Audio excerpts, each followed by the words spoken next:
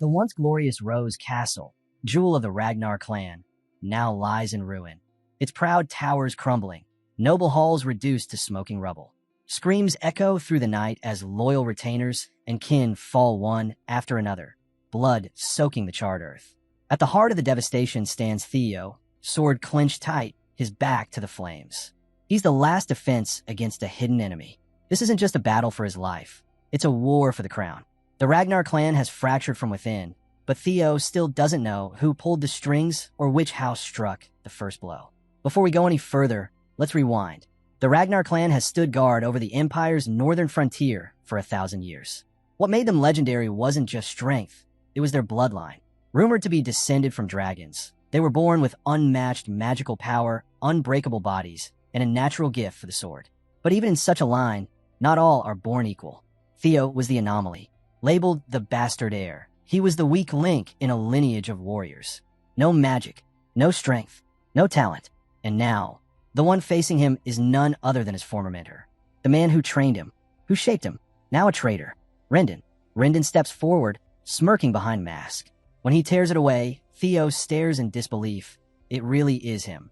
The man he trusted most. You look pathetic, Rendon spits, voice full of scorn. I watched you struggle day after day, pretending you had potential. But you were never anything. Just a disgrace wearing the Ragnar name. Theo trembles, fist tight with fury. So everything you taught me, it was all a lie? You were just waiting for this moment? Rendon chuckles darkly, unbothered. Then, without hesitation, he swings. In a single savage slash, Theo's arm is cut clean off. He screams, falling hard, blood spilling across the dirt. Rendon grabs him by the hair, dragging him up, forcing him to look at the castle consumed by fire. See that? That's your legacy, Theo. Ashes. You let it all burn. Then, as if to twist the blade even deeper, one of Rendon's allies hauls over a body and tosses it like garbage at Theo's feet. His mother. She died because of you, Rendon hisses. Just like the rest. Grief and fury crash over Theo as he stares at his mother's lifeless form. Something inside him snaps. Gritting his teeth, he forces himself up, grabs his sword with his remaining hand, and charges straight at Rendon. Pain be damned. But before he can even reach him, a blade whistles through the air and pierces his body. The impact knocks him off his feet. He slams into the ground, blood seeping from the wound, pooling beneath him. His vision dims. The man who hurled the sword clicks his tongue in annoyance. Stop dragging it out. Just finish him. Rendon exhales, stepping closer. He looks down at Theo with a mix of amusement and pity, always charging forward. You never learned when to quit. As darkness tightens its grip, Theo's thoughts spiral. Is this it? Is this how it ends? Powerless, talentless, never rising above the shadow he was born into? But then, just as everything fades, a cold, unfamiliar voice rings through his mind. A glowing system prompt flickers into view. You have died. Special trait activated. Regression to last save point in progress. A sharp breath escapes him. His eyes shoot open. Light floods his vision. His heart pounds in his chest. For a moment, he lies there, stunned. Then he sees it, Rendon, alive, unbetrayed, 10 years younger. There in the training courtyard. Rendon's voice cuts in sharply. What's the matter with you? Focus. Theo's world spins. What is this? A dream? A memory? Some cruel illusion? The last thing he remembers is death.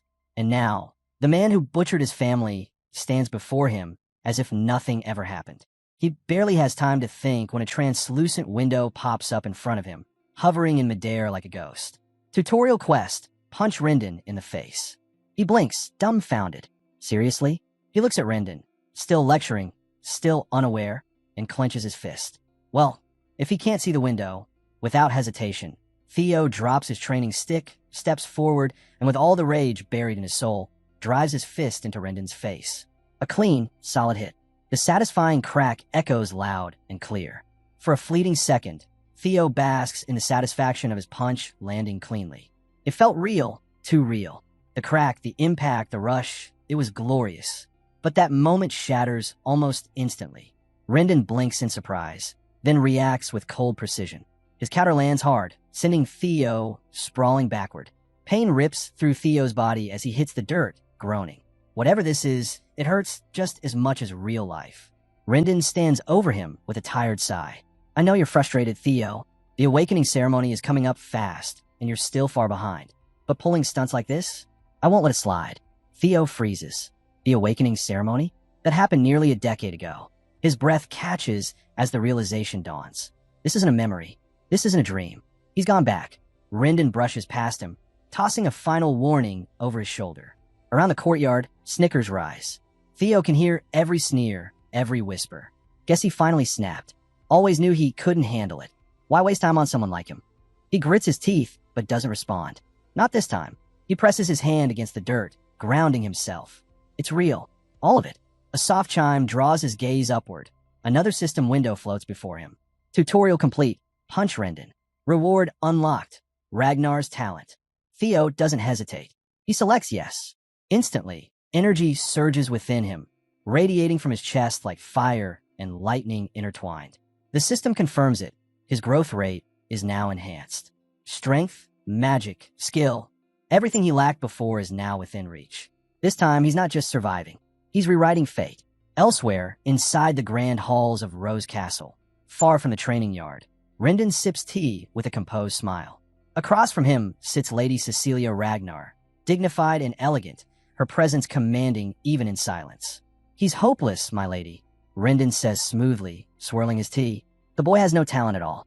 Frankly, I've never seen someone with less promise. Cecilia says nothing, her expression unreadable. Rendon leans in, his voice taking on a more persuasive tone. But that's exactly why I'm here. With my guidance, I'll make sure he's ready for the awakening ceremony. 5 months is enough. If anyone can do it, it's me. Cecilia finally speaks, quiet but firm. Very well. I'm trusting you. She sets a pouch of gold on the table, the coins clinking softly. For your extra effort. Rendon tucked away the gold with a smug nod. Naturally, Lady Cecilia. You have my word. He'll receive my full attention. But as he turned to leave, her voice followed him. I'm not the least bit worried, she said, because I believe in Theo. He might not be like the others in our clan, but there's something rare inside him. One day, even you'll understand. Rendon's jaw tightened behind a polite smile.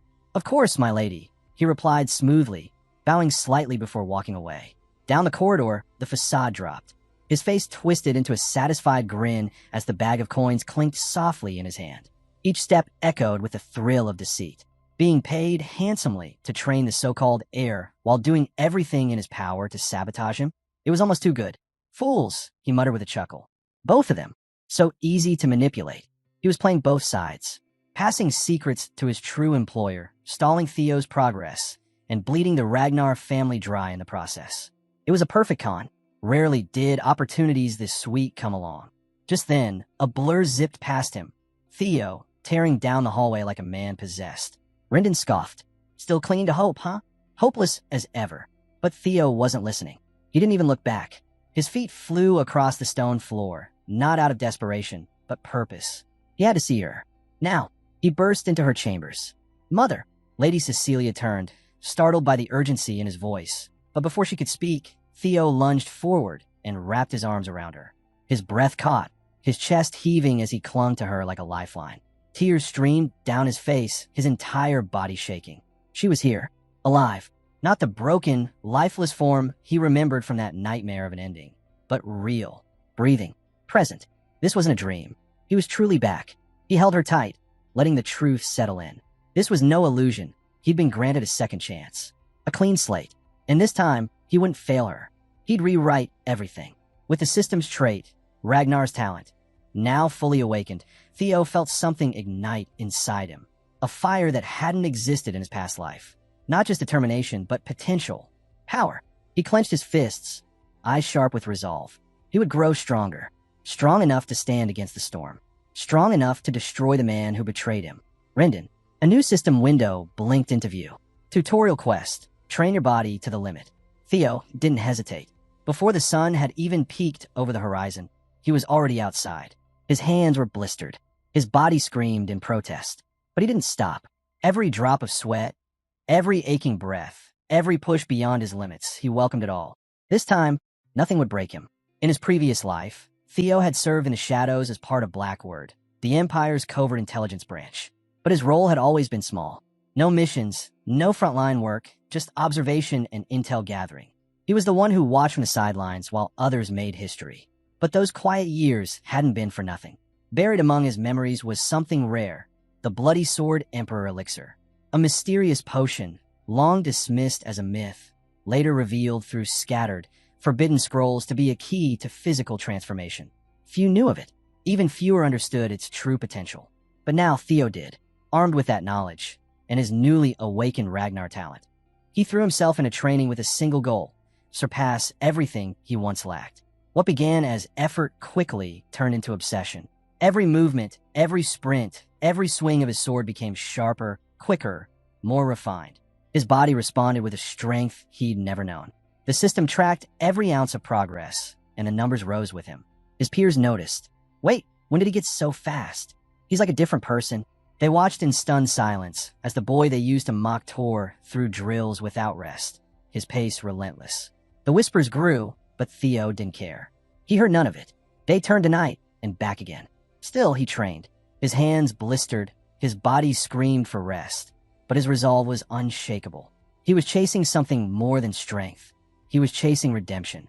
Late one night, under the quiet gaze of the moon, the courtyard stood mostly silent, except for the sound of Theo's training echoing through the chill air. Evelyn, the training grounds caretaker, watched from a nearby bench, a blanket wrapped around her shoulders as she stifled a yawn. He's still going? She mumbled, rubbing her eyes. Does he even sleep? She stared at him in disbelief. The frail boy from weeks ago was long gone. What stood in his place now was someone driven. Meanwhile, Theo could barely stay upright. His legs wobbled with every step. His breath came in short, ragged bursts. The fatigue clawed at him, threatening to pull him under. But he didn't stop. The system's progress bar hovered at 98%. So close. Too close to fail. He still remembered how it had dropped from 90% to 89% after a single break the night before. Never again. He forced his body to move, faster, harder. Every motion was agony, but he welcomed it. And then, finally it happened. The bar hit 100%. He staggered, blinking through the pain as the system flashed bright before him. Congratulations! Tutorial quest complete. You have successfully unlocked Dragonheart. Before Theo can even read the details of the system message, his body gives out. The exhaustion is too much. Muscles torn, mana drained, strength gone. He collapses right where he stands, hitting the cold ground with a dull thud. The system window lingers above him, one last prompt glowing faintly. Receive reward now. His hand twitches. With every shred of strength he has left, Theo reaches up. His fingertip brushes the glowing yes. A surge of brilliant blue light bursts from the system, wrapping around him like a cocoon. Ancient runes flicker across his skin, energy pulsing through every vein. From afar, Evelyn stares, frozen in disbelief. She watches as arcane power swirls around Theo's body, raw, untamed, and terrifying. This isn't ordinary mana. This is something deeper, older, beyond explanation. Sometime later, Theo's eyes flutter open. He finds himself in a quiet, unfamiliar room. The lighting is soft, the sheets beneath him clean and warm. As he sits up slowly, trying to get his bearings, the door creaks open. Evelyn stands in the doorway, arms crossed, her expression unreadable. You're awake. She steps inside. This is the break room in Training Ground 4. Theo winces as he shifts, the soreness in his muscles reminding him of just how far he pushed himself. But even through the pain, he remains alert. Then he sees her more clearly, remembers her. Evelyn Neville, he murmurs under his breath. She pauses, one brow lifting slightly. You know who I am? It's subtle, but her surprise shows. In his last life, he barely acknowledged her. She had been there in the background, quiet, capable, overlooked. Not this time. Theo nods. Thank you for helping me. She offers a glass of water, which he gratefully accepts. But the moment of calm ends quickly as her tone shifts. I need to remind you of something important, she says, her eyes narrowing. Theo straightens. What is it? Within the Ragnar clan, it's forbidden to open your mana hall before the awakening ceremony, she says. Her voice is calm, but her stare is razor sharp. You're aware of that, right? Theo nods slowly. I know the rule. Then why did you break it? She snaps. Theo freezes. She knows. Evelyn leans in slightly, her gaze locked on his. Right before you collapsed, there was a massive surge of mana. That wasn't normal. It felt like a mana hall unlocking. He says nothing, caught between confusion and realization. Tell me, she presses, did you open your mana hall? Theo opens his mouth, but the words stall. He's not sure how to answer. Then it clicks. The dragon heart. That reward. That blinding surge of energy. The system's gift. 10 past lives. It wasn't just strength. It wasn't just speed. It was power beyond comprehension. He hadn't opened his mana hall. The system had done it for him. He stands frozen, stunned by the weight of what he now possesses, a dragon heart. This isn't just any power source. A dragon's heart channels mana effortlessly, turning any warrior into a force of nature. But for humans, it's forbidden territory. A human heart can't endure that kind of raw energy. That's why warriors build their mana halls in the lower abdomen. Safer, more stable. The dragon heart has always been the unattainable prize for the Ragnar clan's warriors, a path to unmatched strength. But no one's ever managed to wield it completely. Not until now. Theo, however, knows he's walking a razor-thin line. He has the dragon heart. If Evelyn finds out, he's done for. She's not just overseeing training. She's a former commander of the White Armor Dragon Cavalry. Ruthless, respected, known for cutting down excuses and challengers alike. Titles and bloodlines mean nothing to her if the rules are broken. But Theo doesn't flinch. A spark of cunning lights up his eyes. As long as he plays this right, keeps everything under wraps, he'll be fine. He meets her gaze and tosses back a cheeky jab. You're accusing me of opening my mana hall just because you have a feeling? His tone is teasing, but sharp. You sure you want to deal with what happens if you're wrong? Evelyn's expression hardens, but there's a flicker of surprise. This isn't the hesitant boy she once knew. Still, she holds her ground. You blacked out right after the mana wave. She fires back, unshaken. This isn't just guesswork. Theo's grin doesn't budge. And I'm a Ragnar heir. Want to risk making a baseless accusation? Think carefully. That could be seen as an insult to the entire clan. That makes her pause. The implications hang heavy in the air. Clan law is clear. Falsely accusing an heir could carry brutal consequences. He steps closer, voice low and chilling. You know what happens to those who disgrace a Ragnar. His words slice through the tension. They're executed. Evelyn freezes. She knows he isn't bluffing. He watches her squirm, knowing he's hit his mark. Still, she refuses to back off completely. Something happened during that mana surge. She's certain of it. I'm not an idiot, Theo, she says at last, her voice tight. I know what I sensed, and I will find out the truth, whether you like it or not. Her stare sharpens. Whether he's clan or not, the law doesn't bend. She steps in closer, eyes sharp and searching. Something doesn't add up, and her instincts won't let it go. She's sure he opened his mana hall, but the more she looks, the more baffling it becomes. There's nothing. No trace. No mana hall. The shock hits her hard. Her expression wavers, and she finally speaks, voice low and uncertain. I don't sense anything. The firmness in her tone fades, replaced by confusion. Theo's grin widens. He leans back, arms crossed, completely at ease. Feel better now? Without hesitation, Evelyn drops to her knees before him. She lowers her head with solemn resolve. By clan law, she's acknowledging her failure. Take my life. I'll pay for my mistake, she says, voice steady and unwavering. Her head bows lower, her posture one of absolute surrender. Theo watches her quietly. He knows exactly what this moment means, how serious her gesture is. But there's something she doesn't know, something no one else knows. The dragon heart doesn't operate like a typical mana hall. It grants the power to completely mask one's mana signature. It's a truth buried deep in mystery, a truth the world won't uncover for generations. And that secret gives him an unshakable advantage. He walks over and rests a hand on her back. The gesture is calm, almost gentle. That won't be necessary, he says, voice quieter than she expects. You did your duty. Not many would have the guts to call out a Ragnar heir. He lets his words sink in before continuing. I admire your conviction. But in reality, his thoughts are calculated. Evelyn is still one of the clan's most formidable warriors, even if she's stepped back from the battlefield. She's a resource he may need, an ally he can't afford to lose. Theo rises, turning his back on her as he walks away with steady steps. Anyway, he calls over his shoulder. The rule against opening a mana hall before the awakening is about mana overflow. I appreciate your concern, especially for a bastard like me. His words linger in the silence, echoing as he leaves the room. Evelyn remains kneeling, lost in thought. Outside, Theo breathes in the open air. The dragon heart pulses within him, overflowing with a mana of 10 lifetimes. The realization surges through him. Right now, he feels invincible. A few days pass, and we're back at the training grounds. Rendon's voice slices through the air, sharp and grating. Shift more to the right, he shouts, frustration flaring in every word. Theo forces himself to play along, faking clumsy footwork and poorly timed swings. He keeps his smirk hidden. The act is exhausting, but necessary. Still, the insults were thin. Rendon's constant belittling is becoming unbearable, and Theo's patience is fraying. Then he notices it, subtle flaws in Rendon's technique. Movements that don't belong to someone of his supposed caliber. Mistakes that feel deliberate. Theo isn't just being misled, he's being sabotaged. And this betrayal stinks of something bigger. Rendon isn't clever enough to plan this alone.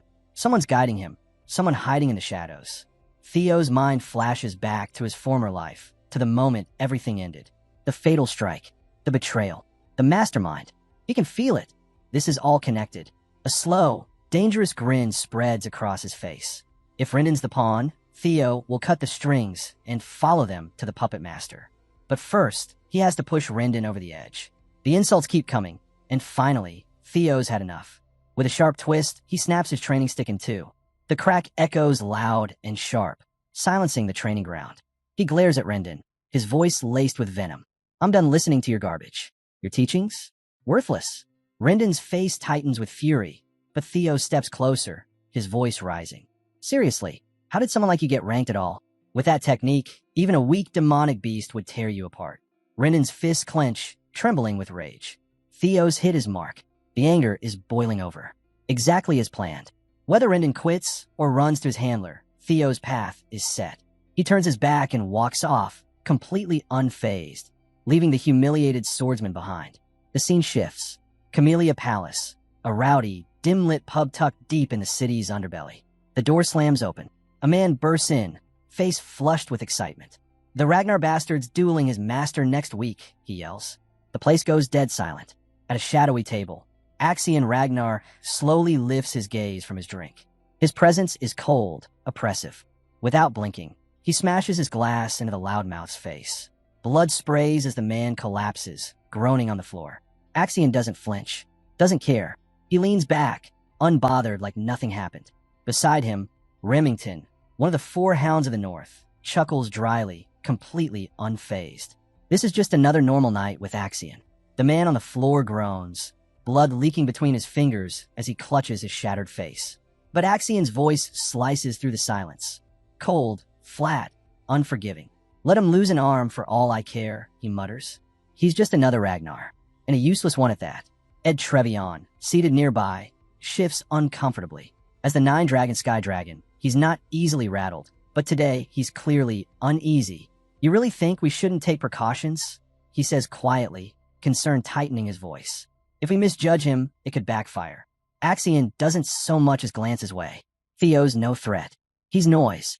Let him shout all he wants. It'll amount to nothing. But Ed doesn't look convinced. Even the smallest spark in the Ragnar clan can ignite something dangerous. He warns, more to himself than anyone else. Axion chuckles, unconcerned. If Rendon's under pressure, good. That worm should be able to crush Theo with ease. Fast forward 1 week. Training ground 4 is overflowing. The crowd is massive. Clan members, elite guests, and curious onlookers pack the stands, murmuring in anticipation. The duel has drawn far more attention than Theo ever wanted. He stands in the center of the arena, alone under the weight of hundreds of eyes. His hands tighten into fists, and he curses under his breath. This wasn't part of the plan. All he wanted was to humiliate Rendon, get him tossed out. Now, it's turned into a full-blown public duel. But despite the nerves, Theo isn't shaken. If anything, this fight gives him the opening he's been waiting for. He steadies himself as a familiar prompt flashes before his eyes. Tutorial Quest 3. Fight and defeat Rendon. His mind flashes back to how it all began. Theo had gone straight to Rendon with no more patience for games. He hadn't held back. Your training is trash. You're fired. Now beat it. Rendon had sputtered, scrambling for excuses, claiming his contract hadn't expired yet. But Theo had shut him down cold. The employer decides when it's over. This conversation is done. He wanted to hit him right then and there, but something held him back. Theo wasn't certain of how far he'd come. Not yet. But Rendon? He had everything riding on this roll. His mission wasn't complete. As Rendon tried to salvage the moment, inching closer, trying to talk his way out of it, everything changed. A new system alert lit up before Theo's eyes. Fight and defeat Rendon. He paused, stunned. It came out of nowhere. And then Evelyn stepped onto the scene. Handle it the Ragnar way, she told him, her voice calm but firm. The rule of the strong. No debates. No contracts. No tribunal. Just one match. Winner takes all. Rendon had pounced on the idea like a vulture spotting fresh prey. "Brilliant suggestion," he announced, grinning like he already saw victory in the palm of his hand. Theo had hesitated. He didn't feel ready. Not yet. But once the challenge was accepted, there was no turning back. And now, here he stands, alone in the arena, eyes all around him. The crowd murmurs, their whispers sharp as knives. Look at him, shaking like a twig. Doesn't even know how to hold that sword. Theo hears every word, but he doesn't flinch. He lifts his chin, steady and unbothered. They've already decided how this ends. They think he'll be broken, bleeding, lucky to survive. Rendon, riding high on his delusions, flashes a smug smile. Last chance, he calls out. Apologize now, and I'll pretend this whole thing never happened. No need to throw your life away. Theo doesn't blink. Apologize, he says, voice steady and sharp. You should be on your knees begging. Walk away now, or you're leaving this arena one arm lighter. Rendon chuckles, already savoring the outcome. In his mind, Theo won't just lose, he'll die. And Rendon? He'll call it a training accident, and no one will question it. The bell rings. Rendon waves Theo forward with a mocking flourish. Come on, he taunts. Let's see what the little heir's got. Theo doesn't wait. He charges, sword raised high. The crowd gasps. He's charging in without stance, without form. Wild, reckless. Rendon laughs and counters easily, flicking Theo's strikes aside with practiced ease. He dodges, blocks, and returns blow after blow. Theo manages to parry a few, but Rendon's pressure is overwhelming. The arena rings with the clash of wood and steel. Step by step, Theo's pushback. Rendon sees it clearly. This fight is already over. Sure, Theo's gotten a bit sharper, but in Rendon's eyes, he's still no match. Not a swordsman, not even close. Just a mouthy brat with a death wish. If he were one of the four hounds, Rendon thinks bitterly, maybe I'd take him seriously. But this bastard child of the Ragnar clan, he's nothing. Rendon is certain. Theo can't win. He's just too weak. But then the scene cuts, days earlier. Theo stands before Evelyn, brows furrowed, frustration bleeding into his voice. What were you thinking, he demands. Why push for a match like that?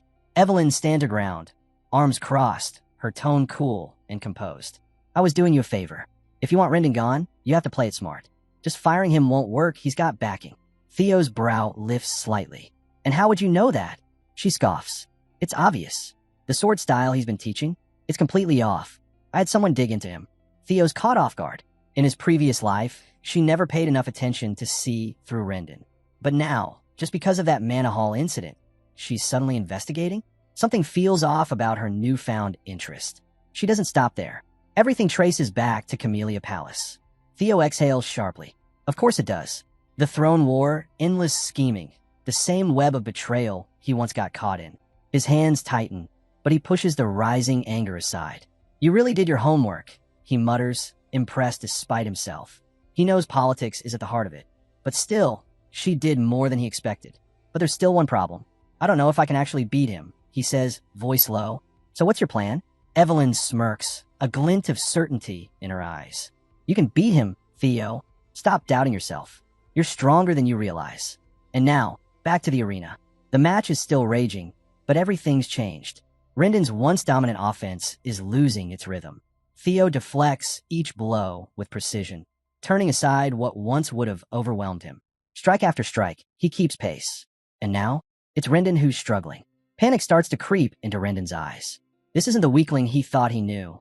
Theo's movements are sharp, deliberate, almost like he's holding back on purpose. The crowd that had mocked him is silent now, tension crackling in the air as they realize what's coming. Among the onlookers, a hooded figure stands perfectly still. Remington watches closely, his gaze never leaving the fight. Across the field, Evelyn is practically glowing. She trained him for this. In just 1 week, she shattered limits he didn't know he had. Technically, she wasn't supposed to. Training in air in secret before the proper ceremony was against protocol. But compared to the disaster that was Rendon, she didn't care. And Theo knows it. The grin tugging at his lips says it all. Evelyn may have bent the rules, but it paid off. And now she owes him more than just support. She's indebted. That alone is worth its weight in gold. But the question still lingers. Why? Why go this far? He had asked her once, wanting the truth. Was it really just because of the Manhwa? She admitted that played a part, but then dropped a curious line. There's someone I know, she said quietly. Someone who collects talent. He'd take an interest in you. The duel rages on, and Rendon's poise crumbles fast. His swings turn sloppy, fueled by panic rather than precision. He's unraveling, and Theo sees it. Every step, every block, every counter is measured. Theo's eyes stay locked on him, reading the desperation in every movement. Then, mid-clash, Theo strikes with words sharper than any blade. "Who's backing you?" he asks, voice low and calm beneath the clang of steel. Rendon flinches. "What are you talking about?" he barks, but his voice wavers, cracking just enough to betray him. Theo presses harder. "You've been sabotaging me since day one. Trash techniques, deliberate mistakes." He narrows his gaze. "You're working with Camellia Palace, aren't you?" Rendon doesn't respond, but his face does. One moment of hesitation. One flicker of fear. That's all Theo needs. Without another word, Theo strikes. His sword slices clean through, severing Rendon's hand in a flash of steel and blood. The limb spins through the air, landing with a sickening thud as Rendon collapses, howling in agony, clutching the bleeding stump. The crowd gasps, frozen in place. No one expected this. Theo steps forward, his expression unreadable. But inside, power surges through him. For the first time in this life, he feels control, absolute, unshakable. He stares down at Rendon, memories from his past life crashing into him. This man, this traitor, had played a direct role in his downfall. "You said I was worthless," Theo mutters, his voice a low growl. "That I had no talent. That I'd never rise above mediocrity. You made sure of that." Theo raises his sword one final time, and without hesitation, he brings it down. Rendon's head separates from his body in one clean stroke, tumbling across the ground. Blood splashes outward, staining the floor as silence blankets the arena. No one dares to move. A glowing system window appears before Theo's eyes. Tutorial Quest 3, completed. Objective, defeat Rendon, success. Bonus objective, sever the enemy's path to recovery, achieved. Reward, +2 attribute points, 1 skill chest, 500 gold. The system prompts him. "Would you like to receive your rewards now?" Theo doesn't hesitate. "Yes." The crowd? Yeah, they've completely lost it. Everyone's watching in disbelief as our guy, a rookie swordsman, no less, just wipes the floor with a mid-tier fighter like it's a warm-up match. And there he is, standing calm as ever, barely phased.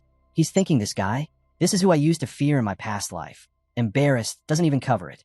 It's like he's realizing how little threat this dude actually poses now. But hey, different life, different rules. Then, out of nowhere, the system hits him with a game changer. The observation ability is unlocked as a reward. Not just that, he's handed a full year's worth of magic power. Things were already wild, but then, chaos hits max level. Boom! Someone crashes from the sky like a meteor, slamming into the ground with insane force, tearing up the place. Before Theo can even react, the guy's already shouting his name. And who is it? None other than Julius Ragnar. Yeah, that Julius Ragnar, the demon dragon, commander of the white armored dragon cavalry. Theo, frozen solid. The man stunned, barely able to process it. Like, how long has this monster been keeping tabs on him? Meanwhile, the crowd is freaking out. They're scrambling to understand why someone of Julius's level is here. Whispers fly. Isn't this the guy Evelyn was talking about? The one who hunts down rare talent. Speaking of Evelyn, she looks like the floor just vanished under her. The commander's landing literally wrecked the stage, and she's standing there trying to figure out where her life went wrong. And Julius? He's got this beastly vibe, just standing there with a wild grin. His presence alone has Theo sweating bullets. But guess what, Theo's panic? Totally unnecessary. Julius just laughs, throws a heavy-handed slap on Theo's back like a proud big bro, and says he's blown away by his talent. Then drops the bomb. Yeah, killing Rendon was bold, maybe rude, but honestly, the guy had it coming. And then it happens. Julius straight up invites Theo to join the white armored dragon cavalry. You heard that right. The elite unit. Evelyn's not even surprised. She saw this twist coming. But the crowd? They're practically foaming at the mouth. Theo hasn't even awakened yet, and here he is getting handpicked by one of the deadliest men alive. Oh, and lurking in the back, Remington. He's grilling some poor dude like. You ever hear of an apprentice swordsman getting recruited like this? The guy Remington's questioning? Totally clueless. Just stammers out, no, this has literally never happened. And of course, Remington already knew that. He just wanted someone else to say it out loud. Meanwhile, inside Theo's head, the gears are turning. You can't truly gauge someone's potential until their mana hall opens. Sure, Julius can see his sword skills, but his magical abilities? Even someone like Julius can't see that far. Still, Theo doesn't flinch. No hesitation, no drama. He just straight up turns down the offer. Like, nah, I'm good. Silence. The kind that make your ears ring. Julius Ragnar, the legend himself, just got rejected. The entire hall is frozen. No one knows how to react. And word? It spreads like wildfire. Suddenly, everyone's talking about Theo. Some say he's just being modest. Others are calling him a cocky brat. Either way, the buzz is everywhere. The scene shifts to Camellia Palace. Emil Ragnar, furious. Things are slipping out of control, and Rinden's death has only made it worse. One of her guys tries to calm her down, pointing out that Rindan was basically a reject. Only got his spot because there was nowhere else to put him. Emil shrugs it off. Honestly, she couldn't care less. Rindan was never important. Then we jump over to a meeting between Emil and her brother, the Sky Dragon himself, Ed Troyven. You might remember him from the pub earlier. Emil lays it out. Julius personally approached Theo. That's bad enough. But now rumors are swirling that Evelyn orchestrated the whole thing, which means they can't pull any strings to assign Theo a new master anymore. If Theo starts building momentum, their whole plan to seize control of Rose Palace could fall apart. Right then, Axion walks in like he's on vacation. Cool, relaxed, not a care in the world. He casually asks why everyone's stressing out. According to him, the clan head won't bother getting involved, so everything's still on track. But Emil shuts that down quick. She spells it out. Theo needs to stay weak. If he gains power, their takeover gets messy. Axion just nods like he's already thought it all through. He's convinced Theo's still the same powerless kid. Probably just caught Julius and Evelyn's attention because they're suckers for lost causes. But Ed Troyven, he's not buying the casual act. He tells Axion to wake up and take this seriously. Axion just grins and pulls out a letter all smug. Says if they're that worried, he'll just mess with Theo a bit. Give him a reminder of where he belongs. What could possibly go wrong, right? We jump to the training grounds, where Evelyn watches Theo wrap up another intense session. She's clearly impressed. He's come a long way. Theo thanks her, saying it's been a whole different experience training under someone who actually knows what they're doing. Then Evelyn hits him with a question everyone's been dying to ask. Why didn't he join the White Armored Dragon Cavalry? Theo pauses, thinking it over. He admits, just a little, he does feel a bit of regret. That was his dream in his past life, after all. But now, things have changed. He realizes joining too early would only cap his growth. He's aiming higher, way higher. And to get there, the awakening ceremony is key. So he smiles and tells Evelyn straight. He doesn't want shortcuts or special treatment. Right now, he's content training with her and focusing on what's ahead. Evelyn seems to accept that, though she warns him Julius probably isn't thrilled about being turned down. Theo just shrugs. He's got bigger things on his mind. Then something cool happens. Theo tries out his new observation skill for the first time on Evelyn. What he sees, no surprise, she's a top-tier swordmaster. But that's not all. The skill also reveals her admiration for Theo's humility and strong character. Training him has given her a renewed sense of purpose, something she hadn't felt in years. And here's the shocker. She actually misses her days in the White Armored Dragon Cavalry. Theo's caught off guard by that. He makes a mental note, but doesn't have time to dwell on it, because that's when someone new walks in. He introduces himself as Sybil Dre from the Southern Inspection Post. Says he's got something important to discuss with Theo. Instantly, Theo's on edge. Sybil's presence is intense. He radiates the kind of pressure that makes your skin crawl. So of course, Theo fires up observation again. What he learns? Sybil's itching for a spar. Not a chat. Not a friendly intro. A fight. Theo's stress level skyrockets. And right on cue, the system delivers his next tutorial quest. Shed the title, Imbecile of Ragnar. He's made progress, but he's still got a long road ahead. Sybil doesn't bother sugarcoating anything. He says it plain, he wants to follow Theo. Then, in the most brutally honest way possible, he admits he used to ignore Theo completely. Thought the Imbecile of Ragnar title suited him perfectly. Theo, he appreciates the honesty, kind of, but it still stings. I mean, Sybil's basically trashing him to his face, without even realizing it. But Sybil's shift in attitude? It didn't come out of nowhere. It all started when he saw something that completely floored him. Theo's insane dedication. Every morning, without fail, Theo was out there pushing himself harder than anyone else. And the results? They spoke for themselves. What really sealed it for Sybil, though, was watching Theo absolutely dismantle that fraud Rindan in their epic duel. He still can't get the image out of his head. Rindan's head soaring through the air. And then came the moment that shocked everyone. Julius Ragnar, the demon dragon himself, publicly inviting Theo to join the White Armored Dragon Cavalry. From that moment on, Sybil wasn't just impressed, he became a full-on fan. He opens up to Theo, admitting that he'd basically given up on himself. Labeled the idiot of the Southern Inspection Office, he never thought he'd amount to anything. But watching Theo rise changed everything. Now, all he wants is one thing: to test his blade against the man who gave him hope. Theo's taken aback by Sybil's honesty. Normally, he'd question someone like this. But thanks to the observation skill, he knows this guy's the real deal. Sybil's respect is genuine.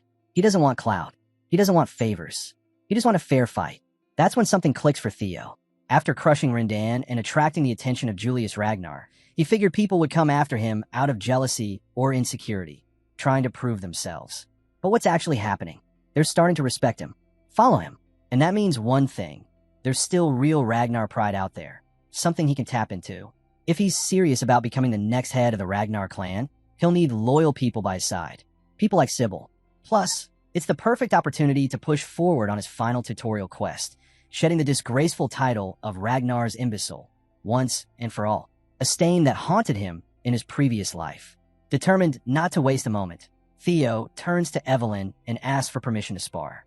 She doesn't hesitate, gives him the green light, encouraging him to show what he's learned. Theo steps forward and formally introduces himself. Theo Ragnar, apprentice swordsman of the Rose Palace, awaiting the awakening ceremony. Student of Master Evelyn, the one-armed sword master. Evelyn smiles in approval. Sybil, clumsy but full of heart, salutes back. He introduces himself as an apprentice swordsman from the Southern Inspection Post, trained in the Karai clan's swift and precise sword style. And with that, the duel begins. Sybil rockets forward, wasting no time. He's going all in from the first move. Theo's ready. He meets the blow head-on, swords colliding in a spray of sparks. And right away, it's clear Sybil might have been called the idiot of the Southern Inspection Office, but his speed is the real deal. He's confident in his technique, but after just one exchange, he knows Theo isn't someone you take lightly. Meanwhile, Theo's in the middle of the action, trying to wrap his head around one thing. Why does this guy even have a nickname, idiot? Because honestly, if this was his previous life, Theo knows for sure he wouldn't have been able to keep up with someone moving this fast. But this isn't the old Theo. He's different now. Stronger. Sharper. With one clean, powerful move, he switches gears and launches his own attack, driving his blade forward with brutal force. Sybil? Sent flying like a ragdoll. He crashes into the stands, his sword slipping from his grip midair. The hit landed square in the solar plexus, and Sybil's barely staying upright. Looks like he's one breath away from throwing up. But to his credit, he pulls himself together. Shaken, yeah, but he stands. Despite the crushing loss, Sybil bows his head and praises Theo's swordsmanship. No bitterness, just genuine respect. Theo returns the gesture. Calm, composed, graceful in victory. He salutes Sybil and calls it a good match. And as he raises his sword, something catches his eye. His reflection in the blade. It gives him an idea. What if he used observation on himself? He tries it, and it works. Suddenly, his stats are right there in front of him, laid out crystal clear. He's officially a level 1 swordsman with balanced attributes and a staggering 190 points in magic power. Way more than he expected.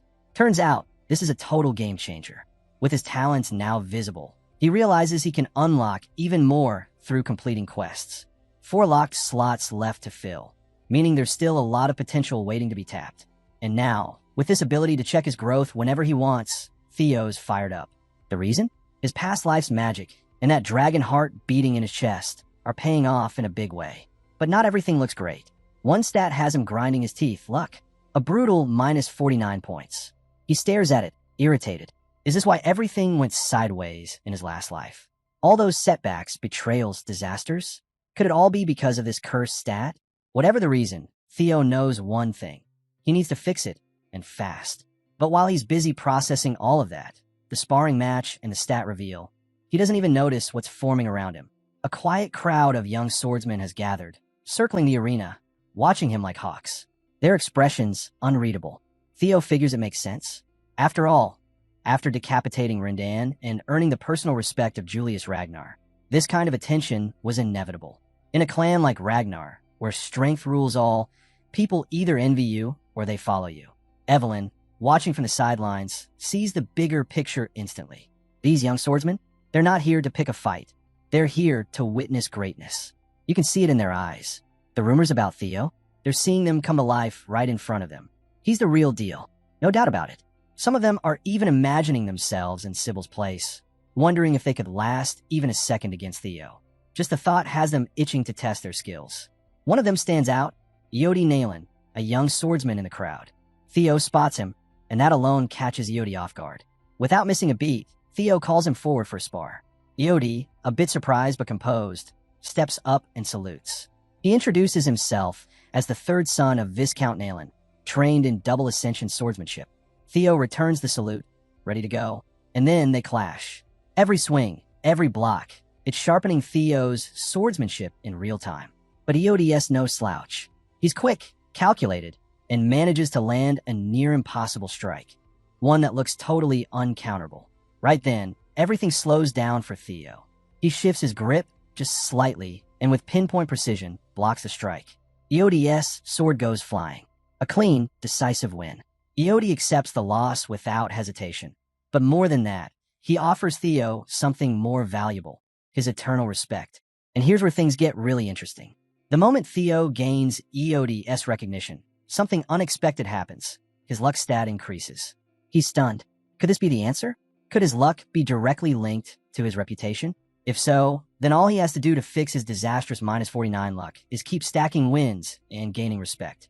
Time to test the theory. Next up, Banat Ramiro. Easy win. Theo's luck ticks up again. Then comes Eric Moran, a decent challenge, but still not enough to slow Theo down. After that, it's Manfred Nonbert, followed by Manuel Noir. Neither stand a chance. Even the rough-looking Viro Parenk gets obliterated in under a minute. Theo's on a roll now, locked into the rhythm of spar after spar. He's tearing through the lineup like a storm, each victory building momentum. Daniel Riemann? Just another name on the growing list of defeated challengers. Theo can feel the fatigue setting in, but the fire's still burning. He wants more. He calls out for the next opponent, but silence. No one steps forward. He's cleared the field, dominated the arena. But when he checks his quest log, the one for erasing the title Ragnar's Imbecile, he sees it's only moved by 1%. 1%. Frustration hits hard. These people, they already respect him. That's not enough to make a dent. If he wants real progress, he'll need to challenge stronger opponents, or prove himself in front of those who still think he's a joke. Time to find the doubters and shut them up for good. Just as Theo's figuring out what to do next, a man steps out from the crowd. He tells Theo he looks worn out and should probably take a break. But Theo shrugs it off. He says he'll rest when he really needs to. For now, he's still got energy to burn. Then, out of nowhere, Remington Narcio, the Silver Lion himself, steps forward. One of the North's 4 hounds, and easily among the strongest swordsmen in the entire Ragnar clan. Right up there with names like Axion Ragnar and Hulkus Lank. Everyone freezes, including Theo.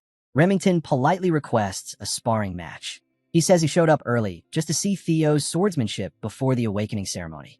With a respectful salute and a calm smile, he thanks Theo for accepting his challenge. Remington's reputation precedes him, a prodigy with sharp instincts and an unmatched dedication to the sword. But today, he's not here to lecture. He's just genuinely excited to face someone who might be a real contender. Theo responds with pride. He salutes back and introduces himself as Theo Ragnar, 31st son of Kyle Ragnar, Guardian of the North. In his past life, Theo never imagined he'd get the chance to spar with someone as legendary as Remington. This is a moment he won't take lightly.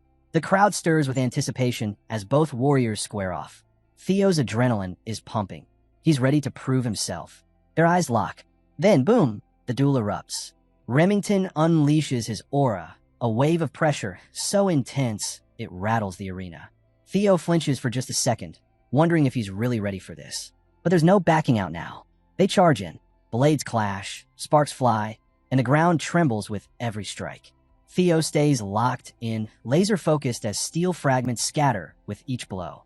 Remington's smile grows. He's loving every second of it. But then, crack, a blade snaps. Silence. The shattered pieces of a sword hit the floor with a cold, echoing clang. Everyone looks. It's Theo's sword, split clean in two. Remington's blade stopped just short of Theo's neck. The outcome is clear. Theo lost. The crowd is speechless. Theo had been in top form all day, but this was something else. Facing one of the 4 hounds is a whole different league. Syl, watching from the sidelines, is stunned. He doesn't want to believe it. To him, Theo was unbeatable. But even he can't deny what just happened. Remington's on a completely different level. And just when everyone is ready to chalk up the match as Theo's loss, something unexpected happens. Remington raises his hand and declares the duel a loss on his part. The crowd goes dead silent. With perfect posture, Remington salutes Theo and thanks him sincerely for the match.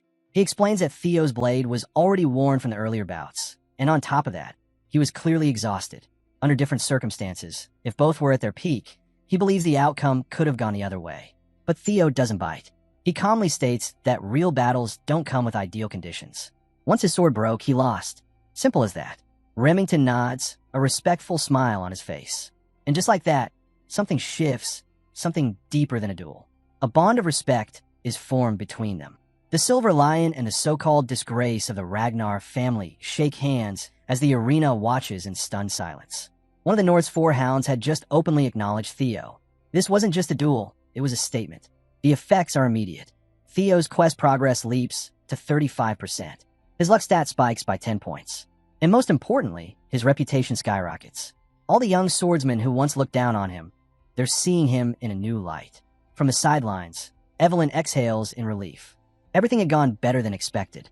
Theo, meanwhile, gained something far more valuable than stats.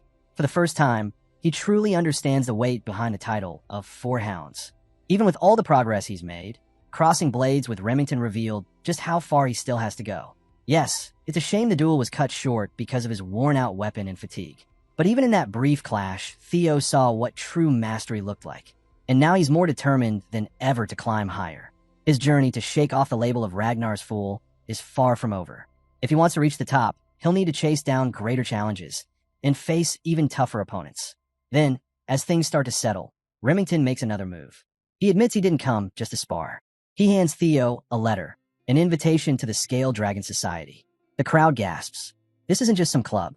The Scale Dragon Society is infamous, exclusive, ruthless in its selection. For Theo to get an invite, that's monumental. Theo, always humble, questions whether he's really qualified. But Remington brushes it off, saying Theo more than deserves the spot. He plays it cool, claiming the society is just a place for young elites to socialize while waiting for the awakening ceremony. But Theo isn't buying it. He knows exactly who runs the Scale Dragon Society, his half-brother, Axion. That place is crawling with snakes, and every one of them sees Theo as nothing more than a joke. But Theo sees it clearly. This is the perfect opening. Not only will it help push his quest forward, but it's also the ideal chance to gather intel on Axion inside Camellia Palace. With more to gain than lose, Theo accepts the invitation. He thanks Remington and promises to attend, fully aware he's about to walk into the enemy's lair. Remington, pleased to have pulled another rising talent into the fold, gives Theo a firm handshake and offers his support. He mentions that the gathering will take place in 2 weeks, just enough time for Theo to prepare and come up with a strategy. As Remington heads off, Evelyn watches from the sidelines, taking a slow drag from her cigarette. She doesn't say anything, but the look in her eyes says it all. She's worried. Theo's about to enter a dangerous game, and they both know it. It doesn't take long for the news to travel. Word of Theo's invitation to the elite gathering reaches Rose Palace in no time. Before he can even process it, his mother, Cecilia, bursts into his room, beaming. She was on her way to tell him the news herself. But of course, Theo already knows. Still, she's overjoyed. This is the first time her son has ever been included in something of this magnitude, and she's not going to let him show up unprepared. Without wasting a second, Cecilia summons the palace's grooming team. She's well aware that everything from Theo's looks to his posture will be judged. The Scale Dragon Society is filled with cunning minds like Axion and Remington. Every detail counts. Tape measure in hand, Cecilia starts taking his measurements, all while giving him a flurry of advice about clothing choices and proper behavior. She's confident Theo can hold his own in terms of manners, but when it comes to the finer nuances of high society, this is where she shines. After all, she was once a celebrated actress. If anyone understands how to master appearances in a world where image is everything, it's her. And Theo knows.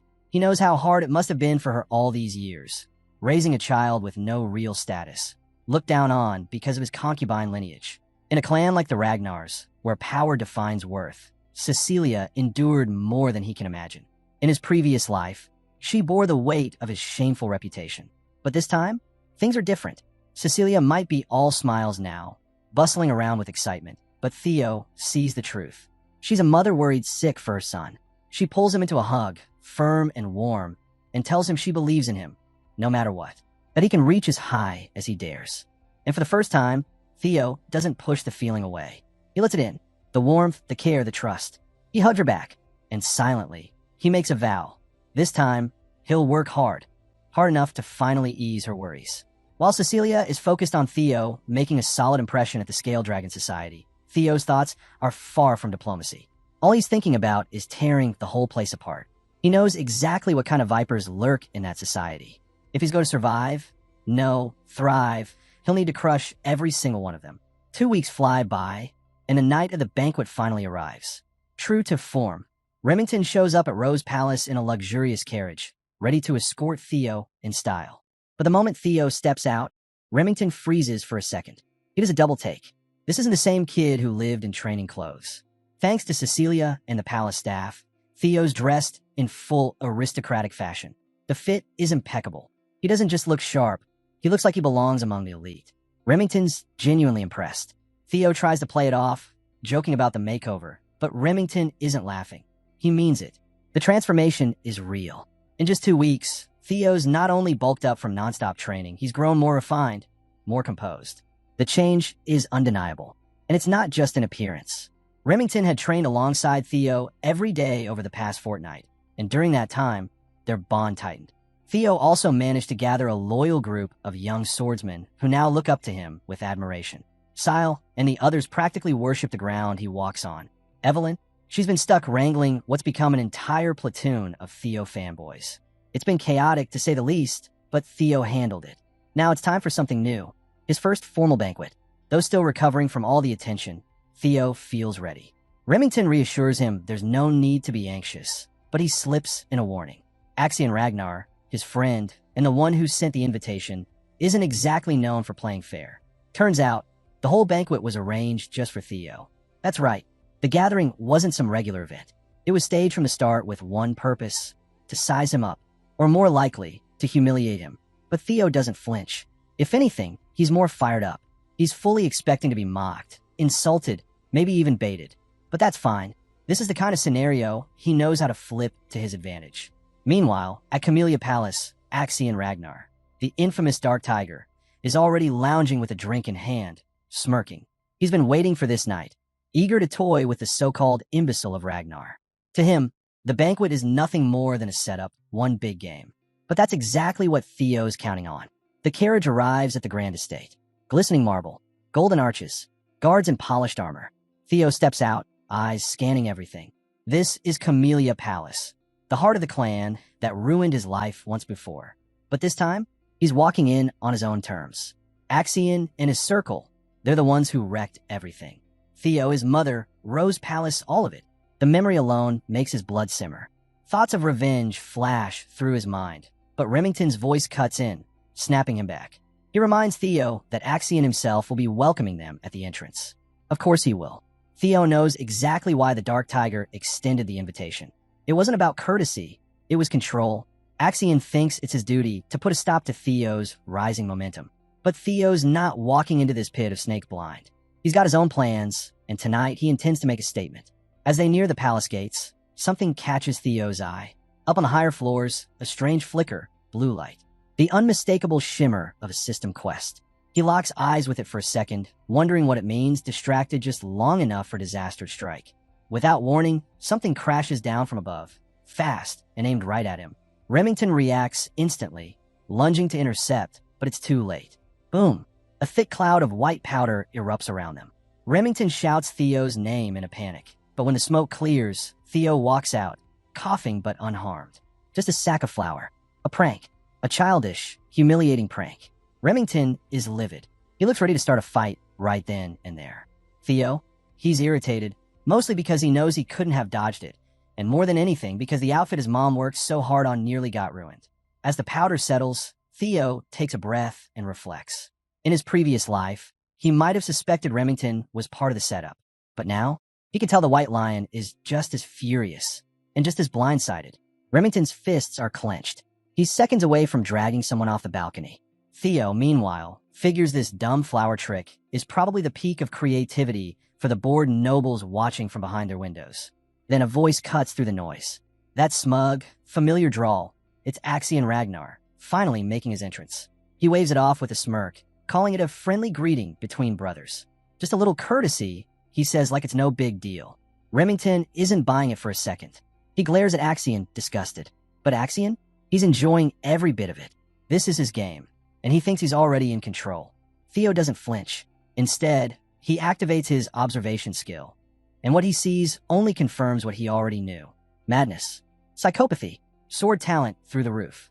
Axion sees Theo as nothing more than a new toy, something to break when he's bored.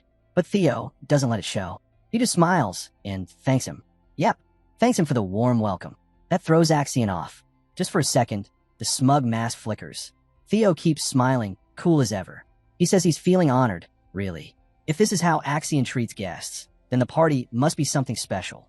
And with that, he steps forward, ready to crash the banquet meant to break him. Axion's confusion doesn't last long. It quickly morphs into something else, delight.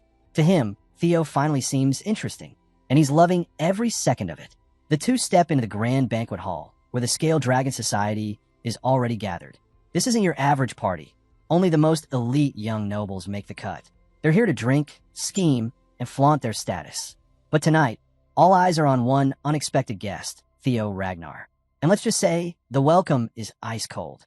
Whispers ripple through the room, barely concealed. Most of the nobles can't believe Axion invited Theo, the so-called imbecile of Ragnar. Sure, he's got the bloodline, but his reputation? It follows him like a curse. A disgrace, a failure, a joke. Even dressed to kill, thanks to his mother's meticulous preparation, they still look at him like dirt in designer shoes. They don't bother hiding it. The snide comments are loud enough for anyone to hear. Axion must be bored out of his mind. Playing with his new pet, is he?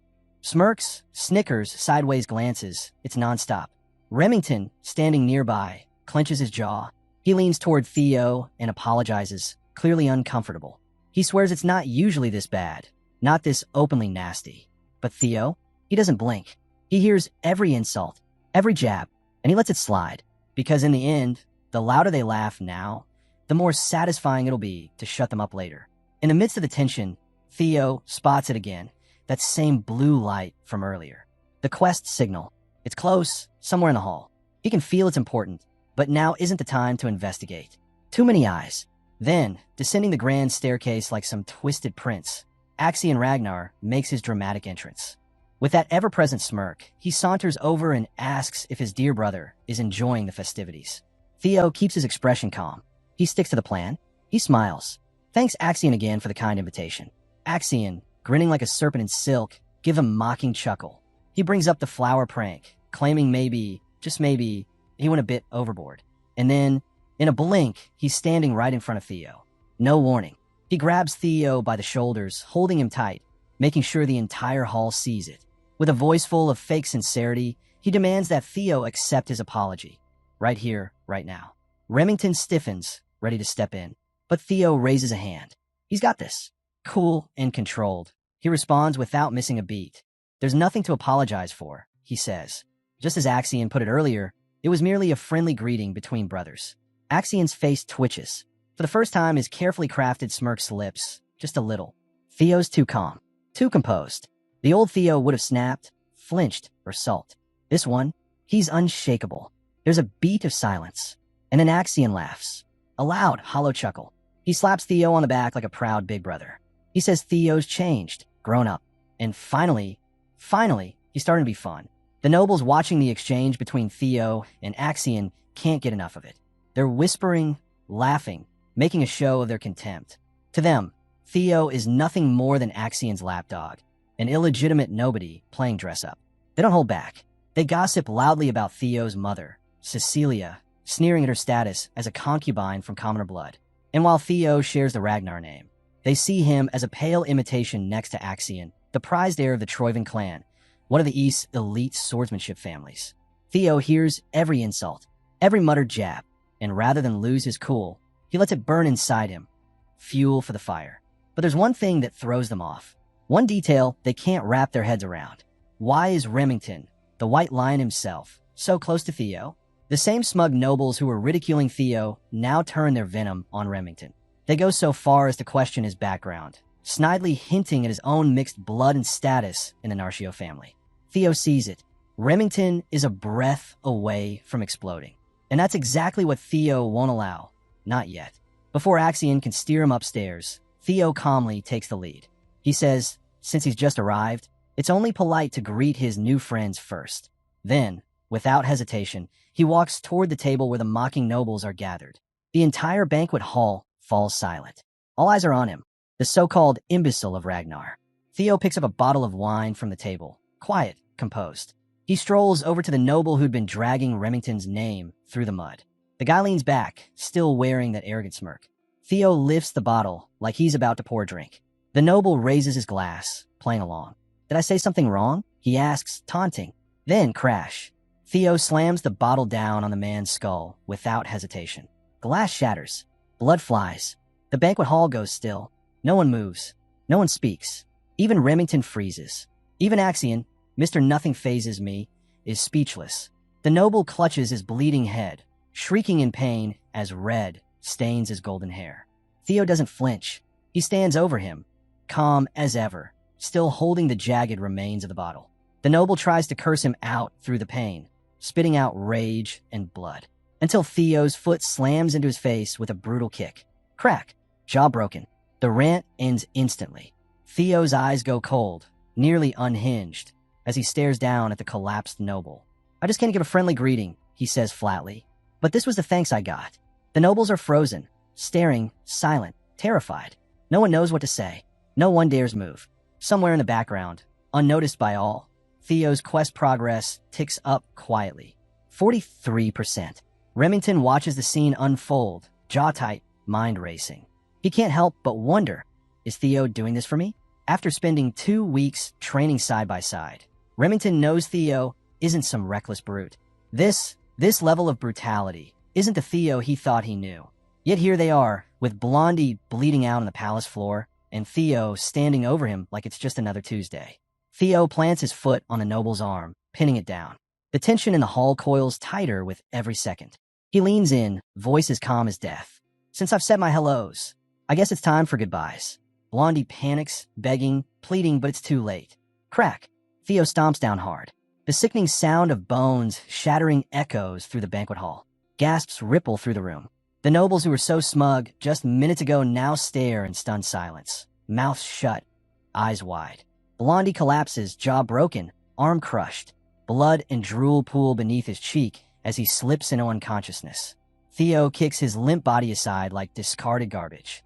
Then he turns to the rest of the crowd. So, he says casually, anyone else want to say hello? The silence is absolute. And just like that, Theo's quest progress jumps again, now sitting at a solid 66%. Suddenly, armored knights emerge from the shadows, weapons drawn. They surround Theo in an instant, for blades pointed straight at him. These aren't random guards. They're personal bodyguards, furious over the insult to their young master. Theo doesn't flinch. The knights bark their demand. For such a vile act, the punishment is death. Theo simply smiles. This is exactly what he wanted. He tilts his head slightly and asks, almost playfully, and who exactly is your young master? The response comes fast, loud, and proud. Ian Hanavi, third young master of the Hanavi clan. Theo lets out a quiet chuckle. Hanavi, of course, one of the 6 snow clans that serve under the Ragnar banner. Everything's falling into place. Theo knew the second he struck one of these pampered nobles, the dogs guarding them would pounce.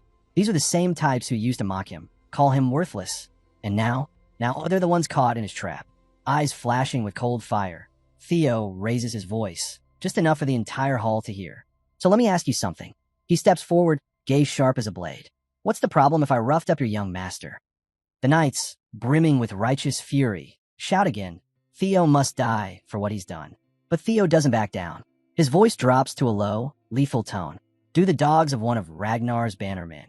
He pauses, dare to threaten the life of a direct bloodline of Ragnar. The words hit like a hammer. And then, the killing blow. He reminds them of one simple truth. Kyle Ragnar is his father. And Kyle Ragnar doesn't tolerate threats to his family. That sinks in immediately. The knights freeze, swords trembling in their grip. The color drains from their faces. It's one thing to defend their young master, but threatening the legitimate son of Kyle Ragnar, that's not just dangerous. That's suicidal. The knights who'd been so sure of themselves just moments ago suddenly felt their courage drain. Theo's words hit harder than they expected. Their fingers loosened around their swords. Whatever anger they had for the disgrace their young master suffered quickly gave way to something far more chilling. Fear. Not just any fear. This was the fear only the Ragnar clan could invoke. Theo wasn't the joke they used to laugh at. The overwhelming force he now radiated was suffocating, a brutal reminder that he was a direct descendant of Ragnar, and that made him untouchable.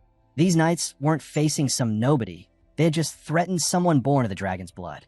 A mistake of that magnitude could wipe out their entire snow clan. Ragnar wasn't some backwater noble. He ruled the entire northern region, the supreme leader of the 6 snow clans. To lay a finger on his heir was to dig your own grave. And while people had long dismissed Theo as worthless, they forgot the shield his lineage provided. Not anymore. The knights grasped the weight of their mistake. They had to make things right, apologize, grovel, do whatever it took. But the chance had already slipped away. Theo had given a silent command, an invisible signal to someone waiting in the shadows. Then it happened. A flicker of steel split the air. In a flash, for heads rolled across the palace floor, blood spraying across the hall as their lifeless bodies collapsed. The entire room went still. And Theo? He stood in the center of the chaos, still and calm, untouched by the storm he had just unleashed. The one who carried out the execution landed soundlessly on the bloodstained carpet. It was Evelyn, his master. The nobles who'd been laughing and whispering earlier now sat frozen, the air heavy with dread. No one had expected things to spiral this far. Theo's quest progress surged to 70%, and even Axion, the one who staged this entire banquet, could only watch in disbelief as his plot unraveled before him. This wasn't entertainment anymore. This was Theo's declaration of power. Evelyn turned toward Theo with a nonchalant question. When had he realized she was following him? Theo, not quite sure himself, simply said it felt obvious. He didn't know why she came all the way to Camellia Palace, but one thing was certain. Her arrival had shifted everything. Now, the power was entirely in Theo's hands. The nobles sat in terrified silence, afraid to speak, afraid to move. Just moments ago, they'd mocked him without restraint. Now, they were holding their breath. But let's rewind for a moment. This wasn't some spur-of-the-moment bloodbath. The night before the banquet, Commander Julius had quietly visited Evelyn. He'd come to complain, pressuring her to stop spending all her time training Theo and to take on other disciples for a change. Truth be told, Julius had been slipping into Evelyn's quarters for ages, mostly to raid her wine stash and get on her nerves. She usually ignored his antics, but this visit was different. This time, Julius had questions. He wanted to know what Evelyn saw in Theo. Why was she putting in so much effort to train this kid? What made him so special? After all, even Axion had once trained under Evelyn, so claiming Theo surpassed expectations was no small statement. Evelyn didn't sugarcoat it. She told Julius flat out that Theo was something else. His mindset, his dedication, his raw ability, they were unlike anything she'd seen before. In fact, she believed Theo had more potential than both Axion and Julius combined. That hit hard. Julius respected Evelyn's eye for talent. After all, she had 2 good eyes, while he only had 1. Even he had to admit, there was something strange about Theo. How does someone go from being a nobody to this overnight? The only explanation that made sense was that Theo had been hiding his power the whole time. But why? Why suppress it for so long, only to unleash it now? Evelyn had her own thoughts. She believed those who rush ahead too quickly are the first to stumble. But Theo wasn't running ahead. He was being chased. It was like something unseen was driving him forward. That's what worried her about the banquet at the Scaled Dragon Society. Julius, polishing off yet another bottle, agreed Axion was definitely a threat. But that wasn't the reason he'd urged Evelyn to shadow Theo tonight. He had a gut feeling something big was going to go down. Being a Ragnar himself, Julius knew exactly what happened when blood-hungry wolf cubs gathered in one place. It was always about dominance, establishing a pecking order no matter the cost. Of course, Julius didn't just come to talk about Theo. He also tried, yet again, to get Evelyn to return to the white armored dragon cavalry. He couldn't accept that she'd walked away from the battlefield just because she could no longer ride a dragon. Before he left, he laid a spotless cavalry uniform on her table. A silent offer. Maybe it was just a gesture, but maybe, just maybe it sparked something in her. That night, Evelyn may have lost another bottle of wine, but she regained a sense of purpose. Back in the present, in the blood-soaked banquet hall, Evelyn began connecting the dots. This wasn't just some fluke. Theo must have known she was following him from the beginning. Everything that happened tonight, it was part of his plan. He may have joined the Scaled Dragon Society with this exact outcome in mind. Her worries? Maybe they'd been misplaced. She started wondering. At what point had he realized she was there? Turns out, Theo sensed her from the moment he stepped into the carriage. His dragon heart gave him a sixth sense, an energy awareness that tipped him off right away. But all of that's irrelevant now. What matters is this. Theo's plan for vengeance is already in motion. Theo turned to Evelyn, then addressed the entire hall with a voice that cut through the silence like a blade. What's the punishment for nobles who openly disrespect a Ragnar successor candidate? The air thickened. Those who had crossed the line felt their hearts drop. They knew the answer. It wasn't going to be pretty. Evelyn, ever the one to stick to the rules, responded without hesitation. According to clan law, the penalty can be as severe as immediate execution. Theo smiled. This was exactly what he wanted. But instead of calling for their deaths, he offered them a sliver of mercy. They're just kids, after all, he said casually. Let's call it even with one arm from each of them. Panic broke out instantly. The guilty nobles tried to protest, but it was already too late. Evelyn moved, fast, precise, lethal. She became a blur of motion, slicing through the room like a storm made of steel. The second son of the Byron clan tried to dodge. His right arm hit the ground a second later. The first son of the Red and White Mercenary Corps let out a howl, blood gushing from his stump. The fourth daughter of the Ceres Merchant Guild was next, her arm gone before she even processed what happened. The third son of the Clark clan tried to run. Big mistake. He was caught and cut down in moments. Even the first daughter of the Howard clan couldn't escape. She, too, collapsed, bleeding and broken, her arm left behind on the polished floor. Theo's quest progress surged, now at 79%. One terrified noble crawled across the floor toward Axion, eyes pleading, body trembling. But Axion didn't lift a finger. He echoed Theo's earlier words with a cold calm. This is just a greeting between brothers. And before the crawling noble could beg again, a flash of steel appeared in the corner of his eye. His arm was gone, the blood spraying dangerously close to Axion's robes. The first son of the Perenk family screamed in agony. Axion stood over him, unflinching. Across the hall, Evelyn met Axion's gaze. No words were needed. He gave her a silent nod, acknowledging her presence and her role. He hadn't expected to see his old master here, but now was clear. This wasn't his moment anymore. This banquet? It belonged to Theo. Evelyn had struck only those who dared mock the Ragnar bloodline. As a fellow successor, even Axion had no right to interfere. Theo's plan was playing out with surgical precision. In mere minutes, Evelyn had disabled 14 nobles. Their sword arms gone, their futures as warriors destroyed. Sure, a priest could reattach the limbs, but the shame? The damage to their names? Permanent. And with that, Theo's quest progress ticked forward again. Still at 79%, but everything was falling into place exactly as he intended. Meanwhile, Axion's mind was racing, but not with rage. Curiosity bubbled beneath the surface. How did Theo, the disgrace of the Rose Palace, manage to win over both Remington and Evelyn? That Theo now stood with such powerful allies wasn't just unexpected, it was unsettling. Still, beneath the intrigue and psycho smirk, Axion felt something else entirely. Excitement. He wanted nothing more than to crush this new Theo under his heel, to break whatever this monster in the making had become. Theo, having done exactly what he came to do, called for Evelyn and Remington to follow him. Together, the trio walked through the blood-soaked hall, the stares of the stunned nobles trailing behind them. But before stepping out, Theo stopped. His eyes met Axion's, brother to brother, rival to rival. The room may have gone quiet, but between them, the tension crackled like lightning. Theo stepped closer. Without a word, he grabbed Axion's arm and squeezed, just enough to crumple the fine fabric of Axion's suit. Then, after a beat, he let go. With a sly smile, Theo gave a little wave. "Thank for the fun," he said, and turned his back. As they disappeared into the corridor, a notification popped up before Theo's eyes. Tutorial quest complete. Escape the title of Imbecile of Ragnar. Back in the banquet hall, Axion exploded. His perfect plan, his carefully crafted power play, shattered right in front of him. He stormed out of the palace, screaming Theo's name at the top of his lungs. He wanted to act, to strike, but he knew now wasn't the time. Theo, on the other hand, was soaring. With all tutorial quests now completed, his transformation was undeniable. The label of imbecile was dead, and his reward? An experience elixir, a potent tonic that boosted a user's level by 5 if they were under level 30. This wasn't the end. It was just the start.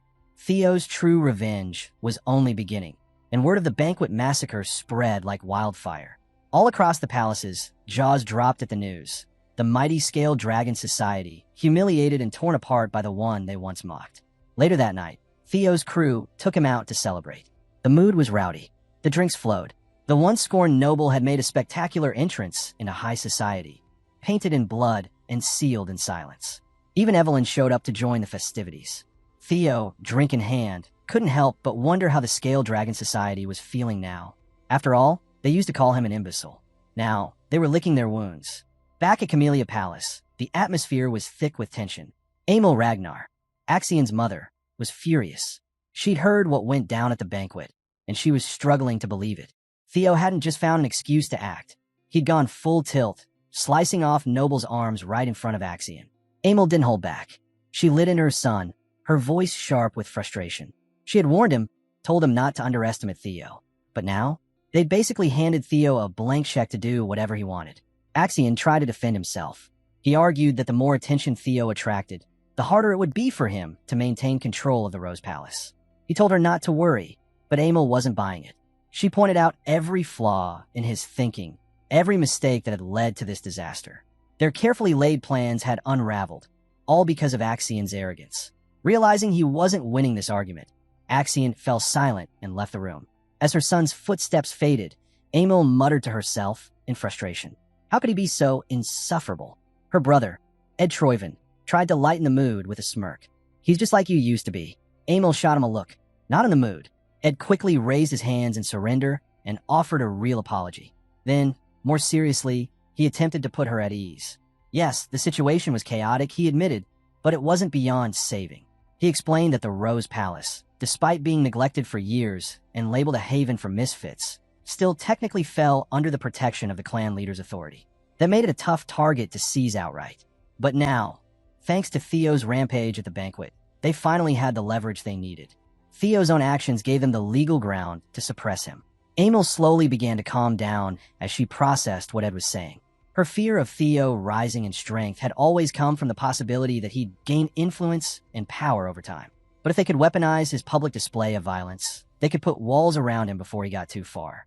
Now, with Ed's plan in motion, they could legally restrain Theo and push the Rose Palace into submission. Emil saw the angle, and she liked it. Ed assured her that things were already underway. By tomorrow morning, she'd receive news worth smiling over. He even suggested she take the night to unwind, mentioning that he'd had a special aromatic candle prepared for her bath, imported from the volcanic regions of the south. At last, Emil allowed herself to relax. She nodded in appreciation and thanked her brother before retiring to her quarters, Hope quietly returning to her sharp gaze. Meanwhile, over at the tavern, the mood was loud and cheerful, except for one oddly serious moment at Theo's table. Remington, who apparently couldn't handle his drinks despite only sipping on orange juice, was acting drunk and emotional. He turned to Theo with a look of awe and blurted out how shocked he was by everything that went down at the banquet. He hadn't realized, not until that moment, just how much Theo cared about him. Theo, blinking in confusion, asked what he meant, half amused, watching his friend get so sentimental over juice. But Remington wasn't joking. He remembered clearly how Theo had stepped in without hesitation, throwing himself into the fire the moment those nobles insulted him. Despite all the abuse Theo himself had taken over the years, he stood up for Remington without blinking. That hit deep. Remington admitted he felt ashamed. He should have done more to stand up for himself. Instead, Theo had carried the weight for both of them. Now, looking at him, Remington saw Theo in a whole new light. This was no longer the so-called failure from the Rose Palace. This was someone who had clawed his way through ridicule, humiliation, and rejection, and still found the strength to fight. In Remington's eyes, Theo wasn't just going up against Camellia Palace. He was pushing back against every force that had ever tried to bury him. Getting misty-eyed, Remington confessed that Theo's boldness, drawing his sword, facing the nobles, was all for him. Theo was about to protest, but before he could even open his mouth, Remington stood up. Inspired, he declared that he was done following his clan's orders. From now on, he'd follow Theo. The whole tavern roared in support. People cheered, raising their drinks, clapping as if they'd just witnessed the rise of a legendary duo. Theo, now fully red in the face, tried to explain that this was all a big misunderstanding, but then he heard Evelyn's voice in his head. Calm and amused, she spoke to him telepathically. Just let it be, she said.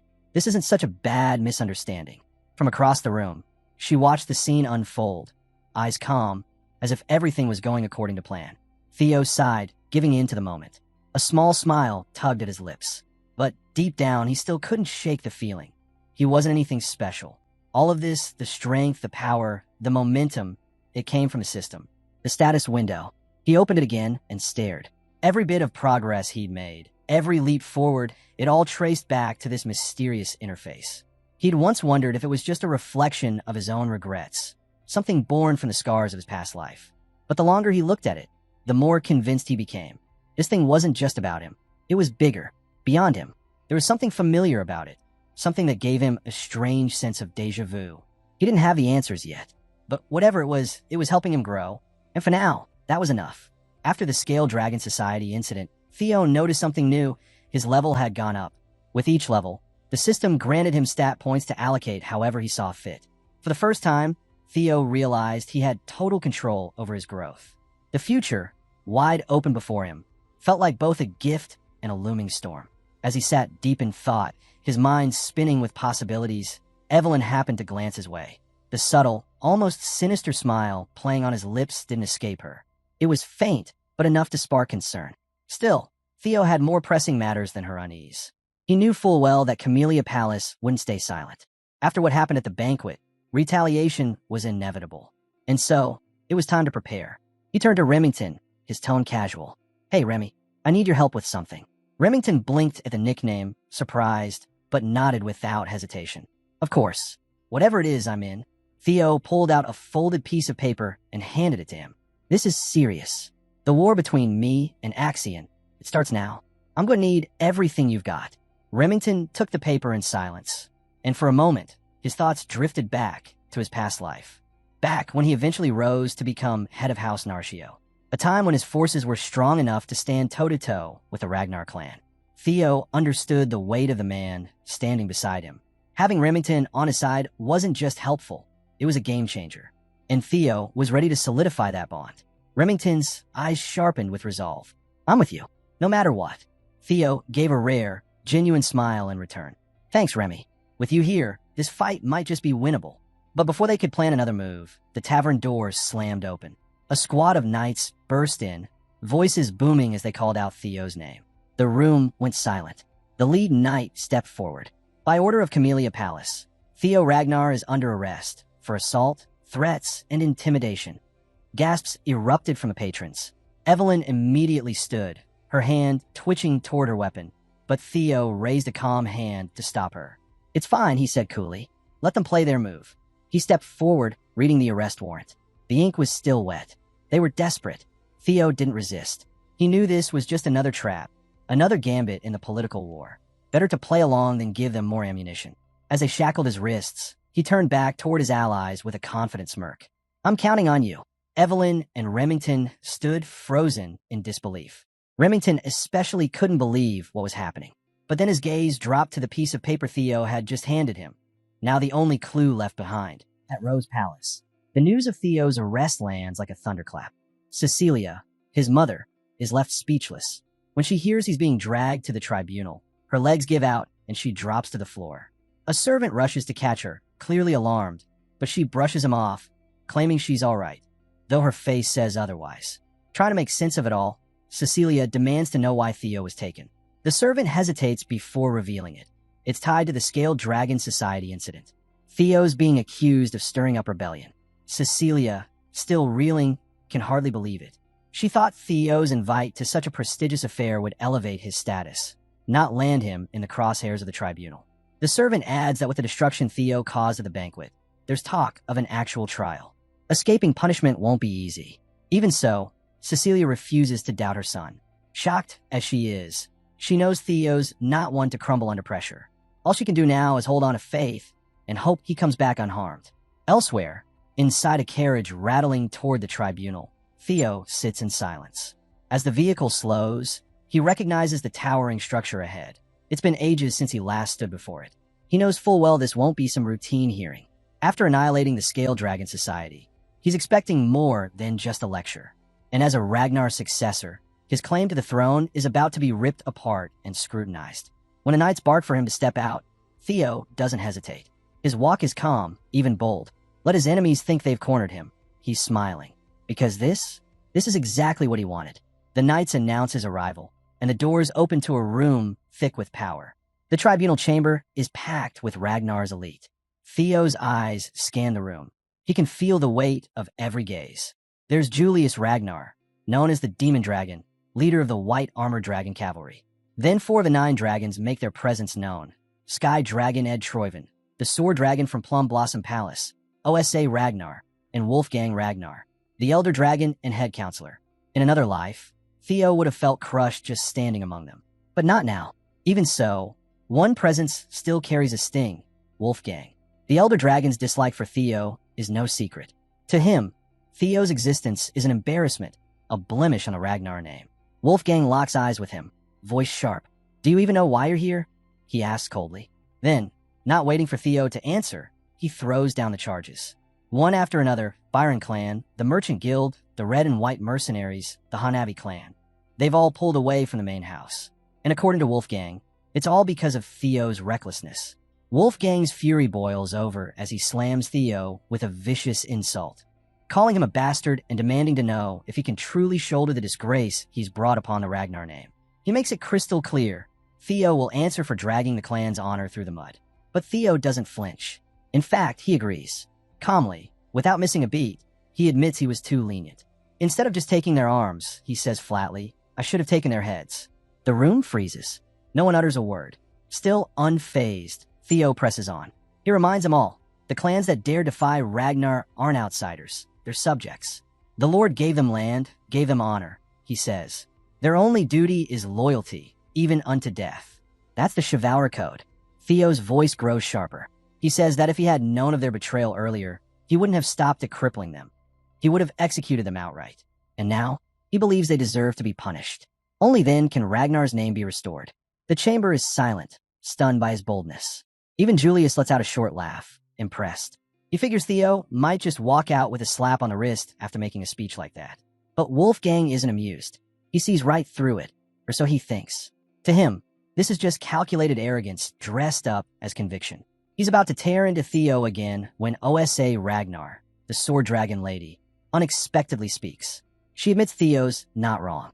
Ragnar might be powerful, but true greatness? That's something else entirely. To survive, the clan can't just rule with brute strength. They must earn the trust of their knights and vassals. Domination alone leads to collapse. Only with loyalty and mutual respect can Ragnar truly endure. Wolfgang is caught off guard. He didn't expect Osa to step in, much less take Theo's side. But her words are hard to argue with. Power alone won't hold an empire together. Theo, for his part, is just as surprised. Osa Ragnar, the clan head's first wife and one of the greatest swordsmen in the north, wasn't someone he thought would defend him. But she does. Still, she reminds him the punishment is valid and he should understand its seriousness. Remaining composed, Theo nods. Then what is my punishment, he asks. Wolfgang steps in again, this time with finality. 3 months probation, he declares. But before the moment can settle, Theo speaks up. He wants something in return, permission to participate in next year's awakening ceremony. Wolfgang bristles, taking it as defiance. But once again, Osa interjects, calm, measured but firm. She hears Theo out and allows it. Ed Troyven, quietly watching from the sidelines, feels the shift immediately. He's been pulling strings in the background, and now things seem to be falling into place. The noble's children Theo injured were all contenders for next year's awakening ceremony. And now, thanks to Julius Ragnar's influence, Theo walks away with just a light sentence. But Ed isn't angry. Far from it. He sees it as a perfect setup. With Theo disgraced, Camellia Palace can slowly edge out Rose Palace. Ed smirks, already imagining his next move. To him, Theo's already caught in the web. But then, Theo drops a bomb no one saw coming. He demands an appeal. The chamber erupts in disbelief. Even Ed is momentarily taken aback. Still, he masks his surprise with a grin. This kind of arrogance? It only makes Theo easier to bring down. Ed is certain Theo just opened the door to his own ruin. Julius Ragnar steps forward, sharp-eyed and cautious. He asks Theo if he truly understands what an appeal means. Theo answers without hesitation. He's not here to quietly serve out a punishment. He wants justice, real justice. In Ragnar tradition, to appeal is to challenge the system itself. It's not a negotiation, It's a declaration of war. Theo states it plainly. Only the strong get to speak the truth. And he believes he deserves more than punishment. He deserves recognition. The tribunal chamber falls into stunned silence. Meanwhile, far away in the hidden northern branch of the series' merchant guild, chaos erupts. Flames consume the compound as Evelyn slices through the last of the guards. Remington looks around, realizing this is the exact location Theo had tipped them off about. Amid the destruction, they uncover something, a key piece of evidence that could turn the tide in Theo's favor. Back in the tribunal, Ed Troyven can barely contain his glee. Everything is unfolding exactly how he hoped. Theo, standing before some of the highest authorities in Ragnar, is now escalating what could have ended quietly into a public clash. To Ed, it's a dream scenario. Wolfgang, on the other hand, is furious. He accuses Theo of insolence, demanding if he really believes he can take on the forces of 15 clans by himself. But Theo doesn't blink. He explains clearly, this situation can't be swept under the rug. It needs to be addressed head-on. In their world, appeals are fought through proxy battles. One champion from each side, one duel, winner takes all. That's how honor is reclaimed. Everyone knows what this means. If the appeal is accepted, the opposing side will almost certainly send Axion to fight. Julius narrows his eyes, already playing out the possibilities. He warns Theo, if he's expecting someone to volunteer to fight for him, he might be waiting a long time. This isn't a simple favor. Still, Theo stays firm. No hesitation. He formally requests the proxy battle be held in 1 week, just as the rules demand. Ed Troyven watches with smug satisfaction, thinking he's uncovered every angle of Theo's strategy. In his mind, Theo's betting on someone like Julius or Evelyn to stand in for him in the duel. But Ed's confident. No one will volunteer. That means Theo will have to fight alone, and once Ed names Axion as his proxy, the outcome will be inevitable. Theo doesn't stand a chance. But before Ed can savor the moment, everything stops. Footsteps echo through the chamber, each one silencing the room further. Then a calm voice cuts through the tension, praising Theo for his cleverness and growth. The air shifts, eyes widen, and into the tribunal walks Kyle Ragnar, the clan head himself. The moment Kyle enters, the room bows in unison. Even Theo drops to one knee. But just then, a familiar flicker appears before his eyes. A system window flashes open. A new quest has begun. Take over Camellia Palace and uncover its hidden secrets. Theo instantly recalls the mysterious blue light from earlier. He hadn't had time to piece it together until now, but there's no room to dwell on it. His father, the strongest man in Ragnar, is standing right in front of him, and every move matters. Theo raises his head and asks why Kyle has come. The clan head, voice steady and commanding, tells him to stand. He says he's already heard the details and knows Theo intends to invoke an appeal through proxy battle. When Theo confirms it, Kyle nods thoughtfully, acknowledging how risky it will be if Theo steps into the arena himself. Then, Kyle poses the question everyone's been waiting for. Who will be your representative? Theo immediately senses this is more than just a question. It's a test.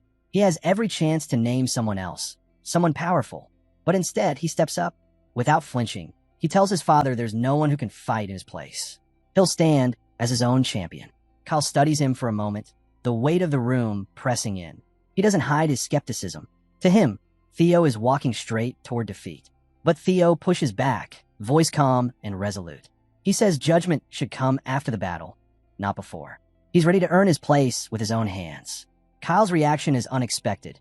He throws his head back and laughs, genuinely amused. He turns to the rest of the tribunal, his voice booming. Did you all hear that? He says proud. For the first time, it's clear he sees something in Theo. This is the Ragnar spirit. Unbreakable, unyielding. The refusal to bow, no matter who stands in front of you. And in that moment, Theo gains something far greater than approval. He earns his father's respect. Theo can't help but grin. Everything's falling into place, just as he'd planned. The proxy battle? It was never the goal. It was the bait. While the clans are busy focusing on the duel, Remington and Evelyn are out there digging up the dirt on Camellia Palace. And if they succeed, Theo won't even need to lift a sword. His victory will be total, clean, and undeniable. But then, Kyle Ragnar throws the entire room off balance. With a sharp, serious gaze, the clan head declares that he wants to test Theo himself. No proxy battle, no drawn-out trial. Just one condition. If Theo can take a single strike from him, just one, all charges will be dropped. No punishment, no consequences. Silence crashes down on the tribunal. Theo freezes. One blow from the strongest man in Ragnar. It's not just a challenge, it's a death sentence. Before Theo can respond, Ed Troyven jumps to his feet, voice raised in protest. He sees it immediately. If Theo endures this test, he won't just be cleared. He'll be endorsed by the king himself. And that would shatter everything Ed's worked for. Camellia Palace's rise, his plans to usurp Rose Palace. It would all crumble. Ed argues frantically, try to pull out every rule and technicality he can. But Kyle shuts him down with a single statement, icy and final. If a vassal dares challenge the will of the Ragnar bloodline, they no longer deserve to serve it. Ed is forced to back down, his face tight with fury, glancing toward Theo with a growing sense of dread. Kyle then looks to Julius. Anything to add? He asks. Julius chuckles, completely unfazed. Just surprised you're stepping in personally, he says. You haven't done that since things got serious. Kyle turns back to Theo, eyes locked. So, what's your answer? He asks. Theo hesitates only for a breath before gathering himself. He knows what's at stake. Accepting could break him, literally, but backing down now, that would end him politically. Still, he doesn't just say yes. Instead, he calls out. This isn't exactly a fair comparison, Theo says. One blow from a clan head versus a duel between bannermen? Hardly equal terms. Kyle raises an eyebrow, mildly entertained. Are you refusing? Theo smirks. Not refusing. I'm just asking for something fair in return. Kyle, now fully intrigued, leans in. Then tell me, what do you want? Theo turns to Ed Troyven, eyes glinting with ambition. He doesn't even try to hide the challenge in his expression. With a grin, he says the words that freeze the chamber once again. I want something like Camellia Palace. Ed Troyven is stunned into silence. The scheme he'd so carefully orchestrated to humiliate Theo has completely backfired. Now, instead of being crushed, Theo is stepping into the spotlight. Watching it all unfold, Ed can hardly believe the nerve Theo had to present such a bold proposal directly to the clan leader. Wolfgang jumps in, calling Theo's demand outrageous. Forming a pact with the clan head? That kind of deal demands equal footing. And as far as Wolfgang's concerned, Theo doesn't come close. But then comes the real shocker. Kyle Ragnar, the clan leader himself, accepts Theo's challenge. The room freezes. No one saw that coming. Kyle sees something rare in Theo's gutsy move. He respects the audacity, the fire, qualities worthy of a future heir to the Ragnar name. Kyle turns to Ed Troyven, asking if he has any complaints. Cornered, Ed forces a smile and says it all belongs to his lord anyway. How could he possibly object? With that, Kyle gives the order. Prepare the stage immediately. He's going to test Theo with his own hands. As Theo prepares to face his father, the rest of the vassals and bannermen begin to gather, eager to witness what's about to unfold. Ed, simmering beneath the surface, tries to keep composed. In his mind, it's a done deal. Theo doesn't stand chance. Even skilled swordsmen can't survive a single blow from Kyle Ragnar. No way this upstart gets out of this in one piece. But it doesn't know what Theo has hidden up his sleeve. After completing the tutorial, Theo earned an experience elixir, and with it, his strength has tripled. He's confident he can take what's coming. Kyle notices something's changed. His son feels different, stronger. He suspects Theo may have consumed an elixir, but even that wouldn't explain the dramatic shift.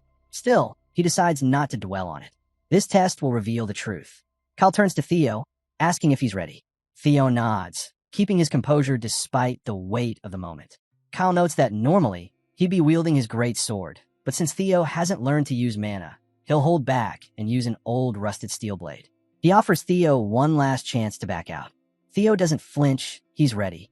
With that, the duel begins. The moment Kyle releases his aura, the pressure in the room skyrockets. The force is suffocating. Theo feels like the air is crushing him, but he doesn't back down.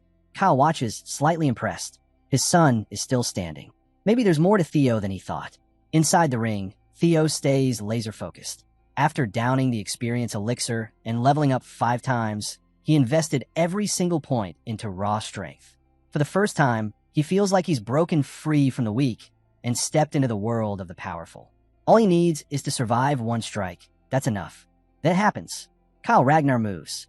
His strike blazes through the air like a crimson flash, obliterating the stage and sending a thunderous shockwave through the hall. The sheer force of it leaves everyone frozen. As the smoke and debris settle, all eyes search for Theo. Ed Troyven is convinced. It's over. There's no way Theo made it through that alive. But when the dust clears, Theo is still standing. battered, barely holding himself up but alive. The hall falls silent. Kyle Ragnar's serious expression gives way to a grin. His son survived. For him, that's all the proof he needs. Theo's resolve, his spirit, his strength, it's real. He's proven himself. The test ends. And with it, a system alert flashes before Theo's eyes. He's completed the emergency quest. Single strike from Kyle Ragnar. The reward, a mysterious blue key and a new inventory slot. But there's no time to dwell on that now. Later, Theo slowly regains consciousness, dazed and unsure of where he is. By his side is his mother, Cecilia. Her voice trembles as she speaks, clutching his hand. She tells him how terrified she was when she heard he'd gone up against the clan leader himself. She checks to see if he's injured, ready to call a doctor at any sign of pain.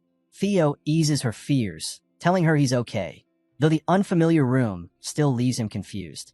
That's when Julius, known as the Demon Dragon, enters with news that stuns him.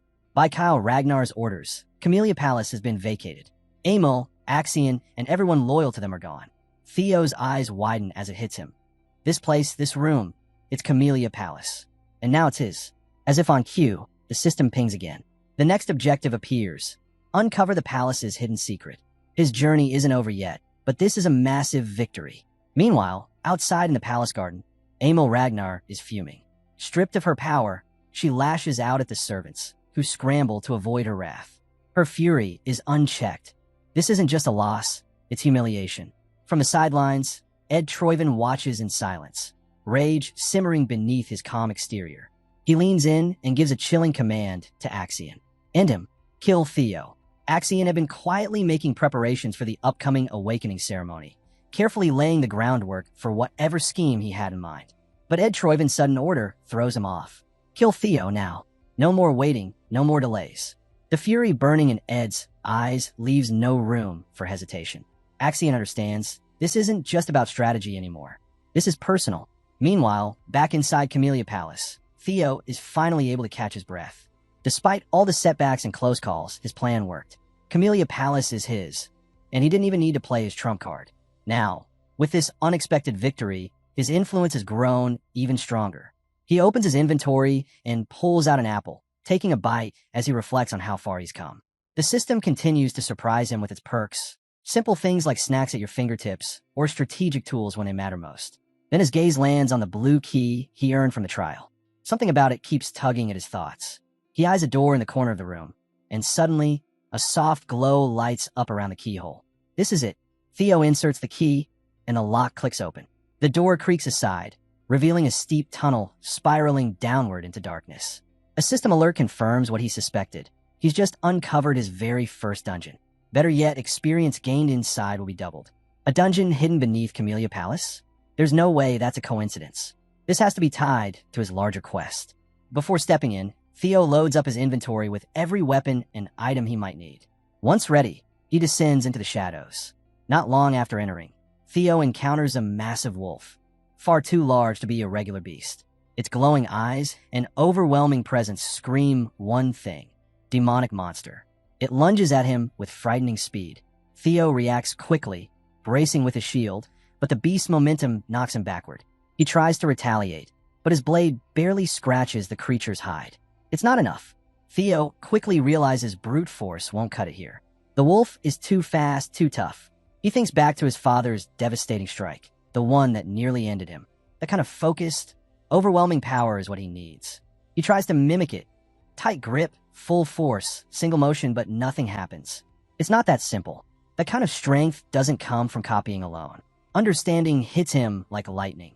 Power like that needs total focus and commitment. It's not about swinging harder. It's about putting everything into one decisive blow. With that clarity, Theo changes tactics. He tosses the shield aside. Speed is his new weapon. Drawing from the sword arts Evelyn taught him, he tightens his stance and sharpens his movements. The wolf charges again. This time, Theo darts in, slipping past the beast's jaws and driving his blade straight into its eye. The monster howls in agony, stumbling backward. Theo doesn't wait. He presses forward, blade ready, eyes locked. This time, he's finishing the fight on his terms. 2 months have flown by, and back at the training grounds, Theo's absence is all anyone can talk about. Yodi and Sybil stand off to the side, watching the crowd grow each day. More and more people are asking about training with Theo, Ever since the rumor spread about the clan leader personally striking him, interest has exploded. Everyone wants to see the guy who survived a blow from Kyle Ragnar.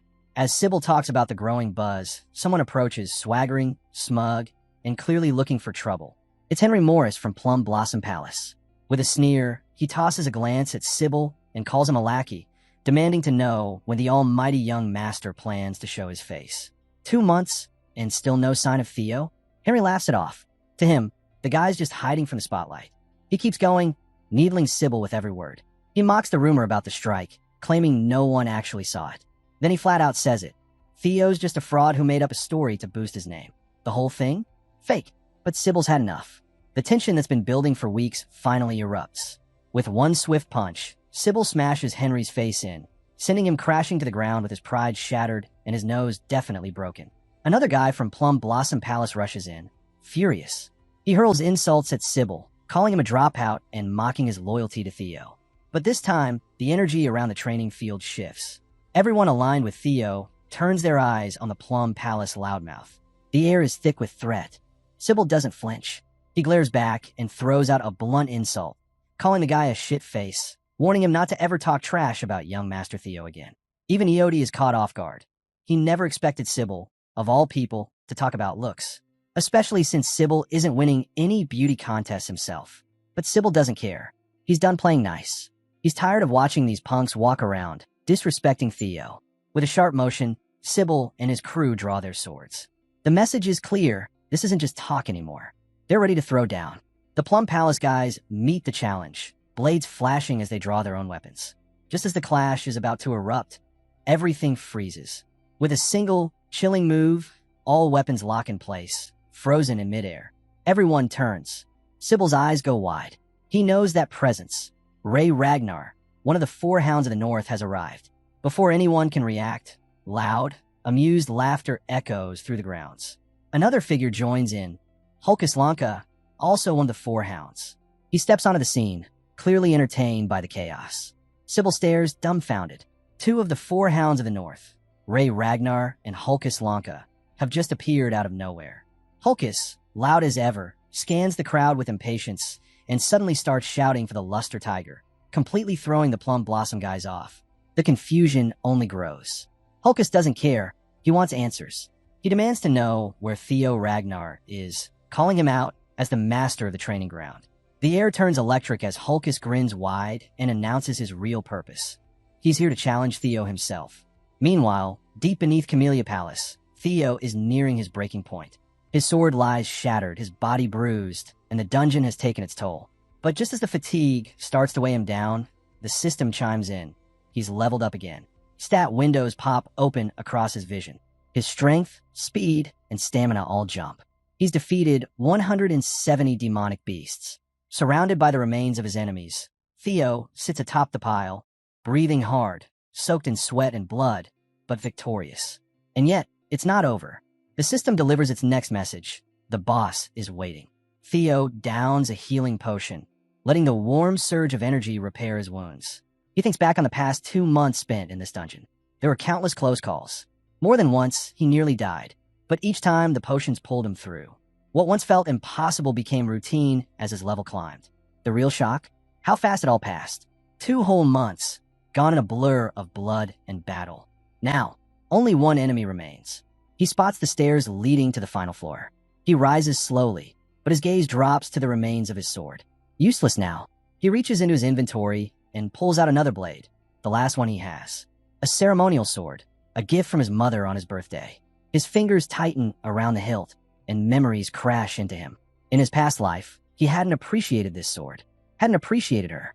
He'd been obsessed with awakening his bloodline, blind to everything else. He'd cast the sword aside, convinced that it, and his mother's efforts, meant nothing. And now, the regret is sharp. This time, things are different. He won't make the same mistakes. Sword in hand, Theo steps forward, entering the final room of the dungeon. The system's voice warns him, extreme danger ahead. The door creaks open, and there it is. A dragon. For a second, Theo freezes. But as the creature stirs, he sees it more clearly. It's a lesser drake, not a full dragon, but still a fearsome opponent. Even so, its appearance makes him pause. Could it be related to the Ragnars? They're said to be descended from dragons. After all, Coincidence or fate? No time to think. This is it. If Theo wants to complete the dungeon and return to the surface, he has to slay this beast. Inside the dungeon, the system blinks to life and presents Theo with his objective. One final monster remains. The last hurdle is the Lesser Drake, a dragon-type beast and far from an easy target. Theo readies himself, but even with his current power, he wonders if it'll be enough. Dragons, even lesser ones, are in a different league. He locks into focus, relying on the move he's drilled into muscle memory, the single flash. It's the same technique he used to cut down countless wolves in this place. Nowhere near the level of his father's legendary dragon flash, but if he pushes his dragon heart to its limit, he might be able to make a real impact. Charging forward with everything he's got, Theo aims directly for the eye. His blade lands true, plunging into the drake's eye socket. The beast lets out a thunderous cry, writhing in pain. For a second, Theo feels like he might have done it, but the moment shatters as the drake's tail whips at him violently. He barely dodges, and it hits him. His strike didn't go deep enough. It hurt the creature, but didn't finish the job. The drake bellows and thrashes wildly. Theo can feel the pressure in the air shift, the danger rising fast. Death is on its way, but he doesn't flinch. Instead, he dives back in, landing swift, clean hits. They're not fatal, but he's not aiming to kill. He's searching. Every dragon has a weakness, the reverse scale. Then the drake unleashes another chilling roar, and something changes. The weight of its presence crashes down on Theo like a wave. His body locks up, seized by fear. He watches the next attack come, unable to move in time. Just before it hits, he raises his sword instinctively. The force of the blow launches him across the battlefield, slamming him into a rock wall. Pain explodes through him. He knows he can't take many more hits like that. Gritting his teeth, Theo gets back up. The drake is already coming for him again. There's no more time to hesitate. If he's going to win, he has to land a clean shot on the reverse scales fast. As the beast lunges, Theo springs into action, scaling its huge body while dodging its snapping jaws and claw swipes. Then he finds a spot and drives his blade in hard. Blood erupts, and the drake screams. Theo doesn't stop. He attacks the same point over and over, feeling the tide of the battle shift in his favor. But just as he braces for victory, the drake doesn't fall. It's still standing, still fighting. And now, Theo's face says it all. This monster's not done yet. Back at the training grounds, things are heating up fast. The tension between the four hounds is about to explode. Hulkus Lanka, as hot-headed as ever, is fuming, his anger aimed squarely at Ray Ragnar. He demands a match with Theo, but Ray just scoffs. She doesn't hold back, mocking him for the defeat he suffered 3 years ago. Still the same loser, she sneers. Hulkus fires back, claiming he's grown stronger, spent every single day closing the gap between them. But Ray's not buying it. She throws the insult right back at him, harder this time, and that's the last straw. Hulkus challenges her then and there. Winner gets to face Theo. Weapons are drawn, and in a flash, Hulkus swings his massive blade. Ray meets it head-on, easily blocking the strike without flinching. On the sidelines, Sybil and Henry look on in disbelief. Watching two elites of the Four Hounds clash is nothing short of terrifying. Just as the intensity starts to climb, a familiar figure steps in, Remington. He moves between them, calm but commanding. This is young Master Theo's territory, and he won't allow any chaos here. Hulkus lights up at the sight of Remington, even tossing out the idea of sparring with him instead. But Remington shuts it down. His tone leaves no room for argument. This ground is sacred. Then, without warning, a suffocating aura crashes down on the training field.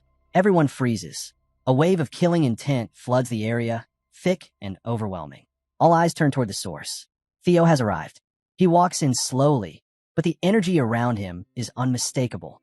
Even Remington, usually unshakable, is caught off guard. Something's changed. Something big. What happened while Theo was away? Ray and Hulkus are on edge now, but not with fear. It's excitement. The one they've been itching to challenge is finally here, and the atmosphere shifts completely. The pressure Theo carries now, it mirrors what he faced deep in the dungeon. Because back in that dungeon, Theo had finally struck the fatal blow. After hammering the drake's weak point over and over, the beast couldn't hold out. It collapsed. The system lit up, confirming his victory. At one point, when he touched the reverse scales, the drake went berserk, and Theo thought it was over. But the rampage drained the monster's last strength, leaving Theo standing tall. After wrapping up his mission inside Camellia Palace, The system flashes a string of rewards across Theo's screen. He's earned the tooth and claw of the lesser drake. The tooth, perfect for enhancing weapons. The claw, ideal for boosting sharpness. Right away, Theo thinks of his mother's sword. That blade is more than a weapon. It's a memory, and he's determined to keep it intact. But that's not all. The system grants him a new ability, Lesser Drake's Fear.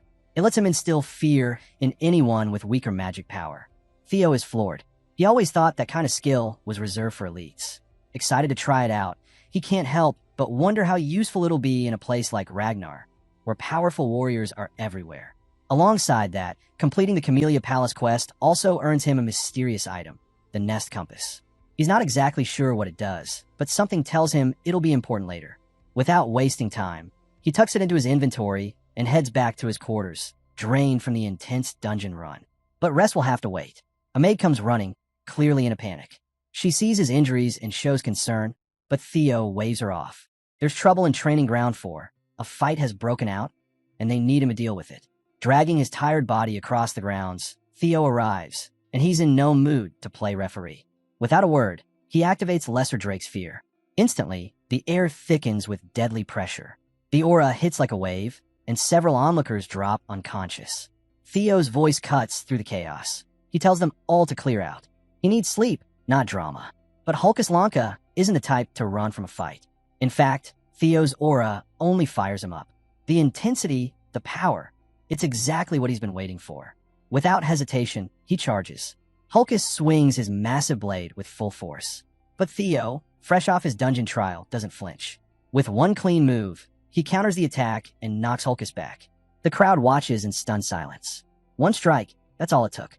Even Theo is caught off guard. The strength he's gained, it's real. Still, Hulkus won't quit. Known as the weakest of the four hounds, it's not for lack of power. He's strong, brute strong, like a black bear, but he's reckless, unrefined. And now, with his pride on the line, he charges again, daring Theo to stop him this time. Despite Hulkus's brute strength, Theo moves with precision and confidence, meeting the charge head-on. With one swift, perfectly timed slash, he brings Hulkus down. The impact sends a shock through the training ground. Hulkus coughs up blood before collapsing unconscious. Theo pauses, realizing he might have gone too far. But Hulkus is tough. He'll pull through. The young master lets out a breath, watching the fallen warrior with a mix of regret and relief. The crowd is frozen. Sybil and the others are speechless. No one imagined Hulkus Lanka, the so-called black bear of the four hounds, could be dropped in a single move. Then, as the realization hits, the silence breaks.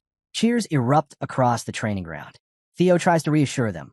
Hulkus is alive, just knocked out cold. But before he can even take in the victory, his sword, the cherished blade once given to him by his mother, cracks under its own weight, then shatters completely. Theo stares at the broken pieces. It stings. That sword meant something to him. To everyone else, though, the moment only adds to the legend. The crowd roars even louder, treating the shattered blade as proof of Theo's overwhelming power. Theo doesn't really get the hype. To him, the broken sword is a loss. But to them, it's a symbol. A young master strong enough to break his own weapon just by swinging it. Off to the side, Ray Ragnar watches quietly. But her mind isn't in the present. It drifts to a long-ago winter. She remembers being cold, wearing thin clothes, wandering without direction. Then, out of nowhere, Theo found her. Concerned, he'd asked what she was doing out there. Without hesitation, he wrapped his scarf around her and led her home, promising to wait until the snow stopped. The memory brings a rare smile to Ray's face, soft and quiet. Watching him now, standing at the center of the cheering crowd, she feels something different. Admiration. She turns to leave, her thoughts lingering on the boy who once showed her kindness. Remington catches sight of her smile and is visibly surprised. Ray isn't the type to show emotions. Meanwhile, back at Camellia Palace, Theo can't help but feel a little awkward as the maids rush to congratulate him. He's just been given a new title, Luster Tiger.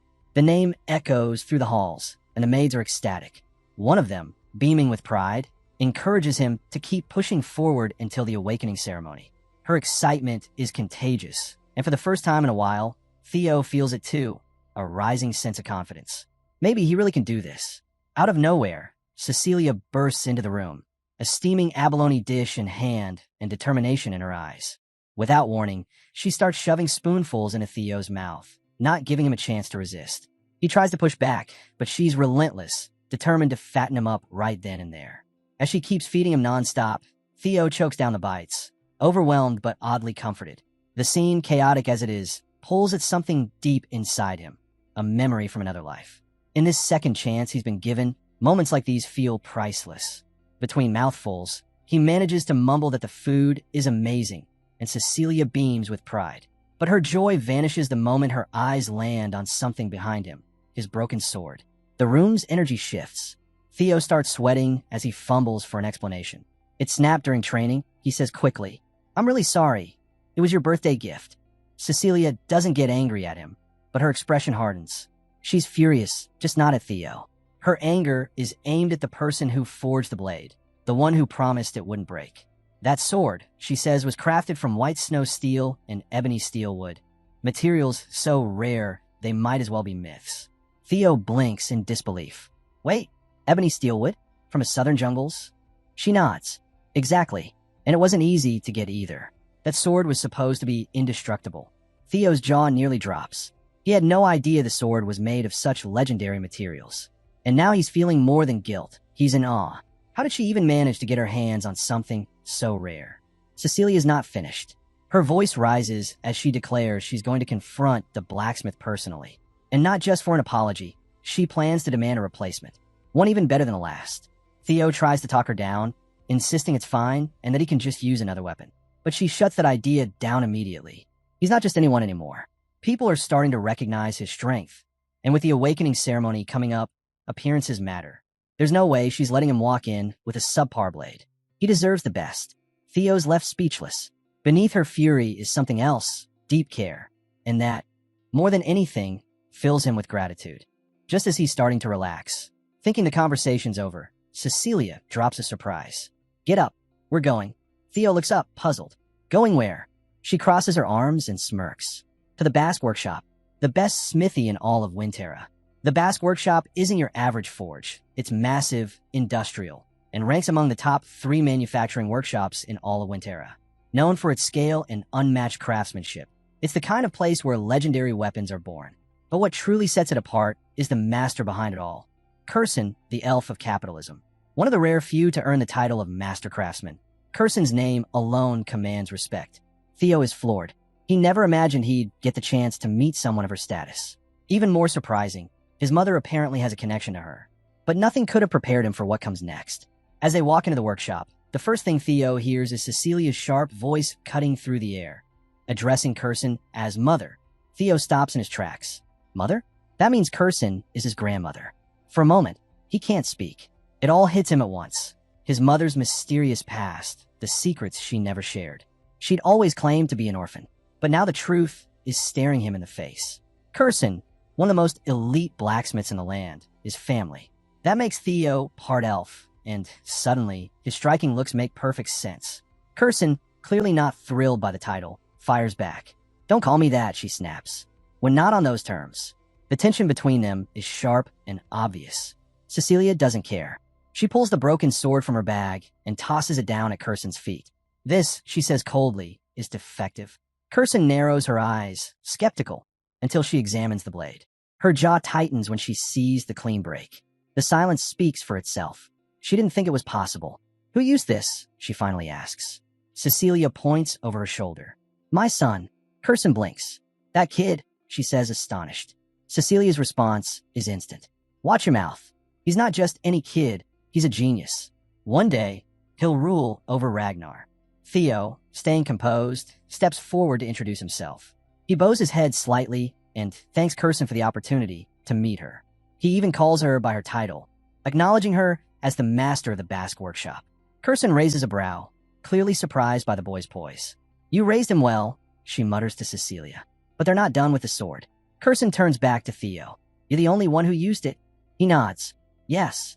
Now Curson's expression shifts from annoyed to curious. The break in the sword might not be a flaw in the craftsmanship after all. This could be something much deeper. She exhales, realizing this won't be a quick fix. "Come inside," she says, motioning them in. "We've got a lot to talk about."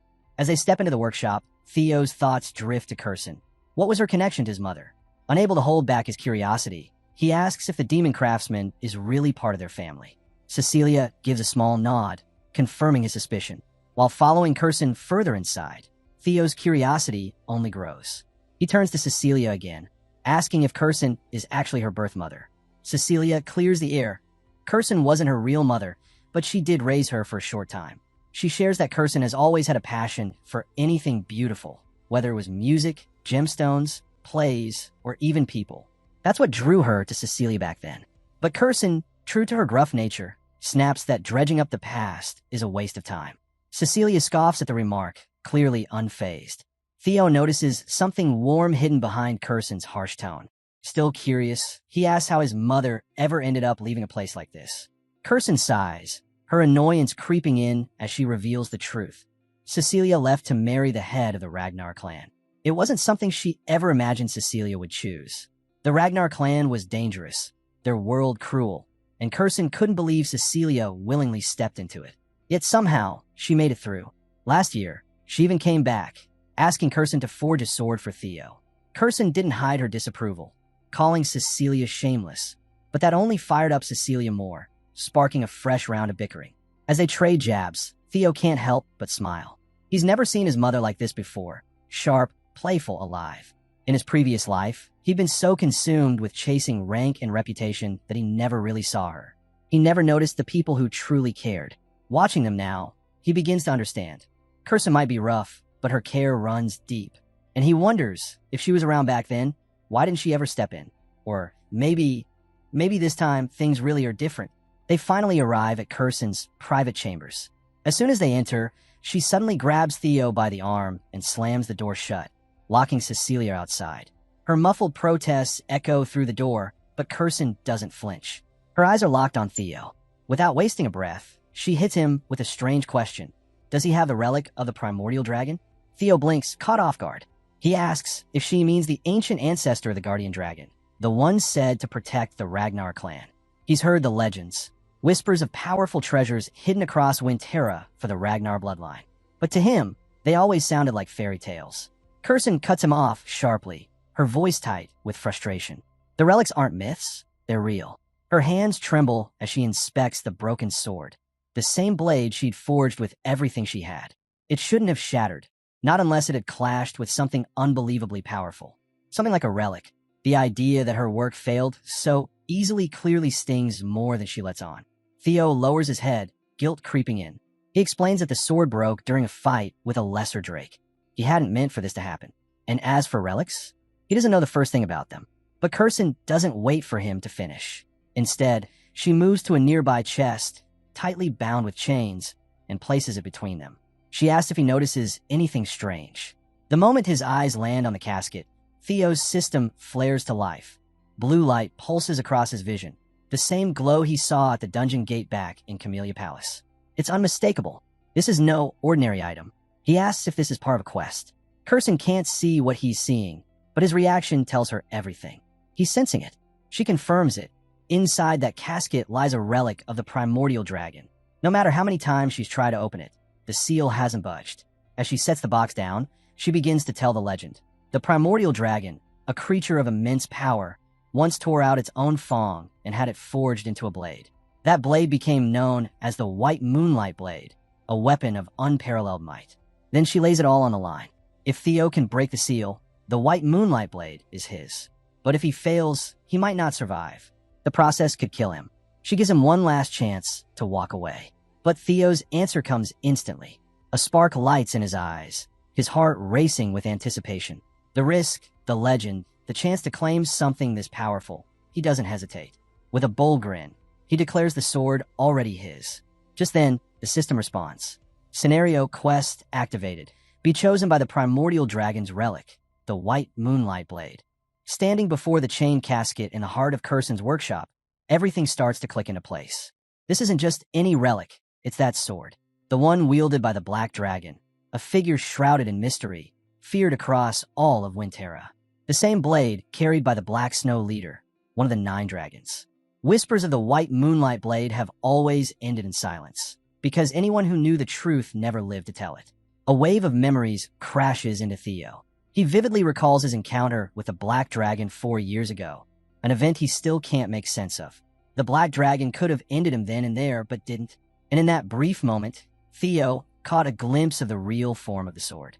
Now, standing before that very relic, he can hardly believe it.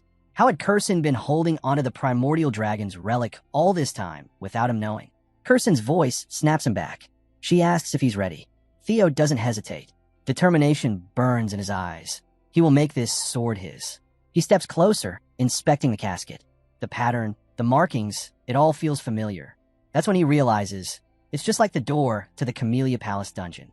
Trusting his instincts, he reaches into his inventory and pulls out the same blue key he used before. Curson watches, confused as he fits the key into the seal. With a soft click, the chains begin to unravel on their own. A strange light pours from the casket, ominous and pulsing, and Curson's expression shifts instantly from curiosity to alarm. But before Theo can react, black mist erupts from within, curling around him like living shadow.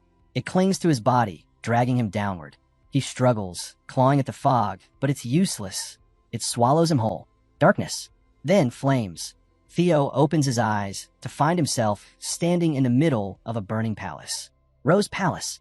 The fire rages all around him, just like it did in the past. His knees weaken as the memories come flooding back. He remembers this moment all too well. The destruction, the helplessness, the searing pain of failure. This place had haunted him for years. His fists clench as a surge of rage fills him. He remembers Rendon. He remembers his enemies. He remembers the Camellia Palace. He wasn't strong enough then, but now he's going to change that. He'll burn it all down if that's what it takes. But something feels off. From the inferno, a massive griffin rises. Its gaze locks onto Theo, intelligent and sharp. It doesn't charge at first. Instead, it seems to twist around his mind, playing tricks, feeding off the hunger for power swelling inside him. Then, without warning, the griffin lunges. Theo throws up his arms and grabs its beak just in time. The creature tries to push into his thoughts, to break his will by showing him everything he craves, everything he fears. But Theo sees through it now. This griffin isn't just some hallucination. It's no ordinary beast. It's the spirit of the Moonlight Blade, the wolf forged into the weapon itself. A guardian, a test. Its voice rings in his ears, calling him arrogant for daring to claim the sword's power. But Theo doesn't flinch. He looks the creature in the eye and fires back. He's already endured worse than this. He's faced despair, failure, and death. He's not here chasing empty dreams. No illusion can shake him now. As Theo wrestles with the beast, something catches his eye. The griffin is smaller than it should be. In his memory, the creature loomed over him like a mountain, at least 10 meters tall. But now, they're evenly matched in size. A smirk spreads across Theo's face. So that's it. The griffin's strength must have faded after being sealed for so long. Emboldened, he tightens his grip and tells the creature flat out. The Moonlight Sword is his now. The griffin thrashes violently, trying to break free, but it's too late. Theo's will doesn't waver for a second. With a wild grin, he cocks his fist back, ready to end this. The test is already over. He's won. Back in Curson's workshop, the atmosphere is completely different. Tension fills the air as Cecilia hovers over Theo's unconscious body. Panic grips her heart. She calls out to him, shaking him, pleading for a response, but he doesn't stir. Tears stream down her face as she turns to Curson, demanding answers. What's happening to her son? Why isn't he waking up? Curson, usually composed, is at a loss. She admits this is unlike anything she's ever seen. Something is interfering with the process, something powerful. She senses a monstrous energy coursing through Theo's veins, mingling with his own. It's not just the relic, it's something else. Another relic, maybe, one she didn't account for. Cecilia's voice cracks as she warns her mother. If Theo doesn't make it through this, she'll never forgive her. The room goes quiet, save for Cecilia's sobs as she clings to her son. Then suddenly, light begins to radiate from Theo's chest. Both women freeze. The air shifts as the moonlight sword hums to life, glowing with a blinding aura. Theo's hand moves on its own, reaching toward the sword. The light intensifies, wrapping around his body like a cocoon. Cecilia rushes to him again, calling his name, and this time, his eyes open. He looks up, calm and steady, as if he hadn't just been on the edge of death. Cecilia pulls him into a hug, tears pouring freely now. She doesn't care about appearances. Her son is alive. Theo gently reassures her, his voice quiet but firm. He's okay. More than okay. The system chimes in, confirming what just happened. Quest complete. You have defeated the Moonlight Griffin and claimed the White Moonlight Sword. Theo takes a deep breath, letting it all sink in. He was lucky. The Griffin had just awakened and hadn't recovered its full power. Its mind tricks didn't work on him because he'd already faced worse.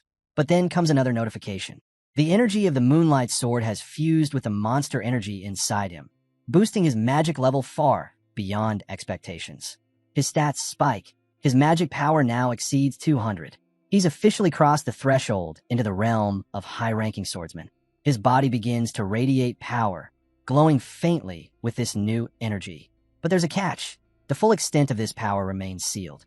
Until the awakening ceremony, he won't be able to use it completely. Kirsten steps forward, clearly impressed by the display she just witnessed.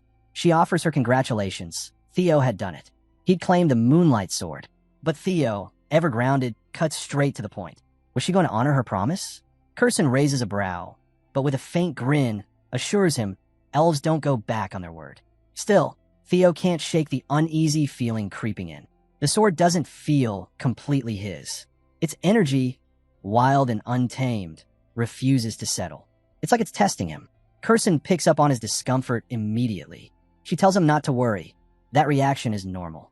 After being sealed for 400 years, the Moonlight Sword isn't going to behave like a loyal pet.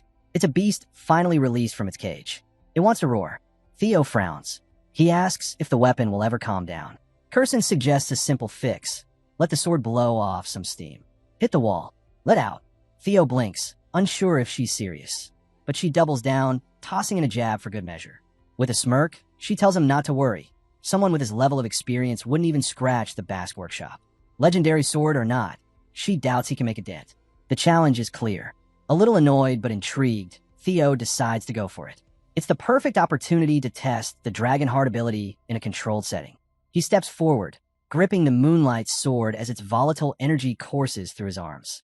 The weapon is practically begging to be used. He gives a quick heads up, raising the blade. Kirsten watches with a casual glance, until the moment he swings. Single flash. The strike tears through the air like lightning. The wall, thick and fortified, shatters. A deep, clean cut slices straight through it, and the entire structure trembles. Rubble rains down. Smoke rises. Half the workshop crumbles before their eyes. Cecilia freezes, speechless. Kirsten's mouth parts in stunned silence, her eyes widening with a mixture of disbelief and dread. She didn't expect a dent. She thought maybe a scratch. But this? Theo had just sliced her workshop in half like it was paper. And he hadn't even meant to. She watches the destruction with tears forming in the corners of her eyes. First, he broke the sword she'd poured her soul into. Now, he's reduced part of her life's work to rubble. Again, she's on the verge of despair. Even Theo stares at the aftermath in shock. He hadn't anticipated that kind of force. One strike had drained nearly all his magic. The sword's power was real and terrifying. Before he can even catch his breath, Kirsten blurs forward.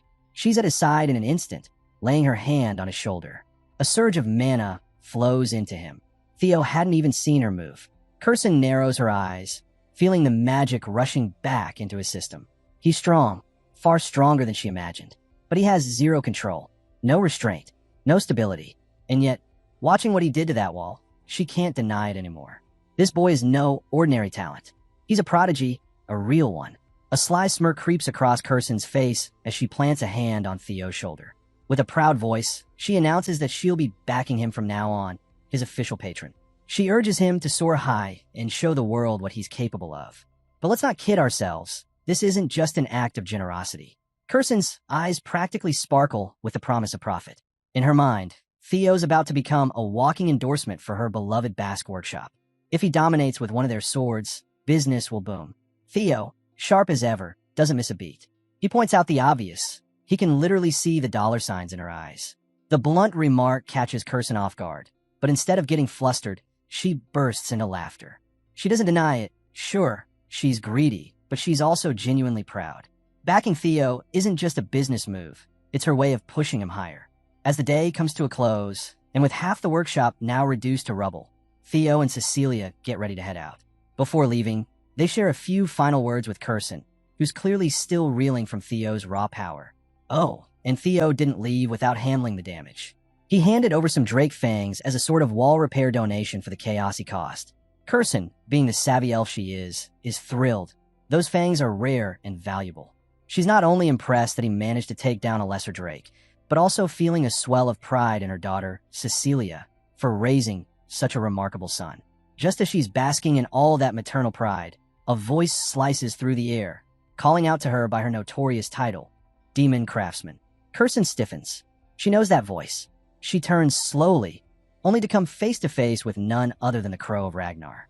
Red eyes glowing, aura intense. He doesn't say much, but the tension is thick. Kirsten's voice trembles slightly as she demands to know why he's here, leaving us hanging on the edge of a cliff.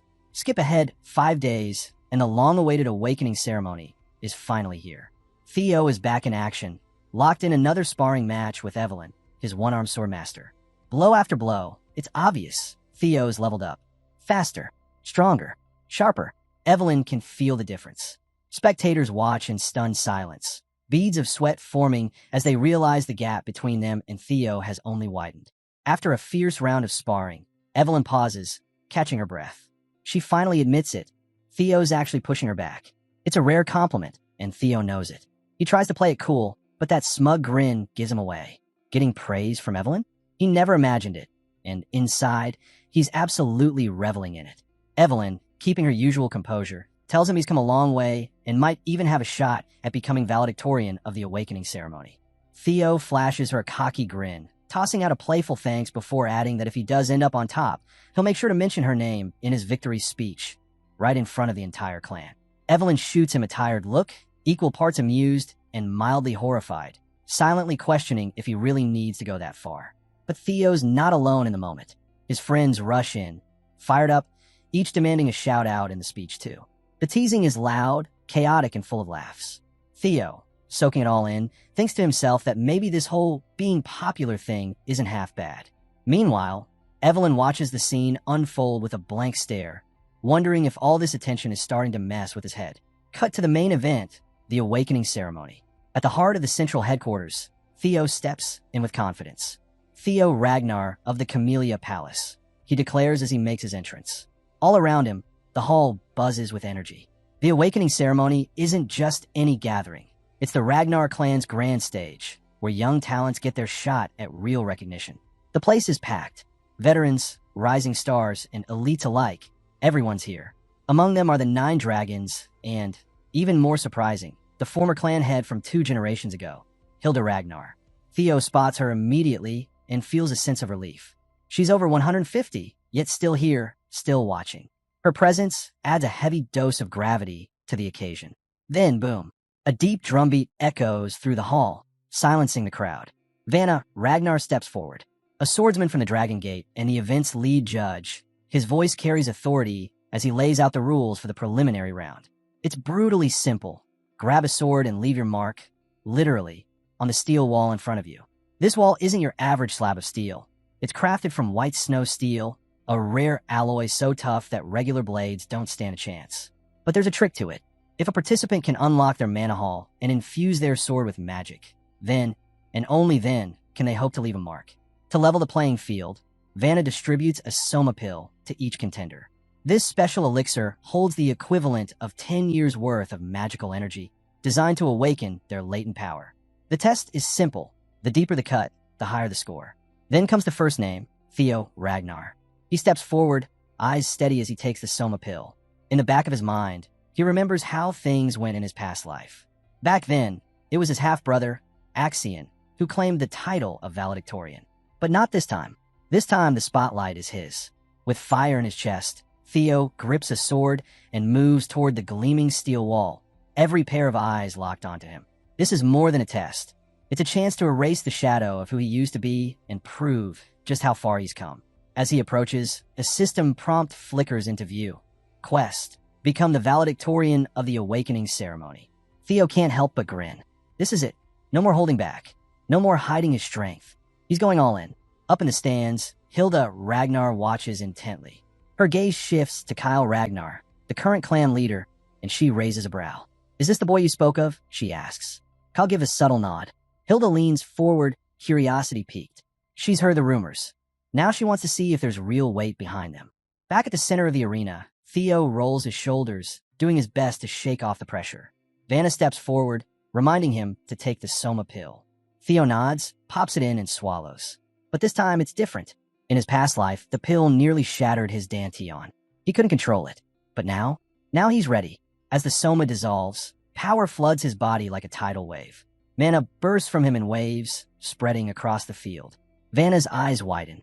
That much mana, erupting so suddenly. It's dangerous, even for someone with a dragon heart like Theo. But just as fast as it flares, Theo reins it in. Smooth, controlled, unshaken. Power courses through Theo's veins, and for the first time in both his lives, everything just clicks. With his mana hull wide open and the might of his dragon heart fueling him, he's standing at the peak of his potential, and it feels effortless. With a calm breath and a confident grin, Theo takes to the air, sword in hand. He channels his magic, every drop of mana pouring into the blade. Then, boom, a brilliant surge explodes from his weapon, taking the form of a colossal dragon made of pure mana. It crashes into the steel wall with a deafening roar, shattering the silence and sending a massive crack snaking across the surface. The arena goes dead silent. Vanna stares, slack-jawed. He's seen powerful strikes before, but nothing like this. With no hesitation, he declares it loud and clear. Theo Ragnar has passed. The audience? Stunned beyond belief. Theo's attack didn't just pass the test, it demolished it. A system window flickers open in front of him, delivering news he's longed to hear. The curse of misfortune has finally lifted. His name is beginning to echo beyond the clan. His fame is starting to spread. Theo's lips curl into a wide, satisfied smile. He's finally on equal footing. No more being the outcast. No more playing catch-up. Then more system messages roll in. He's caught the attention of some of the biggest figures in the Ragnar clan. OSA Ragnar, the sword dragon, wants to make him a disciple. Julius Ragnar, the demon dragon, isn't pleased. He clearly doesn't enjoy watching the spotlight shift. Rober Ragnar watches it silently, analyzing. But the one that matters most? Hilda Ragnar, the former matriarch, the one with the legendary Garuda heart. Even she's taken interest. That alone sends a jolt of ambition through Theo. Earning her recognition is one thing. Claiming the Garuda heart one day, that's the dream. Still, the test continues. Other participants step up, hoping to prove themselves. One poor soul swings with everything he's got and barely manages a faint scratch on the wall, so thin it could pass for a cracking glass. Defeated, he stumbles back, the weight of Theo's overwhelming power sinking in. The gap between them is undeniable. Next up are Ray Ragnar, Hulkaslanka, and Remington. Each one steps forward with confidence, delivering powerful strikes that leave deep, visible scars across the white snow steel wall. The audience nods in approval. These guys are top tier, no question. But even with their solid performances, none of them come close to matching Theo's devastating slash. The crowd starts murmuring again. If the strongest names can't top Theo, then who can? That's when Axion Ragnar steps forward. Theo's half-brother. The same one who claimed the valedictorian title in Theo's past life. The atmosphere shifts instantly. Whispers ripple through the crowd. Everyone's wondering if the real showdown this year is between the two Ragnar brothers, Theo, the rising star now dubbed the Luster Tiger, and Axion, the long-established Dark Tiger. Axion hears it all, and it grates on him. The comparison to Theo, the one he used to look down on, is infuriating. Face tight with anger, he downs the Soma pill in one swift motion. Mana floods through him, wild and red-hot. Then, with a fierce roar, a massive red dragon explodes from his blade, tearing through the air and smashing into the wall. The result? A massive crack, nearly identical to Theo's. Gasps ripple through the crowd, and for a moment, there's only stunned silence. Even Vanna, who spent the day calling out one jaw-dropping result after another, takes a moment to compose himself before finally declaring that Axion Ragnar has passed. Cheers erupt. Axion's power is undeniable. Now, the question on everyone's lips: whose cut was better? The difference is razor-thin. Both slashes left massive damage, and now the final verdict will rest on one deciding factor: precision. As the sun dips below the horizon, Vanna steps forward once again. With a booming voice, he announces the conclusion of the first stage of the awakening ceremony. This year's batch has exceeded all expectations, with many pushing past their limits. But the crowd? They're focused on one thing and one thing only: who's going to be named valedictorian? The scene opens with a thunderous announcement. Stage 1 of the awakening ceremony is officially complete, and the results are in. All eyes shift to the crowd of candidates as the camera locks on Theo Ragnar and his cousin, Axion Ragnar, standing shoulder to shoulder, waiting for the verdict. Then, the unexpected happens. Theo Ragnar. The announcer's voice echoes across the arena. Gasps ripple through the crowd. Even Theo is stunned, absolutely blindsided. No one predicted this. Against all odds, he's been named the top performer of the first stage. But the shock doesn't stop there. The announcer continues, revealing Theo earned a perfect score, 10 out of 10. Every category, skill, form, magical control, speed, he nailed them all. Whispers start to build. They're calling him Flash Tiger now. Disbelief spreads. He beat Axion? People murmur. Axion, the prodigy everyone thought was unbeatable. What really throws them is Theo's sword imprint. It's nearly a match for the legendary Thorkel Ragnar. The crowd is stunned into silence. Meanwhile, far off in the snow-covered mountains, we catch a glimpse of a solitary figure trekking through the frost. It's Thorkel Ragnar himself, one of the frontrunners in the clan succession. His quiet presence hints at bigger things ahead. Back at the ceremony, the announcer calls the next name Axion Ragnar. He's second place. Even though he also scored a perfect 10, his sword mark fell just short of Theo's. Axion raises his head slowly, eyes sharp with fury. The crowd senses it. The air tightens with tension. While the announcer continues to list the remaining qualifiers, all attention lingers on Axion, his rage bubbling beneath the surface. Eventually, the speaker wraps things up with a final message. The second stage of the awakening will take place in 3 days, deep in the Winter Mountains. Only 87 examinees made the cut. The real challenge lies ahead. The scene shifts to a snow-covered wooden cabin. Warm light spills from inside. Theo's there, celebrating with Remington and a few friends. Cheers fill the room, but Theo quickly grounds them. He thanks everyone, but reminds them the job's not done. The next trial is coming, and they need to tackle it together. He puts a reassuring hand on Remington's shoulder. Remington forces a smile, clearly troubled by his own performance. But Theo shrugs off the praise, chalking his win up to luck. We're friends, he says. Stuff like that doesn't change anything. It's a quiet moment that hits deep. Remington straightens up, finding his resolve again. They raise their drinks together, ready to face what's next. Back in the snow-covered mountains, we find Theo standing alone, the cold wind swirling around him. He stares out into the distance, lost in thought. First place. In his past life, he wouldn't have even dreamed of it. But he knows better than to get comfortable. Beating Axion now didn't prove anything. That wasn't a real fight. It was chance, nothing more. His hand tightens into a fist. In his mind, 2 names stand out, Axion and Skydragon. They're the ones he truly needs to face. This is just the beginning. He pulls out a strange device from his cloak, a compass unlike any other. A glowing system window appears, Nest compass activated. The needle spins, then locks onto a direction, toward the heart of the Winter Mountains. Theo narrows his eyes. There's more to the second stage than they've been told. Maybe, just maybe, the nest is hidden out there. Suddenly, a presence behind him. Without hesitation, Theo vanishes and reappears, sword drawn, blade hovering right at a man's throat. The stranger raises his hands. Easy, he says. Gets by Jotun, Gale's sword unit. He explains they've been watching him.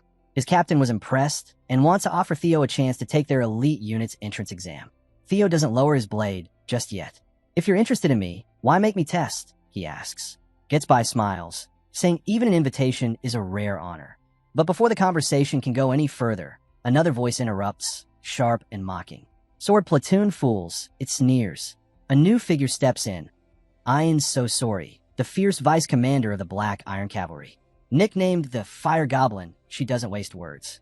She offers Theo a spot in her unit and scoffs at the Gale Sword unit's proposal, claiming her offer is clearly superior. Then things spiral. One by one, more elite unit reps show up, each throwing their own offers at Theo, all desperate to recruit him. The whole scene turns chaotic, with voices clashing and egos flaring. Ian looks like she's about to explode. Theo just watches the circus unfold, wondering if it might be better to sneak off before this turns into an actual fight. But then, another voice. Soft. Commanding. The moment it's heard, everything stops. Flower petals begin to drift through the air as a woman steps forward, graceful and composed. It's Prunus Ragnar, Lady of the Plum Blossom Palace. Everyone stares, stunned. Her presence alone quiets the storm. She smiles gently and says, I'm here for the same reason as the rest, to meet Theo Ragnar. Cut to a different scene, much darker. Axion Ragnar, wild with fury, is tearing through a group of sparring partners. His attacks are savage, relentless, driven by nothing but rage. He's lashing out at everyone, blinded by Theo's unexpected rise. Then, without warning, a hand stops his blade mid-swing. Just 3 fingers. His uncle. Cool, composed, unshaken. Throwing tantrums won't change anything, he says calmly. Axion seats. Uncle. The man leans in, voice low and deliberate. Calm yourself and follow me. I'll show you how to turn the second stage into Theo Ragnar's grave. Just as the chaos around Theo starts to calm, Prunus Ragnar steps forward, graceful, confident, and radiating undeniable authority. She's not here for games. Her sole purpose? To see for herself the young man who's suddenly turning heads, Theo Ragnar. She walks through the crowd like she owns the place, her presence causing a stir. Internally, she questions the whole situation. Why should she, the lady of the Plum Blossom Palace, even bother proving herself here? But still, she came for him, and that decision alone is making waves. The spectators can't believe what they're seeing. Some try to intervene, maybe out of pride, maybe fear, but they don't get far. A pulse of energy bursts from Prunus, quiet but overwhelming. It shakes the onlookers to their core. Whispers start flying. Is she creating a private space for him? Is she really going to teach him? And then, like something out of a dream, the world around Theo and Prunus shifts. The two of them now stand isolated, wrapped in a gentle yet powerful aura. Flower petals drift around them, as if reality itself is bending to her will. Theo's stunned. He can hardly believe he's standing beside Prunus Ragnar, a name spoken with reverence. She mentions that the Ragnar Lord might not approve of her being here, but she clearly doesn't care. She's made her choice. She looks at Theo and says she wants to give him a gift. Theo blinks, unsure what she means, until she draws her sword. What follows is mesmerizing. Her blade flows like water, every movement precise and beautiful. It's nothing like the brute force of Lord Kyle Ragnar. This is elegance made lethal. Her signature style, Celestial's flower rain. Petals swirl with every motion, forming a spectacle that leaves Theo completely speechless. When she finishes, the air settles. Theo's still processing what he just saw, trying to burn every detail into his memory. Prunus smiles gently and tells him not to stress about mastering it. Not yet. What matters is that he's learned something today. Then, with a final surge of radiant energy, she marks him, not just with power, but with promise. Before leaving, she tells him to find her after the ceremony if he wishes to continue learning. And just like that, she's gone, leaving Theo with a mix of awe and responsibility. That moment, it meant something, more than just a technique. It was a turning point. 3 days pass. Now, we're in the northern mountains, near the legendary Great Wall. Snow blankets the vast landscape, but the scale of the region is staggering. These aren't just mountains, this is the front line. For over 1,000 years, the Ragnar clan has stood guard here, holding back the darkness beyond. And it's here, in this frozen fortress of history and danger, that the second stage of the awakening ceremony is about to begin. Jackie Ragnar steps forward, voice steady and commanding, as he faces the gathered participants. He lays it all out. The Ragnar clan has stood between humanity and the horrors of the demon sea for generations, a cursed land crawling with monstrous beasts. One day, these very apprentices will inherit that burden. But for now, the trial is simple. They must remain inside the Great Wall. Going beyond it is a death sentence. Their mission? Hunt down the beasts roaming the winter mountains, collect the bells tied around their necks, and survive out here for 15 full days. Each bell's color tells a different story. More difficult beasts, higher rewards. Then Jackie drops the real bomb. There's one beast out here that's on a whole different level. No one can take it down solo. It's worth big points, sure, but only for those who can work as a team. This test isn't just about strength. It's about strategy, survival, and adaptability. And here's the kicker. Everything's fair game. You can snatch bells from others. Steal, ambush, overpower. It's survival of the fittest. The Ragnar way. To help them stay alive, Jackie introduces a special totem. Safe zones. If things get too rough, these are the places where participants can rest, heal, and restock. Then, without another word, he gives the signal. In an instant, the group scatters, charging into the snowy wilderness. Theo's allies rush ahead, diving into the trees with a plan. Gather what they can and support Theo however possible. Not far off, a pair of flame-haired siblings, Hulkus Lank and his sister, are practically bouncing with excitement. They're here to fight, and they're loving every second of it. Meanwhile, Axion Ragnar is already slicing through the landscape at full speed. Every step, every breath is driven by one goal: take down Theo. His uncle's words ring in his ears. This could be Theo's final moment. Axion isn't just competing. He's hunting. Trailing just behind, another figure watches in silence. Ray Ragnar, one of the clan's infamous four hounds. His eyes never leave Axion. Back with Theo, he's preparing to head into the forest when a voice calls out. It's Remington. He walks up, serious and calm, and tells Theo what's been on his mind. Their friendship? Still strong. But now, there's more to it. He sees Theo as a rival, and he's determined to rise above him. Theo doesn't flinch. Instead, he smiles. Same here, he says. They're not just friends, they're competitors. And that mutual respect, it only fires them up more. Remington nods, grateful, then disappears into the trees with new purpose. Alone now, Theo feels the energy surge inside him. The competition, the pressure, the stakes, it's exactly what he's been waiting for. He takes a moment to steady himself, then pulls out the compass. It glows softly in his hand. The needle points straight ahead, guiding him toward the dragon's nest hidden somewhere in this vast, frozen wilderness. Theo's grip tightens. His eyes lock forward. It's time. Deep within the frozen peaks, the camera pans to a sheer, snow-draped cliff glowing faintly with a strange blue light. It lingers there, like a secret waiting to be discovered, silent, still, and full of promise. Cut to Theo, trudging through thick snow at the mountain's edge, muttering under his breath. He's been following the compass for hours, and it's led him to this miserable, frozen mess. Should have brought a shovel instead of Griffin, he jokes, glancing at the sleek, silent blade strapped to his back. The moon-white sword, loyal as ever.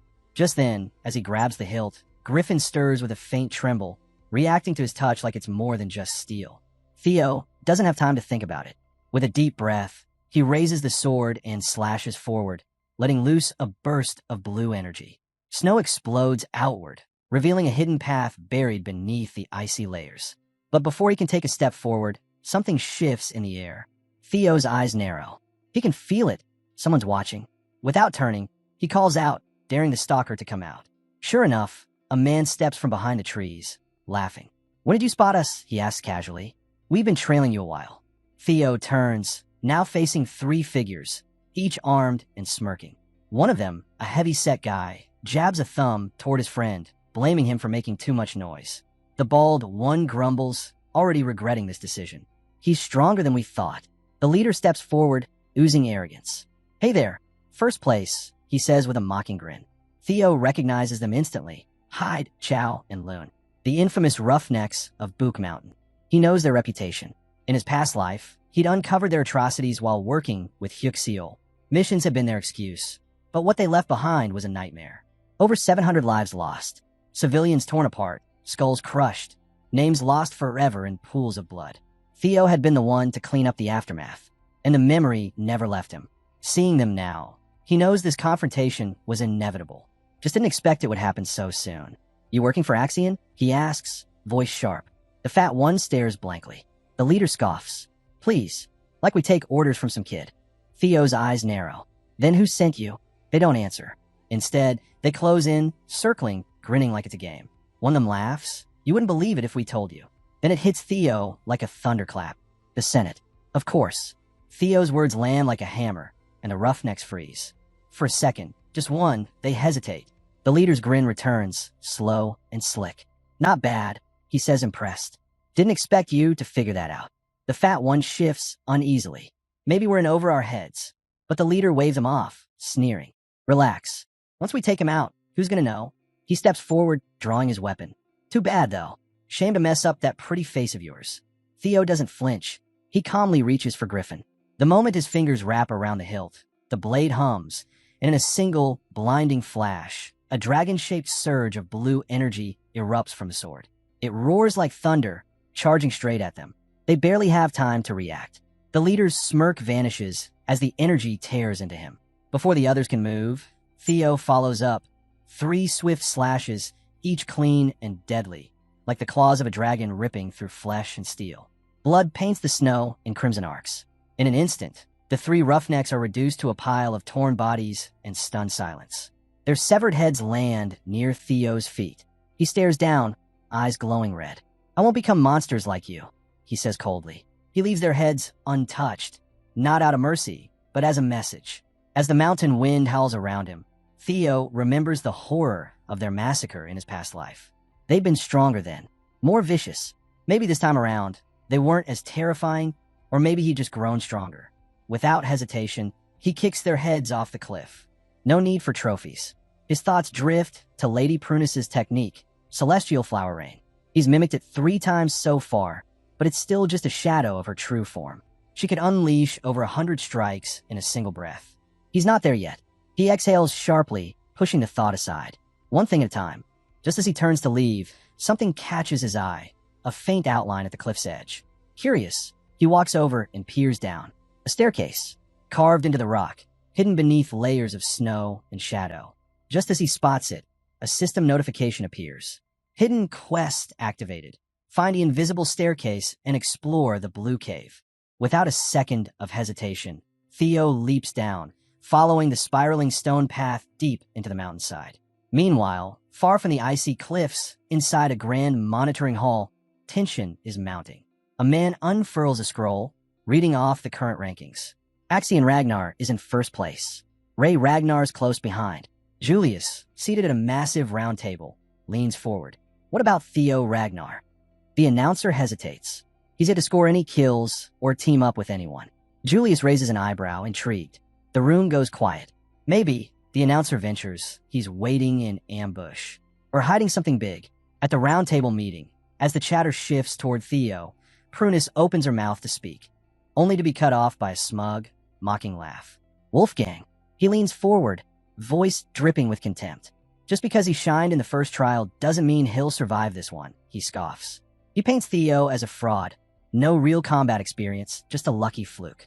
Then he goes even lower, hurling insults about Theo's lineage, calling him an illegitimate brat. Wolfgang's grin widens as he boasts about sending the Roughnecks after him, clearly convinced Theo's already been wiped out. Across the table, Ed Troyven narrows his eyes. Did you send those 3 after him? He asks Wolfgang silently through telepathy. Wolfgang chuckles darkly. Oops, forgot to loop you in. Ed's jaw tightens, hands curling into fists under the table. He's insane, Ed mutters inwardly. Ever since Theo took over the Camellia Palace, Ed and his allies have been forced to relocate to the Rose Palace. That shift gave Ed access to some of the palace's hidden archives. And yet, despite all his searching, the ancient dragon artifact remained out of reach.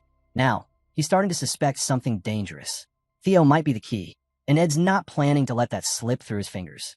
Without a word, he turns toward one of his subordinates and issues a telepathic command. Find Axion. Tell him to finish it.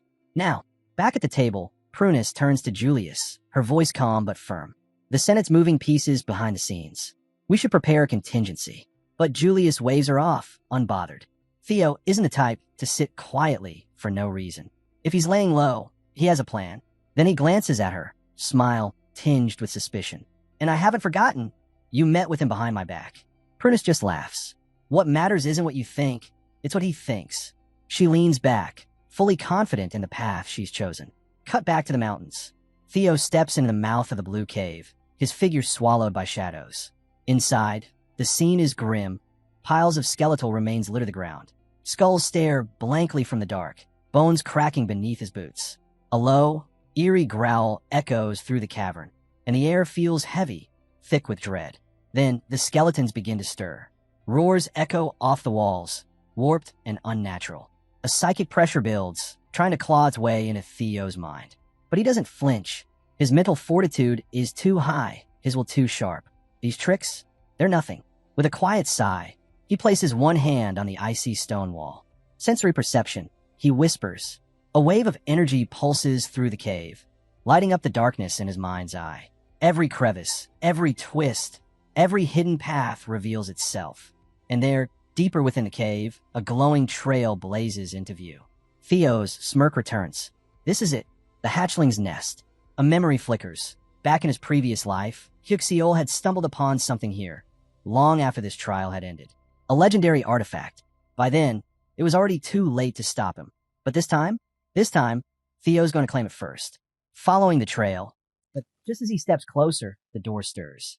A strange sensation washes over him, and then he sees it. An enormous eye, unblinking, staring straight at him through the darkness. Theo stands frozen, stunned as he slowly pushes the door open and steps into the unknown. What greets him looks like something out of fantasy epic. Endless gold, exotic weapons, and rare treasures scattered everywhere. But instead of awe, a sense of dread creeps in. This isn't the hatchling's nest he expected. No, this is something far more dangerous. This is the lair of an ancient dragon. He inhales sharply, a single bead of sweat trailing down his cheek. The truth hits hard. Facing a dragon like this, he wouldn't even make it out alive. The treasure, no matter how legendary, feels completely out of reach. As he scans the cavern, trying to piece together how things went so wrong, a question gnaws at him. Was Hyuk Seol's information off? Or did he simply get here way too early? Maybe even years ahead of schedule? With no better option, Theo decides to fall back and rethink everything. But just as he turns, he feels it, a chilling presence. Something is watching him. Slowly, he pivots back around and locks eyes with a massive golden iris, staring him down with terrifying intensity. The dragon is awake. Theo can't move, his heart thundering in his chest. Then, the dragon speaks, its voice echoing across the cavern like ancient thunder. You are the first selector in ages. Resting atop its hoard, the dragon's gaze never wavers. Theo struggles to steady his breath as the creature introduces itself. Roadbroke, the guardian dragon of the Ragnar clan, sovereign of Winter Mountain. The weight of realization crashes down on him, and overwhelmed by the magnitude of the moment, Theo drops to his knees, bowing low to greet Roadbroke as his ancestor. Would you like the next part continued in the same style? Roadbroke tilts its head, mildly amused. Ancestor, it echoes with a raised brow. Theo quickly speaks up, recalling the stories passed down in his clan. Wasn't the guardian dragon the eternal partner of their forefather, Sigurd? And wasn't it also the mother of the legendary dragon, Friedrich? The dragon lets out something between a snort and a chuckle. So that fool Sigurd really went around telling tall tales, it says. Roadbroke sets the record straight. Yes, they were comrades, and yes, their bond was deep, but it was built on mutual respect, not blood. There was no romance, no offspring, just a contract, powerful and ancient. After all, dragons and humans? Not exactly biologically compatible. Theo flushes at the implication, but pushes on. Then, the whole thing about Ragnar descendants having dragon blood, is that all just a myth? Roadbroke gives a slow nod. Not completely false, but not what you think. The contract left a mark on him, a symbolic trace of my power. Enough to inspire awe, not enough to call him kin. Theo relaxes just a little. For the first time, this doesn't feel like a battlefield. It feels like a chance. A rare opening to ask real questions. Ones that could help him climb to the top of the Ragnar clan. Roadbroke picks up on his thoughts and sighs. As Guardian Dragon, I'm bound by oath. If a selector is deemed worthy, they may ask 3 questions. No more. Theo can barely contain himself. This is bigger than any treasure. Meanwhile, far from the dragon's lair, the scene cuts to Axion Ragnar. He's in the middle of a fierce battle, taking down a monstrous beast with a technique that roars through the air. 1,000 dragons roar. One devastating strike, and the tiger-like creature collapses instantly. Axion kneels, picking a small green bell off the beast's neck. With a smirk, he counts it, his 57th. He tosses it to one of his men and casually asks if there's any news on Theo. Orion, one of his most loyal subordinates, shakes his head. Still no sign. We don't know where he's gone. He glances at Axion with admiration, marveling at the strength that lets him crush monsters most wouldn't dare face. He lets slip a quiet comment about Theo's cleverness, but that's a mistake. Axion's smile vanishes. In a flash, he grabs Orion by the throat, lifting him clean off the ground. His glare is ice cold. True strength doesn't fear anything, he growls. Orion claws at his arm, gasping for air, and manages to choke out an apology, just as another messenger rushes in. The messenger delivers the update. Orders from the Central Intelligence Bureau. Accelerate the mission. Axion lets go of Orion, who drops to the ground, wheezing, while Axion turns his attention to the newcomer. His voice is sharp, laced with menace. Tell them this, he says coldly. No one wants Theo dead more than I do. His entire frame radiates killing intent. The message couldn't be clearer. Back in the dragon's lair, Theo sits silently, weighing his options. Each question matters. After a pause, he steadies his breath and finally speaks. Why are you here? Roadbroke's massive eye narrows slightly, a spark of approval flickering within. A worthy start, it rumbles amused. Then it begins to explain. Far beyond the limits of the world, past lands no one has ever seen, lies a terrifying force, an entity known only as the Nameless Monarch. For millennia, Roadbroke's role has been to guard against this very being. Winter Mountain, for all its majesty, is just one post in a much greater war. Hearing this, Theo feels the chill of realization. If even a dragon like Roadbroke speaks of the Nameless Monarch with caution, then the threat must be beyond imagination. Still, he presses forward, refusing to be paralyzed by fear. What is the ancient dragon's relic, he asks. Roadbroke lets out a low hum, clearly impressed. Now that, it says, is a question most wouldn't even think to ask. The dragon reveals the truth. There are 3 relics, each forged with fragments of its soul. But then it adds something unexpected. Theo already holds 2 of them. His eyes widen. 2. Instantly, he recalls them. One is the dungeon hidden within Camellia Palace. The other? His white moonlight blade. But that leaves one more. Roadbroke continues. The 3rd relic is known as Papnir. Long ago, the dragon's soul was divided into 31 fragments, entrusted to humanity as weapons against the Nameless Monarch. Each relic is unique, sometimes a blade, sometimes a relic, sometimes something stranger. Theo's thoughts spin. A soul split 31 ways? Could one of those pieces be behind his return to the past? 20 years of memories, wiped clean, and then suddenly finding himself back at 17? Was Papnir the cause? The idea rocks him. If true, it means his rebirth wasn't a miracle, but a piece of a forgotten plan. After a long pause, Theo steels himself and asks his final question. Why was I chosen? Deep down, he's grappling with doubt. He was once powerless, dismissed by everyone. Why him? Why not someone stronger, someone more gifted? Roadbroke holds his gaze, then counters with a question of its own. Who said you're the only one? Theo's breath catches. His thoughts spiral as the realization hits. He's not alone. Others were chosen too. The relics, they didn't choose just one person. Names rushed to his mind. Ed Troyven, Curson, even a black dragon.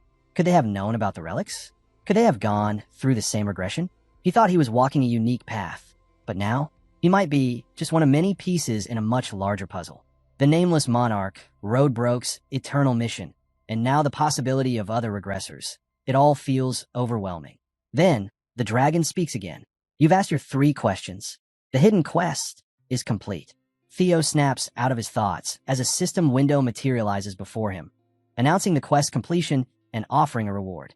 His heart races. He'd originally come here seeking Amon's relic, but now, the possibilities seem endless. Roadbroke gestures to the treasure-filled chamber. Choose whatever you like, it says. Elixirs, gems, ancient relics, techniques, weapons, whatever you choose will be unlike anything in the outside world. Theo scans the mountain of treasure, eyes flicking from glowing tomes to radiant blades. But then a bold thought takes root. A grin spreads across his face. I want you, Roadbroke. The lair falls silent. The ancient dragon stares at him, utterly stunned. And with that, the scene fades to black. Roadbroke froze mid-step, clearly caught off guard by Theo's unexpected words. For a moment, confusion flickered across her features. Then came a thunderous laugh, echoing through the cavern like crashing boulders. She called his demand a ridiculous joke, mocking the idea that someone would dare say such a thing to her. If nothing else, it proved how legendary she still was. But the laughter didn't last. Her amusement vanished, voice turning sharp and cold. She cut straight to the point. What was he really after? Theo didn't answer right away. He met her gaze, unwavering, before speaking with quiet certainty. He told her the treasure he wanted was right beneath her feet. The moment the words left his mouth, her expression changed. The laughter stopped. Her eyes, like molten gold, narrowed. Her voice dropped low, edged with suspicion. You weren't joking, were you? Theo's answer came calm and confident, without the slightest hesitation. Suddenly, Roadbroke's wings burst open with a violent sweep, sending a fierce wind ripping through the cavern. Theo staggered but held his ground. The air thickened, heavy with dragon fear, an overwhelming pressure that threatened to crush him where he stood. Her voice thundered, absolute and commanding. You seek my treasure? My knowledge? Everything I possess. The sheer force of her presence was unbearable, pressing down on Theo like a collapsing mountain. Blood streaked from his eyes and lips, yet he stood firm. Drawing on his will, he released the lair drake's fear, ghostly blue smoke spilling from his body. Roadbroke scoffed at the sight. Pathetic, she snarled. You think such a feeble trick can scare me? Theo didn't back down. His voice, strained but unwavering, fired back. He reminded her of her own words, that he could claim any treasure from her hoard, no restrictions. Then, with deliberate boldness, he declared she was the true treasure, the very core of the nest. Silence fell, thick with tension. Roadbrook stared him down, her burning gaze locked on his. Theo, battered and barely holding on, stepped forward. He knew the gamble. He knew who she was, the guardian dragon, bound by ancient oath to Sigurd of the Ragnar clan. But that's exactly why he had to take this stand. With all the strength he had left, he claimed her as his prize, and vowed never to leave her side. For a long, tense moment, neither of them spoke. Then something shifted in Roadbrook's gaze. A trace of familiarity, a glimmer of a memory long buried. Someone else, once just as defiant. Her fiery aura slowly faded, wings folded in, and with a deep breath, she gave her answer, tinged with a strange warmth. "Very well," she said. "I'll accept." Theo stood rooted in place, stunned. Before the weight of her words could even settle, a dense fog spilled around her massive form. Glimmers of gold sparked inside the mist, pulsing with an ancient brilliance. As the fog thinned, her figure began to change. From the haze, a silhouette emerged, a woman stepping forward from the pile of treasure. When the mist fully cleared, it revealed her new form, stunning and regal. Horns curled elegantly atop her head, her golden eyes gleamed, and an air of timeless majesty radiated from her every step. She caught Theo's stunned look and laughed lightly. "Caught your eye, have I?" she teased, voice teasing and light. But the mood shifted as her expression turned serious. She spoke of her age, more than 2 millennia, and of a loss she'd endured 50 years ago. Her heart taken, her time running out. Bound to her nest, she had only 3 years left. She reached toward him, her voice calm but resolute. "Even knowing that, do you still choose me?" Theo didn't hesitate. Though bruised and bloodied, he smiled. "My answer hasn't changed," he said. "I choose you, Roadbrook." A system prompt appeared before him. Reward confirmed. Ragnar's guardian dragon, Roadbrook. She let out a quiet sigh, shaking her head with a half-smile. "Foolish boy," she muttered, though there was something like pride in her tone. But maybe that kind of foolishness fits someone chosen by fate. Another system message followed. New titles gained. Guardian Dragon's significant other. Descendant of the progenitor Sigurd. Theo stood tall, blood staining his face, but eyes blazing with purpose. He swore to become stronger, to track down relics of the ancient dragons, and to find something that could take the place of her missing heart. His voice rang clear, filled with unwavering resolve. "I'll find a way to save you," he vowed. Then came one last system message. Soul link established, Guardian Dragon, Roadbrook. His level surged as a flood of experience surged into him, a mark of triumph earned through grit and heart. "To carry this title," Theo said firmly, "I must prove myself worthy of it." Roadbrook let out a faint chuckle, a mix of pride and playfulness behind her words. "Then I'll be counting on you in your new position, partner of my choosing." Still, she reminded him, her condition was worsening, and soon she'd be forced into hibernation, confined to her nest until a cure could be found. Before slipping into her rest, she reached into her treasure hoard and drew out a glowing blue book. With a blink, she was in front of Theo, pressing the book firmly against his chest. "This will unlock your mind gate," she said. "That's the only way our soul bond can truly activate. Don't waste this chance." She motioned toward the nearby cavern, pointing out the plentiful food by her nest, and urged him to study hard. Suddenly, a system alert flashed across Theo's vision. It declared he had obtained the Grimoire of Amon. For a few moments, he just stared, stunned, at the radiant tome in his hands. The system continued, explaining the Grimoire's origins, an artifact forged from the primordial sound of creation itself, a divine echo holding the secrets of the universe. The sheer weight of that truth left him breathless. This wasn't just any treasure. It was a direct thread to the very foundations of existence. Still dazed, Theo looked back at Roadbrook, his voice a mix of wonder and concern as he asked how long the mind gate awakening would take. She lounged atop a treasure chest, golden eyes flickering with mischief. "About a month," she answered casually. Theo's heart sank. The timing was terrible.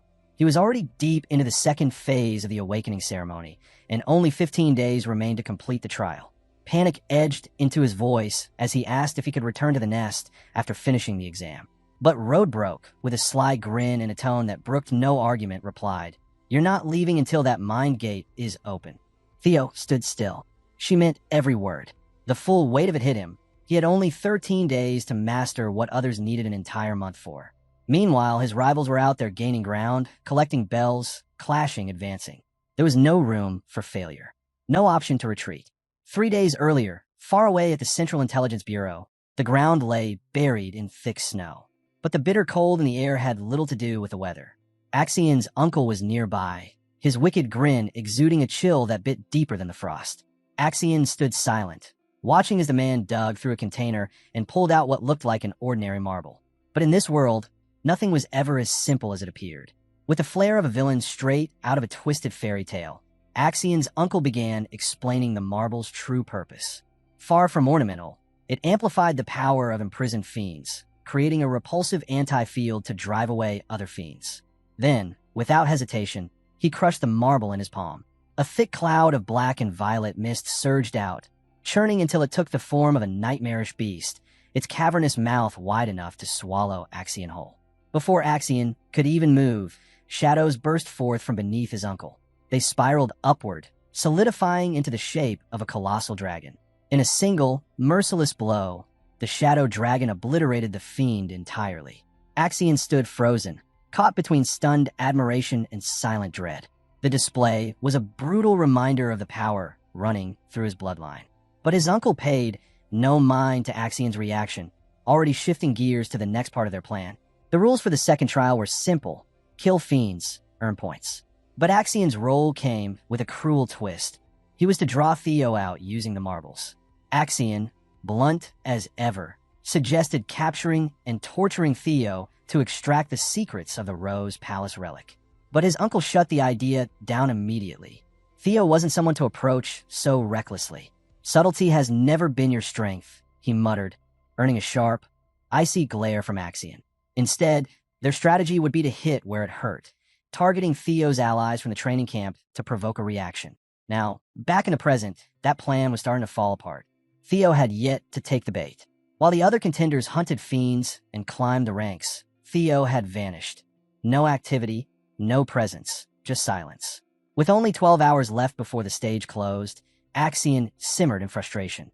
His score, 860 points, was little comfort. The sound of approaching footsteps broke the silence. Felix Ragnar, the swordsman from Plum Blossom Palace and current 5th place holder with 446 points, strode in with his usual air of detective flair. He offered a theory. Theo might have been captured by the Seal Scoundrels, a rogue faction known for operating outside the rules. Axian's gaze turned icy. His glare cut straight through Felix before he spoke. "Your theories are as worthless as your rank," he said with a mocking smile. And to dig the blade deeper, he threw in a jab at Felix's loyalty to Lady Plum Blossom. Felix's fists clenched, his face tight with restraint, but he didn't respond. He knew better than to rise to the bait. Axian waved him off like a nuisance. His focus snapped back to his mission. Enough waiting. It's time to drag Theo out, by force if we have to. Axian gathered members of the Scale Dragon Society and Plum Blossom Palace, laying out a ruthless new strategy. Hunt down Theo's allies one by one. The Scale Dragon members exchanged wicked grins, eager to sink their teeth into the task. But as the plan unfolded, they weren't alone. Hidden behind a tree, Ray Ragnar listened in silence. Ranked 3rd with 561 points, his sharp eyes narrowed with interest, carefully absorbing every detail. Meanwhile, deeper in the forest, a dying forest lizard let out a final shriek before collapsing. A group of hunters stood over its corpse, blood mingling with the scent of moss and damp earth. This wasn't just any fiend, it was mid-tier, but their smug expressions suggested they believed it was some grand victory, unaware of the real threats moving just out of sight. Among the group was Sybil, ranked 68th with just 31 points, barely enough to stay in the game. He clutched a yellow demon bell, a hollow trophy from a battle against a weak fiend that hardly counted as a fight. His companions, Gordon and Romero, ranked 53rd with 52 points and 62nd with 36, respectively, shared in the shallow satisfaction.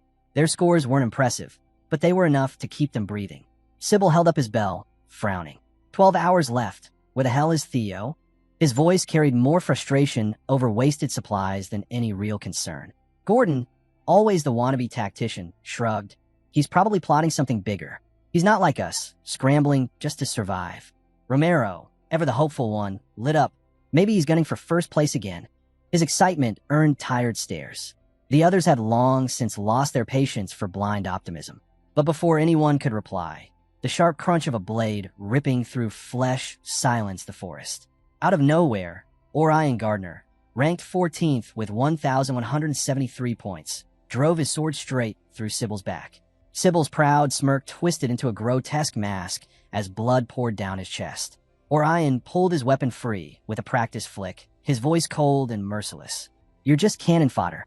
Gordon and Romero stood frozen, stunned as Orion turned his gaze on them. His sword rose again, daring them to resist. In the next heartbeat, the clearing erupted into chaos. Steel flashed, blood splattered, and the forest echoed with violence. Far beneath the surface, in the depths of Roadbroke's nest, Theo stood motionless under the piercing gaze of the ancient dragon. Her amber eyes glowed like embers, scanning him with a mix of curiosity and silent judgment. Her voice, deep and thunderous, echoed across the cavern as she evaluated his progress. Against all odds, Theo had managed what few dare dream of. He'd partially awakened his mind gate in less than a month. A feat so rare, it would crush the pride of even the most gifted sorcerers. A system prompt flickered into view before him, announcing his partial mastery over the grimoire of Amon. Reading the message, Theo let out a dry laugh. "Story of my life," he muttered. "Always stuck a B+ in a world that only applauds A++. The grimoire wasn't some ordinary spellbook. It was steeped in mystery, tied to the original sound that birthed the universe. Mastering it required not just vast mana reserves, but a bond with the dragon's heart. Luckily, Theo had both. It was what allowed him to move at a pace others could only envy. Still, the system wasn't handing out easy wins.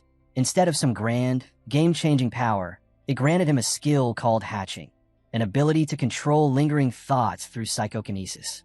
Powerful in concept, but hardly the trump card he'd hoped for. Roadbroke wasn't impressed. She closed her eyes, her voice flat and unimpressed. "At best, you've barely earned the right to call yourself my consort." Theo blinked. "Consort? What kind of messed up title system do you dragons use?" Unfazed, she continued. "If you want to master higher level techniques, you'll need far more discipline. And remember, I only have 2 years left. Fail to restore me, and we both vanish." Her bluntness struck him harder than any threat could. But instead of backing down, Theo squared his shoulders and grinned. "Then I'll get it done. Looks like you're stuck with me." Pleased by his resolve, Roadbroke began the primordial covenant. Smoke curled around Theo's body, and her golden eyes blazed as her voice took on the weight of an ancient rite. "You are now my consort, the first in 1,000 years." Then, in a flash, she disappeared. Theo blinked again, this time against the harsh glare of sunlight reflecting off snow. He now stood on a mountain cliff, the bitter wind howling through the icy landscape. White stretched in every direction, and the cold sank deep into his bones. He exhaled sharply, breath turning to frost. 12 hours left, and this is where I'm at. The clock was ticking down fast. First place wasn't just slipping away. It was a distant blur on the horizon. He stomped at the snow, frustration simmering beneath his calm exterior. Chasing demon bells across the wilderness? It felt less like a trial and more like a meaningless scavenger hunt. If he was going to take the lead, he needed something bigger, something real. Then it hit him, a flicker of a plan, desperate and wild. Axion had claimed the top rank during this very stage in another life. If Theo wanted to surpass him now, playing by the same rules wasn't an option. Hunting fiends? That was a losing game. The real points weren't in monsters, they were in people. Other participants. Their bells were worth more, and there were fewer of them. As the idea began to take shape, a heavier thought crept in from the edges of his mind. One name, one rival, a confrontation so risky it bordered on madness. The kind of fight no sane person would seek out. But before his mind could spiral deeper into that possibility, a soft rustle broke through the silence.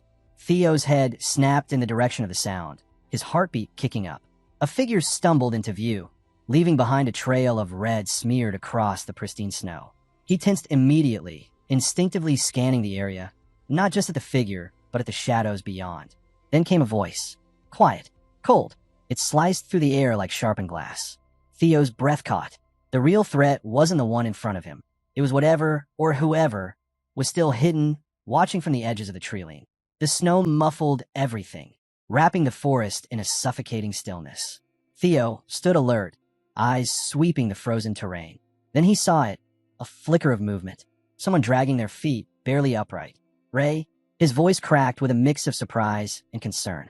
Ray Ragnar appeared through the trees, though barely recognizable. The strength she was known for had vanished. Her frame sagged, her pace faltered, and the fire usually burning in her eyes was gone. Beads of sweat clung to her skin despite the freezing air, and her hand clenched her sword's hilt like it was the only thing keeping her upright. Ray, what happened? Theo rushed to her, his gaze scanning her form. There, along her side, a deep gash oozing blood onto the snow. His stomach dropped. That's not a beast wound, he muttered. Ray, were you ambushed? She didn't answer. Her breathing came in ragged gasps, and her legs gave out beneath her. Theo caught her before she hit the ground, gently easing her down. You're hurt bad, he said, trying to keep his voice calm. Save your strength. Talk later. Ray shook her head, barely able to lift it. Her voice came out in a strained whisper, raw and urgent. Go west now. Theo gently lowered her against the trunk of a nearby tree, carefully supporting her weight. Her sword slipped from her hand, landing in the snow with a muted thud. Without hesitation, Theo picked it up. The moment his fingers wrapped around the hilt, a surge of blinding light burst from the blade, engulfing him in a sudden flash. System notification. Hatchling synchronization initiated. Accessing memories within the sword. Reading the thoughts of its owner, Ray Ragnar. The world tilted. The snowy forest dissolved into streaks of color, spinning and distorting until the scene reformed. Theo now stood in a hidden part of the woods, dim light casting long shadows across the ground. He wasn't alone. Just ahead, crouched behind a thick tree trunk, was Ray Ragnar. Her gaze was locked on a clearing where a cruel spectacle was unfolding. At the center stood Axion, his presence heavy and cold. Surrounding him were Theo's allies, bruised, restrained, and on their knees. Their faces were swollen, evidence of the brutal beatings they had endured. Axion's men circled them like jackals, weapons gleaming in the pale light. No sign of Theo, one of the guards muttered. But we've left enough bait to draw him in. Another snorted with a grin. Even let monsters loose in the area. If he's breathing, he'll show. Axion remained silent, his eyes on the prisoners. His expression gave nothing away, but the cold violence in his aura was unmistakable. Then, almost bored, he let out a low chuckle.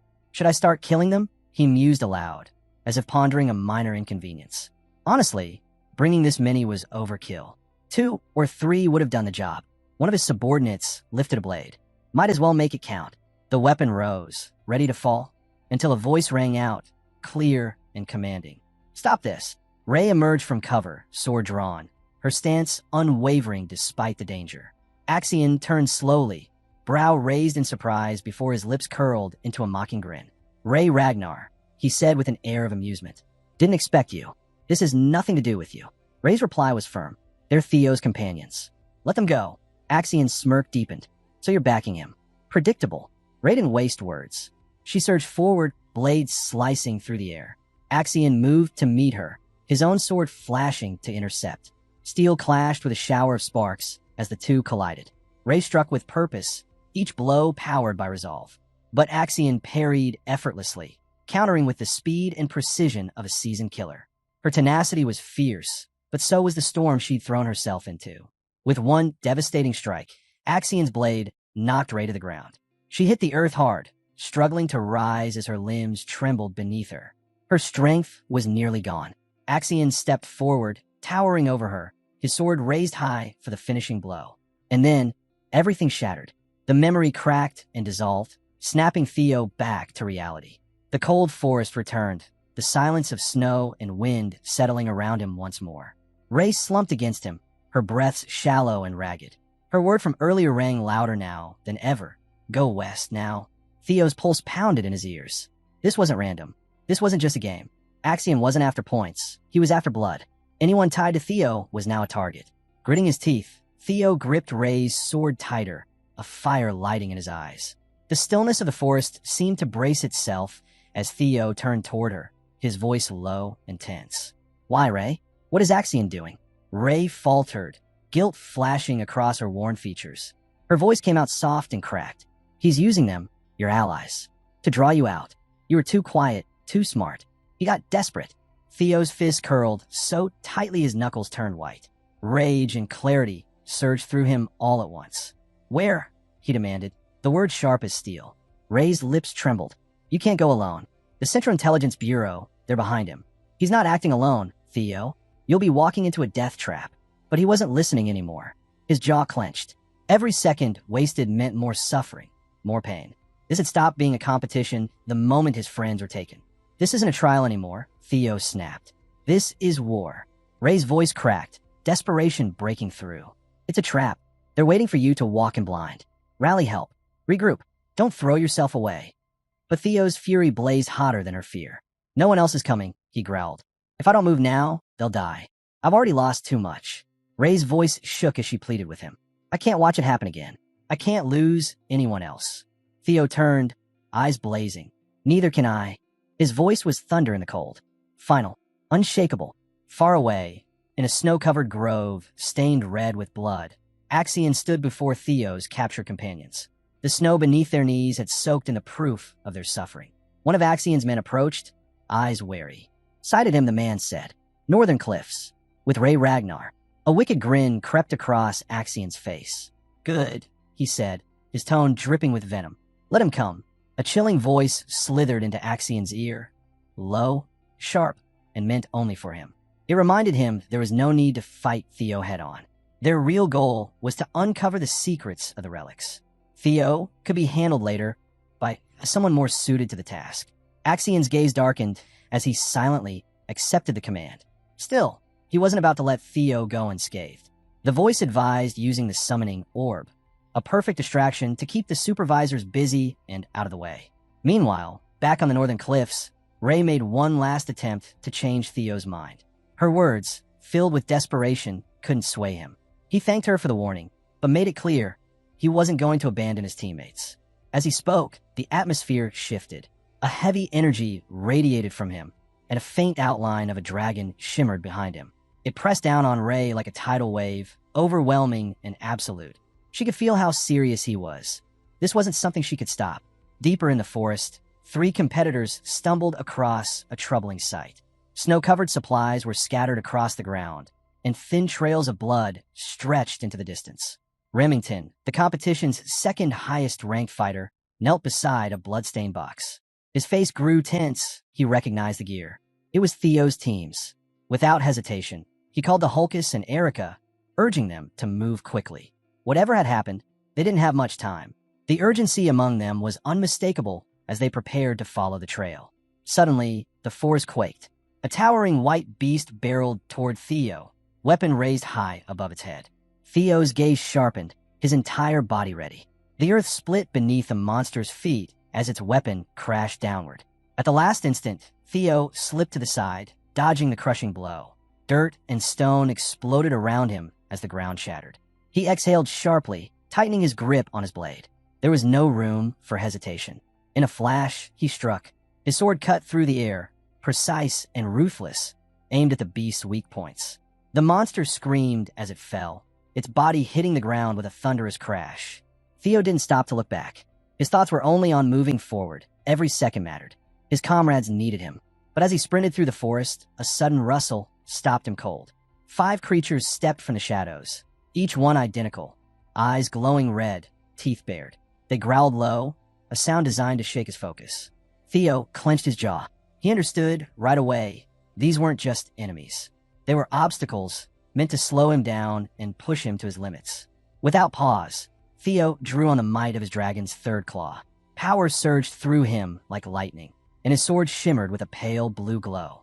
With one fluid motion, he swung, sending a blazing arc of energy slicing through the beasts. They dropped instantly, falling like paper cutouts, clearing his path once more. His focus sharpened with every step. Theo's will was solid, his mind locked on what lay ahead. Axion was dangerous, unstable, but he wasn't the real threat. The true puppeteers were in the shadows, the Central Intelligence Bureau. Their influence was clear, twisting the battlefield from behind the scenes. If Theo didn't act soon, everything could unravel. As he pressed forward, the last of the creatures emerged, taller, broader, far deadlier than the others. Theo crouched low, legs tensed, then launched skyward with explosive force. His blade gleamed as he came down, aimed straight for the beast's skull. The creature roared and lunged, but Theo was faster. His sword pierced clean through its head, dropping the monster in a violent, final spasm. He landed softly, eyes locked ahead, his breath steady. Then came a single, quiet vow. Axion's next. Elsewhere in the forest, Ray Ragnar stood frozen, eyes locked on the path Theo had vanished down. Her thoughts drifted to their past.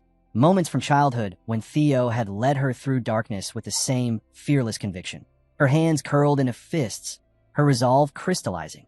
He had always carried the burden alone, but not this time. She wouldn't let him face it by himself. Turning on her heel, she took off, determined to fight by his side. Back at the enemy's stronghold, Theo's captured teammates sat bound, bruised, and angry. Their faces were set in grim defiance.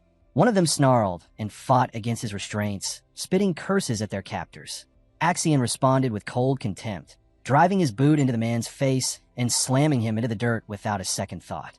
Annoyed by the outburst, Axion drew his sword and held the edge to the prisoner's neck, a wicked grin playing on his lips. But before he could go any further, a cool voice drifted from the shadows, a reminder from the Bureau. Acting without permission would jeopardize the entire operation. Snarling, Axion backed off, though his fury simmered just below the surface. He sat arrogantly on the captive's back, using him like a stool. Then, through the trees, faint lights flickered in the distance. Axion's red eyes narrowed. The presence of high-ranking prosecutors meant only one thing. His own family had sent watchdogs. They didn't trust him to finish the job. Theo stepped into the clearing, and instantly, the atmosphere shifted. Every eye turned to him, even those of his bruised and bloodied comrades. Their shock was visible, disbelief flickering across their battered faces. Seated smugly at the center, Axion lifted his gaze, meeting Theo's eyes with a slow, deliberate smirk. The silence stretched for a breath before Axion broke it with mocking words, teasing Theo for showing up late.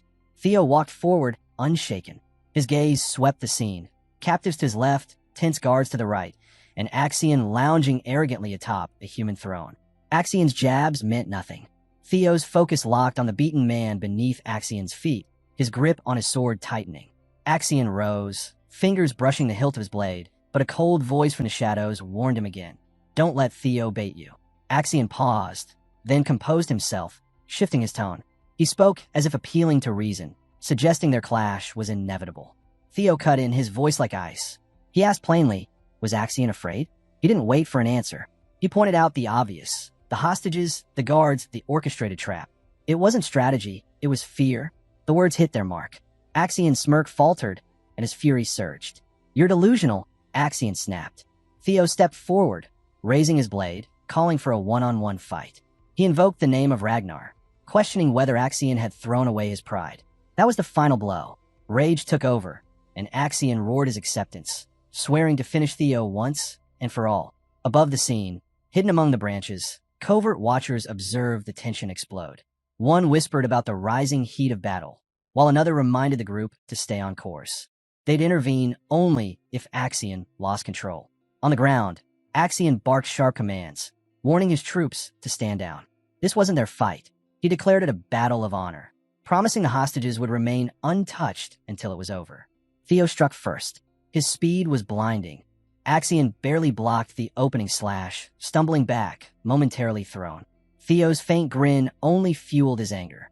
With a roar, Axion unleashed his trump card, the Thousand Dragons Roar. A colossal red dragon erupted forth, jaws snapping as it lunged toward Theo with terrifying speed. For a split second, Theo stood still, caught in the sheer force of it. But the awe vanished as quickly as it came. Theo raised his sword, now glowing with a fierce blue light, Dragon's third claw. In one swift, powerful motion, he sliced through the massive red dragon's energy. The roar was cut short, the beast torn apart in an instant. The battlefield fell silent. Axion froze, stunned. His strongest move obliterated like it was nothing. Theo didn't flinch. He stood firm, sword pulsing with energy, the faint blue light reflecting off his calm expression. A faint smirk formed on his face as he stared down Axion. Then, with a voice sharp as steel, he asked if the great Elder Ragnar had taught him anything worth remembering. Orion Gardner, ranked 14th in the Scaled Dragon Society, explodes with fury. His fists tremble, his voice booming through the air. Damn it, nothing's going according to plan. Across a vast, icy gorge, Theo is locked in combat. Orion watches from afar, tension creeping into every corner of his mind. He'd underestimated Theo, badly. Just how powerful is he? The question lingers like a storm cloud. A cold sweat trickles down his face, and his teeth grind together. This fight has turned into a mess. What rattles him more is Axion, always arrogant, always sure of himself, struggling. A dangerous notion starts to slither into Orion's mind. Maybe it's time to cut ties. Side with Theo instead? Axion's pride has always been unbearable. The thought takes root. Orion's gaze hardens. He falls silent, his mind racing. But then, reality strikes. There's no turning back. The Bureau's proctors have arrived. They'll take care of Theo. His focus needs to shift. We need a distraction, Orion mutters, eyes narrowing.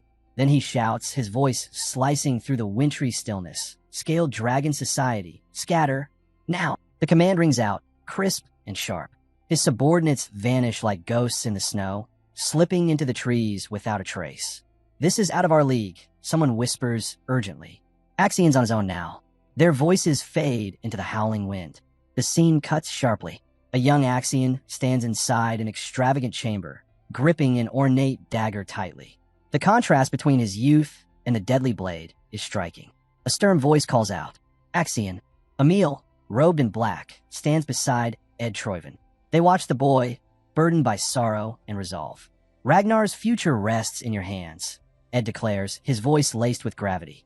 He steps forward, his face a blend of wisdom and merciless resolve. The name Ragnar, he says coldly, is a mask, a grand deception. Axion stares back, his crimson eyes locked onto Ed's. You are a Troon. Never forget where you truly come from. That is your legacy. The memory dissolves. Now, in the present, Axion stands battle-ready, calm, precise, deadly. From a distance, Orion watches him, reluctant admiration in his eyes. He's grown strong, Orion admits, unease flickering in his voice. Suddenly, Theo charges forward, bridging the chasm in a blink. The ground shakes as he lands, his blade already mid-swing. Theo, Ragnar, Axion bellows, meeting him with a devastating counter. Their swords collide, the sound ripping through the frostbitten air. Axion launches into a brutal barrage, his blade wrapped in a fierce crimson glow. Each strike crackles with intensity and rage, lighting up the battlefield with raw, unrestrained force. Theo meets every strike head-on, their blades crashing together in a fury of sparks. The shockwaves from their blows rumble through the earth, sending snow flying in all directions. Their duel becomes a storm within the storm. Raw steel and sheer will colliding at the heart of the blizzard. Their eyes lock mid-battle, both unflinching, both unyielding. Every movement is deliberate. Each strike and counter a step in a deadly ballet. Neither gives an inch. Concealed high in the trees, Theo watches Axion through narrowed eyes, a smirk curling at the corner of his mouth. Everything is unfolding just as he intended. Meanwhile, in a dimly lit chamber deep underground, shadowy figures gather around a vast circular table. Silence reigns until a voice cuts through it. Theo Ragnar has engaged Axion Ragnar. The informant announces, voice steady. A ripple of tension sweeps through the room. Julius breaks the silence with a booming laugh. Finally, he's making his move. Across the table, Wolfgang scowls, brows furrowed. I thought our men already took care of him. At the head of the table, Ed Troon exhales a subtle but telling breath. So he lives, he murmurs, satisfied. Good. That means we can proceed. His expression darkens, lips curling into a slow, chilling smile. Once Axion completes his task and retrieves what we need, his voice trails off, laced with malice. My swordsmen will finish the job. Neatly, efficiently.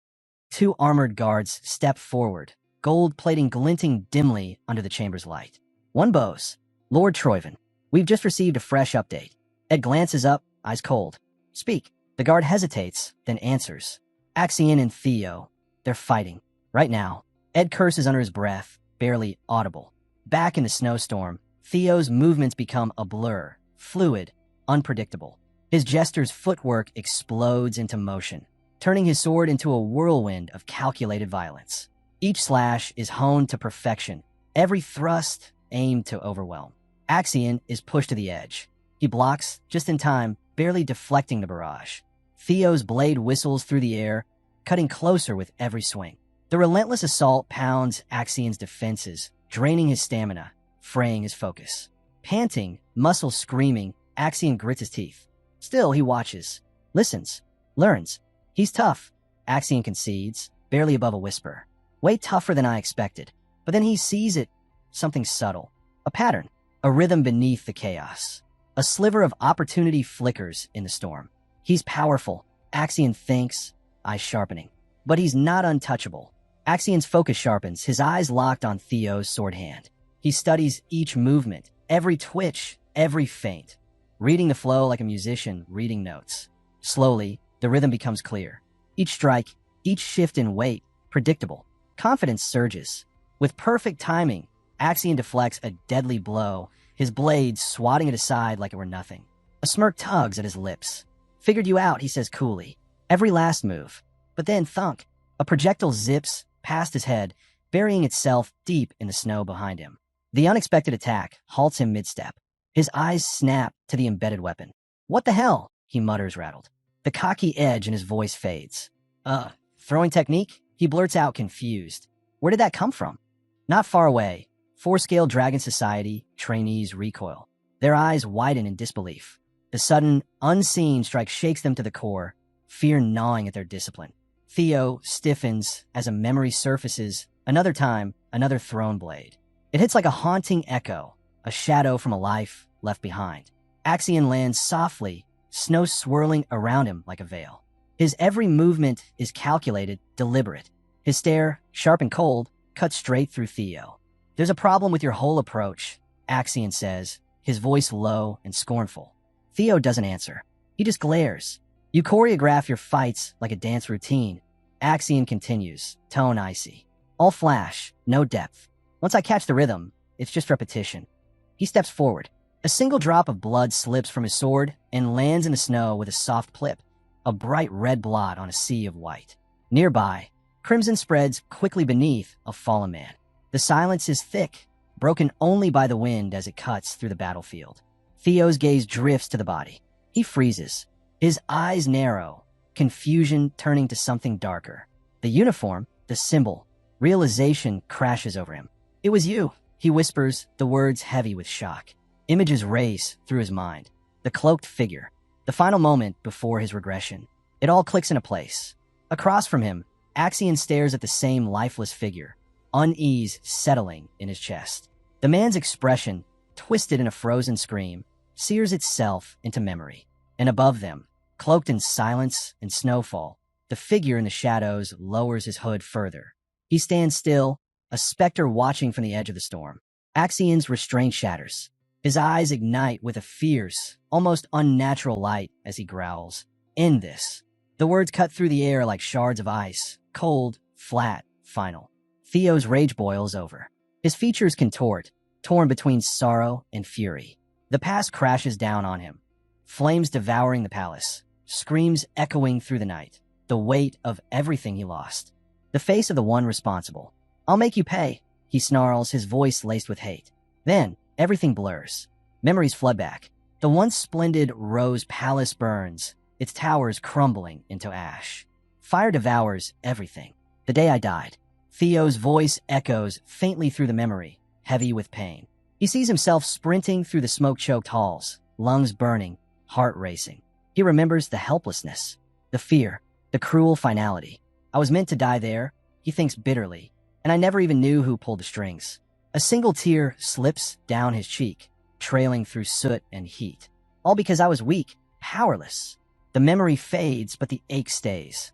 His thoughts spin. Rendon's mistake. A moment of carelessness. The unmasking. A fatal error.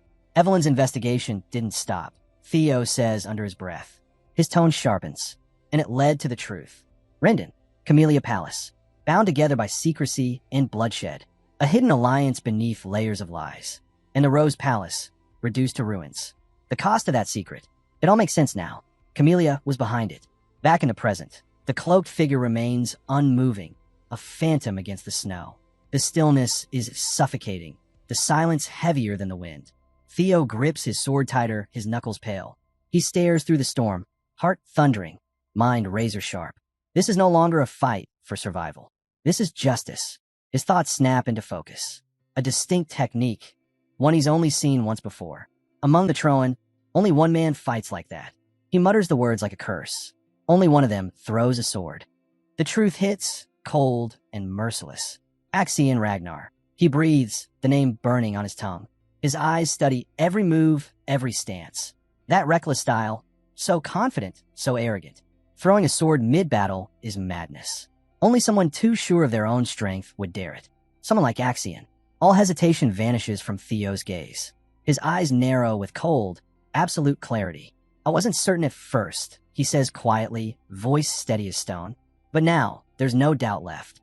Blood streaks down his fingers as they close tightly around the jagged remains of his blade. The fractured metal digs into his skin, but he doesn't even flinch. A sharp crack splits the silence. The final death rattle of his sword as it breaks in two, crumbling like the last of his illusions. Theo's voice drops, rough and low. What is it with you people? Why are you all so obsessed with trying to kill me?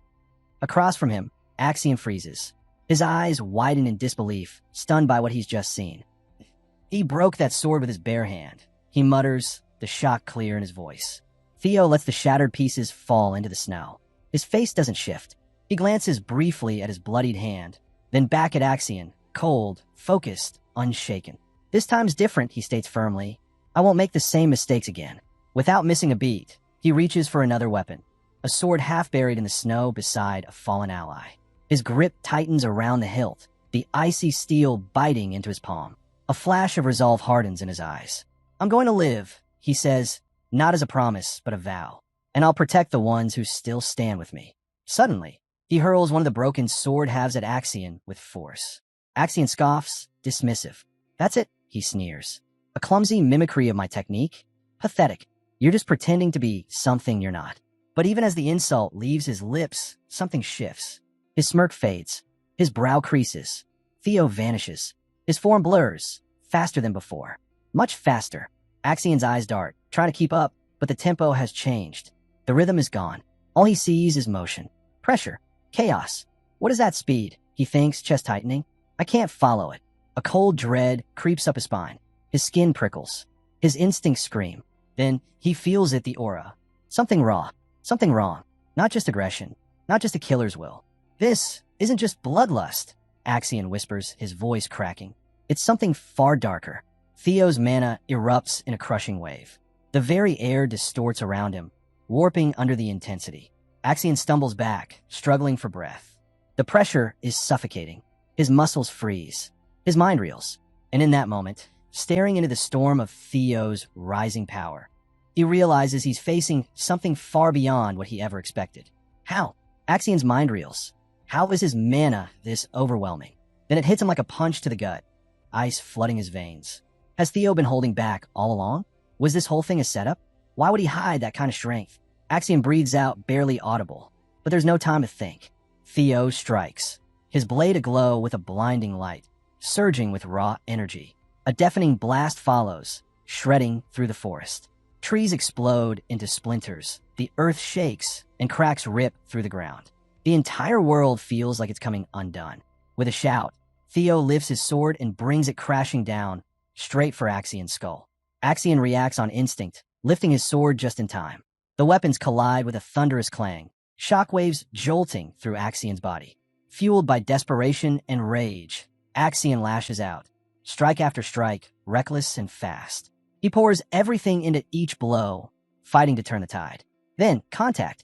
His sword slices across Theo's arm, blood splashing onto the snow below like spilled ink on white paper. Theo stumbles, but doesn't slow him.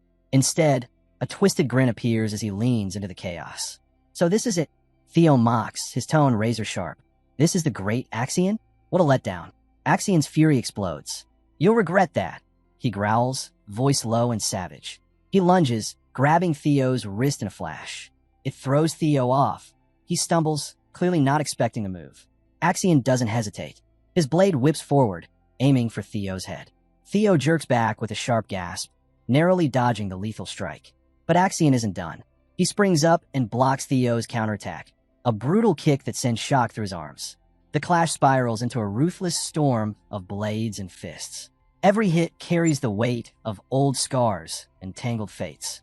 Snow whirls around them, wild and unrelenting, wrapping their battle in a storm of white silence.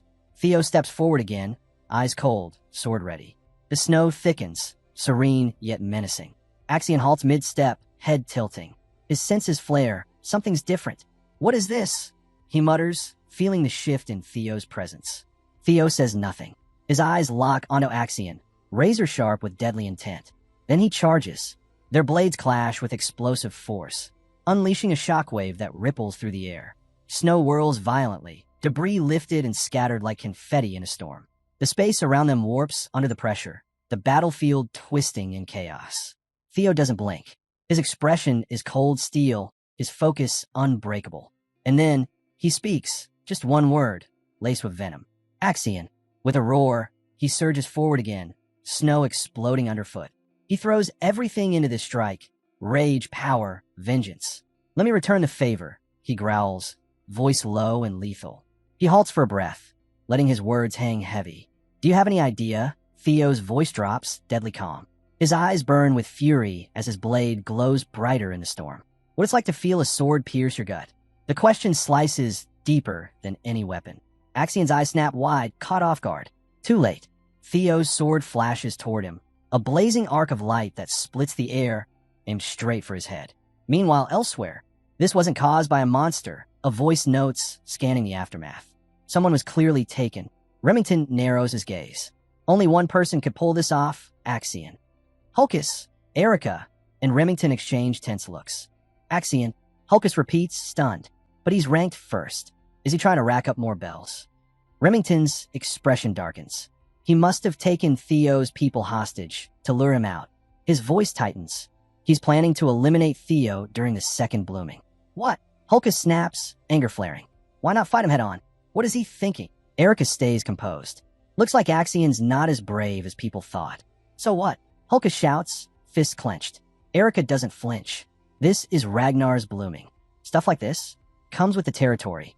Remington falls silent, eyes narrowing as thoughts churn behind his calm facade. After a long pause, he speaks, voice heavy with conviction. This is exactly why I despise Ragnar. Even if this is about strength, there are still lines that shouldn't be crossed. Erica's gaze sharpens.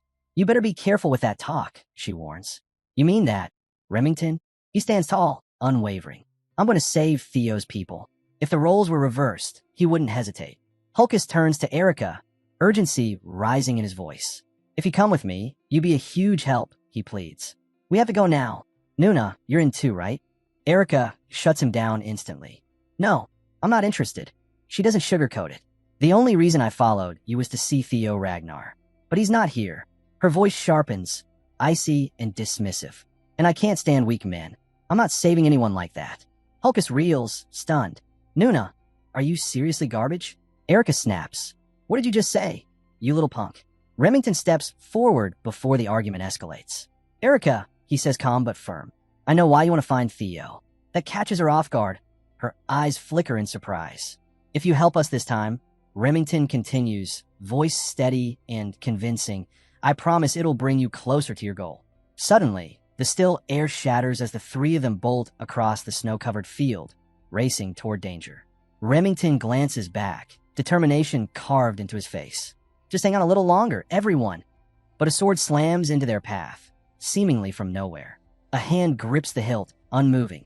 Stop, the figure commands, stepping into view to block their advance. From the shadows behind him, a group emerges, silent, armed, and ready. They line up, forming a wall of blades. Remington's eyes narrow in recognition. The Scaled Dragon Society. A familiar voice rings out, sarcastic and smug. Long time no see, Remington. Orion steps forward, smirk in place. Never thought I'd see you ditch us to run with a bunch of morons. He eyes Hulkus with mock amusement. And now you're tagging along with the dumb bear ranks? Hulkus bursts, fist clenched tight. What the hell? You calling us brainless muscleheads? Orion shrugs, pretending innocence. Hey, I never said that. Remington cuts through the tension with a sharp voice. Get out of the way, Orion. I'm not here to fight you. But Orion's smirk disappears. Too bad. I'm not moving. Remington's grip tightens. His tone drops. Then you leave me no choice. He swings his sword without hesitation, swift, final. I'll cut you down myself. Meanwhile, on the battlefield, blood sprays onto the snow, red against white, violent and sudden. Sybil gasps, eyes wide in pain and shock. He scrambles toward Axion's broken sword. the one Theo had thrown earlier and missed. This is it, Sybil realizes, fire lighting behind his eyes. Theo gave me this moment. I have to break free. I have to end this. As Sybil continues working on bindings, his eyes drift to the clash erupting nearby. Between Theo and Axion, a third figure suddenly intervenes, sword striking Theo's with a burst of sparks. The sharp clang of steel breaks the stillness of the forest. Theo, dressed in white, blocks the blow from his dark-haired opponent. His gaze lingers on the chaos around them, a single tear tracing down his cheek. He's finally making his move. He murmurs, voice carrying both pain and determination. Liam Troyven, he says quietly, realization settling in. Liam meets his eyes with a solemn look.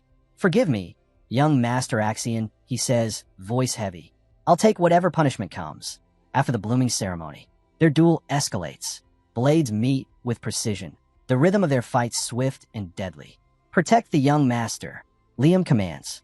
Behind them, Axion remains still, his face unreadable as Liam's men move in.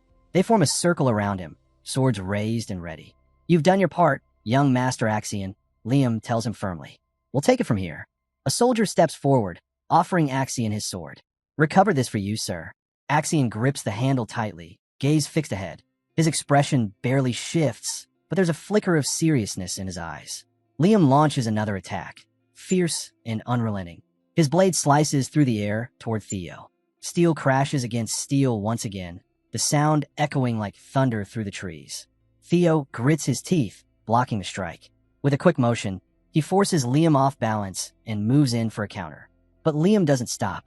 His sword keeps coming, angling straight for Theo's vulnerable side. Theo steadies himself, eyes lit with fierce resolve. Liam's face stays cold, calculating, thoughts racing as he commits to the strike. I have no choice, he thinks, jaw clenched. He refuses to be outmatched, not by Axion or the senior prosecutors here today. He knows this is the only moment to end it before anyone can intervene. Regret flickers for just a second. Someone this skilled, it's a shame. But Troyven comes first. With unwavering focus, Liam swings the blade down. Goodbye, Theo Ragnar, he says. Without warning, Theo's eyes ignite, glowing red with an eerie, unnatural light. The sudden shift stops Liam in his tracks, frozen by the sheer force of Theo's gaze. A close-up reveals the sharp glint of Theo's blood-red eyes, piercing through the silence like blades. Then chaos. A sickening sound rips through the battlefield. Blood sprays as a sword drives straight through Liam's chest. He gasps, stumbling back, hand flying to the wound as pain tears through him. His scream rings out across the snow-covered forest. Young master, Liam chokes out, stunned and broken, disbelief etched in every word. Nearby, Axion watches in stunned silence, his eyes wide, horror creeping across his face. What is this? He whispers, transfixed by the grim sight before him. Suddenly, Axion's voice cuts through the air, low, furious, and distorted with rage. I warned you, stay out of it. His eyes glow with a sinister light as he drives his sword clean through Liam's back. Crimson bursts across the snow, painting the white ground in blood. Liam stiffens, breath caught in his throat. His sword falls from limp fingers, clattering uselessly to the ground. He turns, eyes wide with confusion and agony as blood trails from his lips. Axion yanks his sword free without hesitation. The gruesome sound of metal leaving flesh echoes in the stillness, a chilling display of merciless intent. Liam crumples to his knees, hands pressed to his chest. Around them, Axion soldiers stand motionless, shocked, disturbed, speechless. One can barely form words. Another yells out, voice cracking with grief, Axion, what the hell are you doing? Axion's glowing eyes flare brighter, flickering with something almost inhuman. His jaw clenches as he spits out his fury. You jumped in because you thought I'd lose. You doubted me. You insulted the future heir. Theo watches, disbelief washing over him. Axion, you maniac, he mutters. That was your own kin. Axion turns slowly, lips curling into a twisted grin. You're strong, Theo Ragnar, he says coldly, but not strong enough. The scene fades, pulling us into a memory. A young Axion stands before Ed Troyven, whose face is cloaked in shadow. His voice slices through the moment, calm, but full of venom. The weak have no value, Ed says flatly. But you were born gifted. His features slowly come into view, a cruel smile playing at the corners of his mouth. You must crush everyone beneath you. Only then can you take the throne of Ragnar. The memory lingers on young Axian's face, his eyes lit with dangerous ambition, small frame already brimming with ruthless determination. Back in the present, Axian's smirk is sharp with pride, his eyes fixed on Theo with utter contempt. You must be weaker than me. That's the only truth that makes sense. He lifts his sword, every inch of his stance radiating raw ambition. I will become the strongest. The throne will be mine, and I refuse to lose to someone like you. Not here, not now. His grip tightens, knuckles pale against the hilt. The silence stretches, then shatters with his voice. Anyone in my path. With a thunderous cry, Axian charges, his blade slicing through the air like a crimson streak. Will die. Theo doesn't flinch. Steady, resolute, he meets the blow head-on. Their swords collide with a thunderous crash, the impact pulsing through the forest like a shockwave. Axian's eyes dart around in confusion. Where is he? Too late. Theo has already slipped through, a counterattack in motion. Steel slices through flesh. Blood arcs across the snow as Axian stumbles back, pain flashing across his face. Liam's men rush forward, catching their wounded master. Senior Liam, are you all right? One shouts, panic breaking through his voice. Liam coughs violently, blood spilling from his lips as he clutches the wound. NGH. One of the soldiers shoots a furious glare toward Axian, torn between loyalty and fury. Damn it, Axian. You've always been reckless. But this is insane. Even through the agony, Liam forces out a desperate command. Forget me. Help Master Axian. Kill Theo Ragnar. His voice is ragged, yet laced with unwavering conviction. One soldier falters, his eyes filled with doubt. Why? He asks, voice shaking. Why are you still loyal after what he did? Liam's face twists in pain, but his answer is clear. Just go. If Master Axian falls, we're finished. Axian spits blood into the snow, fury blazing in his blood-red eyes. Despite the wound, he refuses to back down. Theo presses in, his sword glowing with brilliant blue light. Each swing cuts through the cold air like lightning, the aura around him fierce and unrelenting. The glowing blade tears across the snowy field, a streak of defiance burning bright against the pale world. Axian stares in disbelief, breath hitching at the display of power. No, this can't be happening, he whispers. Another memory flickers into view. Ed Troyven, ever composed, casts a smug look at a young Axian. With Ragnar, he says with a knowing smirk, you never know what's coming. The scene shifts, dim light flickering in a quiet room, a lantern flame dancing in the gloom. Even a weak flame in the wind, Ed's voice echoes softly, can suddenly turn into a wildfire. Theo stands firm, sweat sliding down his cheek, but his gaze never wavers, laser-focused and unshakable. No, this can't be. Axian breathes, disbelief creeping into his voice. Then, like a ghost from the past, Ed Troyven's voice drifts back, cold and condescending. Why are you so concerned about that trash? He's a nobody, no talent, a waste. Axian had once laughed it off, cocky as ever, flipping a card between his fingers. I'll play around with him, he'd said smugly. Let him know where he really stands. But Ed's reply had cut like steel. You really think you're that far ahead? Ed warned, his face half shrouded in shadow. You're not. The difference between you and him, it's not as big as you want to believe. Now, in the present, Theo's blade whips through the air, glowing blue, slicing toward Axian with force and clarity. Axian's face twists with rage. Trash like you, he spits, can be torn apart without effort. Crimson energy bursts from his body as he roars, power erupting around him. I will rule the North. I'll take the Ragnar throne. Me, Axian Ragnar.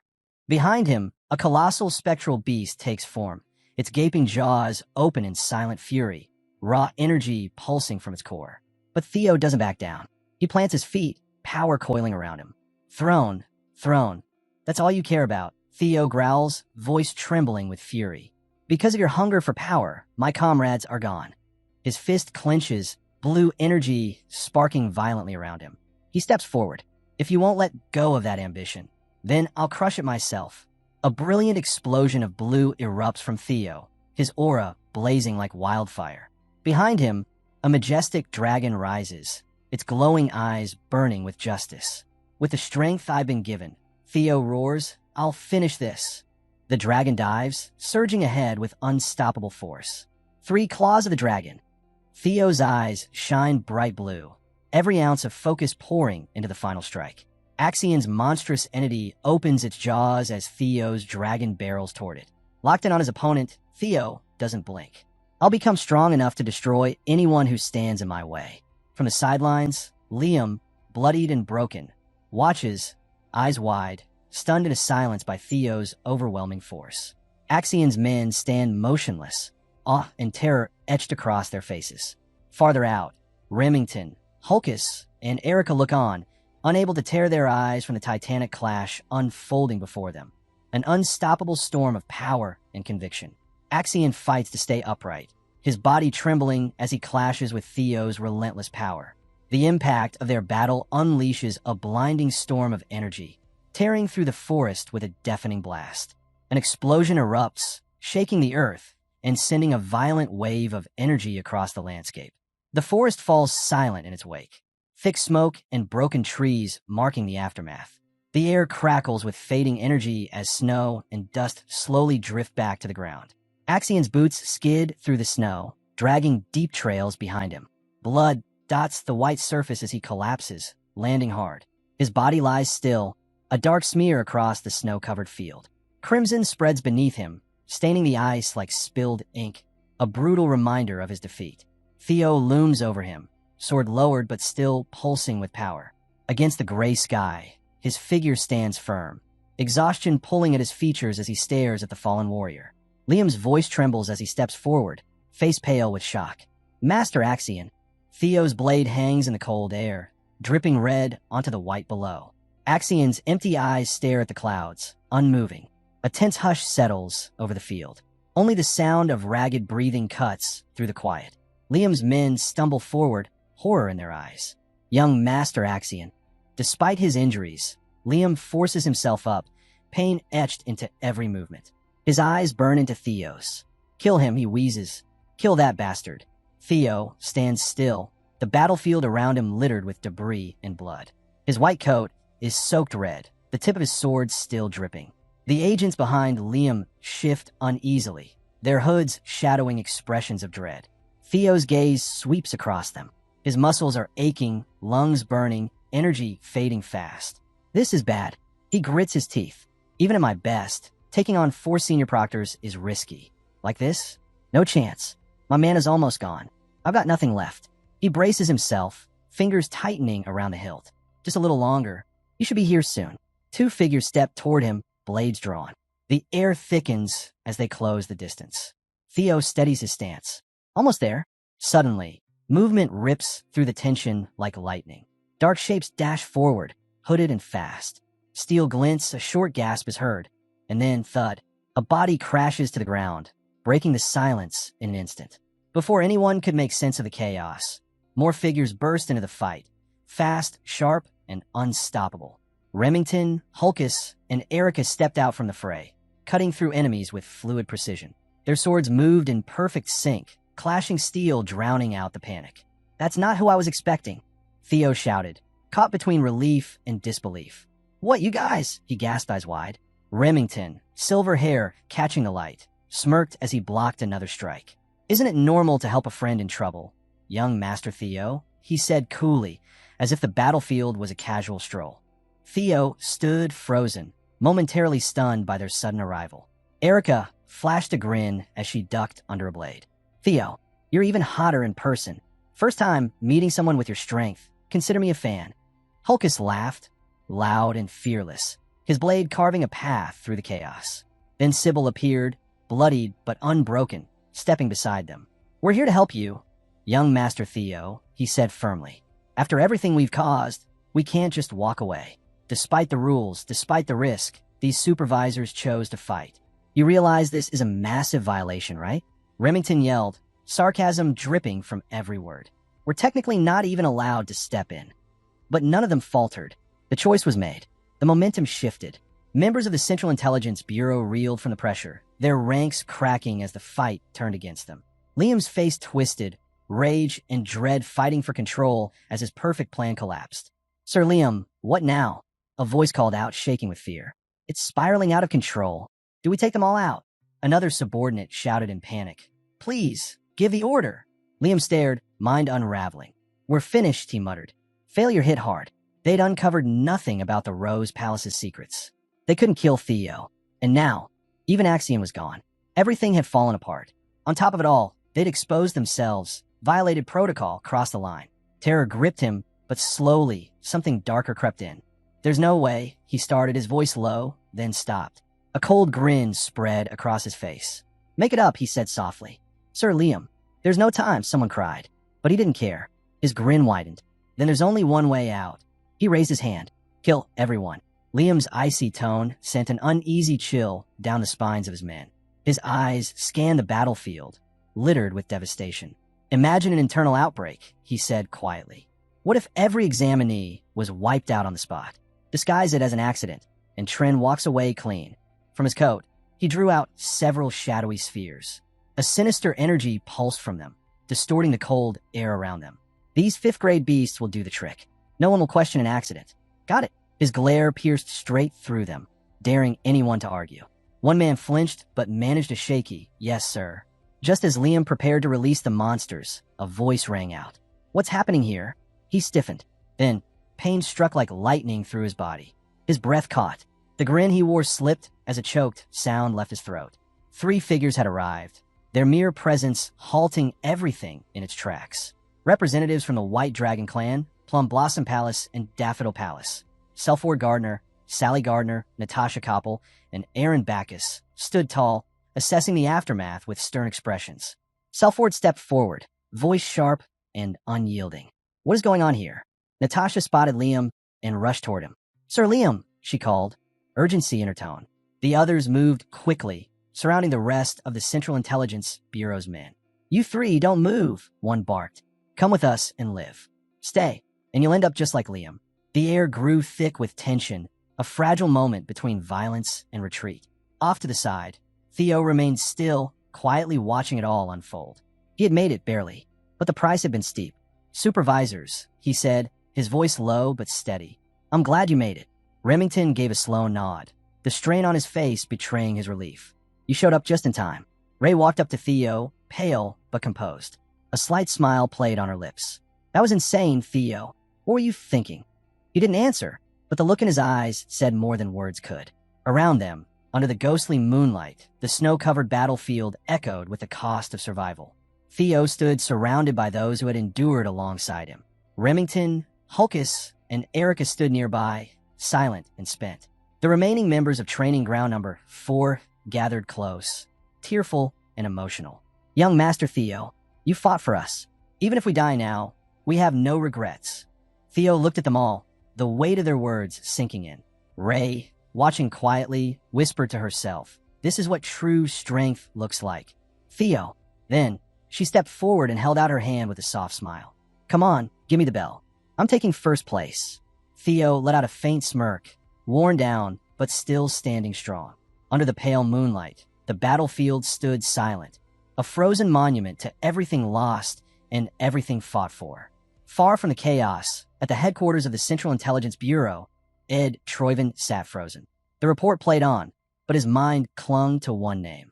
"Axion," he whispered, as if saying aloud would change the truth. The room was gripped by silence. Around him, Wolfgang, OSA, and Julius sat in stunned disbelief. "He's dead," someone finally said. All the plans, all the secrets, years of manipulation, gone in a flash. Everything they built had collapsed in a single moment. Back on the battlefield, a voice rang through the snow-filled silence. The second round of the blooming ceremony is officially over. The announcement fell like a heavy curtain. Those who remained glanced at one another, the weight of survival and uncertainty pressing down like the cold. Then came the sound of boots crunching in the snow, slow, deliberate. An examiner stepped forward. Each step carved a path into the quiet, drawing every eye. A low, commanding voice broke the tension. "You've all done well." At the center of the clearing stood Pharaoh Ragnar, the ascendant dragon himself. His long white beard, his piercing crimson eyes, and the sheer gravity of his presence silenced all murmurs. Pharaoh addressed the crowd, his voice unwavering. Out of 87 candidates, 45 passed. Shock rippled through the gathering. "Wait," the ascendant dragon came in person. "He never shows up. Why now?" Ignoring the whispers, Pharaoh pressed on. "That survival rate isn't bad. Looks like this year's group really does live up to the hype." The mood shifted again. His words didn't just inform. They resonated, carrying power. And the top score this round, he paused, letting the moment stretch, is quite unexpected. His eyes glinted as they scanned the crowd. From this point on, all who pass the second round are no longer apprentices, he said clearly. You've officially reached entry-level status. A hush settled as the weight of his words sank in. You have every right to feel proud, Faro added, a rare flicker of warmth in his tone. Because now, you carry the title of Ragnar's inspectors. In the crowd, Remington stood quietly beside Sybil, their faces unreadable. Looks like everyone here earned it, Remington said, his voice low and thoughtful. Faro's voice rang out again, snapping everyone to attention. Now, I will announce the scores from the second round of the blooming ceremony. His glowing red eyes swept across the crowd, radiating an unspoken authority. The results. First place, Theo Ragnar, 1,121 points. The crowd erupted. No way. It's Theo Ragnar again. Over 1,000 points. How's that even possible? He had nothing until the end. What the hell happened? Didn't you hear? Axion. One voice started, but trailed off, leaving the name to hang ominously. Unfazed by the chaos, Faro continued steadily. Second place, Remington Narcio, 926 points. Third, Erica Lank, 843 points. Fourth, Ray Ragnar, 789 points. Fifth, Hulkus, 742 points. A brief pause. 45th place, Isla Lehman, 28 points. With that, Faro concluded, that is all. Well done. But then, his voice cut through the settling murmurs like a blade. However, the blooming ceremony is not yet complete. One final round remains, the third. The candidates stiffened, tension rising as confusion spread like frost. He continued firmly. If you're qualified to enter the third round, raise your hand. Eyes darted across the field. Uncertainty churned in the silence. Did you qualify? One whispered, nervous. I didn't collect enough bells, another muttered, visibly frustrated. Even now, it makes no sense. What's the requirement? Someone else said. Then a sound, a soft thud, as Remington slowly raised his hand. His motion was steady, confident. Erica followed, unwavering. House faltered, unsure, hand hovering halfway. Ray took a second, then lifted her hand as well. And then, from the middle of the crowd, Theo raised his gloved hand high, its black leather catching the moonlight. Faro's eyes scanned them, gaze heavy with judgment but also interest. The hidden piece of the second round, he began, his voice echoing across the snowy clearing. The elemental attribute breathing method, an ancient technique. To use it, you needed more than just bells. You had to decipher the inscription within them. That's what made it a hidden piece, its complexity. He paused, letting the gravity sink in. Only those who truly understood and absorbed it during the exam are worthy of facing the third round. The crowd stirred, whispers weaving through the onlookers like wind through trees. All eyes shifted to the few raised hands, some filled with awe, others with quiet envy. Theo's flashback. His thoughts slipped away from the present. In my last life, he reflected, jaw tightening. I never truly grasped what those words meant. A memory flashed. One singular bell, its surface covered in strange, arcane markings. His eye, glowing in ethereal blue, flared to life, and a system message appeared before him. Hatchling synchronization activated. You can read the thoughts of things. Suddenly, the scene shifted. A fierce battle raged, light searing the skies, energy colliding in blinding bursts. Theo's voice echoed in his mind. The meanings didn't come as words. They came as images, vivid, alive. And this time, I understood it all instantly. He chuckled under his breath. It's rare for even one person to master this. But four? That's unexpected. In my last life, Ray and Remington couldn't even comprehend the quality breathing method. Is this the butterfly effect? I set off. Back in the present, Faro's gaze hardened as he turned toward the four. Demonstrate what you've achieved, he ordered. Show me the result of your comprehension. He called out, voice crisp, first Theo Ragnar. Theo stepped forward, every movement control precise. So much will change now that Axion's gone, he thought. But I'm ready for it. This time I won't hesitate. As he moved, the snow beneath his step crackled. A faint, electric blue glow danced around his foot, pulsing with power. What I've gained, Theo spoke aloud, voice steady. Around him, the air began to shift. A glowing interface materialized in front of him. Infusion, manifestation, control, expansion, aura release. He continued, voice lowering to a near whisper. First, grant the mana, a thunder attribute. A low rumble answered him. The ground quaked subtly. Then, with a sudden roar, blue lightning burst out from around him. Arcs of thunder energy exploded, coiling like living serpents of light. He stood at the heart of it all, a storm in human form. No way. Someone gasped, watching in disbelief. He's already projecting it outward? That's insane. The raw power swirling around Theo was undeniable. Blue bolts danced across his form, his aura erupting in waves that shook the clearing. From the sidelines, Sybil's voice rang out with awe. Young Master Theo? I knew it, but Theo wasn't done. While most would have stopped there, drained and overwhelmed, Theo's lips curled into a confident smirk. He pushed further. Remington's eyes narrowed, a mix of curiosity and surprise. What is he trying to do? A sudden pulse lit up Theo's chest, radiating raw power. The thunderous energy around him surged skyward, twisting into a towering storm of lightning and fury. Then, with a single motion, Theo unleashed it all. Lightning tore through the sky, lighting up the snowy clearing in dazzling flashes. The ground shook beneath the weight of his spell. Ray stood frozen, eyes wide. Unbelievable. Beside him, Erica whispered under her breath, I like him. Meanwhile, Hulkus pumped a fist into the air. He's so cool. From above, Faro watched with a faint smile forming at the corner of his mouth. Ha! Now that's a surprise, he said, clearly amused. Didn't think you'd master control this quickly, Theo. Theo didn't respond. His gaze stayed locked ahead, red eyes glowing as the energy around him swelled even more. With a final surge, he brought his arms down, and the ground exploded with blinding light. Thunder Dragon, he called out. Gasps echoed through the crowd. The lightning swirled into a massive draconic form, eyes glowing like twin suns, its presence overwhelming. He's attacking the supervisor? Someone shouted, caught between panic and disbelief. But Faro simply laughed. Foo-foo. Interesting. He's already reached the expand level. He calmly raised his hand, summoning water that circled his fingers before forming a gleaming barrier. You've earned the right to test me, Faro said, his voice carrying across the field. Theo remained motionless, eyes locked onto the ascendant dragon. The tension in the clearing was electric. Not a single breath was wasted. Good, Theo Ragnar, Faro said at last. I'm awarding you an extra 1,000 points.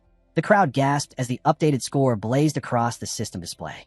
First place, Theo Ragnar, 2,121 points. 2,000. Hulkus blurted out. That's crazy. He's already reaching Lord Thorkel's level. Faro chuckled again, clearly impressed. Not bad at all. The focus shifted as the other top scorers began stepping forward. System notification.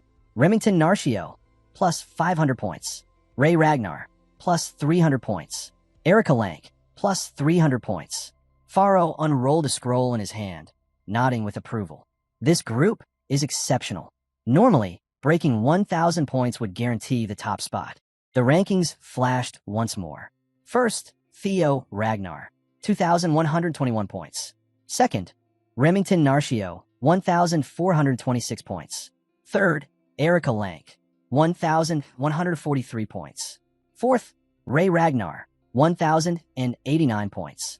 As the final tally faded, the scene panned out, revealing snow-covered mountains stretching under a cold, pale gray sky. Faro's voice rolled through the clearing, heavy with finality. Everyone has worked hard. Soft flakes drifted from the sky as murmurs rose and the crowd began to scatter. All candidates not advancing to the third round may leave now, he announced. The nomination ceremony will take place in 1 week. Be ready. Only 4 remained. Theo, Ray, Erica, and Remington, standing firm beneath the falling snow, eyes locked on Faro, who stood high above on a stone platform. Suddenly, Faro's expression shifted. A dark pressure began to build. Crimson energy surged from the mountain's peak, spreading like a tide. The atmosphere thickened, and the air itself seemed to vibrate. Without warning, a violent pulse of energy exploded outward, shaking the entire clearing. The 4 candidates staggered as the force slammed into them. Ray grunted. What's going on? Erica cried out. Theo clenched his fists, trying to stay upright as the energy storm washed over him. Then, Faro spoke again, but this time, his voice carried a strange and menacing force. It echoed, warped with something ancient and powerful. Shall we begin the third round? Theo's body stiffened. A strange sensation surged through him. His breath caught as visions invaded his mind. Power, unfathomable and wild, rushed in like a tidal wave. "What is this?" he whispered, overwhelmed. The vision sharpened. A colossal dragon formed in his thoughts, its body engulfed in energy, every scale radiating heat and fury. The image seared itself into his consciousness. His blue eyes flared, now glowing with dangerous intensity. Anger twisted his expression as recognition took hold. Roadbroke's energy, he growled, voice shaking. "It's him." Pharaoh Ragnar stepped into the spotlight, voice sharp and firm as he declared the beginning of the third trial. This one wasn't like the others. It was a face-to-face with the clan head. A colossal screen lit up, displaying the image of a towering figure. His eyes burned a sinister crimson, radiating raw authority. Pharaoh's tone turned heavy, almost grim. "Anything can happen from here on. The clan head controls the outcome." The setting shifted. A surreal manor stood in the distance, glowing faintly under an unnatural light. This wasn't just a meeting, it was a final test. Only those truly worthy made it through these doors. Every past contender who reached this point had gone on to serve in the clan head's realm. From the red mist, blurred shapes began to emerge, weapons in hand, barely visible in the stifling fog. Pharaoh's voice cut through the tension. "To be chosen to serve the clan head is more than honor, it's confirmation. You're seen as a future leader." Theo's eyes narrowed, tension creeping in. "So, he's the one waiting for us?" he muttered, eyes darting across the area. A drop of sweat slid down his cheek. His breathing turned shallow. "No, that energy," he whispered, alarm creeping into his voice. "It's Lodbrok's." The realization hit hard, slamming into him with terrifying clarity. His heart pounded. No way, it can't be. Then a figure stepped out from the shadows, drenched in a menacing red light. Behind him pulsed a massive, glowing blue heart, unnatural and alive. "He's the one who took Lodbrok's heart." Pharaoh's voice returned, firm and final. "Push through the fear of the dragon. Step forward and meet the clan head." The moment they advanced, the clan head's presence crashed down like a tidal wave. The pressure was unbearable, every movement a battle. Erica cried out, voice strained. "Damn it," she groaned, barely keeping herself upright. "How are we even supposed to move like this?" Theo fought to keep steady, then exhaled hard. "Power alone won't get us through." Remington turned to him, puzzled. "Then what's the plan?" Without missing a beat, Theo answered, "We match the mana's frequency. It's the only way." Erica, still struggling to breathe under the crushing pressure, scowled. "Wavelength? What are you even talking about?" Remington caught on immediately. "Ah, you mean using an anti-phase wave? Disrupting the mana to neutralize the pressure." Theo cracked a faint grin. "Exactly. You never miss, Remy." But his face quickly turned grim. "Still, pulling it off won't be easy. This isn't just a test, it's a filter. If you can't manage your own mana, you're not worthy to stand before the clan head." Remington's expression turned steely. "Makes sense." Erica groaned in frustration. "Anti-phase? Interference? Are you two even speaking human right now?" With a tired sigh, Remington wiped the sweat off his brow. "Okay, let me break it down," he said, keeping his voice calm. "Mana flows in waves, kind of like sound or light. The pressure we're feeling? Same thing, just waves. So, to cut through it, we need to produce waves that cancel it out." Erica blinked, completely lost. To her, it was all just blah blah blah, magic gibberish, she mumbled, rubbing her temples. Her confusion quickly turned to irritation. She clenched her fists, glaring at him. "So what you're trying to say is, I just need to push out magic that cancels this crap?" Remington gave a half shrug. "More or less." Suddenly, the scene jumped to a windswept mountain peak, sharp rocks jutting into the sky. Erica's patience snapped. "You absolute nerd," she barked, throwing up her hands. "Why didn't you just say that from the start?" Remington raised a brow. "Nerd." Watching from the sidelines, Ray nodded thoughtfully. "So that's the trick. I just need to focus on light." Back in a moment, Erica turned toward Remington again, still fuming. "And seriously, are you actually 17? Because you sound like some old professor." Before he could shoot back, the atmosphere shifted, sudden, electric. A surge of energy burst around Theo, a vortex of blue lightning whipping through the air. The ground itself seemed to hum in response. Both Erica and Remington stopped cold, eyes wide. Theo, at the eye of the storm, stood Theo, glowing in a radiant blue aura. His expression was calm, focused, unshakable. A voice echoed through the tension. "Of course, this is the power of the next clan head." Far off, Farah watched in silence. a spark of interest flickering in his gaze. Already staking his claim? Bold move. Theo's energy crackled louder now, his body blazing like a flame in the gloom, and the air grew heavier with each second. Remington broke the silence, voice uneasy. Young Master Theo, what are you? Erica's worry echoed his. Hey, Theo. But before either could move, Faro's voice sliced through their hesitation. You two, don't just stand there. His tone left no room for debate. Your rank depends on when you arrive. Every moment matters. Reality hit hard. The tension broke. The group exchanged quick glances, then snapped into motion. Up above, perched on a rocky ledge, Faro chuckled quietly to himself as the wind tugged at his coat. Well now, this is turning out to be quite something. He paused, amused. Who would have thought I'd be thinking about taking in a disciple at my age? Scene shift, Camellia Palace. Laughter rang through the opulent halls. Wah! Where's my precious youngest daughter? Barreling through the corridor was the wildly flamboyant demon craftsman, his joy practically radiating off him. Maids scurried in his wake, whispering to one another. He's back again. Ever since young Master Theo started rising, this place has felt so alive. In a quiet chamber nearby, Cecilia Ragnar was deep in conversation with Taylor. Then the door burst open. There you are, Cecilia, boomed Curson, spotting her instantly. Cecilia barely managed to keep her composure. Mother, really? Could you please act appropriately in the palace for once? Curson waved her off, still grinning. Appropriately? What's the fun in that? They leaned in closer, practically vibrating with excitement. I'm about to get obscenely rich. Cecilia lifted an eyebrow, unimpressed. Weren't you already wealthy? Curson's grin widened. Sure, but now we're talking obscene levels. Just then, a title card appeared. Curson, the elf of capitalism incarnate. With a dramatic sigh, Curson basked in their own glory. Since Theo's name started spreading, the workshop's been flooded with orders. Haha, we've officially gone mainstream. Their expression briefly turned serious, ambition flashing in their eyes. And this is just the start. Cecilia gave a small, polite smile, but her thoughts were far from calm. I always knew Theo had potential, but now that it's happening, I can't shake this unease. What if he pushes too hard? What if something happens? Her hands clenched tightly in her lap. I hate just sitting here powerless. I want to protect him, but all I can do is wait. Her eyes drifted to the corner of the room where a beautifully designed outfit stood on a mannequin. She sighed deeply. This is all I can offer him right now. But it feels so little. I wish I could do more. Curson, completely oblivious to Cecilia's distant gaze, spread their arms wide with theatrical flair. The age of just forging weapons is over, they declared, spinning around like a performer on stage. I'm branching out, accessories, fashion, everything. My empire's about to explode. Cecilia barely reacted, still caught in her thoughts.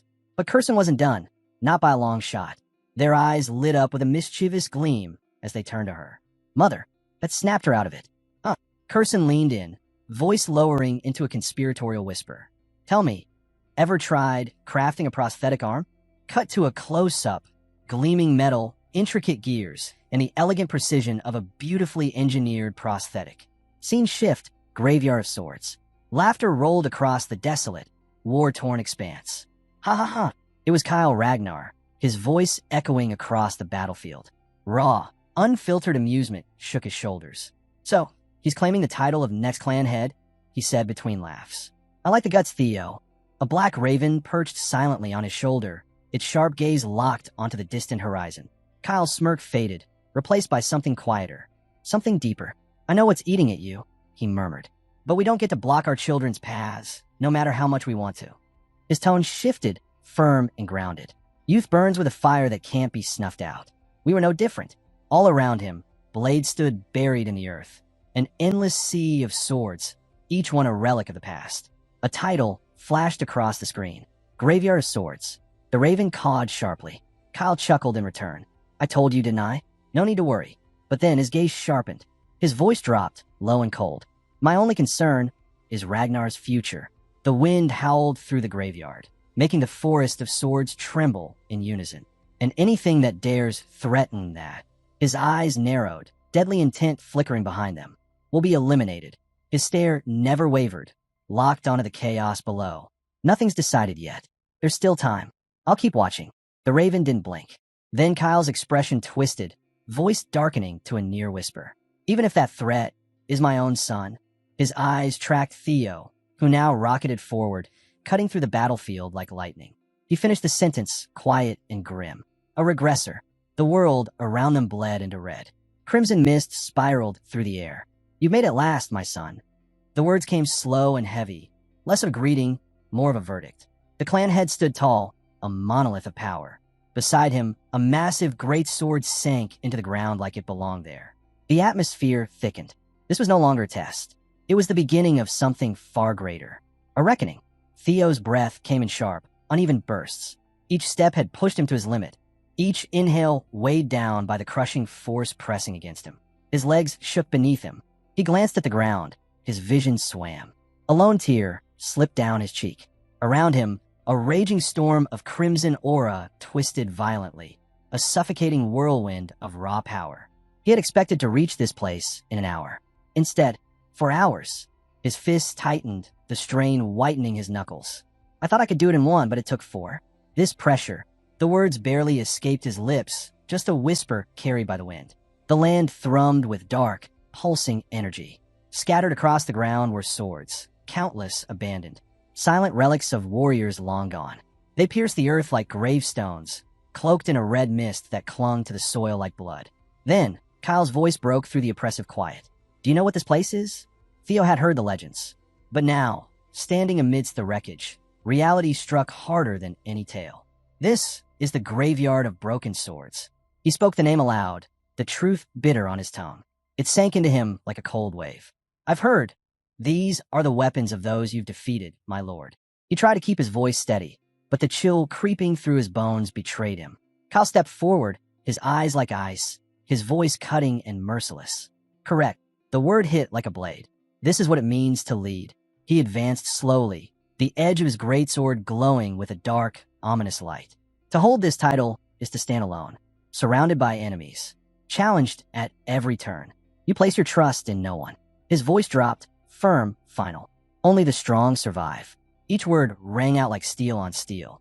"You must rise above all others, with your own strength." He stared Theo down, something unreadable flickering in his gaze. "Do you truly believe you're worthy of this position?" The question lingered, heavy and inescapable. Theo locked eyes with his father. His chest pounded. He forced himself to speak, the words small but resolute. "Yes." Kyle's face darkened. His eyes narrowed, sharp with warning. "Don't speak so easily." His voice chilled the air, layered with threat, or perhaps a test. "I've slaughtered thousands to reach this place." The space between them grew heavier, suffocating. "Countless lives, their blood paved my way." His words echoed, steeped in history and wrath. "Can you still say the same, now that you felt the weight of their hatred?" Before Theo could speak, the air snapped with raw, electric tension. A savage surge of unnatural energy ripped through the battlefield. And then, they came. Screams. Twisted, tortured howls of rage and agony. "Kyle! Kyle!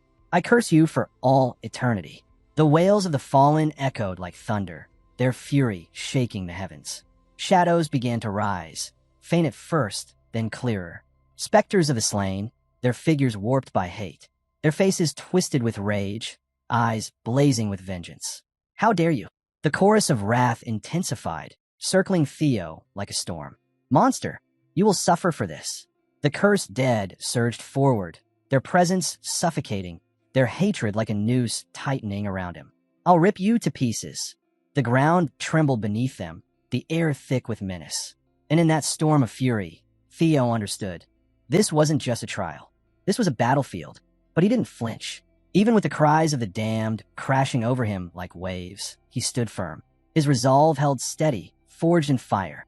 My will hasn't changed. Kyle's eyes stayed locked on him, steady and cold. "Why?" Theo didn't hesitate. "For the life I lost. For everything I couldn't protect." His voice was steady. Each word struck with conviction.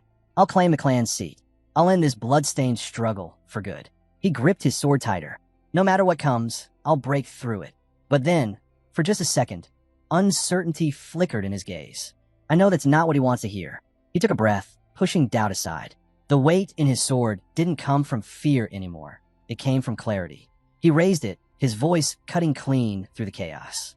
"My answer lies in my blade." A slow, dangerous grin crept across Kyle's face. It wasn't kind. It was cold, sharp, like the moment before a killing blow. "Good." His tone buzzed with dark excitement. From this point on, I won't see you as my son, but as my opponent. He stepped forward. The pressure of his presence crashed like a wave. Then, softer, almost unreadable. Show me what you've learned from her. Theo froze. The name caught him off guard. His grip faltered. Her. The word echoed in his mind like a thunderclap. Did he just say her? His hands tightened again around his weapon. So it's true. He's the one who took Lodbrok's. His thoughts were cut off. In an instant, Calm moved. A shockwave tore through the field. Everything exploded into motion. Theo gasped, too late. Then, blackness. Back in the void, the darkness thickened, seeping deeper, swallowing what remained of Theo. I'm dead. The thought settled into him like stone. Of course, Father was the one who killed me. His awareness drifted, the edge of consciousness slipping further away. But instead of panic, a quiet numbness settled in. No regrets. It felt distant now, like he was just watching the end unfold from afar. I gave it everything. Fleeting images danced across his fading mind, moments from this life. I took Camellia Palace. I ended Rendon. I ended Axion. And now, the lights were dimming, or so he believed. Memories clung to him like smoke. His crimes, his triumphs, the burdens he carried. All of it just luck. The truth stung, but it was clear. Even as his life replayed, there was no terror. Only peace. This life was better than the last. A small, weary smile tugged at his lips. It's time. His thoughts slipped deeper, vanishing into the dark. Rest easy. The words rang faint, empty. His consciousness unraveled, lost to the shadows. Until a voice, rough, fierce, not kind, almost mocking. Hey, it didn't soothe. It didn't pity. It wasn't even directed at him. From the abyss, a colossal force surged forth. A beast, immense and shifting, its form flickering between light and shadow. That's enough sulking. Get up. The voice thundered, unrelenting. If you're just gonna mope, you should have let me devour you. A spark flared in the void, small but alive. It flickered once. Then it ignited. Flames roared outward, devouring the darkness. Heat surged. Light followed. Theo's heart thundered in his chest. You're right. Thanks. The cold grip of death loosened as strength rushed back into him. The fire of purpose rekindled in his veins. I'm not done yet. His awareness snapped into place. His limbs moved. The crunch of stone underfoot grounded him, real and solid. I made a promise. He raised his head, eyes burning with resolve. No more doubt. No more hesitation. His sword pulsed in his grasp, crackling with energy. I might fall. Pain racked his body. Every muscle screamed. But still, I will never break. With a cry that split the void, he charged forward. His movements flowed, pure instinct, pure will. His blade became a flash of brilliance, a streak of blazing power that tore through the darkness. One decisive strike, a slash that split reality itself. The void shattered. Theo stood still, breath ragged, watching as the broken pieces of the world around him fell away. The haze cleared. The trial was done. He had survived. Above him, Cal looked on, silent. Then came the words. You pass. There was no smugness in his tone, no scorn, only a quiet weight. And just beneath it, a flicker of pride. Theo stayed upright, barely. His chest rose and fell, lungs burning. Every fiber of him ached, but he had endured. 1 week later, clan headquarters. The air inside the great hall buzzed with energy. The nomination ceremony was finally underway. Tension crackled like static, voices mingling in waves of hushed excitement and murmured speculation. Hulka stood beside Erica, towering and tense. His massive frame was rigid, eyes scanning the crowd like a cornered beast. Ugh, he muttered under his breath. Way too many people. I hate this. His hands fidgeted awkwardly, shoulders locked in place. Erica gave him a side glance, the corner of her mouth twitching upward. Hard to believe someone your size gets this nervous, she said dryly, clearly enjoying his discomfort. Her voice had a teasing edge, but there was something softer beneath it. Hulkus huffed, flustered. I'm not nervous. You're just ridiculously bold. He threw his arms up, frustration spilling out in a rush. Look around. All the unit commanders, the 9 dragons, both the former and current clan heads, literal legends everywhere. Erica shrugged, unimpressed. And you're still acting like a scared little puppy, she said with a smirk. Relax. No one's gonna notice the guy who couldn't even manage elemental breathing. Hulkus blinked, stunned.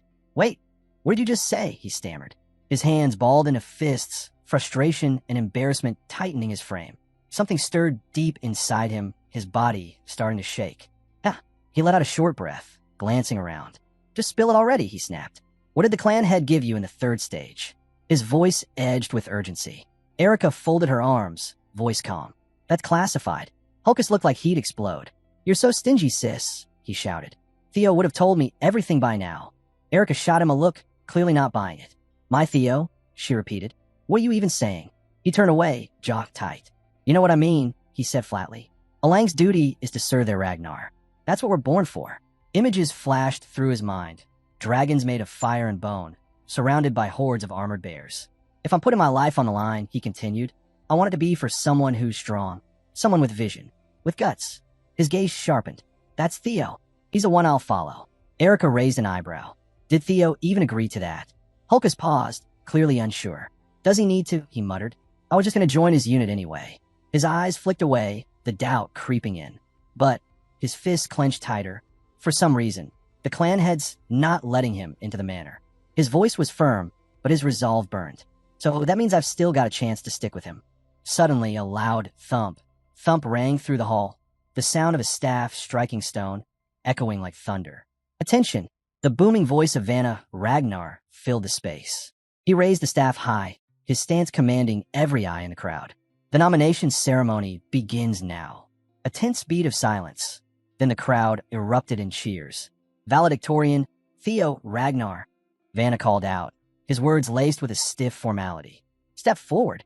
The hall shook with the roar of the crowd, their chants rolling like a wave through the building.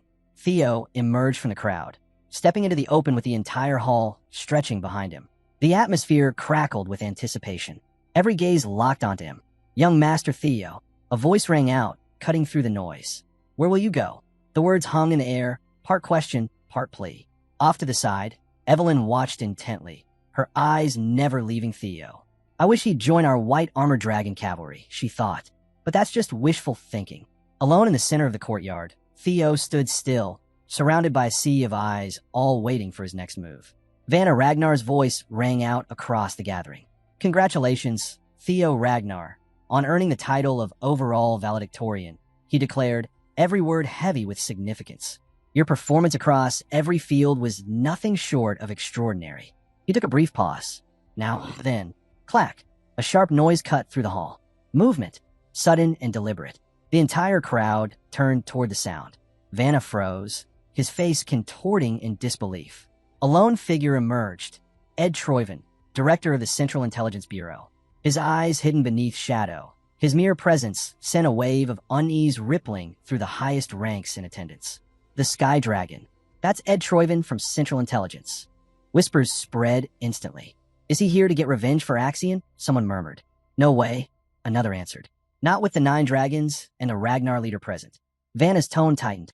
Director Troyven, he said carefully, whatever your purpose, I ask you to return to your seat. His voice was composed, but the strain was clear. Ed didn't budge. He kept walking, his attention locked on Theo. Theo Ragnar, he called, his voice cutting through the murmurs like a blade. Theo's mind spun. The Central Intelligence Bureau.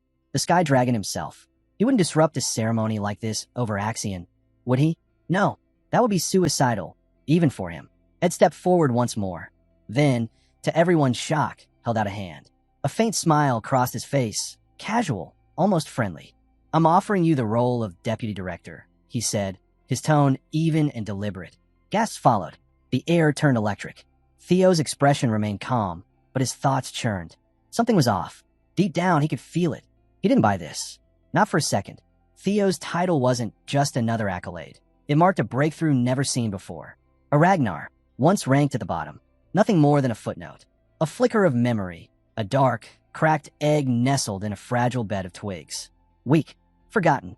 And yet, here he stood, risen above them all. That vision faded, replaced by a dragon. Immense and unshackled, soaring high through the open skies. The murmurs swelled through the crowd. I figured he'd gotten strong, but to think he actually took down Axion? Word as he nearly took out a Proctor too. Would have done it if no one stopped him, another added in a hushed tone. Theo's ascent, from rock bottom to absolute dominance, struck something raw in the hearts of the apprentice swordsmen. The jeers, the ridicule, the old contempt, all of it had disappeared. The fool of the Ragnar clan? That label was gone. Then, a flash in front of Theo's eyes. You have become the overall valedictorian of the awakening ceremony. Another followed in rapid succession. Congratulations! You have completed scenario quest number 3, Victor of the Awakening Ceremony. Reward: Ether Core has been added to your inventory. Theo blinked. Oh yeah, that quest. His eyes drifted to the notification. Ether Core? After everything he went through, it had to be valuable. His gaze returned to Ed Troyven, still standing calmly among the powerful, watching. The Central Intelligence Bureau. Theo's expression sharpened. He didn't trust this sudden offer. Ed stepped closer, extending his hand again, still wearing that warm, unreadable smile. I'd like to offer you the position of Deputy Director, he said once more, loud enough for all to hear. Not a word stirred. Theo didn't flinch. He stood still, expression unreadable, eyes focused like a blade drawn. Silently, he activated his skill, observing Ed Troyven. Details began scrolling across his vision. Ed Troyven, age 46. Title: Sky Dragon. Talent: Wolf in sheep's clothing. Status: intends to recruit Theo Ragnar and manipulate him to uncover the secrets behind the relics of the primordial dragon. Theo's jaw tightened. So that's it. He knows about the relic. He's trying to use me. His hand slowly clenched at his side. Keep dreaming, Ed. Your entire clan's fate was sealed the day you crossed me. I'll bury the Troyvens myself. Just then, a voice rang out, slicing through the tension like a blade. What is the meaning of this, Central Director? Julius Ragnar's voice echoed across the courtyard. Sharp, cold, unwavering. It didn't so much as blink.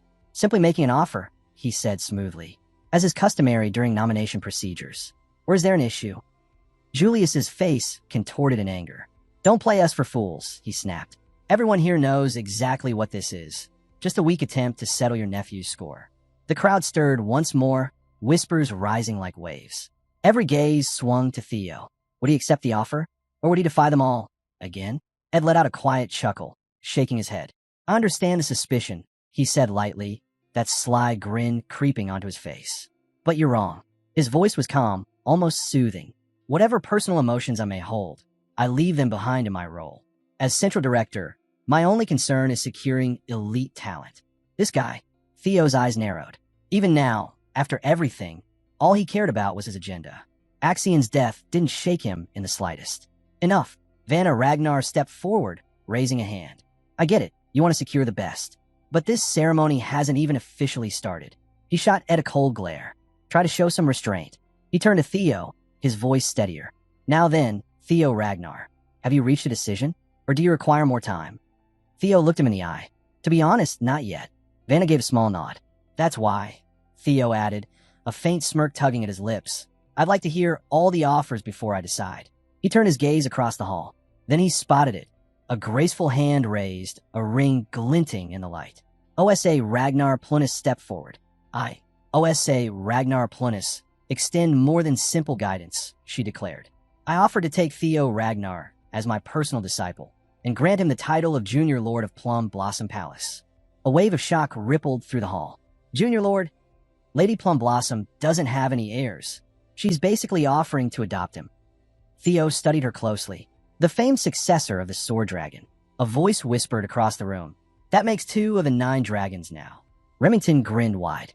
You've got the whole hall in a frenzy, young Master Theo. Incredible. Hulkus beamed, practically bouncing in place. Erica, arms folded, let out a quiet hum. With offers like that, most other leaders don't stand a chance. And then the air shifted. A figure appeared high above, on the balcony. A lone bird circled overhead. I'll be making an offer too. The words echoed like thunder. Then crash. A massive pressure slammed down as a dark figure plummeted from above. Shadows surged around him like living flame, warping the air in his wake. As the dust finally cleared, a lone figure stepped forward, long white hair cascading down, a dark mask veiling half his face. The crowd stirred. It's the Black Dragon. Robert Ragnar, the leader of Black Snow. The hall buzzed with shock. Even he's getting involved? Robert's eyes fixed on Theo, and the noise melted into silence. Another powerhouse had stepped into the spotlight. Theo Ragnar. His voice rang out, calm and unreadable. I've been watching you since the awakening ceremony began. Theo stared back, thoughts racing. He's been watching this whole time? Join Black Snow, Robert said plainly. I'll make you a Null Snow. Gast followed his words. Did he say Null Snow? Everyone knew Black Snow, an intelligence force that moved in silence, names never uttered aloud. But the title of Null Snow, that was different.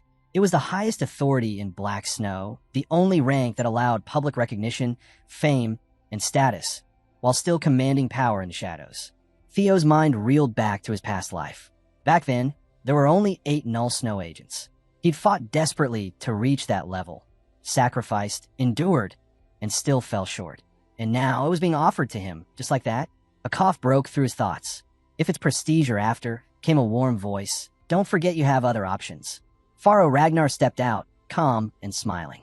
Your performance in the 3rd stage was unforgettable. He gave a knowing look. Surely you haven't forgotten Zenith Academy. The room erupted. Zenith Dragon, the master of Zenith Academy. Even the proctor who had once stepped in to protect Theo could barely contain himself. Pharaoh Ragnar, here in person? Someone whispered in awe. That's 4 of the 9 dragons already. Then Evelyn spoke, a playful edge in her voice. Let's not get ahead of ourselves. One more remains. All eyes turned to the silent man who had yet to speak. Julius Ragnar, the demon dragon, leader of the White Armor Dragon Cavalry. He stepped forward, gaze unwavering. The White Armor Dragon Cavalry will not make exceptions for Theo Ragnar. Aaron let out a sigh. Now he decides to play it by the book. Evelyn nodded, voice laced with respect. As expected of our commander, Julius's voice was steady and firm. Honor isn't something handed out. You earn it. I want Theo on our side, yes, but I won't offer him shortcuts. What I can promise is this. He'll receive our full support and carry the pride of a Druin. Robert's eyes stayed fixed on Theo. That is my offer. Silence dropped like a curtain. Every gaze in the hall zeroed in on Theo. Standing at the heart of it all, he drew in a deep breath, closing his eyes for just a second. When they opened, they were calm, focused. A faint smirk curved his lips. I choose. But before he could finish, a sharp voice sliced through the air. You're a regressor, aren't you? Theo froze. His breath caught, and his head whipped around, scanning the hall. Then he saw her. Seated elegantly atop a throne was a woman whose gaze cut straight through him. Hilda Ragnar, the former clan head. His throat dried instantly. Gulp. I don't know what you're talking about, Theo said, keeping his tone careful and even. But Hilda only smiled. I don't know what kind of life you led in your last cycle, she said, her voice calm. But your performance now? Flawless. Her smile widened. Truly admirable. Cycle? Theo's thoughts scrambled. She knows. But what did she mean by cycle? Could regression happen more than once? Before he could chase the thought further, Vanna Ragnar spoke. You seem off. Something wrong. Theo forced out a breath. Could I have a moment to collect myself? Vanna gave a small nod. Of course. But don't take too long. This is a choice that shapes everything. Meanwhile, Hilda leaned back, smirking. There's really no need to keep up the act, she said lightly. I'm a regressor too. Theo's breath caught again. What? Her tone didn't change. Though my cycles are over now. His thought spun. She said cycles, plural. That meant she'd gone through this more than once. But how is that possible? His eyes narrowed. Were there others like them? How many? No use speculating. If she knew more, he had to ask. And she had once led the clan. She wouldn't waste time with games. When you say cycles, does that mean one can regress more than once? Hilda raised an eyebrow, then let out a soft laugh. You don't know. She gave an exasperated sigh. Kyle really didn't tell you anything, huh? Theo's jaw tensed. Kyle, I'm not surprised, Hilda went on. He can't stand regressors. Theo's eyes darkened. So that's why Kyle made the trials so unforgiving. You look like you're still piecing it together, Hilda said, clearly amused. But we don't have time to answer all your questions now. Her smirk deepened again. If you're serious about uncovering the truth about this world and about our clan, then come find me. We'll talk more then. Theo stood silent, mind spinning. Back in the 3rd stage of the awakening ceremony, his father had given him nothing. No answers. Only the heart sword. He dropped his gaze, memories of that moment flashing through him. So, father despises regressors. But what about Lodbrok's power? He had sensed it during the ceremony, coming from Kyle. Then it hit him. The stolen heart of Lodbrok. Was it really his father who took it? His pulse surged. Lodbrok, the ancient dragon known for aiding regressors. Could a human have truly defeated him? That seemed unthinkable. But his father was called a demigod for a reason. Theo lifted his head, eyes settling on Kyle Ragnar, still seated silently on his throne, gaze unreadable. He turned away. The answer was clear now. If he wanted the truth about regression, about the clan, about Lodbrok, he had to act. Vanna Ragnar's voice brought him back. Well then, Theo Ragnar, she called. Have you decided your path? He took in a breath. Steady. Sure. Then raised his voice. Yes, he said, loud enough for all to hear. I've made my choice. The Grand Plaza fell quiet. Theo stood tall, his figure framed by the towering palace, dwarfed by its majesty, but solid as stone. I will. He paused, then finished firmly, I will follow my path. As Theo stepped back, Remington took his turn. I choose Zenith Academy, he announced clearly. Just like that, Remington became a disciple of the Zenith Dragon, Pharaoh Ragnar. Theo expected nothing less. He thought it makes sense. They both used the water current breathing technique. In his past life, Remington had made a different choice, returning to the Narcio clan to hone his power. Theo remembered that future all too well. A battlefield soaked in blood, bodies strewn across the dirt. Amidst the wreckage, Remington stood tall, armor soaked in crimson, a leader of rebellion against the Ragnar clan. But this time was different. A new image surfaced. Remington, cloaked in strength, a spectral lion roaring behind him. Now, he stayed loyal, stayed within the clan. All of this, Theo realized, has changed because of me. Remington walked up to him, hand extended. This is just a goodbye for now. Theo gripped it tightly. Their bond needed no words. We'll each grow stronger on our own paths, Remington said, calm and certain. We'll meet again. Theo gave a nod. Of course, young Master Remington. I'll be waiting for that day. A small smile touched Remington's lips and Theo's. In that moment, their convictions were aligned. Meanwhile, Ray made her move, returning to the Daffodil Palace, the home of her mother, the Ice Dragon. A vision of the palace shimmered into view, an imposing fortress of ice and snow, carved with grace and power. Ray stood before it, her figure outlined against the frozen grandeur. There's no better place for her, Theo murmured quietly. Meanwhile, the group from Training Ground Number 4, Sybil and the rest, stood nearby, holding their admission papers with mixed expressions. Disappointment flickered across their faces, but so did quiet determination. Their scores didn't make the cut, Theo thought. Parting ways with comrades was never easy, but this was the path. There was no room for hesitation. A voice rang out across the plaza, bringing everything to a close. The nomination ceremony has officially ended. Well done. You're all dismissed. As Theo turned to leave, someone called out behind him. Oh, hey Theo. He paused and turned. Hulkus. His brow lifted. Didn't expect to see you here. Hulkus let out a loud laugh, waving with enthusiasm. Crazy, right? What are the odds we land in the same unit? Not far behind, Erica stood with her arms crossed, her usual intensity softening. A slight smile tugged at her lips. Theo glanced at them both, then at the others gathering around. New allies, it seemed. With a grin, he held out a hand. Hulkus, Erica, good to see familiar faces. Erica nodded, stepping forward. Appreciate what you did back in Stage 2. A faint blush crept on her cheeks, though her voice stayed steady. Then she smirked. But don't think you're off the hook. You still owe me. Hulkus clapped a heavy hand on Theo's back, laughing loud enough to draw attention. Damn it, Theo, I like you. Strong guys like you are the best. Theo chuckled. What is this? Why is everyone suddenly pledging loyalty? Before he could dwell on it, a sharp voice rang out. Attention, the commander is on his way. Silence fell as a figure approached, every step measured, every movement commanding. Theo's smile faded, his expression growing serious. No matter what happens, my goal stays the same. His eyes locked onto the man in white and blue armor, the unmistakable mark of Ragnar's elite. This is where it begins. The first step toward becoming clan head. He inhaled deeply. The white armored dragon cavalry, he whispered. The commander stopped before them, armor gleaming under the light, his presence enough to still the air. Congratulations, he announced, his tone firm. From this day forward, you are part of the white armored dragon cavalry. Theo clenched his fist. I'll catch up with Hilda soon, but for now. The commander stepped forward, scanning the fresh recruits. A slight smirk touched his lips. Now, then, let's hear your declarations. Hulkus didn't miss a beat. I want to become a dragon knight, like no other, he shouted. Another stepped up, voice blazing with ambition. I'll make my name echo across the continent. Erica stepped forward without hesitation. I'll become the strongest of my generation, she declared. Another voice quickly followed. I want to earn your recognition, Commander. One by one, the recruits shouted their goals, the air alive with ambition and pride. The commander listened, face unreadable. But as Theo stepped forward, something shifted. Their eyes locked.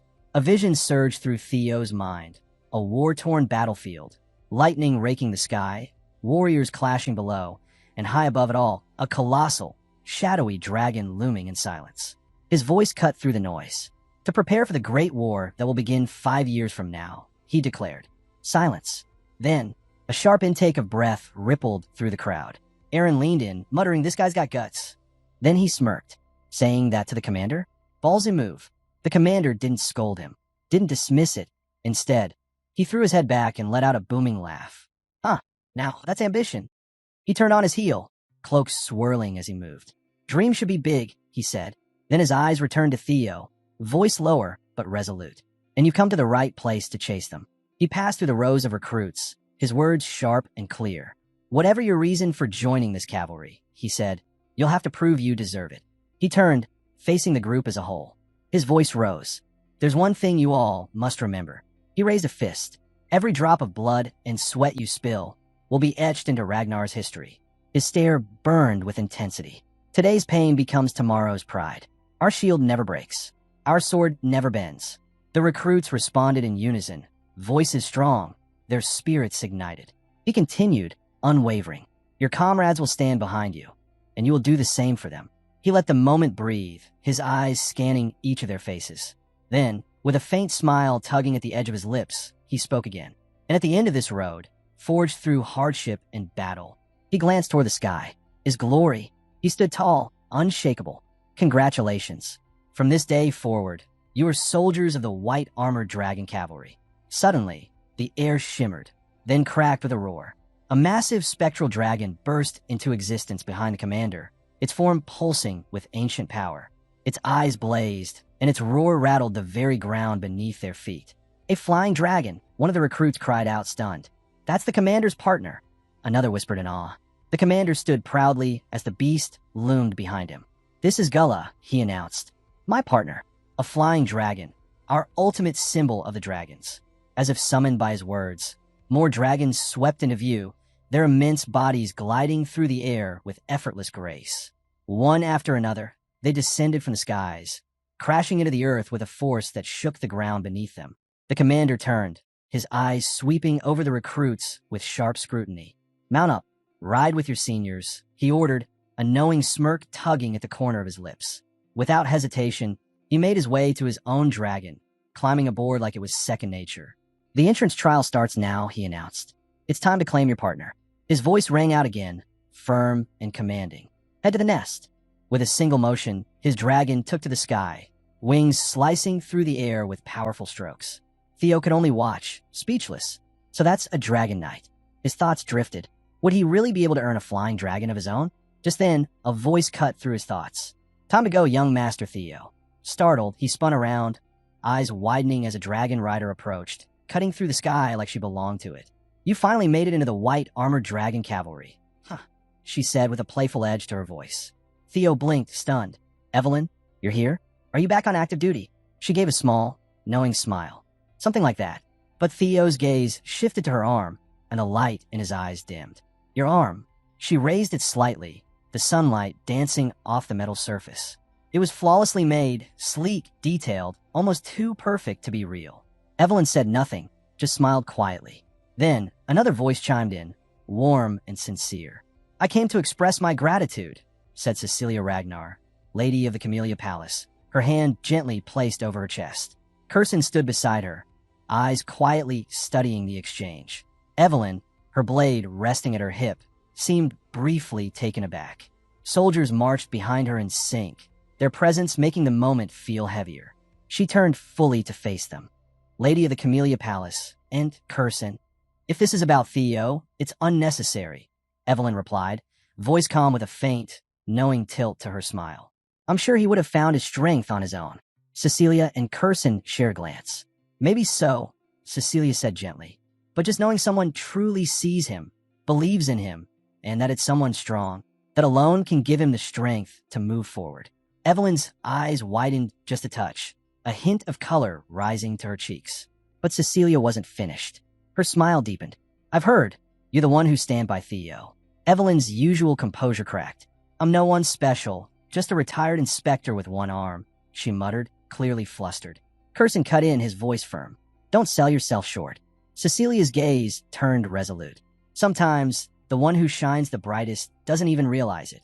She stepped forward, voice gentle but steady. That light is you, Evelyn. Evelyn looked down, overwhelmed, and a single tear slipped free. Cecilia spoke with calm certainty. I'll help make sure your light reaches far and wide. Evelyn exhaled slowly, the weight of the moment settling in. A quiet, heartfelt smile emerged. Thank you, she said softly. A voice came from behind. You took great care of it. She turned around. Theo stood there, watching her with calm sincerity. Her smile deepened. It's thanks to you I made it back to the White Dragon Squad. Theo let out a breath, eyes clouded with guilt. I should have done something sooner. He looked down. Looks like Mother passed the praise to me again. Cecilia gave a knowing laugh. That sounds just like her. Theo murmured under his breath. Thanks, Mother, his voice low, but filled with gratitude. Then Evelyn stepped forward. With a firm lift of her chin, her pink hair catching the sunlight, she declared, From this day forward, I, Evelyn, vow to stand by your side, young Master Theo. I am your sword. Theo held her gaze, a quiet smile forming at the corners of his lips. The scene shifted. Towering mountains filled the view, their craggy peaks piercing the clouds above. I'll be counting on you, Theo said, his tone calm but clear. His eyes locked onto the enormous cliffs ahead, the White Dragon's nest. The view expanded, revealing a colossal structure carved directly into the mountainside. Its detailed architecture merged naturally with the rugged stone. Overhead, dragons soared effortlessly, commanding the skies with every beat of their wings. This is White Dragon's nest, the narrator said, home to the wyverns. At the base of the mountain, Theo and Evelyn stood together, dwarfed by the sheer scale of their surroundings. The White Dragon's squad bonds with wyverns, Evelyn explained. That's why the initiation happens here. Theo's expression turned serious. And if I don't form a bond, I can't join, right? Evelyn nodded. It doesn't happen often, but yes. Theo's mind wandered. Hulkus, Erica, will the Rankers make it through? He asked quietly. Evelyn gave a casual shrug. They'll manage. Theo didn't look so sure. This kind of challenge doesn't really match their strengths. Evelyn waved it off. Forget that for now. Just take a look around. She gestured to the vast sprawl of the nest. Usually, you'll just feel it, the bond with the wyvern that's meant for you. Suddenly, the ground shook beneath them. With a thunderous stomp, a towering dragon lumbered into view, thick brown scales covering its massive frame. That one's an Opterex, Evelyn said calmly. Demon type. The narrator chimed in. A savage predator. Grows up to 15 meters. Its hide is like armor. Above them, a dragon with a long, slender body and deep purple scales twisted through the sky, trailing a sinister mist. That's an aviary. Poison type, Evelyn noted. It secretes toxic gas and has a venomous needle on its tail. One strike is fatal. The ground split open, and a burly, gray-scaled dragon burst forth, its tail ending in gleaming blades. That's Sigia, blade type, usually peaceful, but it strikes from underground when threatened. High above, several smaller dragons zipped across the sky in tight, fiery arcs, their formation sharp and precise. Those are velociraptors. Speed type, small, fast, and dangerously clever. They hunt as a unit. Evelyn turned back to Theo. The White Dragon Squad works with 4 major types of wyverns. These are the ones. She studied his face for a moment. So, anything stand out to you? Theo scanned the area slowly, his expression focused. There's something, he said, eyes narrowing. I can feel it, just not sure where it's coming from yet. His voice lingered, pulling the weight of memory into the moment. 6 years after the Great War, a mutated wyvern broke into the White Dragon's nest. A flashback surged forward. An enormous dragon shrouded in darkness rampaged through the nest, its sheer presence radiating chaos. It wiped out hundreds of wyverns, ones that took years to raise. The images shifted, villages consumed by flames, inspectors fallen in the wreckage. 8 villages were destroyed. Dozens of inspectors lost their lives. The damage was catastrophic. Ragnar had no choice but to act.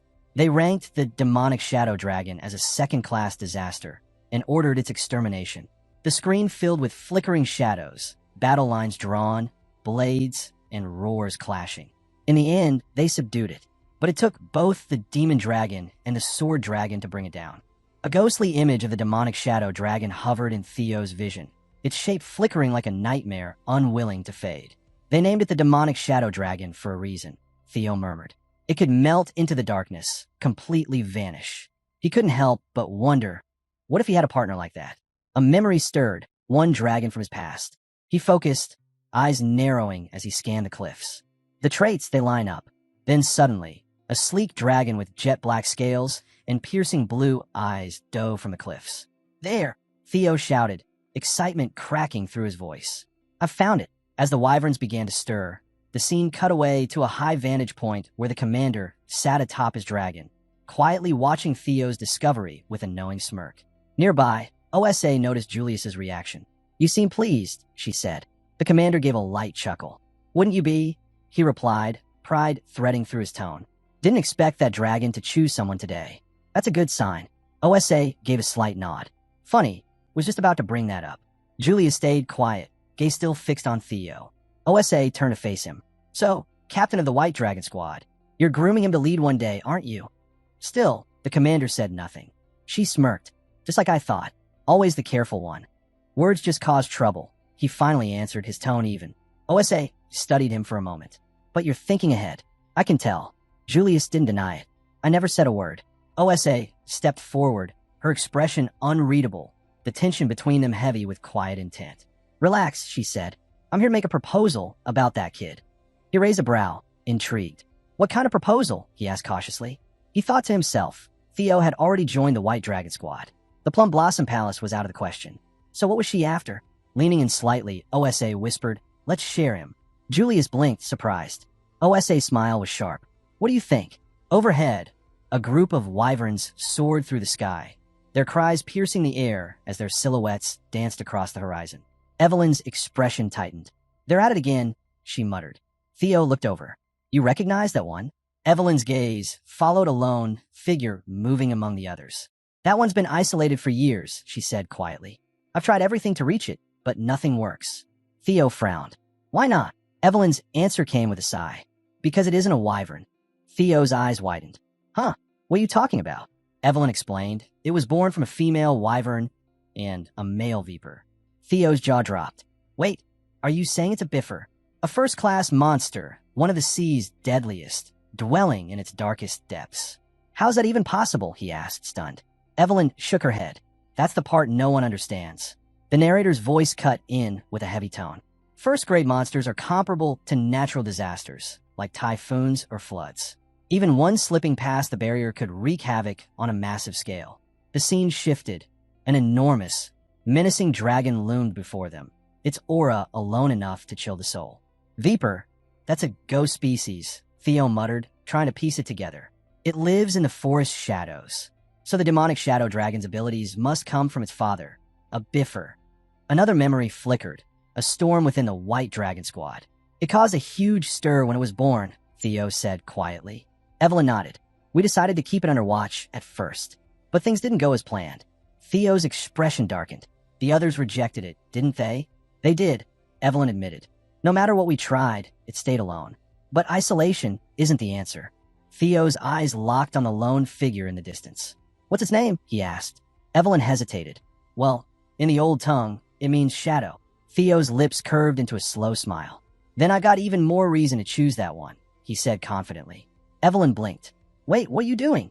Before she could react, Theo was already in motion. With a single leap, he dashed straight toward the outcast dragon. That one's mine, he declared.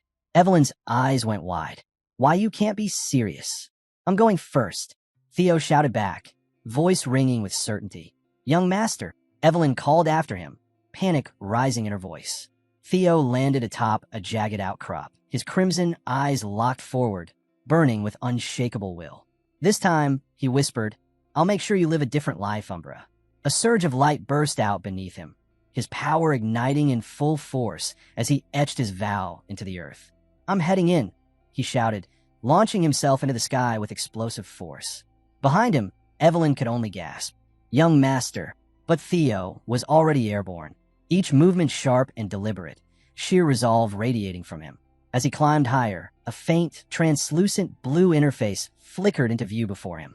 A soft chime rang as text appeared. Hatchling Synchro, psychokinesis active. You may now manipulate designated targets. As the notification faded, Theo raised his hand, summoning a ring of swords around him. The blades hovered in the air, glowing with a chilling blue hue, each pulsing in sync with the light glowing from his eyes.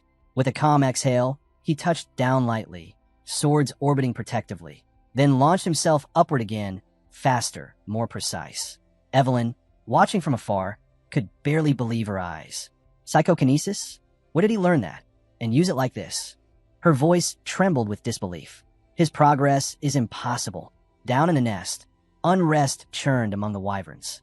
Their cries sharpened, uneasy, wary. The air shifted. From the heart of the disturbance, one wyvern reared its head. Umbra. It let out a piercing roar, its eyes glowing white-hot with tension and warning. Theo didn't flinch, his gaze locked onto the creature, steady, unwavering. He knew this feeling. The ridicule, the whispers, the dismissal. Fool. Doesn't deserve the name Ragnar. Illegitimate trash. His eyes narrowed. Electric blue sparks crackled around him. Energy surging outward like a storm, finally breaking free. The thunder dragon breathing technique erupted from within, arcing currents of lightning across the sky. The dragon mark flared to life on his body, glowing bright and wild with uncontained force. Fear rippled through the nest. Wyverns that moments ago sneered now scattered in panic, wings beating furiously as they fled from the onslaught of raw energy.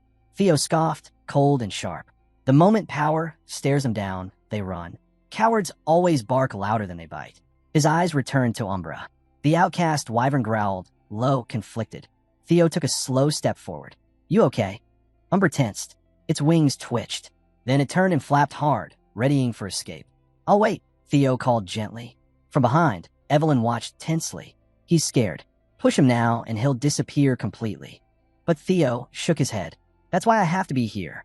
His voice dropped to a whisper, not for Umbra, but for himself. Why else would he still linger here after being shunned? A sad smile tugged at his lips. Because loneliness hurts more than anything else. He turned to Evelyn, gaze earnest.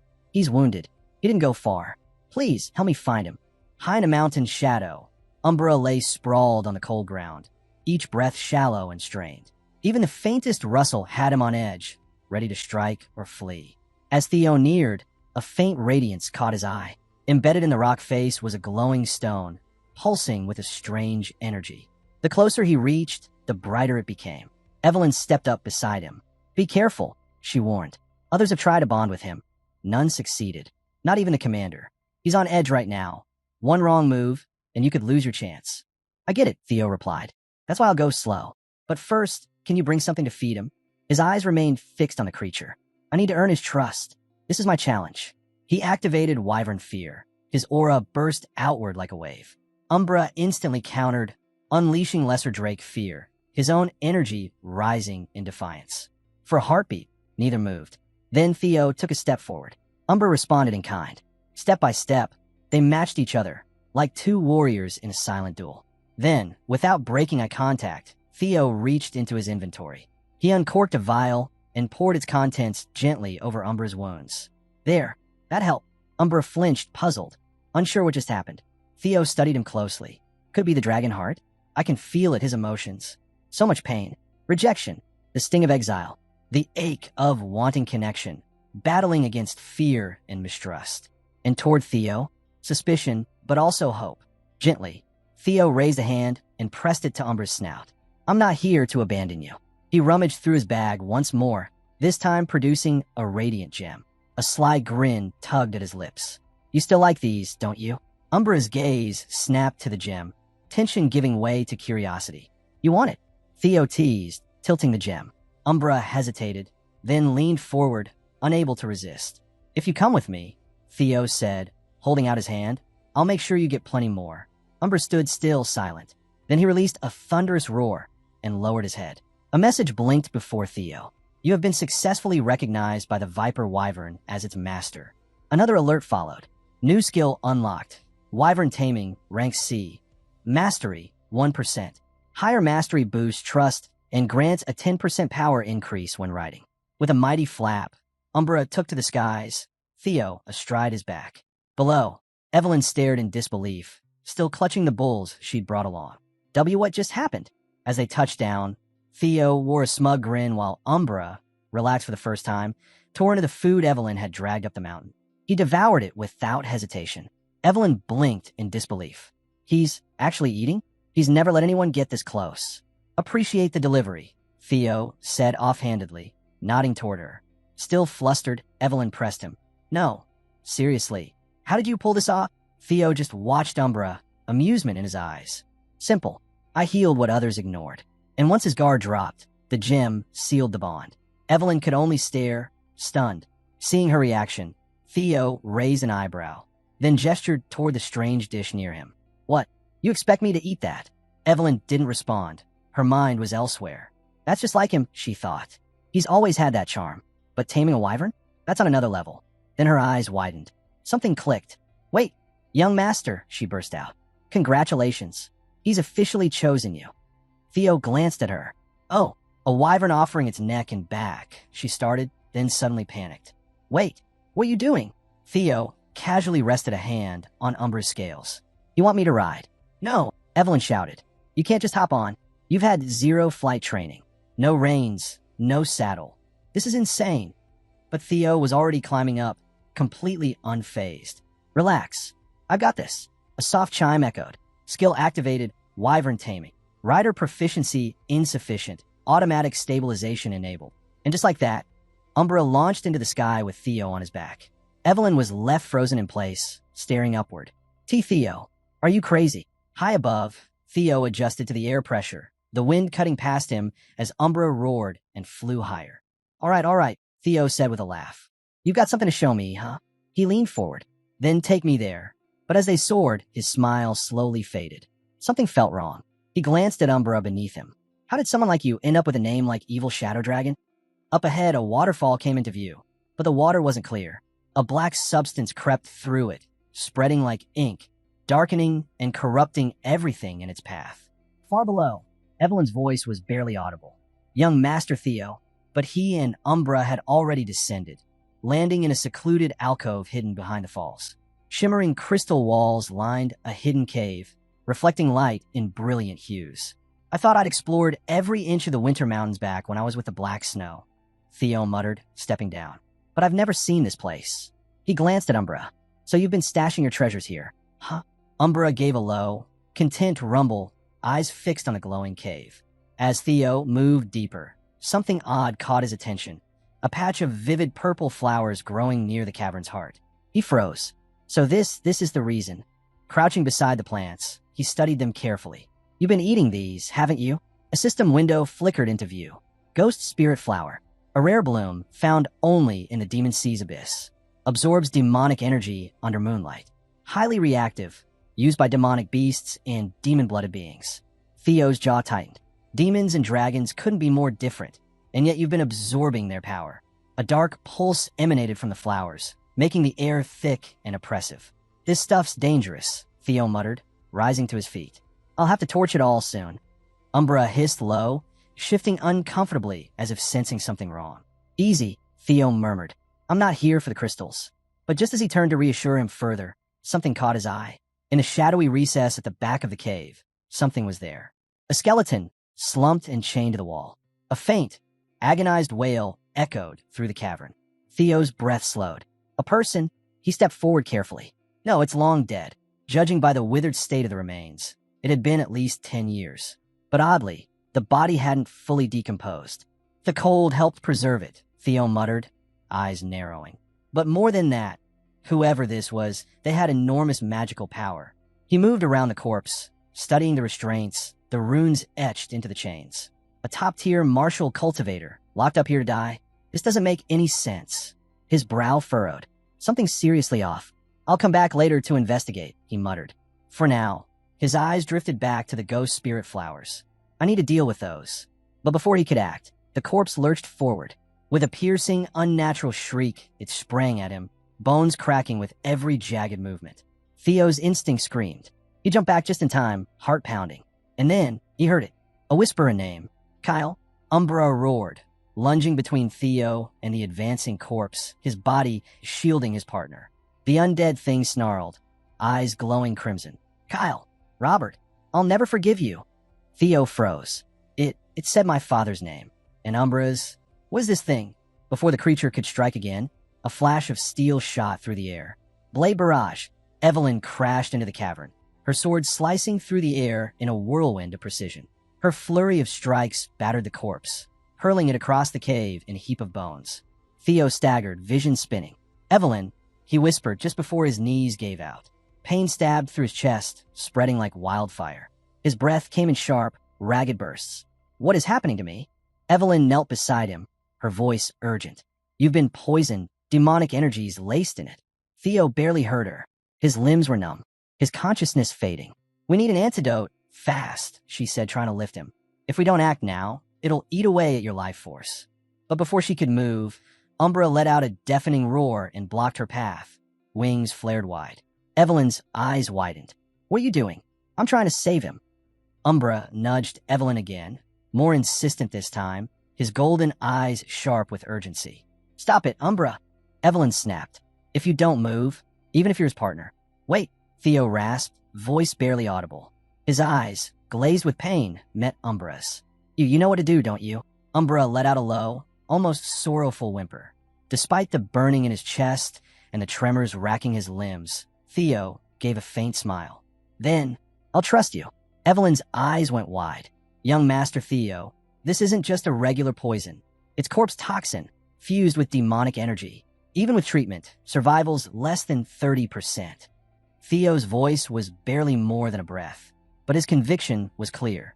Umbra, he evolved into a Class 2 demon fiend after consuming the ghost spirit flowers.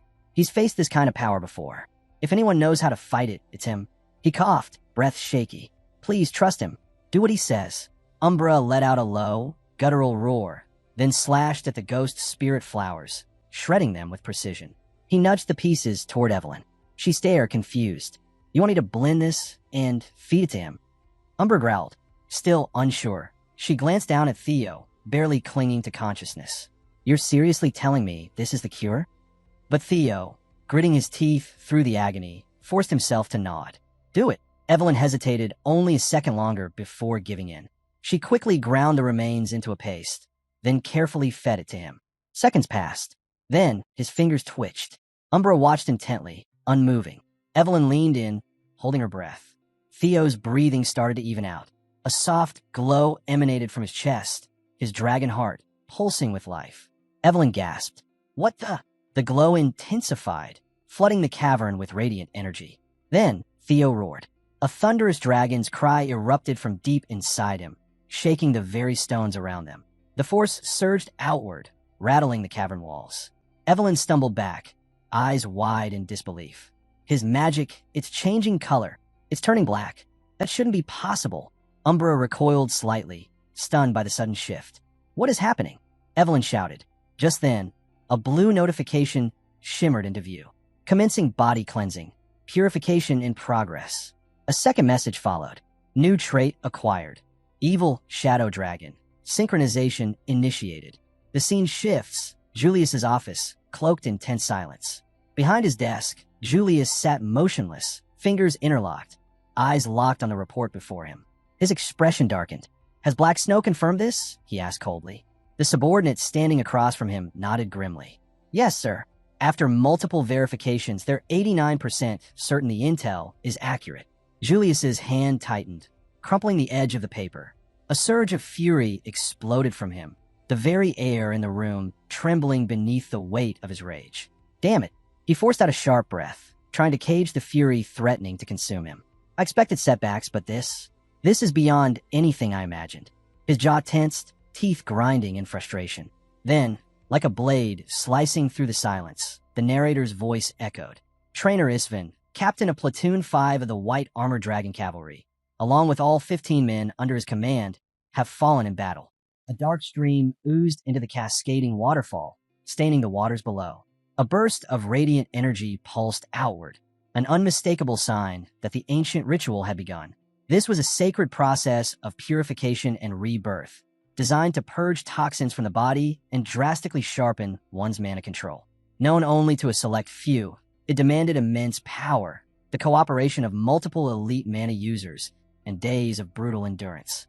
The scene transitioned to Theo, his entire body glowing with raw energy. But this ritual, historically, had only shown results in children younger than 5. The idea of it working on someone like Theo seemed almost impossible. A close-up revealed his face now marked with the dark, swirling aura of the Phantom Dragon. What was happening to Theo wasn't just a miracle. It was the result of a series of flawless events. First came the deadly core poison infecting his system, represented as a skeleton with blazing red eyes lashing out in chains. Then, the vast amounts of ghost shade mana he'd absorbed over the years, portrayed by haunting purple-black blossoms. Umbra, the only one capable of suppressing the poison, stood beside crystalline, floral, and leafy imagery, symbols of a delicate but precise equilibrium. Within Theo's spectral form, light and darkness swirled and merged. Rather than succumbing to the demonic poison, he had taken it in, absorbed it, and in doing so, something extraordinary happened. He evolved. As the dark vortex finally calmed, Theo gasped, a mixture of agony and awe, power unlike anything he'd felt before coursed through him. Evelyn rushed to his side, concern in her voice. "Young master, are you okay?" Kneeling close, her hand hovered just above him, unsure. "Theo," he gave a faint smile, his voice barely a whisper. "Sorry for worrying you." Evelyn looked stunned, but relief washed over her face. Then, a system screen appeared in front of Theo, outlined in blue. Theo Ragnar, age, 17, gender, male. Title, Flash Tiger, the greatest prodigy in 1,000 years. Talents, Ragnar player. He looked around at the glowing cave. These crystals, their concentrated energy, diluted, their toxins worked like medicine instead. Turning to Umbra, he gave a grateful nod. "Thanks for believing in me." Then, with resolve building in his voice, he declared, "The Ragnar body has been reforged. Purification, rebirth, and the Phantom Dragon's mark. My growth rate from here on out, it'll defy imagination." He took a steadying breath, his eyes narrowing. But there was still one mystery to unravel. That old man.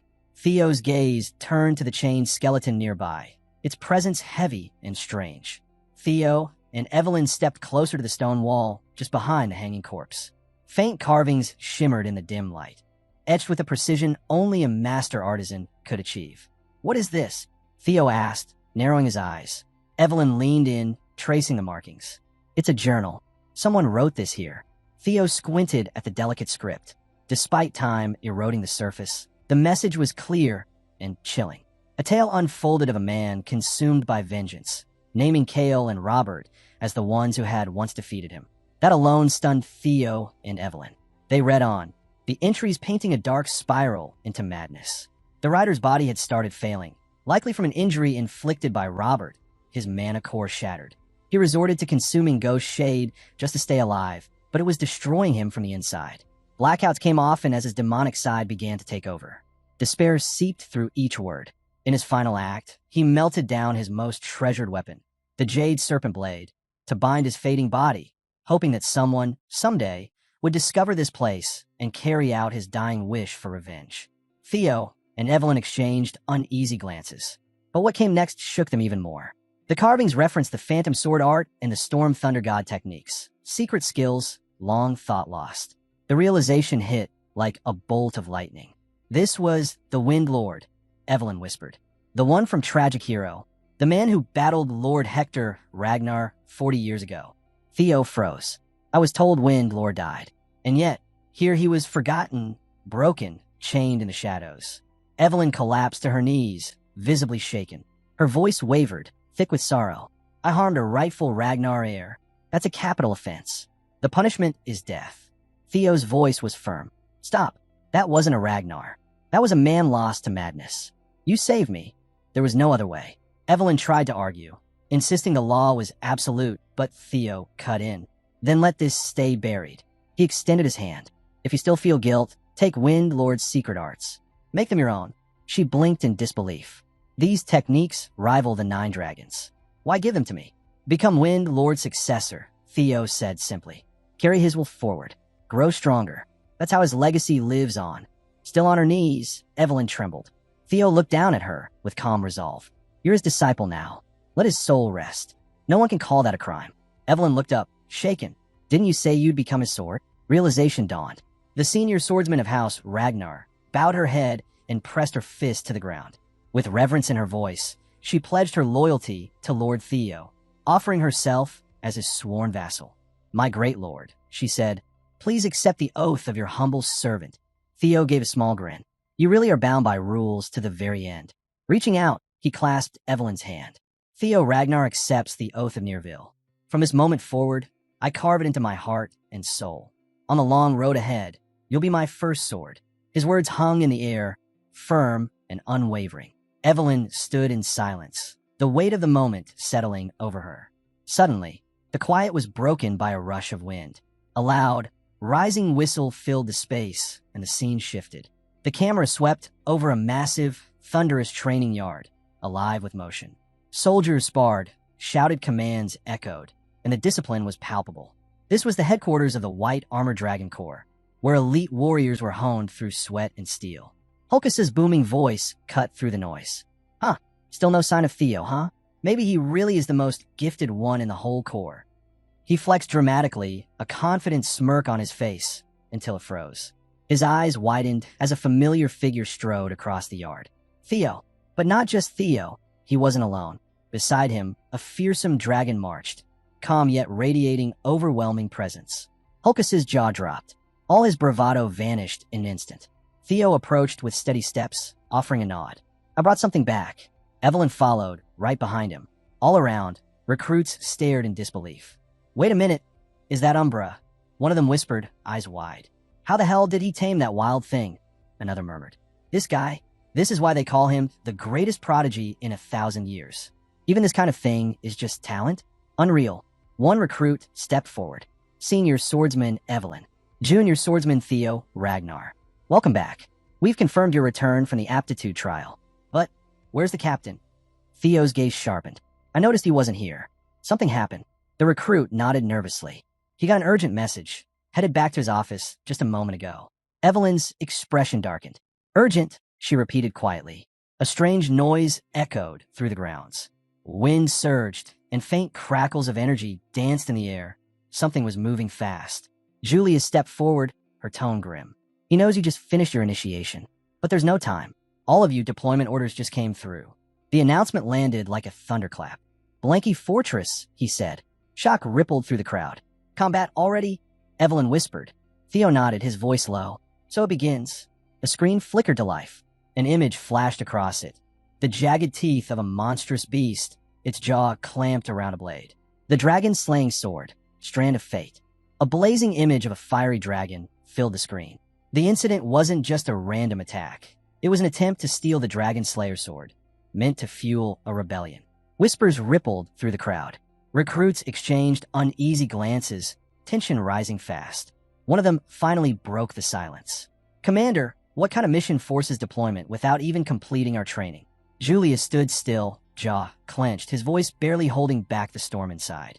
Platoon 5, led by Captain Trainer Isvin and his 14 knights, has vanished. Theo's eyes widened. A cold chill spread through his chest. Trainer Isvin? The oldest and most revered knight of the White Armored Dragon Cavalry. A warrior even Julius turned to for wisdom and guidance. For him to go missing? That wasn't just rare, it was unthinkable. A disturbing thought crept into Theo's mind. Could this be the butterfly effect I caused? A bead of sweat traced down his temple. Julius continued, voice steady but burdened. The Black Snow's report estimates an 89% chance they're dead. If they're alive, they won't be able to fight. He looked out across the yard. We're forming a new temporary Platoon 5. You'll take over their mission. His eyes locked onto Evelyn. You'll be the captain. Deployment in 3 days. Complete your training before then. He clenched his fists again. I won't accept they're gone. Not without a fight.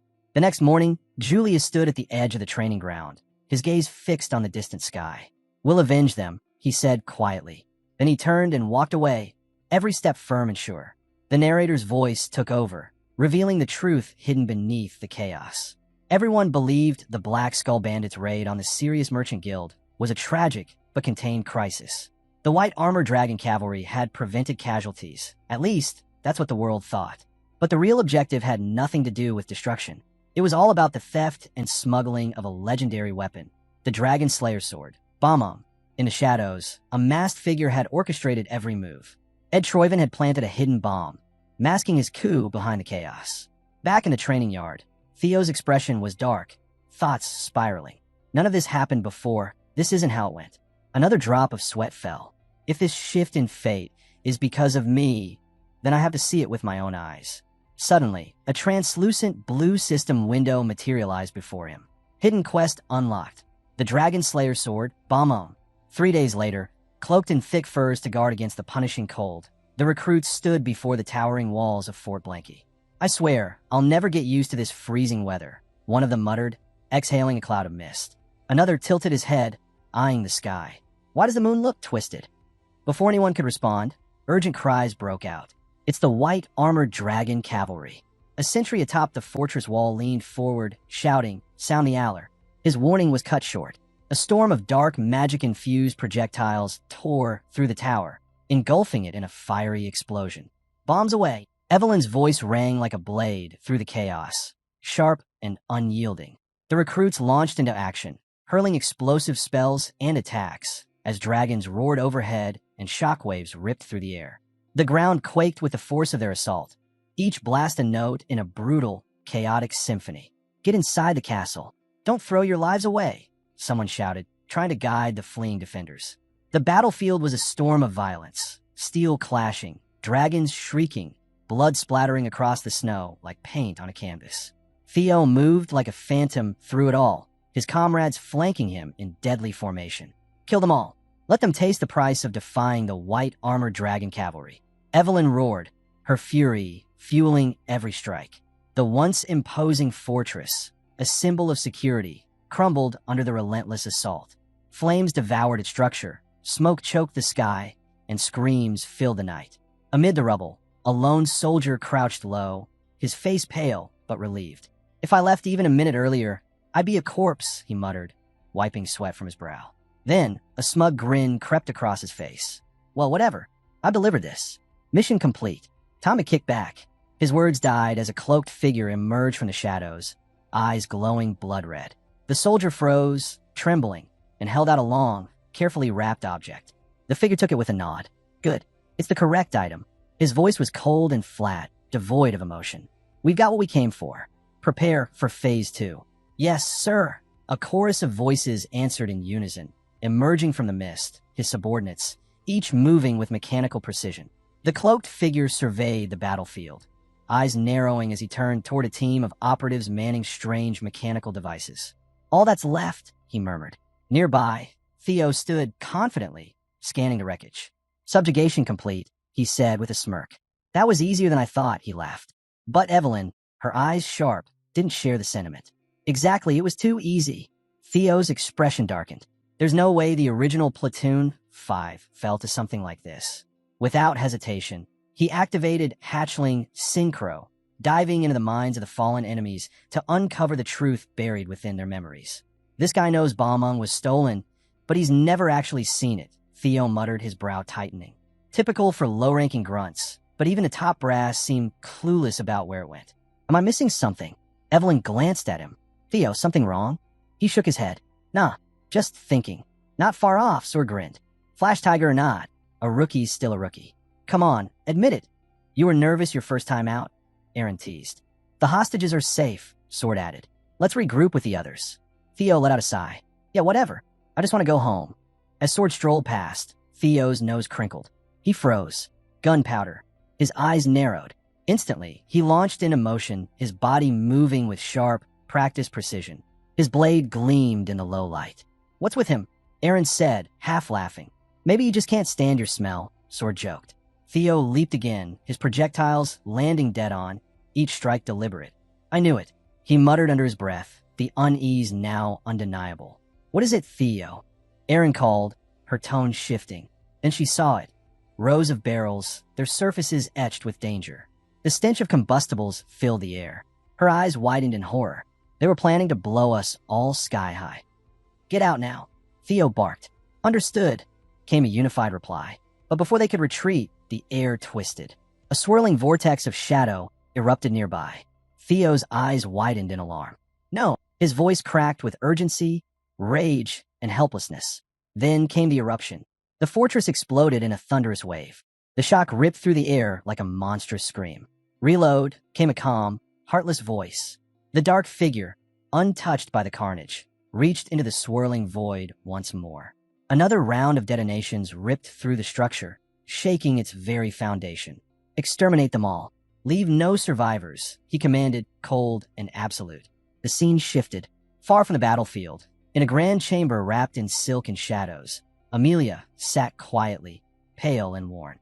In her arms, she held a small, swaddled infant. There, Ashian, she whispered, rocking gently. My baby. Her sorrow flickered, twisted by something darker. Her eyes, no longer just sad, now burned with a terrifying, unnatural glow. Did it hurt? She asked softly, her voice trembling with rage. Mommy will bring you the head of that filthy vermin. I swear it. A tide of shadowed figures swept silently across the battlefield, swift and merciless, wraiths born of vengeance. Back at the ruins of the fortress, Evelyn stood tall, sword ready, eyes hard. Don't let a single one escape, she commanded, her voice ringing above the chaos. Yes, Captain, came the steel-edged reply. A wave of voices roared out as the group charged into battle. Evelyn, eyes locked on her copy, moved in without hesitation. The double blinked in disbelief, stunned as the entire 5th unit, led by the seasoned trainer, was wiped out by this ragtag force. No, this can't be, she breathed, barely audible. Her eyes narrowed, unease creeping into her expression. A dreadful feeling crept over her like a shadow, her instincts screaming a warning. Then, without warning, a storm of fiery blasts tore through the sky. The shockwaves rippled across the battlefield. Team leader, someone cried, the voice raw with panic. Evelyn reacted instantly, her movements sharp as she deflected the incoming onslaught. Damn it, she hissed, frantically scanning for the attackers. It's a trap. Everyone, find cover, she yelled.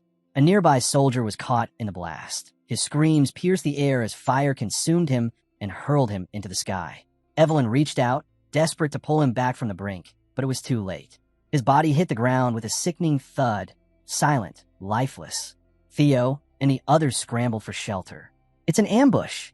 We have to move now, the squad leader barked.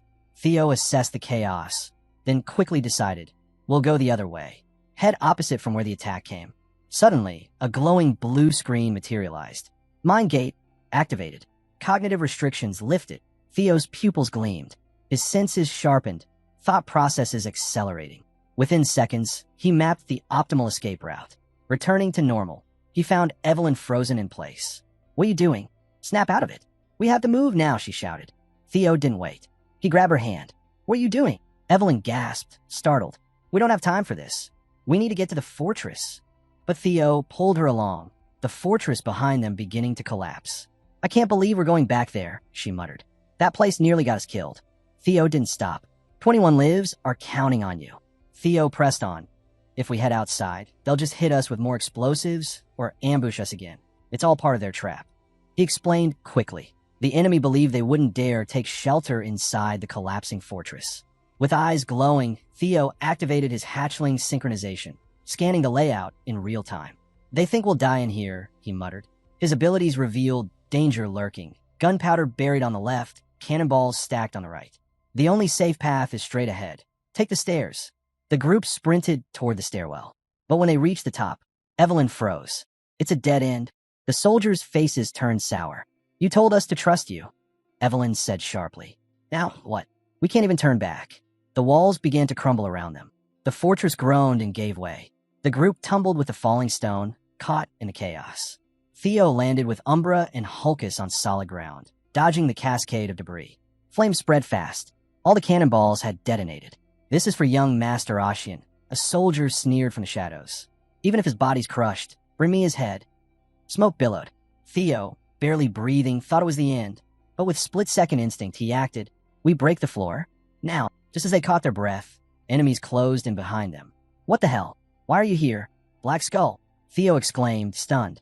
I only came because the foundation here is tougher than usual. One of them answered flatly. Peering through a gap in the wall, Theo spotted soldiers scattered beyond. Then his eyes dropped lower. A man lay shackled in chains. It was Trainer Isvan, leader of the 5th team. Trainer, Evelyn called out, relief washing over her. Thank goodness you're alive. She rushed toward him, but her joy froze. This is Ragnar's intelligence bureau, she whispered. The chains clattered to the ground as Isvan collapsed. I figured an ambush like this couldn't happen without someone on the inside, he said grimly. But How could you point your sword at your own kin? One of the others growled. This is treason, plain and simple. We can't let this stand. We owe Trainer everything. But he raised a hand. Stop. Don't rush in. They laid this whole trap to catch us. We don't have the numbers for a fight. He looked out grimly. We need to get out and report this to the Black Pillar. Theo stared at the ground. That's not an option, he said firmly. No reinforcements from the Black Pillar means they were ambushed too. They're probably stuck just like us. He looked around at the shattered walls of the castle. That's why I brought us here. It's our only shot. But we can win this, Theo added, voice steady. They even buried some of their own men. That means they're desperate to cover this up. They'll come back, thinking we're dead, to confirm the kill. When they do, we'll be waiting in the ruins. We strike back then. Ispen turned to Theo, surprised. He's already unlocked the mine gate. At that age, he smiled faintly. I would have given up back then. Looks like we picked the right recruits this time. Ispen sprang to his feet. You're right. The White Dragon squad doesn't just roll over. He turned to the rest. You heard the plan. Get ready to fight. Location: a battlefield stained in blood under a crimson sky. I honestly didn't expect this kind of garbage from my scriptwriters. I fired most of them after that scene. Back on the field, the enemy grunts scattered, searching the rubble for bodies, basically marching to their own deaths. While rummaging through the carnage, they found a half-dead ally. Instead of helping him, that grotesque, Barbie-looking commander stabbed him through the chest. He turned to his subordinate. Did you find any of their corpses? The grunt replied, We've finished sweeping the western side. Moving on to the east now. Barbie sneered. The ambush team had failed. Only one group was unaccounted for. The white armored dragon cavalry, he muttered. Just then, a sword came flying out of the rubble, straight for Barbie's face. He twisted just in time, barely dodging the strike. As he tried to counter, a sharp crack echoed. Evelyn had already closed the distance, landing a solid kick to his chest. She moved like lightning, avoiding his retaliatory swing with ease. Barbie staggered back, screaming to his men. It's them, the white armored dragon cavalry. Change formations now. But before they could even move, half of them were already being taken down by Theo's squad in a perfectly executed ambush. Evelyn stepped forward. I hope this wasn't the Central Intelligence Bureau, she said coldly. But now it's confirmed. Under Ragnar's law, you'll all be executed for treason. Her eyes burned with resolve as she faced Barbie. Steel clashed as their fight began, blow for blow, evenly matched. Barbie grit his teeth. How did they survive the bombing? With a roar, he launched his full power, forcing Evelyn back. Pushed into a corner, she suddenly reached into her artificial arm and pulled out a hidden weapon. Barbie barely ducked the strike, but Evelyn didn't let up. She launched another vicious blow straight at his neck. He managed to block it, but the force shattered his defense, dropping him to his knees, blood dripping from the wound. Evelyn stepped forward, voice commanding. The Central Intelligence Bureau is surrounded. Resistance is pointless. From the moment your ambush landed, your fate was sealed. Surrender now, and you might just live. Suddenly, the drama Queen Barbie screamed. Now, use the secret technique. Everyone froze, confused. What secret technique? Then behind him, one of the minions started changing. Muscles bulged, veins twisted, and his whole body contorted. Apparently, the grunts had been upgraded to level 2. One of them, the same coward who'd once trembled before Theo, came charging, face strained like he was fighting off constipation. Theo's eyes narrowed. It's the reverse blood surge, he realized. A forbidden technique that drains life force in exchange for raw power. The transformed minion hit with unexpected strength, actually forcing Theo to retreat slightly. But as he stumbled, more were already closing in. Just before the final blow landed, a captured ally hurled himself into the attack, taking the full brunt of it. He collapsed, whispering to Theo, "Get out of here alive." A useless sacrifice. Theo was clearly stronger. But seeing his comrade fall, Theo's expression hardened. No more holding back. He unleashed the Thunderclaw technique. The sheer impact blasted the minions back like ragdolls. Activating his mind gate, Theo moved like a blur, dashing between enemies, cutting them down with precision. But there were too many. Time for the triple Thunderclaw. He slammed his fist into the ground. A colossal blast tore through the battlefield, slicing through everything. Even the terrain cracked. Lines of raw energy etched across the ground. The sheer force of the attack hurled everyone back. Dozens of enemies were vaporized in seconds. Though Barbie managed to survive, he was shaken. He couldn't comprehend how Theo had crushed their secret technique so easily. This monster can't be allowed to live, he hissed. The rest of the squad looked on in awe. Even Glasses muttered, "We've got a long way to go if we want to match him." But victory came at a price. Theo coughed violently, blood staining his lips. He had overdrawn on the mind gate. His body couldn't keep up with the power he'd forced through it. Then Barbie charged straight toward Theo. "If I'm going down, I'm taking you with me." Something was off. Theo's instincts flared. He looked closer. The guy was rigged with a manicore. He was going to self-destruct. But before he could react, Evelyn appeared in front of him, standing between Theo and death. She raised her hand and called upon the power of God Tempest. Theo handed her a powerful technique, and with its opening move, Squall, she sends her opponent flying, then dashes in to follow up with another strike. But just as the blow lands, someone shouts, "Hey, what do you think you're staring, you creeps?"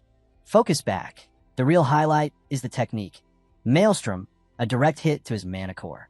Theo watches in disbelief as the manicore's explosion gets completely suppressed. The impact is so intense, it slams the guy into the ground, blasting energy in every direction. Honestly, that hit was so devastating. The so-called Barbie villain isn't making it past the next chapter. Rest in peace, you won't be missed. Suddenly, a voice calls out to Theo. It's Hulkus, yelling that he made the right choice in picking Theo as his lord and recognizing him as his first sword. Unfortunately for him, Evelyn beat him to it. Everyone starts thanking Theo for saving them, their gratitude pouring out. He laughs it off, standing up with their help.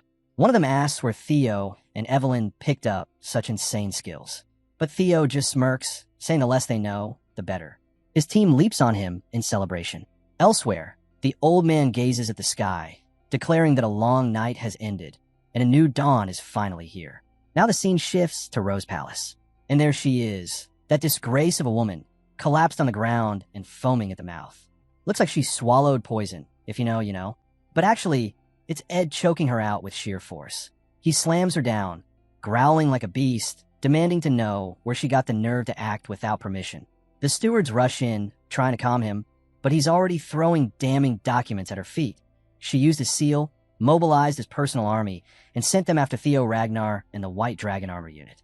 That was a direct interference with the Troivan master plan. The woman breaks down, acting bizarre before sobbing. She pleads with her brother, saying all she wanted was Theo's head for killing her son. She even wanted to wipe out everyone associated with him, hoping it'd ease her grief. But Ed clenches his fists, furious. To him, her son was trash, and because of him, she forgot her place. He pounds Ashian's corpse, splattering blood across her face, and coldly informs her that she's lost the Dragon Slayer's sword, the core of their entire operation. From now on, she's out of the family. She panics. That look in Ed's eyes, it's just like their father's. He tells his men to lock her away in a place where no one will ever find her, and to eliminate anyone connected to her, so no information leaks. Now realizing the weight of her actions, she begs him to reconsider. But it might already be too late. He storms out of the room, seething with rage. The rebellion plan he spent years crafting, now in ruins. And the one behind it all? Theo Ragnar. Gritting his teeth, he vows to take Theo down with his own hands. Cut to our Chad, Theo, who pulls out a massive greatsword. A status window appears, revealing the blade is sealed. Only usable once certain conditions are met. Intrigued, Theo channels his aura into it. Instantly, the sword flares to life, jolting out of his grasp, and even leaving minor cuts on his hands. It confirms his suspicion. This weapon can't be wielded as it is. A remnant from the ancient mythic age, it's like a ghost, untouchable by mortal hands unless its secret is uncovered. But if mastered, it bestows power akin to the heroes of legend. Theo recalls that in his previous life, Ed was the one who managed to unlock the blade's hidden mystery. Digging into his memories, a smile spreads across his face. Only one place fits the bill. He stores the sword back in his inventory. Until he discovers the key, it's nothing more than dead weight. Just then a knock. Evelyn steps in composed and respectful. She apologizes for the intrusion and informs him that the commander has requested his presence. When Theo arrives, the old commander greets him warmly, relieved to see his friend alive. But confusion sets in when Theo hears of his plan to retire. The old man admits it's hard to say out loud. He lost both his leg and his Drake in the last fight. His body's worn out, and he wants to spend his remaining days honoring fallen comrades back home. The Julius, his trusted ally, knows better than to argue with the old man's stubborn heart. He just sighs and lets him be. As they sip tea, the commander brings up something important. Not a replacement, but a revelation about a new recruit. Theo Ragnar. At just 15, Theo has already unlocked the Thunder Gate. Julius can't believe it. That gate marks the line between the ordinary and the superhuman. What's even crazier, Theo wasn't born with it open. He forced it open. His aura channels through expanded vessels far beyond the norm. The scale of it? Ridiculously massive. Hearing this, Julius lights up. He grins, saying if Theo's vessel is that vast, then it's time to start filling it. The old man wraps up their conversation, saying that's all he had to share for today. Later that night, Julius pulls Theo aside. He tells him that from this point on, the journey is his to walk alone. He'll have to grow and evolve on his own now. Hearing that, Theo tenses up. Julius shifts the topic, saying he heard Theo played a major role in the recent mission. Theo, ever humble, responds that it wasn't just him. His teammates were a huge part of it too. But Julius isn't buying the modesty. He leans in, asking how far Theo's martial path has come. Thinking he means battle prowess, Theo replies that fighting has become much easier than before. But Julius's gaze sharpens. That's not what he's asking. He wants to know, what kind of life is Theo's sword trying to convey? The question catches Theo off guard. He hesitates, then admits he's not entirely sure. Julius pulls out his sword, saying he once trained with a single goal, to mirror the Patriarch's sword. That's how most begin. But as he draws his blade, the air shifts. Suddenly, the sky turns a deep blue, and then it shatters into red. This is no ordinary realm. It's the magic dragon's glass realm, unlike the sword dragon's realm from the Second Awakening. Theo realizes something. This world of martial arts is molded by one's personal path. The pressure builds. Julius tells him his sword embodies the demon. A colossal sword forms before Theo's eyes, and he watches in awe as Julius unleashes a martial technique so powerful, it tears a massive rift in space, sending shockwaves strong enough to flatten entire armies. Then, with a single downward swing, the violent waves halt in place. Julius turns to Theo and asks if he's seen it. The martial path of the magic dragon. Nervous, Theo says he saw nothing but sheer power and destruction. But why did it feel so feminine? Julius nods. That's exactly right. The demon is pure instinct, raw and unfiltered. Even if it eventually collapses, it carves a straight path that pierces through everything. It's not just about strength or destruction. It's about the essence of swordsmanship itself. Or maybe it's about death. Then he flips the question. What did Theo think of the Plum Blossom Palace Lord Sword? Theo answers, it was beautiful, elegant. Julius reflects on that. Beautiful, huh, he repeats. That makes sense. The Plum Blossom Palace Lord's blade carries the essence of life. Like a seed, it sprouts, grows, and blooms into a flower. It's gentle, slow, always changing, yet it never stops reaching outward. As Theo reflects, it hits him. This is what it means to walk the martial path. Even among the 9 dragons, each one views the sword through a different lens. Julius chuckles, then throws a question at him. Does he believe life and death are complete opposites? Theo answers with a question of his own. Aren't they? But Julius doesn't respond. Instead, he ends his martial realm and hands Theo a book. Curious, Theo asks what it is, then freezes in shock. It's a written dialogue between Julius and the Plum Blossom Palace Lord. A deep exchange about the true nature of the sword. Theo is stunned. Julius explains, it's incredibly rare. But Theo's not just any student. He's a shared disciple of both the magic dragon and the sword dragon. Hearing that, Theo struggles to wrap his head around it. The scene shifts, back to when the book was written. The 2 masters sit alone in a secluded place, deep in discussion. Julius grumbles that she's being greedy, trying to claim Theo when he's already his student. She smirks, brushing it off. Don't be jealous, she says. It's all for Theo. And deep down, he can't argue. Theo's talent is extraordinary, rivaling even the top candidates for succession. But because he's growing so fast, when he eventually hits a wall, it'll be brutal. This book is something he'll need then. Julius sighs. That's all well and good.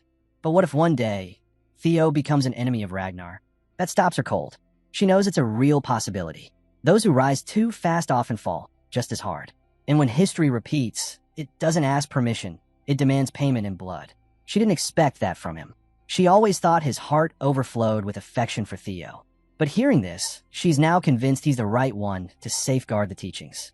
She hands him the manuals, saying that only when Theo is truly worthy, when he understands what it means to be a Ragnar and values every step of the journey, should he receive them. Back in the present, Hi-Ha passes the manual to Theo. He can hardly believe it. The 2 strongest sword masters of the clan, the top blades of the sword and demon dragons, have made him their shared disciple. He looks up, asking quietly, "Am I really worthy of this?" Julius answers without hesitation. "There's no need for false modesty. You've earned it." Theo stays silent, overwhelmed. In his heart, he knows he's come this far because of them. Even though he's given them nothing in return, they've never stopped believing in him, never stopped guiding him forward.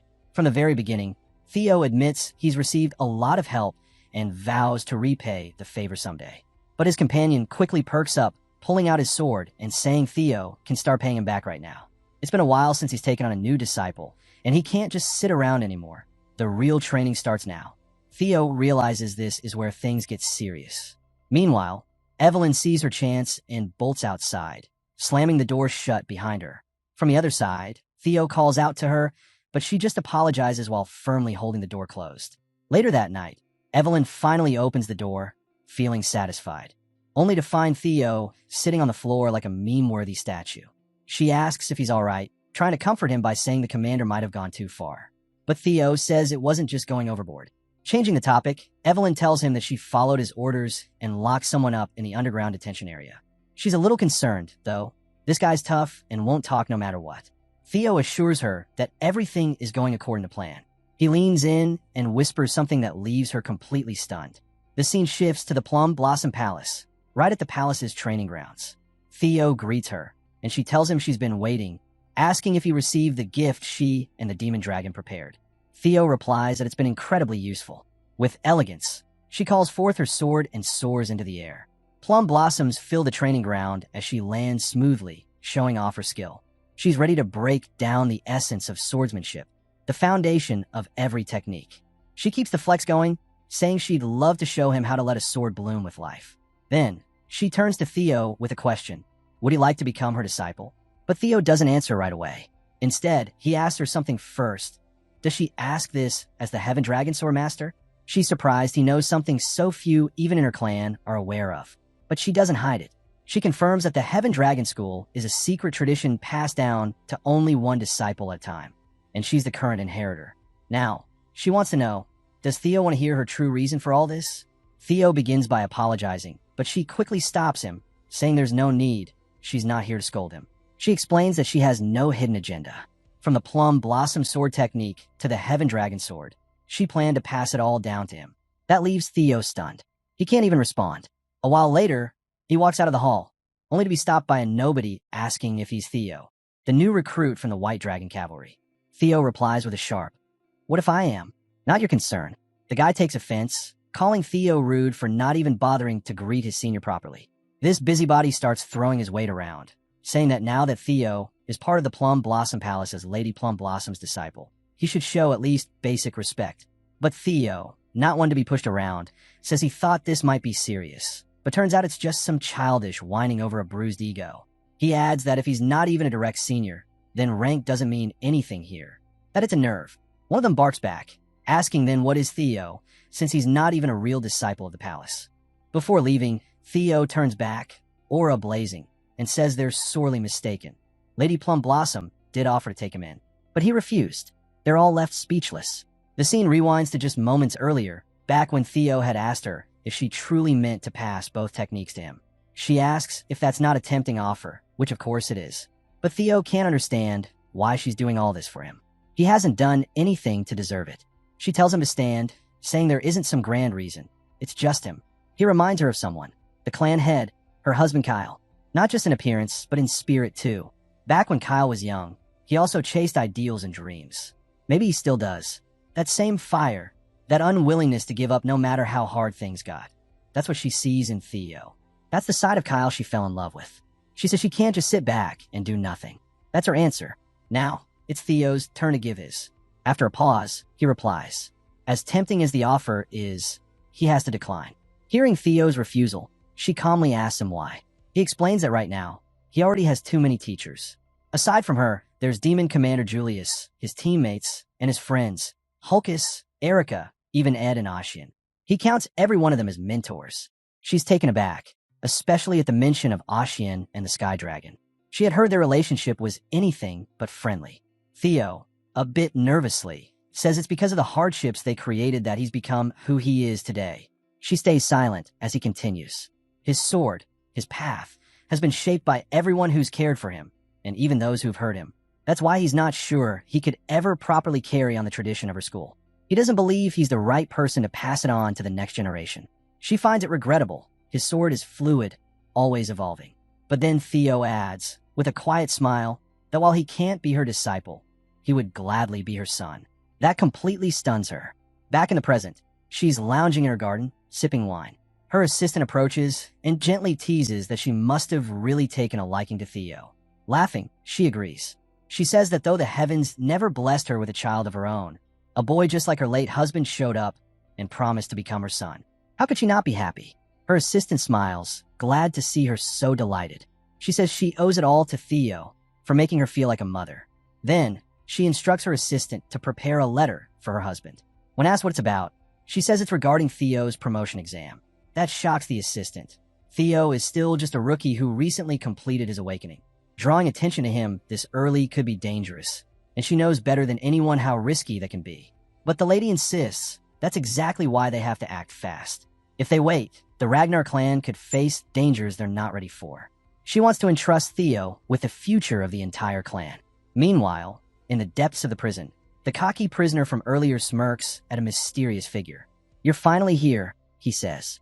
Grinning, he adds, "Don't hate me. This is all going just as he planned." The loyal captive replies with calm certainty. He never doubted it. Then he urges the stranger to finish the job and flings 2 daggers toward his own neck. But just before they land, a mysterious force blocks them midair. The clown-like man freezes, stunned by what he just saw. Evelyn bursts through the ceiling like a thunderclap. The moment the clownish man sees her, he realizes he's been lured right into a trap.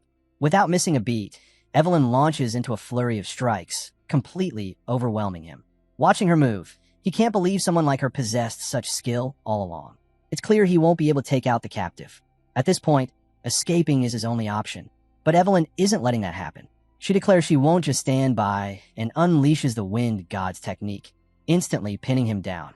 Desperate, he tries to erase any trace of his mission. But Evelyn closes in and drives a hit straight into his gut, knocking him out cold before he can react. At White Dragon headquarters, word spreads quickly. They're now discussing Evelyn's capture of a live assassin. According to intel, the man is part of the Serpent Season, a splinter group operating under the Eastern Elite clan, specifically the Trovian clan. This confirms a direct link to the Sky Dragon. Julius states the obvious. They have a mole in their midst. The meeting is being held in a secret location to make sure no leaks occur. Their intel reveals that Serpent Season is currently based in an ancient fortress in the Calhelm region. In exactly 3 hours, if the mission fails, they'll burn all traces and vanish. The only option is to strike before then, take them by surprise, and extract as much intel as possible. That's the heart of this joint mission. A high-ranking agent delivers this report, ending it by introducing herself as Null Snow. Theo, a bit confused, wonders why someone of her rank is being introduced directly to him. Julius chimes in, "There's one more thing. This mission isn't just a mission, it's Theo Ragnar's promotion exam." Shocked, Theo asks if he's really eligible for promotion. Julius confirms it, but adds that it's no cause for celebration. As one climbs the ladder, the exams only get harder. Still, assigning a mission that could potentially spark a civil war to someone aiming for mid-rank is unusual. Julius mentions that Theo ordered Evelyn to keep watch over the cells, because he already suspected an assassin would strike. Since he made the first move, it's his responsibility to see it through. Theo bows his head and apologizes. Even as an heir, planning behind the higher-ups' backs was disrespectful. But now that it's begun, he's committed. He won't let it fail. He and our battle-hardened Chad but heads for a second, with the Chad challenging him. Get promoted to mid-rank and unlock solo mission rights. A status window appears. This is Theo's chance to sever the dark entanglements of his past life. He's not even sure what those ties are, but he's about to find out. Null Snow looks to Theo, asking if he's got a problem with any of this. He answers firmly. No matter what happens, he'll complete the mission. With that, the old commander stands. The meeting is over. It's time for Operation Snake Extermination. Snow quietly blankets the shadowy forest as 3 figures stand together. The girl explains that due to the risk of informants, their mission has to stay small, just the 3 of them.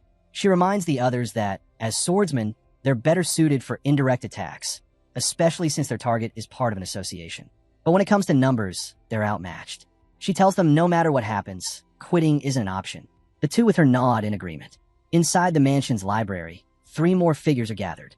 2 are flipping through stacks of papers, while one of them tells the others to gather every document, no matter how trivial. The man in the Joker mask warns them to leave right after they're done. One of them asks how long it's been since their comrade left. "Over 2 hours, the masked man replies. He should be back any minute now. Meanwhile, the third member stands ready by the door, sword raised. Suddenly, a small sphere rolls into the room and bursts, releasing a thick cloud of ash. Coughing into his sleeve, the swordsman quickly asks if they're under attack. Moments later, the girl storms in. With a precise sweep of her scale weapon, she eliminates everyone in a single line. The man in the Joker mask clutches his neck as blood gushes out, paralyzed in shock. One man tries to flee, but she closes the gap instantly and takes him out. She declares the room clear and orders the others to secure the basement. She'll handle the upper floor. He follows her command, still stunned by how effortlessly she struck down the enemies. Guided by the mission's map, he hurries down a corridor, thinking the basement stairs should be nearby. His footsteps echo sharply until he's suddenly bombarded by arrows. He dodges just in time, but the danger is clear. Dropping to one knee, he examines the ground and activates his skill to read the environment.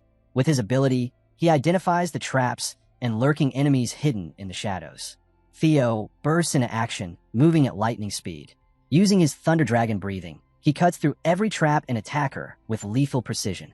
Once the ambush is neutralized, the hidden enemies lay lifeless around him. The man in the Joker mask, now reduced to a pile of ash, had questioned how to complete their mission. Theo realizes that something critical must be hidden in the basement, given how heavily it's guarded. As he descends, his eyes scan the blood-streaked walls ahead. In the dimly lit basement, a sinister presence lingers.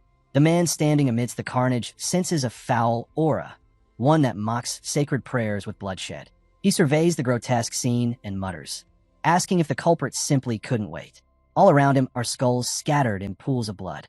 One skull, mounted on the wall, clutches a sword in its jaws. It's clear now, this place belongs to the Holy Demon Church. The Holy Demon Church, a doomsday cult, twists prophecies of salvation into fuel for destruction. They believe a savior will descend during the apocalypse, but they've warped that belief into justification for brutality. Theo recalls how this very cult sparked the Great War, nearly tearing the Empire apart. From across the room, the man asks if Theo recognizes him, but Theo stays quiet, focusing instead on his mana-reading skill. Through it, Theo detects something strange. The man's body is surging with blood energy, likely the work of a demonic eye.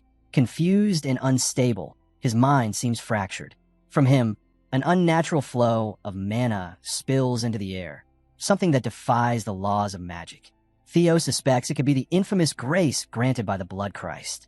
The man smirks and asks again if Theo still doubts. Then, clasping his hands in prayer, he declares he'll offer Theo as a sacrifice. His form begins to shift, twisting and mutating as he transforms into something monstrous. As he steps forward, he urges Theo not to resist the god's blessing. Theo's gaze drops to the man's hand, wondering if it even belongs to a human anymore.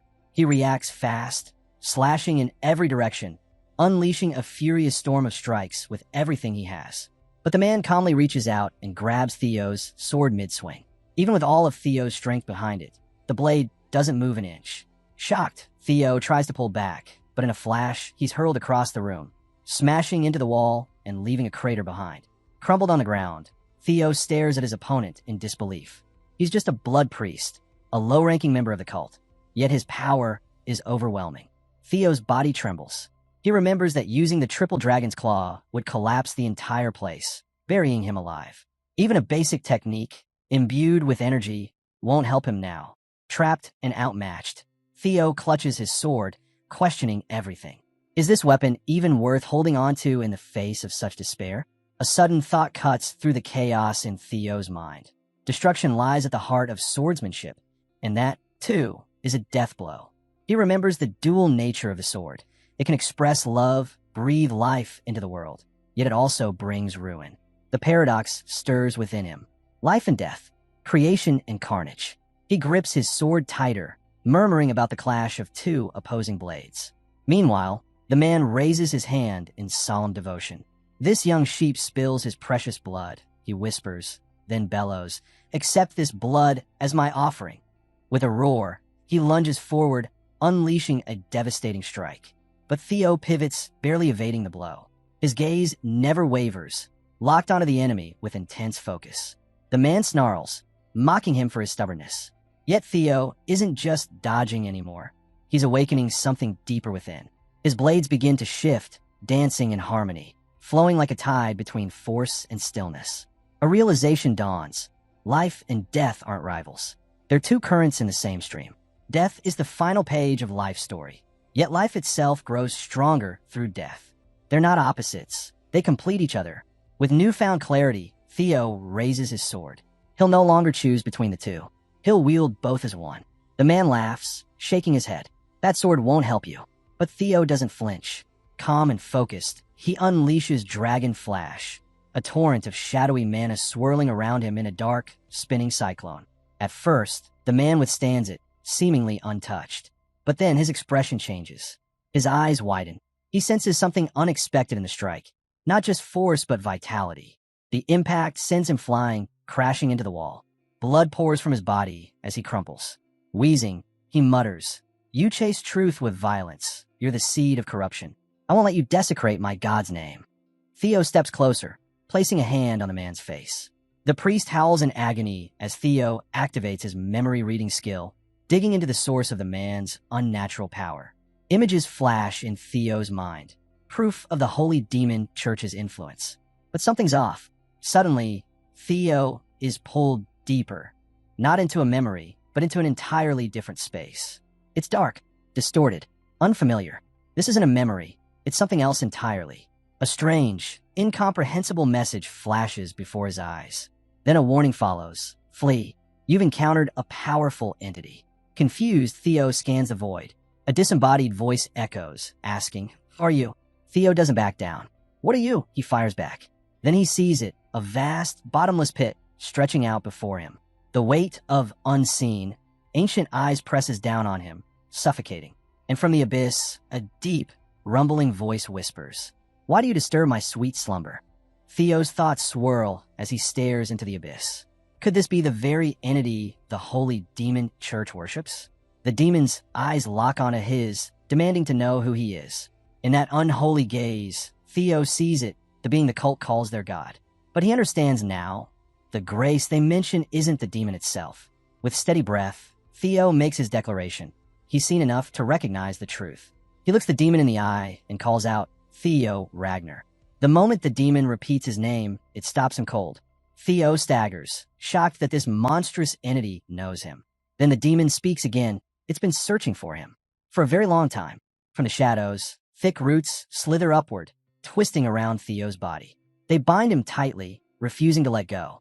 The demon's voice echoes, telling him he is the light of this world. The words shake Theo. Bound by the growing roots, his mind reels, trying to make sense of the revelation. Then, out of nowhere, a being cloaked in a golden aura steps forward. Theo recognizes him instantly and speaks his name with reverence, Lord Bork. Theo can feel it. Lord Bork's strength is unmatched, far beyond anything he's ever known. But even with such power, Theo warns him. Even if he ascends to the level of the gods, defeating the demon is far from guaranteed. When he realizes Lord Bork intends to face the demon alone, Theo tries to intervene, desperate to take on the risk himself. Before he can act, Lord Bork collapses. Theo crashes to the ground too, calling out his name in anguish. Then darkness fades. Theo jolts awake, lying flat on the cold floor, body trembling. He's back. Somehow he made it out. But his heart pounds at the thought of Lord Bork facing that monstrosity alone. As he stares at his fingers stained with blood, the man in the basement slowly bows his head. His voice breaks. He laments that he's spent his entire life in worship, yet was never once blessed by Lord Bork. Then, through clenched teeth, he screams at Theo, demanding to know why someone like him, a non-believer, has been chosen. Theo's answer comes in the swing of his blade. He declares with finality, he wants nothing to do with a god like the one the man worships. The name returns to his mind, the nameless sovereign, the true deity behind the holy demon church, as revealed by Lord Bork. He remembers her words, that Theo was sealed away for thousands of years to protect the world from demons. But now, Lord Bork has lost her heart, and she won't last beyond 3 more years. The Great War between the Guardian Dragons and the Holy Demon Church is set to end in 5 years. The uprising will start with a man named Ed Troyven. It's all coming together. This can't be coincidence. Just as the pieces click into place, his allies finally arrive. One steps forward, smiling gently. "You've done great, Theo." The girl scans the fallen blood priest and shakes her head. She questions why they rushed in so recklessly. After all, their target wasn't just any enemy, but a blood priest. Then her gaze lands on the body, and her expression shifts. Turning to Theo, she praises him. "That was incredible," she says. "You've proven yourself today." The scene transitions to the library, where the group sorts through piles of documents. The girl flips through a few pages, noting that while the information they've found is explosive, it's not enough on its own. More of a smoking gun than a confession. That's when Theo steps forward, holding out a sealed box. All eyes turn to him. One of the girls stares at it, a memory surfacing. She recalls handling that exact box before, collecting it for the young master ahead of the weakening ceremony. Inside, she remembers, were the hidden trade logs, documents linking the series merchant guild to the Troyven plan. She wonders aloud why Theo hadn't used this sooner. Maybe he'd seen all this coming. As she reads the contents, her eyes widen. It's the official sales record of Troyven, hard proof. She looks up at Theo, impressed. "You've really outdone yourself," she says. "With this, we've got them. We can prove the Holy Demon Church is involved, and now Troyven's on the hit list too." She closes the file and declares they have enough to move forward. Once the report is submitted, their next move will be immediate. They're taking down the series guild. Theo glances at the ground, murmuring to himself. So, this is how it starts. The beginning of Ed's fall. The scene shifts again, this time to another guild. Julius, a man with one defective eye, leans back as he speaks. He says he already suspects Ed Troyven is planning to betray them. Another member responds cautiously. He warns against jumping to conclusions without clear evidence, though he admits the signs are suspicious. Julius pushes back. He argues that Ed's possible dealings with the Black Dragons are more than enough to raise serious concern. A man in a veil interrupts, suggesting they not waste time with guesses. Julius eyes him. "You seem calm," he says. "Is it because you already know something?" The veiled man dodges the question, steering the conversation toward a different name, Theo Ragnar. He brings up Cleve's report. Theo supposedly defeated a blood priest on his own. Julius immediately shuts it down. But the veiled man presses on. He wants Theo for the Black Snow Guild. Says his intuition and reasoning skills are exceptional, talents worth nurturing. Julius frowns. "Drop it," he warns. "I've already reached out to Deep." The implication is clear. Theo is off limits. Somewhere else, a boy grins and tells his older brother that he, OSA, and Kyle, they're all thieves. Nearby, a girl lifts a cup and smiles, commenting that it's been a while since he last reached out. She drifts into a memory, recalling the day they became sworn siblings. To her, it still feels like it happened just yesterday. Julius cuts in, voice sharp. He warns her she'll regret trying to steal people from his side. But the boy in the veil replies with a knowing smirk. "You still haven't figured it out, Julius," he says cryptically. "It's only natural for older siblings to learn a thing or two from the younger ones." The words leave Julius momentarily speechless. As the boy turns to leave, he throws one last jab over his shoulder. "Bring something fancy next time, yeah?" He disappears through the door, and Julius yells after him, clearly rattled. Alone now, the veiled boy's demeanor shifts. In his mind, he breathes a sigh of relief. No spies were found in the white armored dragon cavity, one of the few factions free from the Sky Dragon's grip. That gives him room to maneuver. He considers stepping away from the mission altogether. If he vanishes, there's no reason for them to come after him. The others will make their move on the series guild soon enough. He smirks, thinking today's events are bound to be entertaining.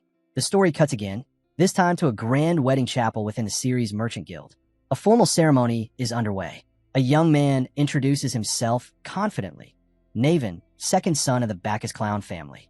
Guild Master Quadric Series steps forward, dressed in regal finery. With a booming voice, he announces a formal alliance between his house and the clowns. As part of that union, he presents his fourth daughter, Lily Series, to Naven. Pride radiates from Quadric as he makes the declaration. Through blood, the two families will now be bound together. But behind his calm smile, Quadric's mind is already spinning. Naven holds noble status, exactly the kind of leverage he needs. With this marriage, he can tighten his grip on future events. The man introduced himself with casual ease. Naven Bacchus, second son of House Bacchus. Across from him, the broad-shouldered Viking replied, Teal, I lead a merchant guild. Without missing a beat, he added, I've come to propose a marriage alliance with House Bacchus. Teal motioned to the young woman beside him. This is Lily Ceres, my daughter, the fourth daughter of the Ceres family. From today, she and your son will be bound together. Our families will be united in blood. The bald man clenched his jaw, barely holding back his rage. A mere merchant, daring to speak so brazenly? Especially after invoking the name Bacchus, one of the 6 pillars. His grip tightened around his sword. I need to keep my cool. If this union brings a dowry, it could rescue our family.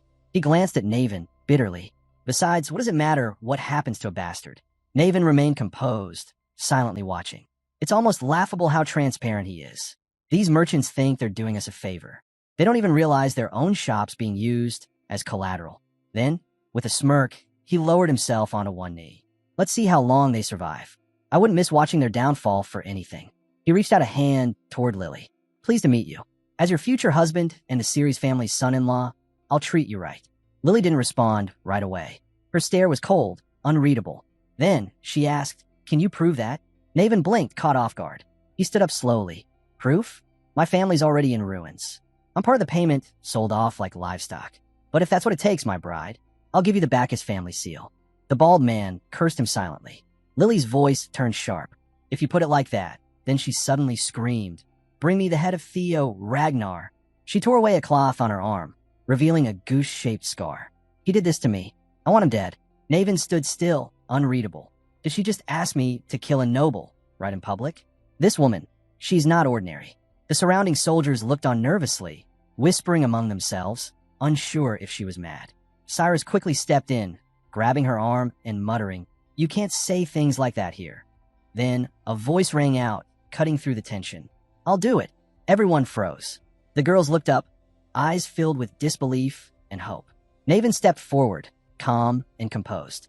If that's what my bride demands, he said, then I'll deliver his head myself. The sky suddenly shifted. Violent gusts tore through the clouds as 2 dragons soared above the city. Below, onlookers pointed and whispered, mistaking them for wyverns. Then, mayhem unfolded. From the sky, 3 figures dropped, landing in the heart of the street. Armored assassins, silent and lethal. A hush fell as one of them planted a banner. A man in the crowd turned pale. The symbol was unmistakable. It's Ragnar, someone shouted. They've come in the name of justice. Khalif unrolled an official scroll and read aloud. We have evidence linking the attackers of the Ragnar family to the Ceres merchant group. An official investigation will now begin. She raised her voice. Anyone who interferes will be considered a traitor and executed without trial. Fear rippled through the streets. Whispers spread. Treason? Executions? Had the Ceres group truly betrayed Ragnar? Word soon reached Ceres merchant group's headquarters. They want to search us? Should we let them if we're innocent? A merchant stammered. Ceres, head of the household, burned with anger. His enemies had struck faster than he'd expected. Still, he had to stand tall. The bald man stepped forward, seeking clarity. Around him, the others demanded answers. Family members surrounded Ceres, their voices rising in panic. Enough, Ceres thundered. Anyone can forge a scroll like that. This is a trap. No matter what schemes they've prepared, the Ceres family will prove we've done nothing wrong. We are loyal to Ragnar. His eyes blazed as he turned to his guards. Cut down anyone who dares sully Ragnar's name. The bald man tried to interject. If you refuse the investigation, it'll look like guilt. Ceres shoved his arm aside. The marriage is off. After all this, you think we'd still go through with it? He stepped forward, voice ice cold. This isn't some misunderstanding. They're accusing us of treason. Then he leaned in toward the bald man. You're from the 6 pillars. You should know exactly what Astrasen represents. Do you really believe you'll be the only one to fall? If Ragnar had real proof, this street wouldn't just see 3 assassins. The skies would be swarming with troops. The bald man's followers shouted in frustration. You don't get it. They're not even sure of their own evidence. If we just push back once, we might survive this. Naven stepped in with a mocking tone. Old man, you can barely walk to the bathroom without help. He placed a hand firmly on the elder's neck. Isn't that right, elder? The bald man glared. You little brat. But Naven just kept walking, unfazed. Isn't this perfect? I'll go fetch a wedding gift for my bride. He reached the window, and then, without warning, jumped. The bald man froze, stunned. Naven landed on a nearby rooftop and vanished, quick and silent like a cat. The elder cursed under his breath, sweat dripping down his brow. Damn him. The moment he drew his blade, he sided with Ceres. He turned to his men. Get into position. We're backing them up. His soldiers rushed outside, forming a line between the Ceres building and the Ragnar patrol. Cleve stepped forward, cold as ice. Final warning. Step aside, or you'll be executed for treason. The tension in the air thickened. The soldiers stood firm, caught between loyalty and fear. Then a blur behind the Ragnar squad. Movement on the rooftops. In an instant, Naven dropped in among the 3 Ragnar enforcers, moving like a phantom. He scoffed. The Ragnar clan really does love their executions. The soldiers turned in shock. Where had he even come from? Naven unsheathed his sword and struck. They blocked in time, but the sheer force sent them stumbling back. He grinned. Pleasure meeting you, Ragnar's finest, especially you, Theo. Never thought our first chat would be like this. Theo's eyes went wide. He knew exactly who this man was. During the Great War, the one who plunged Ragnar into chaos was the ghost sword from a former merchant group. That man was Naven. And now, Naven wasn't hiding anymore. He was making it clear he was here for their heads. Theo lunged, blades flashing. The boy, the story's protagonist, watched Naven's unreal speed and reflexes with narrowed eyes. Naven attacked in a storm of slashes, which the boy barely dodged, countering with swift parries. The boy thought to himself, if I use what I remember from my past life, I could gain real power here. Then, aloud, he declared, I'm going with him. Evelyn shouted, shocked. Young master, you can't. But Cleve cut her off, calm and steady. Let him. We'll trust him. The others are already erasing the evidence. We move now. Let's finish this. The boy nodded. I won't let you down. Naven flashed a sharp grin. That's fine. As long as they stay out of my way, I don't care. You sure you'll manage without backup? I might not look it, but I'm no pushover. The boy smirked right back. Funny. I was just about to ask you the same. He raised his sword slowly. Before we start, can I ask you something? Naven shrugged. Go ahead. Ask whatever you want. The boy's blade pointed straight at him. Attacking Ragnar like this. Are you turning traitor? Is this the fall of House Bacchus? Or is this about revenge for your mother? Naven's grin faded instantly. His expression turned cold. You had to bring that up, didn't you? Gradient Master of Ragnar, he said, voice low and steady. You really know how to get under someone's skin. His tone shifted, sharp as a blade. Now I've got one more reason to take your head. I'll make it clean. But the boy didn't flinch. He spoke quickly, firmly. Before you do, hear me out. Let me help you take your revenge. Let's destroy the ones who ruined the Bacchus family. Together. He reached out his hand toward Naven. And then, a glowing system message popped up. Hidden quest unlocked. Recruit the ghost sword Naven as your ally. Meet Naven Bacchus, the bastard son of House Bacchus, and their unrecognized strongest sword. A fighter whose skills rival even Thordle's. But talent alone wasn't enough to earn a place in that household. Why? Because he was born in a brothel. His gifts didn't bring honor. They brought ruin. His mother paid the price with her life. It's no surprise he holds a deep, bitter grudge against his family. And our hero sees that as an opening. A weapon. If he plays this right, he might just win Naven over. Without flinching, the boy makes his move. I can help you take revenge, he says, and bring down House Bacchus. Naven's eyes narrow. His voice turns ice cold. I don't know how you found out about my mother, but he doesn't finish. He lunges. Caught off guard, the boy barely evades. Blades clash, sparks erupt. A burst of radiant blue light explodes between them, hurling both back. Sword drawn, Naven snarls, I don't need your help. He makes it clear he wants no allies. The Bacchus name is already finished. The boy doesn't argue. You're right. They're going to fall. But if I don't step in, you're going with them. Naven scoffs. Spare me. I'm ready to die with them. Then the boy says it, quiet but sharp. Ether fever. He continues, a rare sickness. Happens when a young body can't handle the magic flowing through it. If caught early, it's treatable. But if ignored, it becomes fatal. Cuts your life short. A pause. They didn't treat you in time, did they? Naven doesn't deny it. 5 years, he says. Impressive. A noble brat doing dirty research. And then, he charges. Doesn't change a damn thing, he roars. I died today. So does House Bacchus. Blades collide again, this time surrounded by a vivid green glow. The shockwave shakes the ground beneath them. But through it all, the boy speaks calm, steady. What if I told you? I could cure it. Naven doesn't even flinch. Lies. There's no cure for ether fever. Their fight heats up. Naven pushes harder. The boy is forced to take it seriously now. And deep inside, he realizes, Naven's right. In his previous life, the cure had been discovered just days after his death. It sounded like something out of science fiction, more like an Iron Man arc reactor than real medicine. Unreal, yet undeniable. That's why he said it without hesitation. You're wrong. There's a cure. Naven stopped cold. It's fully treatable, the boy continued. You were right. House Bacchus is finished. Whether you side with me or not, they're going down. But if you take my hand, you live. You rise. You become a hero to Ragnar. He reached out again. Just trust me. Once. Cut to Naven, silent and lost in thought. His eyes locked on the boy who just shattered everything he thought he knew. Outside, the world kept moving. Soldiers raised their weapons. Arrows soared, slicing through the air, aimed straight at two Ragnar enforcers. Evelyn scowled. They're not even firing back, she muttered. Cleve gave a small nod. I see it too. She looked toward Theo, impatient. Still talking, still not done. Her fingers twitched, aching to fire an arrow. To end it. But she held back. Orders were orders. Engage only if necessary. Their job wasn't to kill Naven. It was to study him. They were scouting him for recruitment.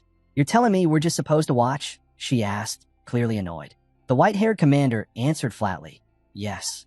He did abduct a priest, but you didn't witness it directly. True, she admitted. That's why confirmation matters. The Black Pillar's duty is to evaluate those who might shape Ragnar's future. Never forget that. And right now, it's Theo's job to gather that evidence. Your focus, Cleve, is to assess Theo himself. Understood, she replied. Then asked about that if necessary clause. You mean only if it ties to the demonic cult, right? The commander nodded. Exactly. You're only cleared to intervene if someone at bishop rank or higher is involved. She let out a sigh. Any misstep under that threshold, and she'd be lectured for hours. But wait too long, and the perfect moment might slip away. Then, something cut through the tension. A blur, slicing through the wind. Naven. As he shot past, Evelyn's eyes narrowed.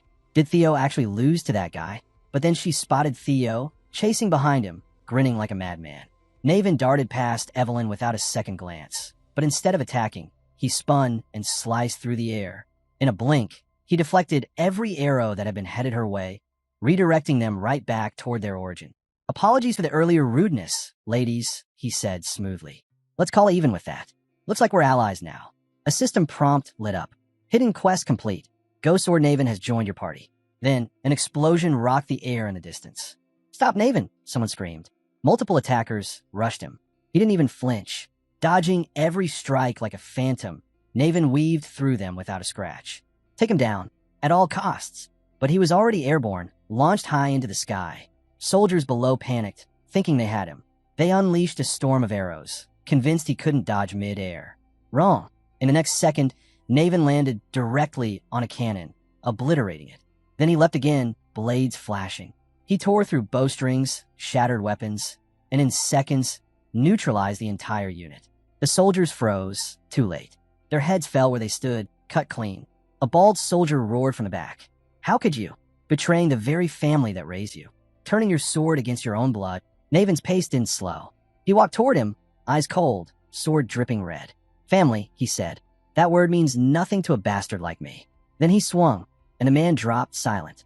Chaos followed. Weapons shattered. Screams echoed. The Ragnar soldiers charged forward, seizing the moment. Evelyn stared, stunned.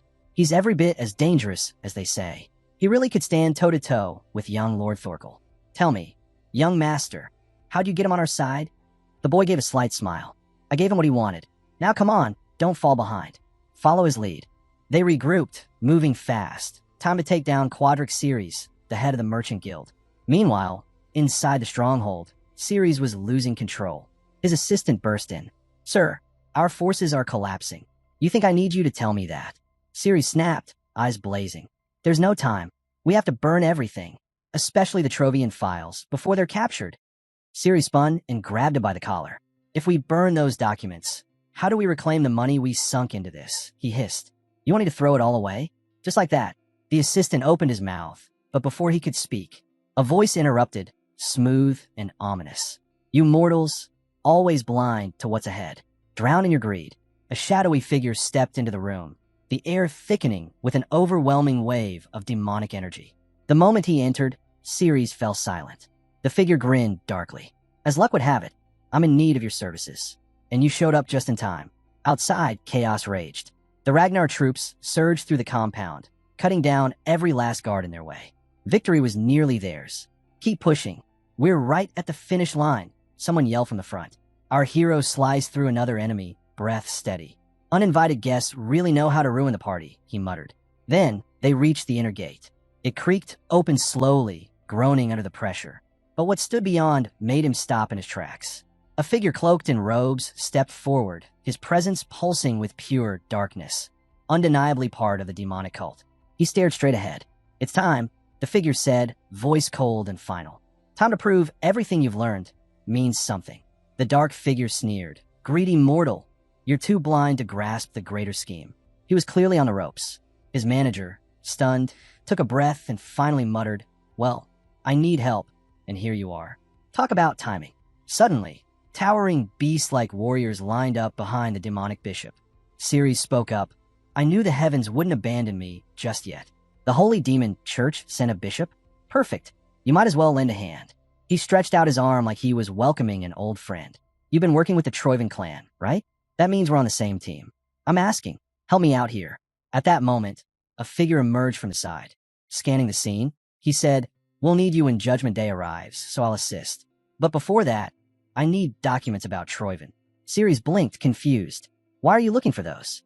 I hid them well. They're basically my bank now. Though struggling to speak, he forced the words out. If they want cash, they'd better do things right this time.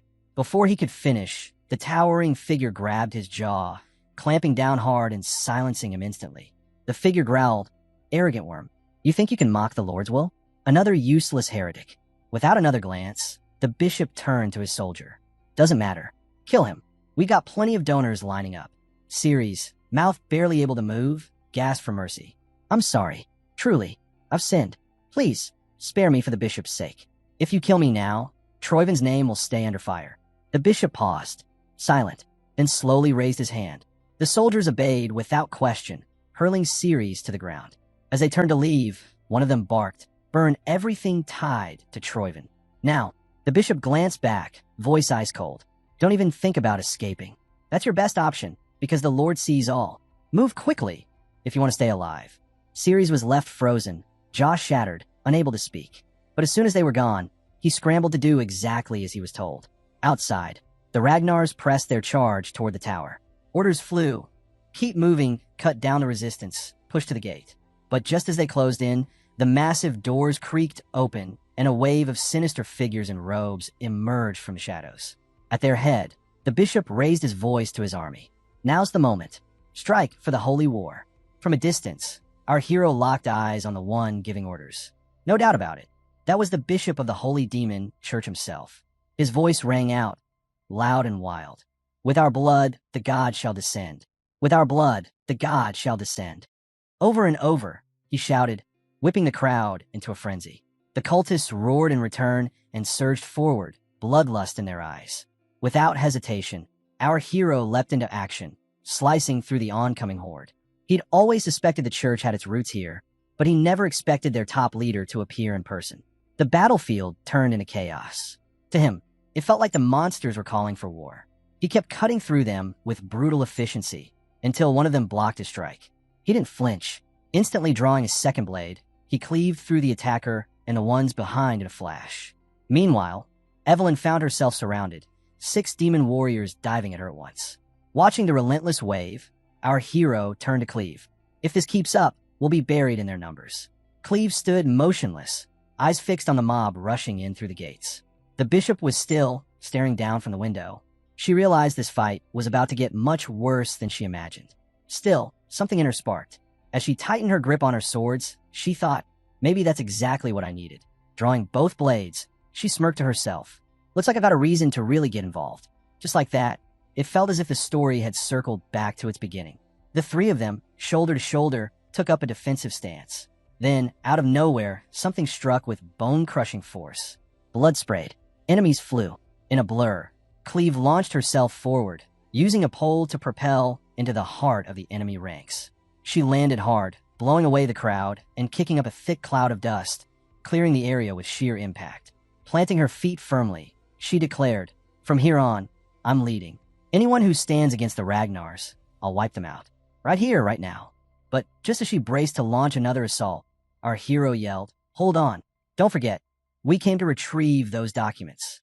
We can't let them be destroyed. Cleve let out a sigh. Theo, I guess I expected too much from you. Still, as he slashed through another wave of enemies, he muttered, the Holy Demon Church just showed their face. That's all the proof we need. She responded with clean, calculated cuts, tearing through more cultists without a word. But Theo wasn't done. He broke through the fray, charging ahead. A voice echoed through the chaos. If they're going this far to stop us, those documents must be even more valuable. Cleve hesitated, then asked, so what's your plan? Either way, we gotta break through this mess first. Theo nodded, but pressed on. By the time we get there, it might be too late. They'll have burned it all. He pushed through the wave and added, but I've got a way around that. Suddenly, a system prompt blinked in front of him, expanding Hatchling's synchro domain by connecting to the mind gate. His vision exploded with data. The Hatchling synchro activated, mapping the terrain in perfect detail. He now had a bird's-eye view of the entire battlefield. Cleve wasn't convinced he had a solid plan, but she remembered the words of the Black Dragon. For now, she kept slashing through the chaos, watching him out of the corner of her eye. That's when a towering demon soldier lunged from behind her, roaring, "You dare lose focus in front of me?" But in the blink of an eye, a storm of sword slashes tore the monster apart. Limbs flew as she carved him down, answering coldly, "Fine. I'll trust you just this once. We'll hold the line. You go get that evidence." Without wasting a second, Theo sprang off the body of a collapsing enemy, soaring high as cultists rushed in from all sides. But before he could reach the top, something caught him off guard. The enemy soldiers had launched themselves into the air too, forming a blockade. Then, like a meteor, someone shot past him. It was Naven. He plowed through the airborne cultists with terrifying power, shattering their formation in a single blow. The destruction was massive. Naven turned with a grin and said, "I've cleared the path for you. It's all yours now, my lord." Theo blinked in surprise. "Wait, since when did you start calling me lord?" Before he could get an answer, a jolt of power surged through them. In perfect sync, they dashed forward, bolts of speed streaking across the battlefield as they sprinted atop the heads of the demon horde. In that instant, Theo gave a silent nod of gratitude to his team. Then, channeling the Thunder Dragon breathing technique, he vanished in a blur, zipping through the sky above the army like a lightning bolt, closing the distance to the tower entrance in a flash. Scanning the area, he thought to himself, no way they'd let just anyone handle something that critical. If those documents are getting destroyed, only one man would be trusted with the job. Kodrak Ceres, Guildmaster. His eyes swept the scene, and there he was. Ceres bolting through the shadows, keys in hand. Theo's lips curled into a grin. "Found you." Just then, a system prompt flickered in his vision. Scenario quest triggered. You now have the chance to confront and resolve all fated ties from your past life by stopping their evil schemes. Back on a battlefield, Naven and Evelyn didn't flinch or fall back. They stood dead center in the chaos, cutting down wave after wave of the demon army, painting the ground red with every strike. Naven announced his presence with flair. "I am the Lord's first sword, Naven Bacchus." Evelyn, unfazed, glanced over and said flatly, "Tone down the theatrics, would you? Your jokes are exhausting." Still, the two of them continued carving through enemies like it was nothing, like slicing through air. While observing Evelyn's precision, Naven noted to himself that she must have been the first to arrive. That made things easier for him. Glancing toward Cleve, he added with a smirk, "If she's the first sword, I guess that makes me second, and I'm good with that." Evelyn gave him a cold stare. "You really think you're better than me?" Without missing a beat, Naven raised his blade and answered with confidence, "I do." He swung his sword in a wide arc, one single motion taking down more cultists than Evelyn had up to that point. Then, flashing a grin, he added, "Good thing we're on the same side. But how about we settle this right now? Whoever takes out the most cultists earns the first sword title." Evelyn scoffed. "We're in the middle of a mission. I don't have time for your games." But Naven leaned in with a smirk. "Or maybe you're just scared to lose?" That did it. In a blink, Evelyn slid behind him, her eyes sharp. Naven knew right then. The contest had begun. She launched forward, her strikes slicing so cleanly they sent enemy bodies flying past Naven's shoulders. Dashing through the horde, she left a trail of chaos, silently warning him not to push her.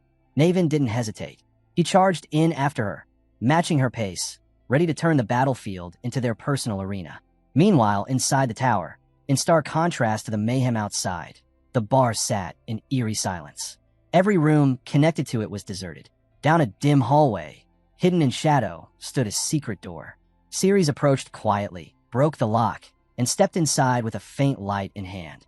In the center of the room sat a large drum. He moved with purpose, heading straight for a concealed box. He opened it and pulled out the evidence, the financial records tied to Troiven's money. Gazing at the stack of documents, Ceres muttered, "If I just burn these, maybe we can dodge a full-on treason charge." He hesitated. His hand paused midair, holding the fire stick. "Do I really need to do this?" he questioned aloud. "This much value, gone in an instant, and with the business already handed off to the Sky Dragon. I have to get it all back, no matter what." Then, like a flash, the memory hit him, the moment the demon bishop ended his life. His expression darkened. Living was still better than dying. He loosened his grip, ready to let the fire consume it all. But in that split second, something streaked into the room, snatching the fire stick right out of the air. Ceres spun around. It was Theo. Ceres stumbled backward, stunned. How did he even get in here? Theo didn't speak. He simply stood there, grim and focused, his presence alone making it clear that not even Ceres' fourth daughter could keep him locked out. Ceres' panic turned into pure desperation. He dropped to his knees, pleading for his life. But Theo didn't flinch. Summoning his mana into a razor-sharp burst, he declared, "Anyone who turns against Ragnar must be eliminated." With one swift strike, he ended it. Ceres' head dropped. The system confirmed it. Quest complete.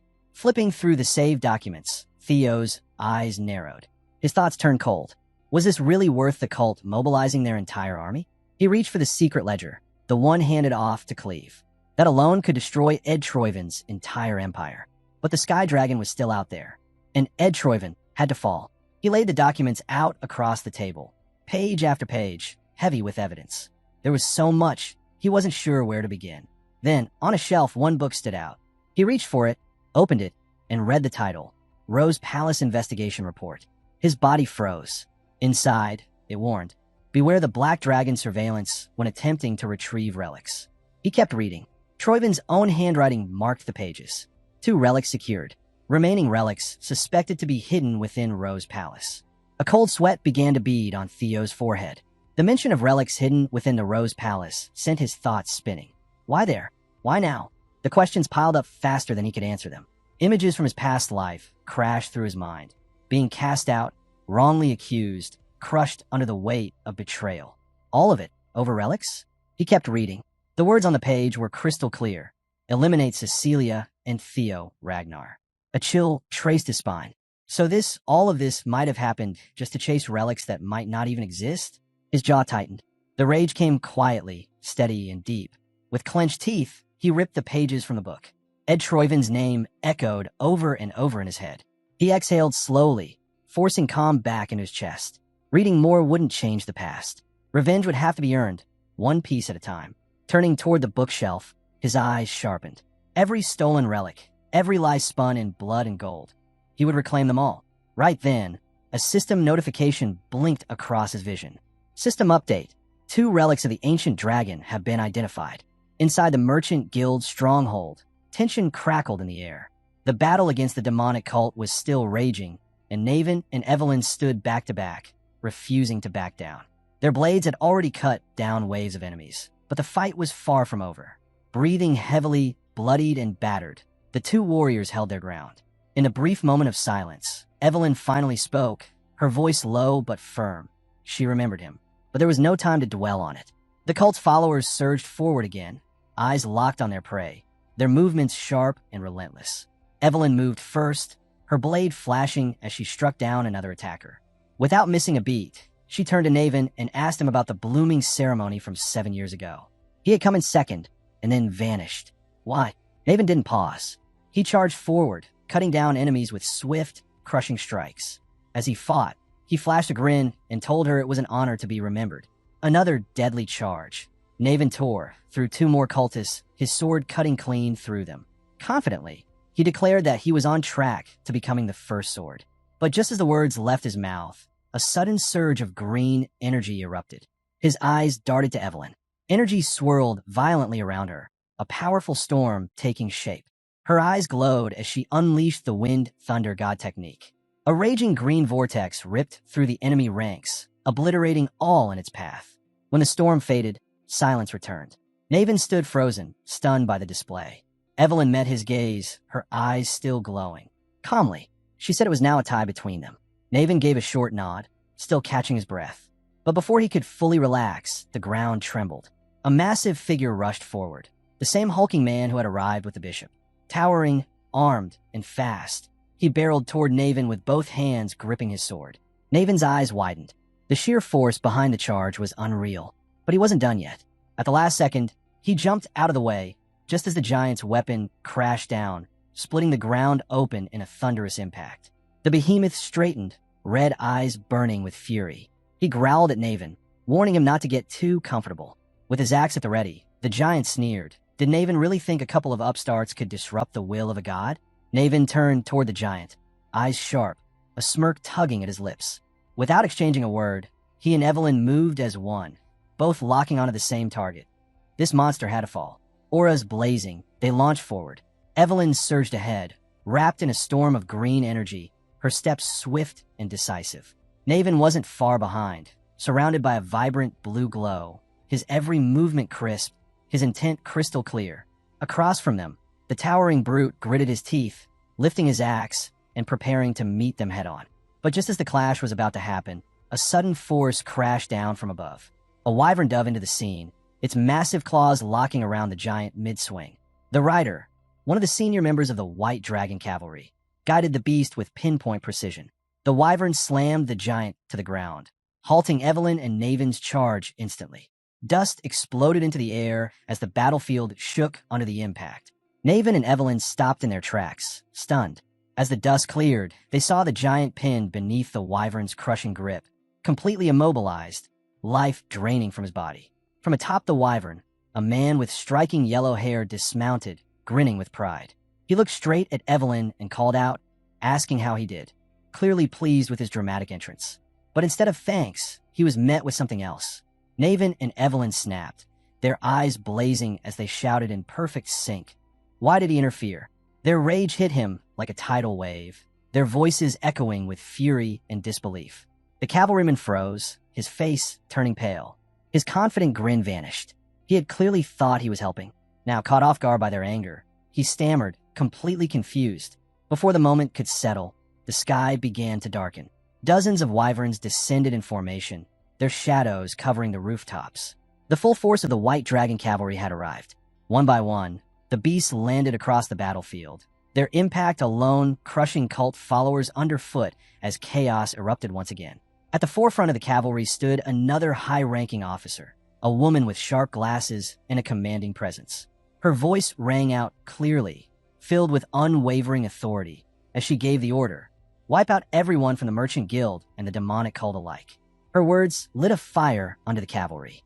The White Dragon soldiers surged ahead with brutal precision, tearing into the remaining cultists. Wyverns rained down streams of fire, engulfing their enemies in roaring flames. Others released toxic clouds that spread rapidly, suffocating everything in their path. Claws ripped through bodies like paper, carving a path of destruction through the battlefield. Screams and chaos filled the air as fire, poison, and death swallowed the remnants of the fight. Inside the Merchant Guild's headquarters, however, the scene was eerily calm. The bishop lay collapsed on the floor, weapons lodged deep in his body, blood pooling beneath him. Yet, despite the devastation, he grinned, his voice low and unsettling as he muttered about the hope for a new sun to rise in the crimson sky.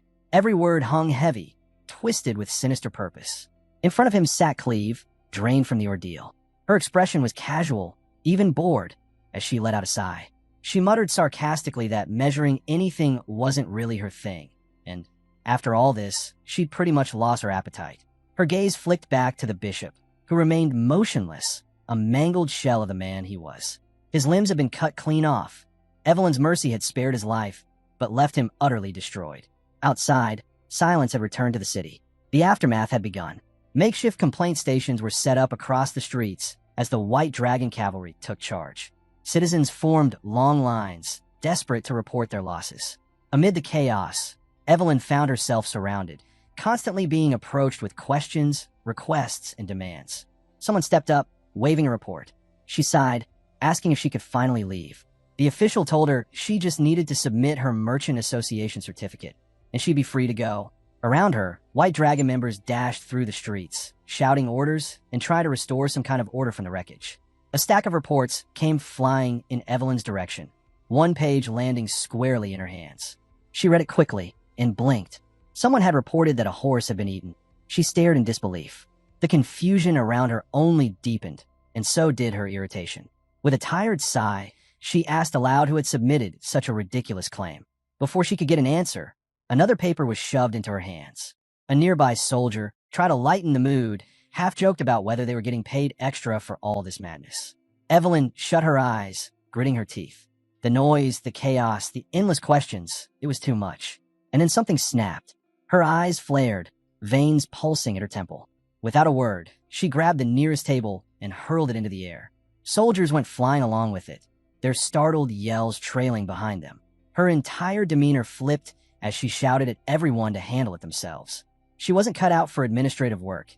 Never had been, never would be. Still seething, she scanned the area and muttered in fury, asking where Black Snow had run off to after dumping this mess on them.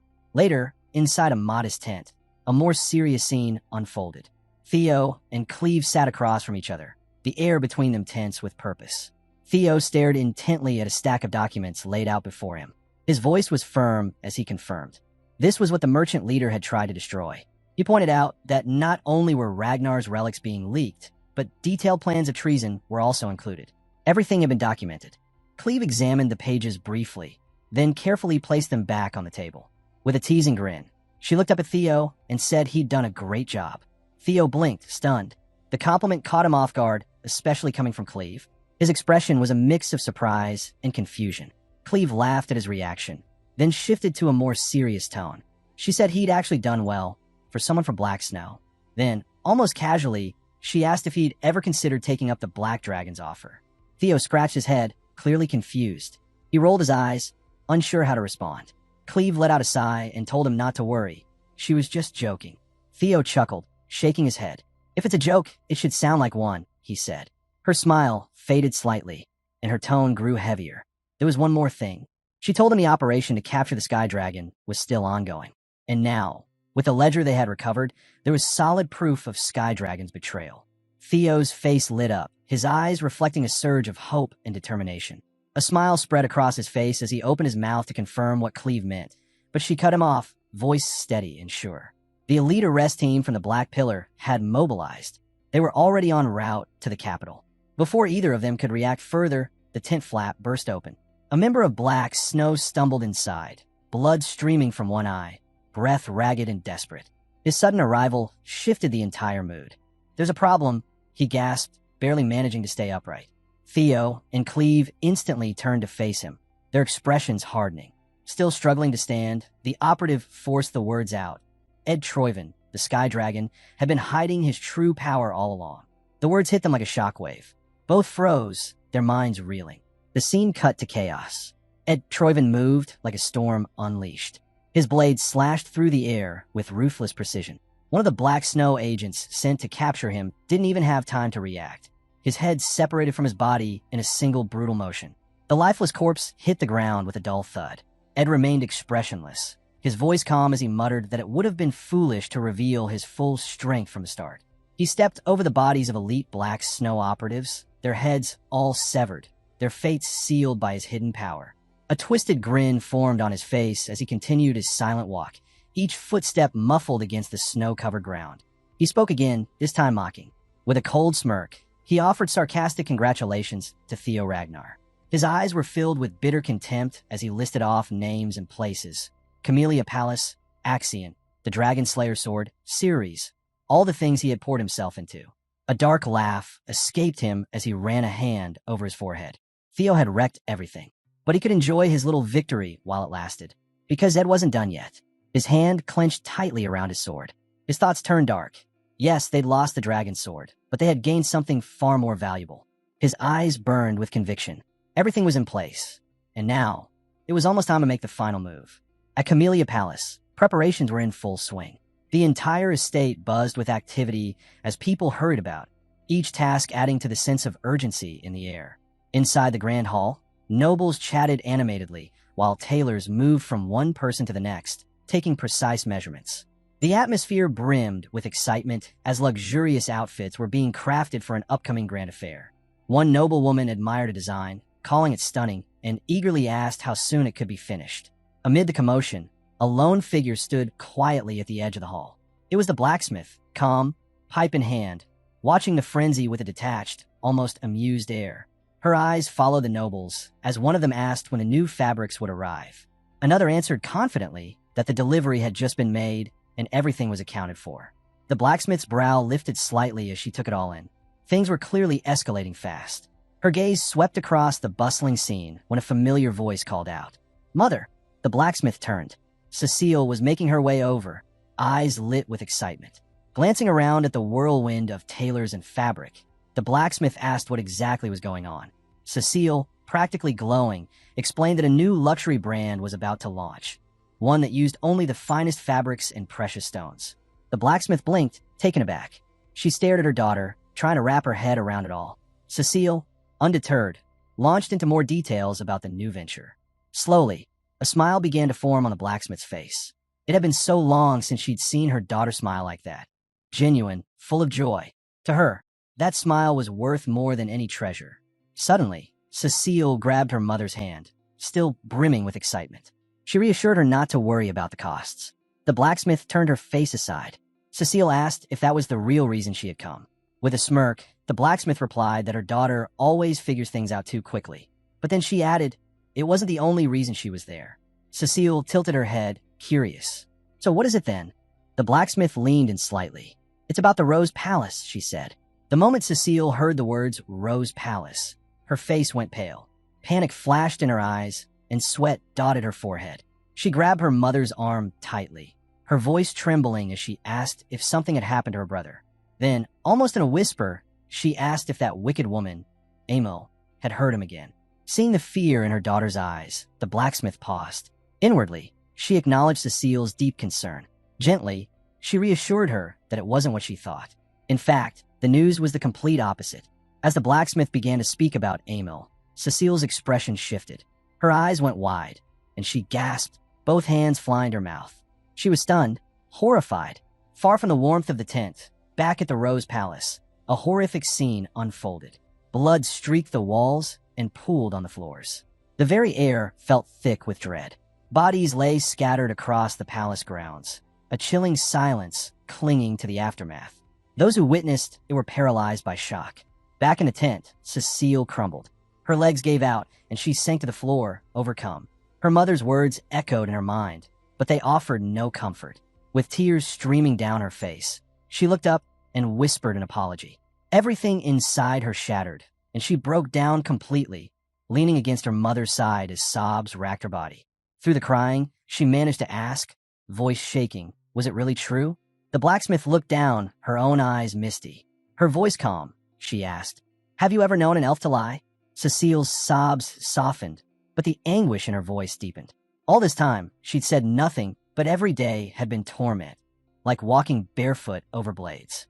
She spoke of the betrayal, the false accusations, the murder attempts. She confessed that she had begged them not to harm her son. As Cecile raised her head, tears still streaming, a faint, fragile smile broke through. There was pain, yes, but also a glimmer of hope. She asked, her voice barely above a whisper, if it was truly over. Tears welled up in the blacksmith's eyes. Looking at her daughter, she felt a deep ache of pride and sorrow. Gently, she rested a hand on Cecile's head and spoke softly. It was over. She acknowledged all the suffering Cecile had endured alone, the strength she had shown, and the silent battles she had fought. I'm proud of you, she said quietly. You made it through. Back in the halls of Camellia Palace, Theo and Naven had returned after the battle. Though their mission had been intense, the air around them felt oddly relaxed. Naven, always the light-hearted one, broke the silence first. He teased Theo, mentioning how famous he'd become lately. Theo chuckled as he poured tea into 2 cups. Took you long enough to notice, he replied with a grin. Slumping onto a nearby sofa, Naven admitted he'd been told not to mention anything, but added that Theo always seemed to know everything before anyone even spoke. He leaned back and casually remarked that the Bacchus clan was done for. Every title stripped, their downfall sealed. But Theo's next words shifted the mood. He looked up and asked, is that really enough? Naven raised an eyebrow. What do you mean? Theo didn't hesitate. He suggested Naven take over as the new head of the Bacchus clan. Naven froze, eyes wide. He stared at Theo in disbelief. If you're the only one left with a title, Theo continued with a smirk, you're already halfway there. Then, leaning in, he offered Naven a hand. Join me. We got a war coming with Troyven. Naven's initial shock faded into his usual casual air, but his mind was already racing. So this had been Theo's plan all along. A full-scale war with Troyven. As Theo sipped his tea, he confirmed it. This wasn't just a political move anymore. It was a real war. Theo went on, explaining that the Sky Dragon's rebellion was tied to both the Troyvens and the demonic cult. Something was brewing up north. This was more than conflict. It was a declaration of war between Ragnar and Troyven. Naven sighed, leaning further back. What does war matter to someone who doesn't have much time left? He said, half joking, half serious. But I should at least get something in return. Theo's smile deepened. He reached into his coat and revealed something in his hand. Calmly, he said he could cure any illness. He had the recipe for a cure to ether fever, along with its rare core ingredient. Naven was stunned. His mind spun with disbelief. He had expected Theo to use the cure to keep him on a leash, not just hand it over. For a second, Theo blinked, confused by Naven's reaction. Naven wasn't done. He asked, what if he took everything and disappeared? Theo didn't flinch. Then go, he said simply. I won't stop you. He explained that the obsession with power in Ragnar had too many flaws. He and Naven, both of them were products of that same broken culture. But Theo didn't want control through strength. He wanted trust. Naven sat back, clearly thrown off by Theo's strange way of thinking. Theo glanced at Naven. So, you're not joining me? Naven looked down at the cup in his hand, then slowly set it aside. Without a word, he drew his sword and held it out with conviction. From this moment on, I pledge myself as your blade, Theo Ragnar. Theo's lips curled into a wild grin. Naven raised an eyebrow. That enough of a declaration for you? Lifting his glass, Theo gave a confident nod. More than enough. A short silence followed before Naven turned to leave, footsteps fading down the corridor. Theo remained behind in the hall, the stillness settling around him. Alone, he let his thoughts drift to the looming war with the Troyvens. His mind wandered through memories, echoes from a past life. Things were accelerating, much faster than before. Theo's gaze fell on the table where several relics rested, but there was no hint of anxiety in his expression. Everything was aligning just as planned. He stepped closer, reaching out to touch one of the relics. A knowing smirk tugged at his lips. Let's open the treasure chest, he murmured to himself. Time to see what's inside. Theo reflected on the relics he'd absorbed so far, those from drakes and griffins, and couldn't help but feel they paled in comparison to what he now held. Gripping the relic he'd received from the Merchant Guild, he stared at it with focused intent. The last two had turned into powerful weapons in his arsenal. If this one held even more promise, then he was truly in luck. He opened a small box. Inside sat a simple ring. Just from the look of it, he could tell this one was going to be special. No hesitation. He slipped it onto his finger, a grin spreading across his face as he imagined the power it might unlock. But before he could savor the moment, a system window suddenly flashed in front of him, transferring to dungeon. The words barely registered before the ground began to rumble. The world around him blurred, twisted, and in a flash, everything changed. Theo found himself standing in a barren desert. The cracked earth stretched endlessly, dotted only with the occasional sun-bleached skeleton. He stood there dazed. This wasn't like anything he'd ever seen in the books. It was hotter than he could have imagined. Another notification appeared. This time it was clear. He'd entered the Guardian's domain. The mission: survive for 72 hours. His eyes widened. 3 whole days? In this heat? He could already feel his energy draining just standing there. But there was no time to think. The ground trembled again, harder this time. Theo's first thought, an earthquake. But that idea vanished the moment a deafening explosion blasted the sand in front of him. Dust flew everywhere. Shielding his eyes, Theo tried to focus. As the sand settled, he saw it. Towering before him, a massive creature emerged, like a sandworm from nightmares. Its voice was low and guttural as it growled the word, intruder. Theo didn't wait. He spun around and bolted. Behind him, the desert beast roared, shaking the air as it lunged forward. Mid-sprint, Theo reached into his inventory and drew his sword. No time to think. Just act. He turned, eyes locked on the charging worm. With a sharp breath, he activated his skill, Lightning Dragon Streak. Black lightning surged from his blade, launching a volley of spears through the scorching air, heading straight for the beast. Theo turned to see the dust settle, only to realize something was wrong. His lightning barrage had done nothing.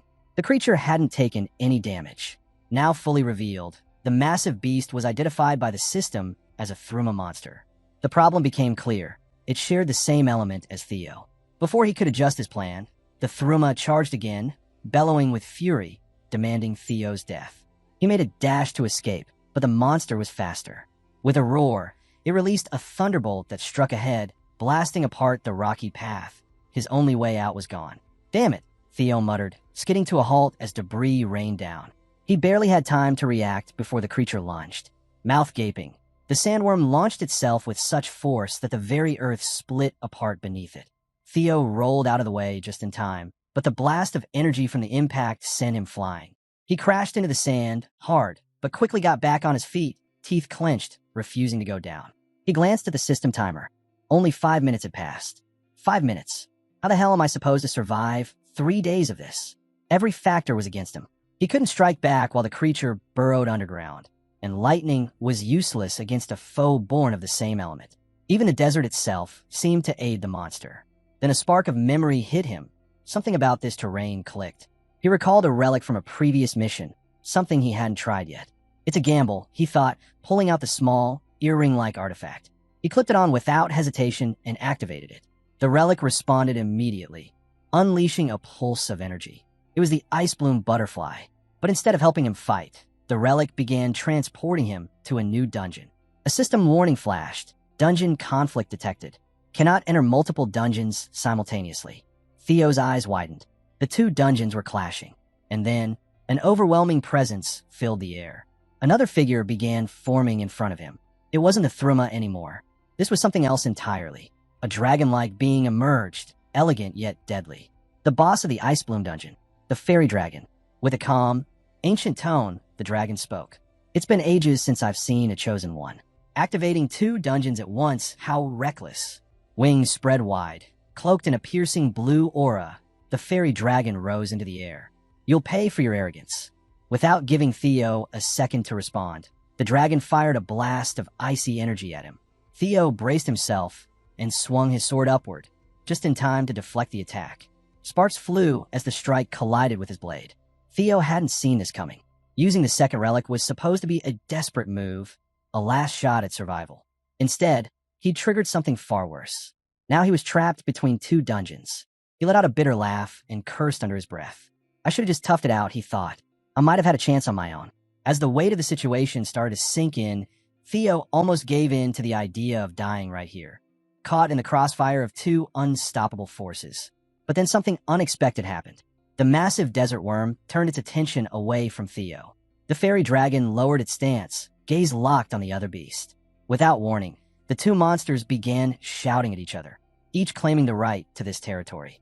Their voices roared across the dunes and shook the sky. There could only be one guardian, and both of them refused to back down. Theo stood frozen, stunned by the absurdity. They're fighting each other? He thought, eyes darting between the 2 titans. The relics he'd activated, both desperate tools to survive, were now at war over who got to kill him first. Out on the battlefield, the colossal desert worm lets out a thunderous roar and lunges straight at the fairy dragon. The earth quakes from the sheer force of their collision. The worm snaps its enormous jaws wide, aiming to crush its foe, but the dragon's radiant shield holds strong, repelling the vicious assault. From the sidelines, Theo watches the mayhem unfold, utterly stunned. The air hums with raw energy as bolts of lightning rip across the sky, and the ground trembles with each mighty blow. Theo's heart pounds. A creeping fear takes root deep within him. As he stands frozen, his gaze drops to his blade. A strange, shadowy aura begins to pulse from it, slowly morphing into the form of a griffin.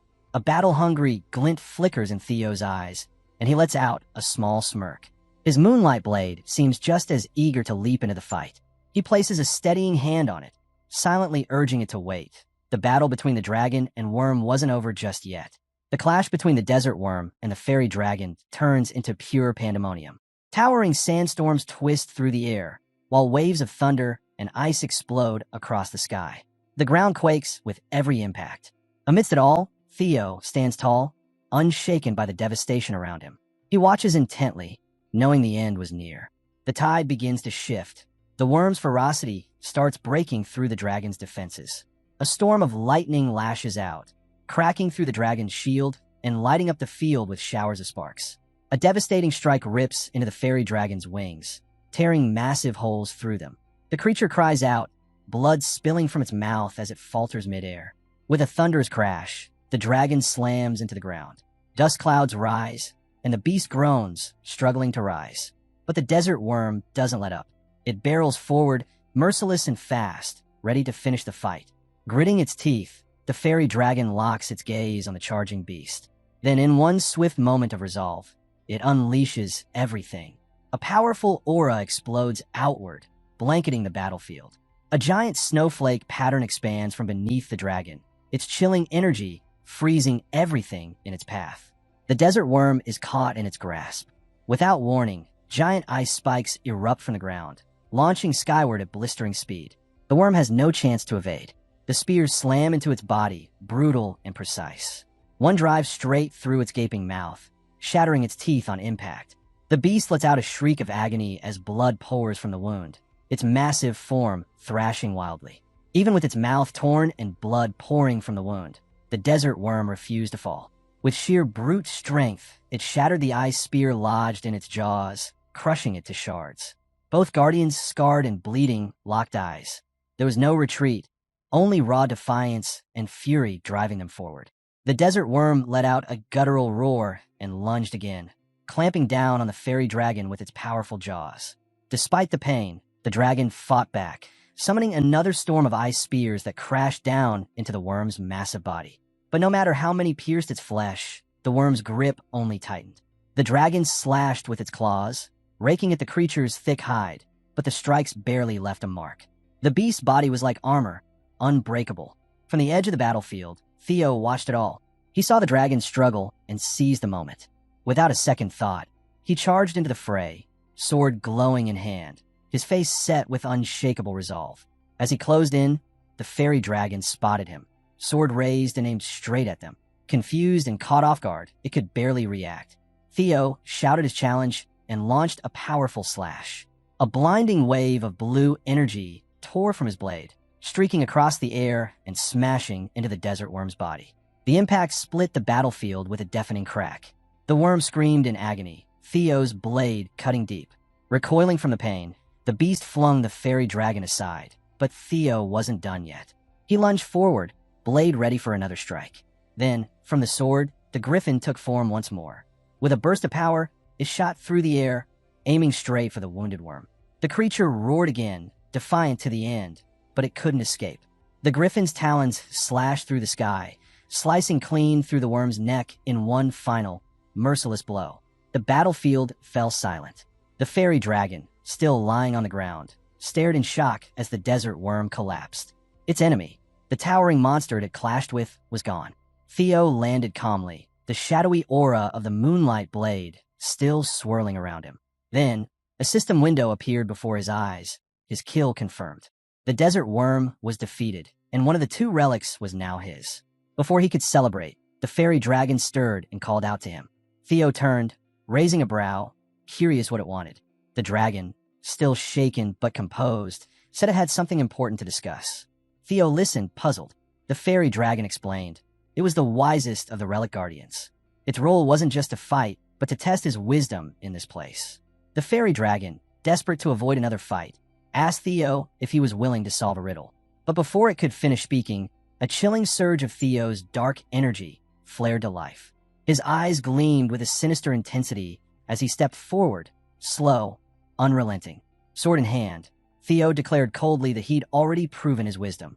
Realizing there was no time left, the fairy dragon tried once more to reason with him, its voice trembling. But Theo cut it off. He revealed that it was him. He was the one who forced the two guardians to turn on each other. Theo raised his sword high, eyes glowing blood red, and unleashed the griffin's full power. The fairy dragon's final, desperate words barely escaped its mouth before the blast hit. An enormous explosion erupted from Theo's attack, sending a shockwave that tore across the battlefield, visible from miles away. Dust and rubble clouded the sky as the earth itself quaked beneath the impact. Standing in the midst of the destruction, Theo gripped his sword, still pulsing, with dark energy. A system notification blinked into view, congratulating him. He had successfully hunted the fairy dragon. Before he could absorb what had happened, the world around him warped and twisted. In the blink of an eye, he was back in his chambers. His hand landed on the table with a thud, the ring still clenched tightly in his fist. On his ear, the snowflake-shaped relic glinted in the dim light. Breathing hard, Theo could feel the immense weight of both relics, the power surging within them. The dark aura still swirled around him, especially his eye, now entirely black and red. Slowly, a grin broke across his face. Relief washed over him as he stared down at the relics. A new system message appeared, confirming his victory. Then something shifted. An eerie sensation crept in. The dark energy surrounding Theo thickened, black tendrils stretching out and curling through the room. His gaze locked onto the moonlight blade. It pulsed with an intensity he hadn't felt before. He drew it closer, puzzled. Suddenly, a flicker moved at the edge of his vision. His chest tightened. The shadow sharpened, shaping itself into a griffin. And then the creature spoke. It said it wanted to devour Theo's heart. Theo's eyes shot wide open as the griffin's presence twisted into something far more sinister. Its aura spread through the room like a toxic mist, thick and choking. A slick, black substance crept along Theo's hand, crawling upward from the sword's hilt. He yanked back instinctively, but it clung to him like it was alive. For a moment, panic surged through him. He had let his guard down. After bending the sword to his will once, he thought he had control. But the truth was far more dangerous. The white moonlight blade wasn't a weapon. It was a creature that fed on power and blood. It never stopped hungering. Theo's thoughts raced. The blade, it had absorbed the energy of both guardians. With each kill, it had grown stronger. Now, having consumed the essence of the desert worm and the fairy dragon, it was more dangerous than ever. And now it wanted him. Theo realized too late. He was no longer the wielder. He was the prey. Theo's vision blurred as darkness consumed him. When it cleared, he was no longer in the world he knew. He found himself seated in an endless expanse of swirling gray liquid, the air around him thick and oppressive. "What is this place?" he whispered. A frigid voice answered from behind. You were inside the griffin's stomach. Spinning around, Theo saw two shapes emerge from the shifting gloom, the fairy dragon and the desert worm. The dragon spoke first, its tone steady. The griffin swallowed all of us. Now it wants your heart. Theo's fists tightened as the weight of those words sank in. So this is how I die. The dragon's calmness twisted into disdain. This is what happens when power is taken without control. A chosen one in name alone. Theo forced himself to ask, if the griffin succeeds, what happens to you? The fairy dragon's reply was cold. Only you perish. The desert worm added without hesitation. We'll endure. If need be, we return to relics and wait. Their indifference made Theo's jaw tighten. Did you forget what the ancient dragon entrusted to us? His voice cut through the stagnant air. Was the mission nothing to you?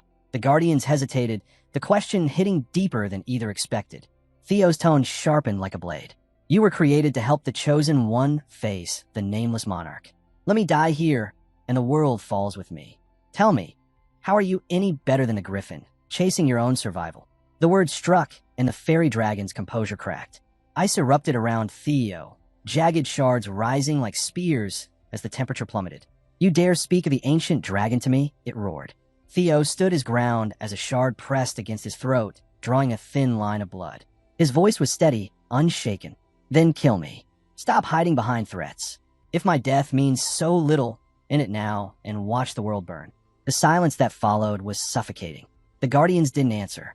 With a sudden surge, Theo shattered the ice encasing him and seized several shards, holding them like crude blades. The desert worm rumbled, a low sound of approval. Courage worthy of a chosen one. Even the fairy dragon's scowl softened as it studied him. Oof. You're not entirely hopeless. Its body dissolved into a swirl of blue energy. Fine, I'll open the path out.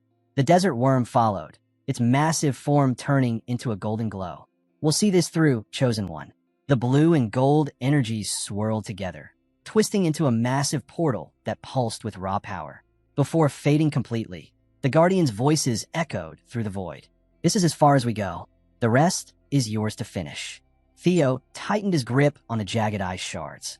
A grin spread across his face as he sprinted toward the portal. Then watch me end this. With a final shout, he dove headfirst into the swirling dark. The scene shifted to another stretch of the endless gray sea. A single glowing spear floated silently in the mist. From the shadows, the griffin emerged, its eyes gleaming with hunger. At last, it hissed. Once it consumed this, Theo Ragnar's body would be his to command. But before it could strike, its body split apart in a clean, brutal slash. A spray of blood cut through the air as Theo tore his way out of the beast's stomach, his ice weapon blazing with energy. The griffin shrieked, staggering in disbelief. It had no time to recover. Theo landed in front of it, eyes sharp, voice like steel. You should have known I'd take their power. The griffin's gaze darted to the fairy dragon and desert worm, now standing at Theo's side. Rage twisted its voice. Traitors! You dare betray your duty as guardians? If you had stayed out of this. Theo grabbed its beak mid-sentence, silencing the beast with a crushing grip. You talk too much. His tone cut through the heavy air as he leaned in. Do you remember how we met? I warned you then. The griffin growled under his hand. Release me. We'll talk. Theo didn't loosen his grip. Talk all you want, but listen first. Keep fighting for control, and we all lose. The relics, the chosen one, even this world, it all burns. His words hung between them as he glanced at the dragon and worm, his voice hardening. You want survival? Then start acting like more than beasts chained to instinct. Before the tension could break, a calm voice echoed from behind. A wise choice. Theo turned sharply. From a mist stepped the drake he once defeated. Its body still bore signs of recovery, but its presence was commanding. It's been a while, it said, stretching its wings. Conflict keeps power in balance. That method has been used long before you. Theo raised an eyebrow. You mean other chosen ones? The drake's smile was faint but unreadable. That's not something you're ready to hear yet. Light surged around them, swallowing the scene whole as the drake's voice faded. I look forward to seeing your next move. System messages appeared one after another. Fairy buff applied. Enhanced immunity. Worm eater applied. Increased attack power. Power flooded through Theo's veins as the relics fully awakened. The oppressive void dissolved, and suddenly he was back in his room. His breath came heavy, sweat dripping down his brow as he braced himself against the table. The reality sank in. The guardians he thought lost now lived inside him. His eyes drifted to the moonlight blade resting nearby, its surface still throbbing with dark energy.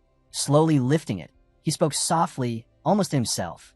Finally settled down, sliding the sword back into its sheath. A faint smile crossed his lips. For all the chaos, this ordeal had given him something invaluable, a deeper grasp of the ancient dragon's power. Resting his palm on the table, he glanced toward the window and murmured with quiet conviction, like it or not, you're mine now.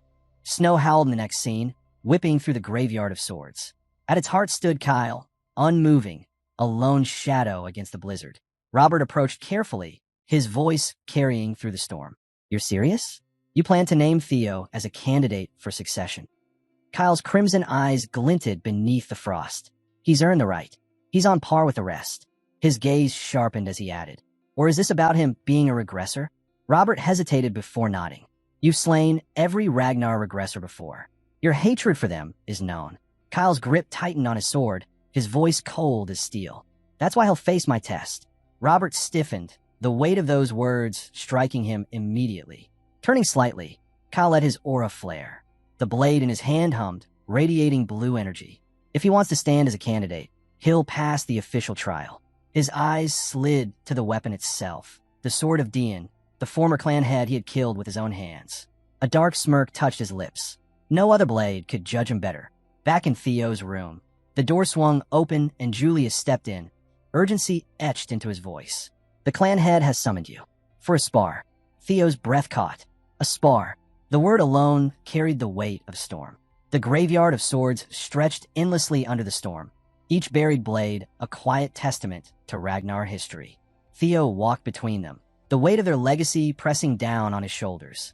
Every step reminded him of the burden he now carried. His thoughts circled back to Kyle's warning. Don't speak so lightly unless you understand our resentment. Now, that meaning struck deep. A faint smile crossed his lips as he murmured to himself, I understand now. His reflection was cut short by a voice slicing through the icy wind. Theo. He dropped to one knee immediately, his voice formal. Immediate Inspector Theo Ragnar, paying respects to the head of the family. Enough, Kyle interrupted, his tone flat and cold. Theo rose slowly, locking eyes with the man before him. Kyle's gaze didn't waver as he began listing names like a litany. Your instructor, your brother, Axion, the Rose Palace Master, the Ceres Merchant Group, the Central Intelligence Bureau. Every one of them is gone, and every one of them cried your name before the end. Theo's chest tightened.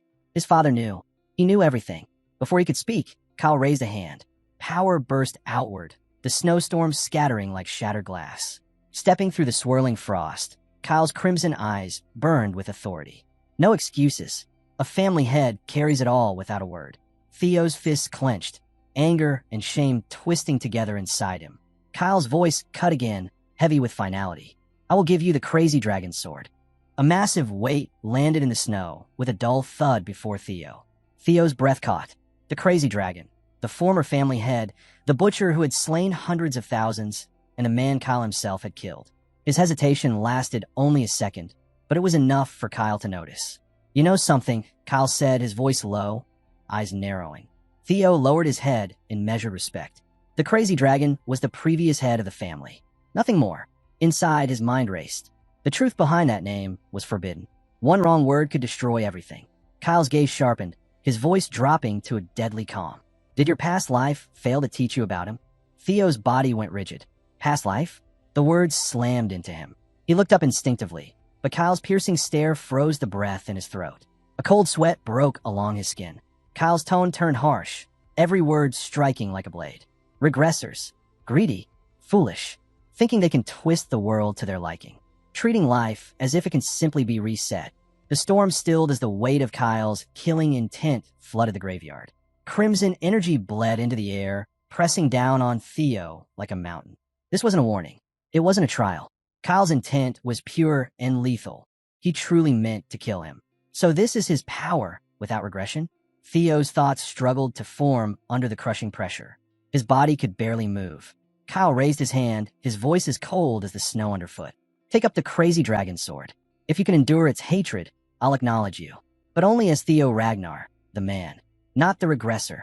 Theo's breath caught. His voice came out strained. What does that even mean? Kyle's tone sharpened, slicing through the frozen air. It means everything you've built since regressing will vanish. Every bond you forged, every life you saved, every path you altered, all of it gone. The world will right itself as if you never rewound time. Theo's thoughts spiraled. Faces flashed in his mind. Victories won through blood and desperation. Losing all of it, losing them, just for his father's approval was a weight that threatened to crush him. His fists trembled. Still, he forced himself to meet Kyle's burning gaze. His voice was steady, though quiet. Then I refuse. Not on those terms. Kyle's reply was instant and merciless. You don't get to refuse. Regressors are abominations. You have two paths. Die clinging to that identity, or live as the sixth successor with it erased. The finality in his father's words made something in Theo snap. His voice rose, raw and defiant. I wanted your recognition more than anything, but not like this.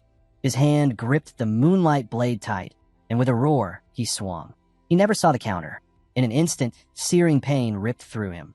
His arm was gone, torn from his body at the shoulder. Blood splattered hot against the snow as his knees buckled. He stared down, breath ragged, mind reeling to catch up with what had just happened. Kyle stood unfazed, the crazy dragon's sword humming beside him, its pulse echoing through the storm. His aura pressed down even heavier as his words lashed like a whip.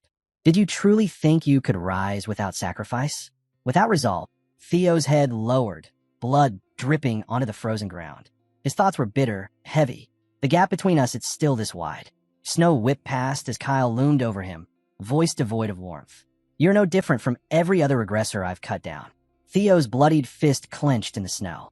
Then, beneath the suffocating weight, a surge erupted within him. Blue energy flared, swirling around his body, growing stronger by the second. Even Kyle's cold eyes narrowed slightly as he felt the sudden shift. Theo's voice rang out, cutting through the storm like a blade. I didn't regress to escape. I did it to face what I failed to protect. Blood poured from his wounds, but his resolve only burned hotter. His aura flared violently, surging against Kyle's crushing pressure and growing stronger with each word. If you want to stop me, then I'll break through, even if I have to throw everything away. His mind focused. Telekinesis swept across the graveyard of swords, and one by one, the buried blades rose into the air. With a roar that shook the snow, Theo declared, "I'll surpass you." Kyle's expression remained unreadable. Slowly, he raised his hand. The ground trembled as hundreds of swords answered his call, rising all at once like a metallic storm. Theo's breath caught. The same technique. Kyle's hand dropped in a single motion. Steel screamed as the barrage came.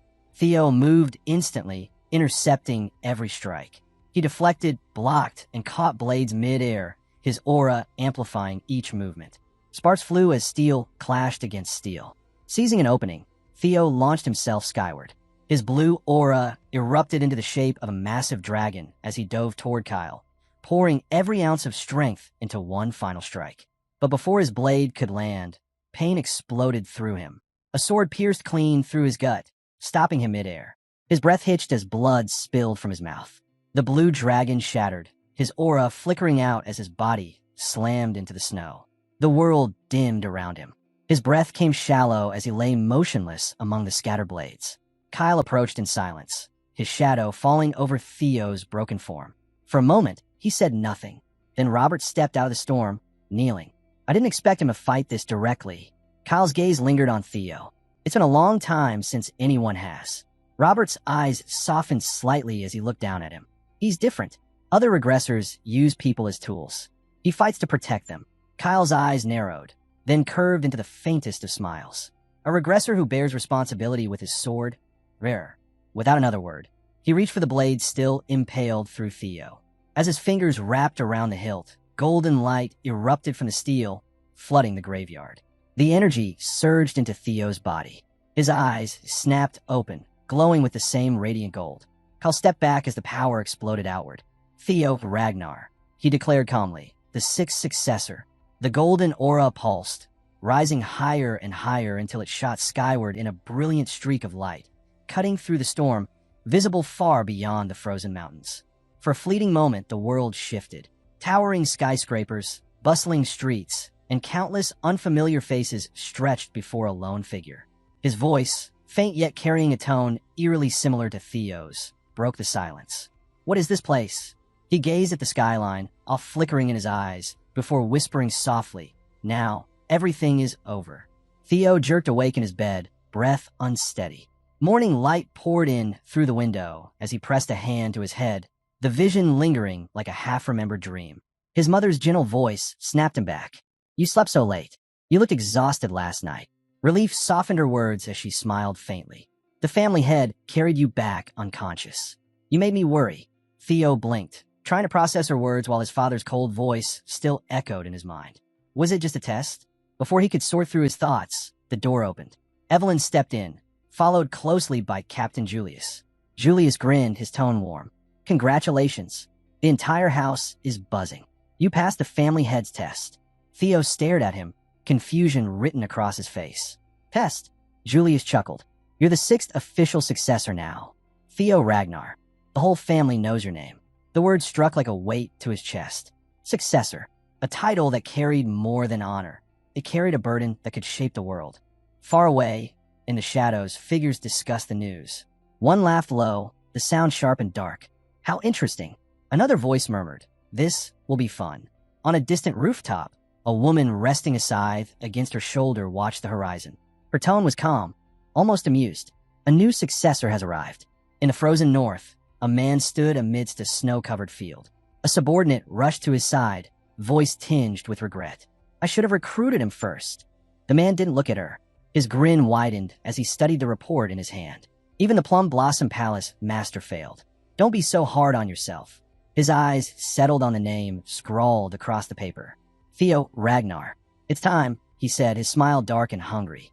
That man was Thorkel Ragnar, captain of the Black Iron Cavalry. And for Theo, the next storm had already begun to gather. The season opens on the echo of one careless failure. Troyvin didn't file his appeal in time. The gavel fell, and with it the last thin barrier holding open conflict. It was as if the world had been holding its breath until that single misstep, then exhaled into war. Inside the Nine Dragons Council chamber, the air felt like a storm about to break. Voices overlapped in low currents, restless and electric. Someone finally cut through the hum, voice tight with suspicion. Reports say the northern warlords are making odd maneuvers. A smug tone answered, all velvet and venom. What of it? A few ragtag rebels stirring the pot doesn't change the continent's bones. Others let out small, uneasy laughs. Eyes slid again to an empty place at the high table, a bare seat that everyone knew had been stripped clean by a single act. No one dared speak the traitor's name, but the silence around that vacancy was louder than any accusation. The family's head sat like carved stone, impassive. But statues crack. A quiet voice from the opposite side tried to steer the room back toward caution. Isn't it premature to talk about succession here? The white dragon leaned in, words sharp as a judge's gavel.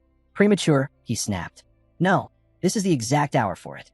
If heirs start clawing for the throne with swords yet to be drawn, the dynasty will shred itself before the real enemy appears. That is a catastrophe. Another dragon's temper flared, a fist smacking the table in Old War fury. Temper your tongue, he thundered. That's blasphemy. The white dragon's gaze didn't waver. Call what you will, he said coldly. But unchecked variables spread fast. We snuff them now, or we watch them burn everything later. Before the argument could spiral, a weary council member raised a hand. Enough. This chamber isn't for mortal squabbles. Convene a full assembly. Every voice with stake must be heard. See the fact for yourselves first, then decide. The council's tension held like a hell breath, unresolved but paused. Cut to Lodbrok's lair, a cavernous training hall echoing with metal and effort. Theo's figure moved with brutal dedication, sweat plastering his hair to his brow as he drove the sword through a practiced arc. Each strike cut the air with the fierce insistence of someone trying to carve away an inner ghost. His father's half-sword, an old blade with a whisper like poison music, looped a single chant at the edge of his mind. Kill them. Leave none standing. Take everything. Steal what's not nailed down. Arms trembling, Theo finally let the blade fall. He breathed in, slow and precise, chasing the blade's poisonous suggestions away. A presence filled the room then, calm, steady, the weight of command in a single silhouette. His contracted guardian, a dragon lord, stepped forward. Her eyes took him in, unflinching.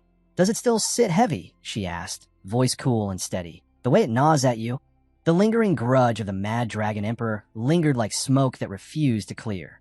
Theo's jaw tensed, his eyes darkening beneath the flicker of torchlight. Yes, he admitted, voice low but steady. Even now, the sword still seeps into me. It's not unbearable yet.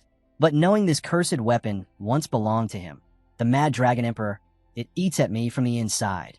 He lowered his gaze. The words almost dragged from his chest.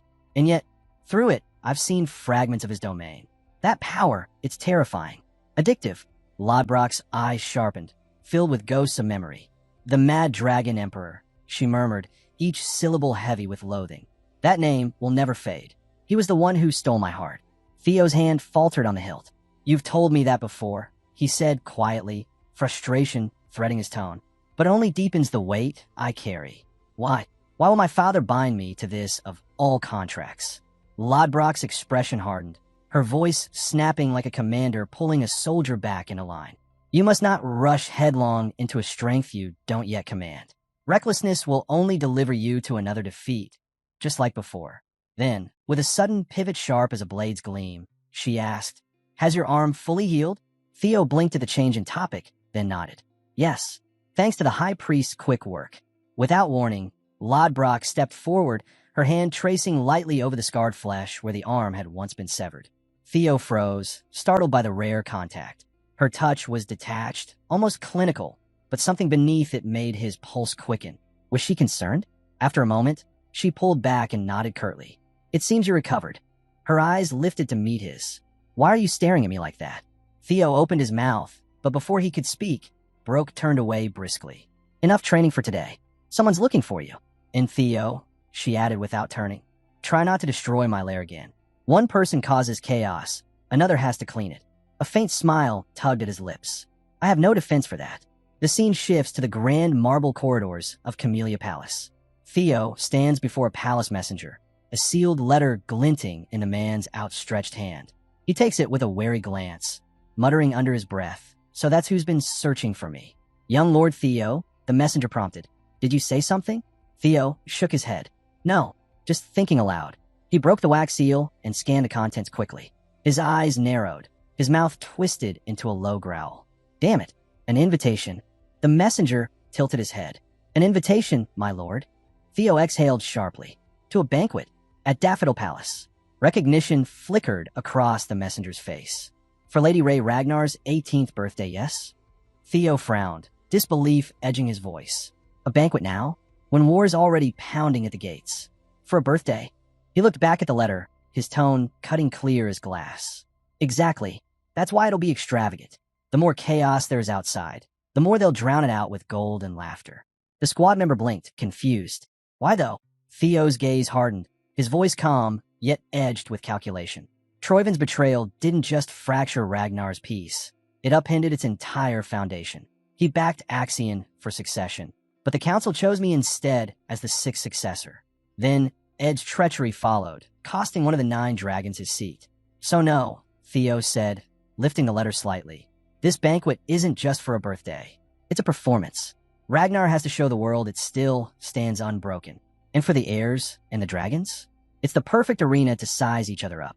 His squad members' eyes gleamed with awe. Young Lord Theo, your foresight never ceases to amaze me. His voice rose with excitement. Then, you'll attend? Theo's smirk was faint but sharp. If they're that eager to see me, how could I possibly decline?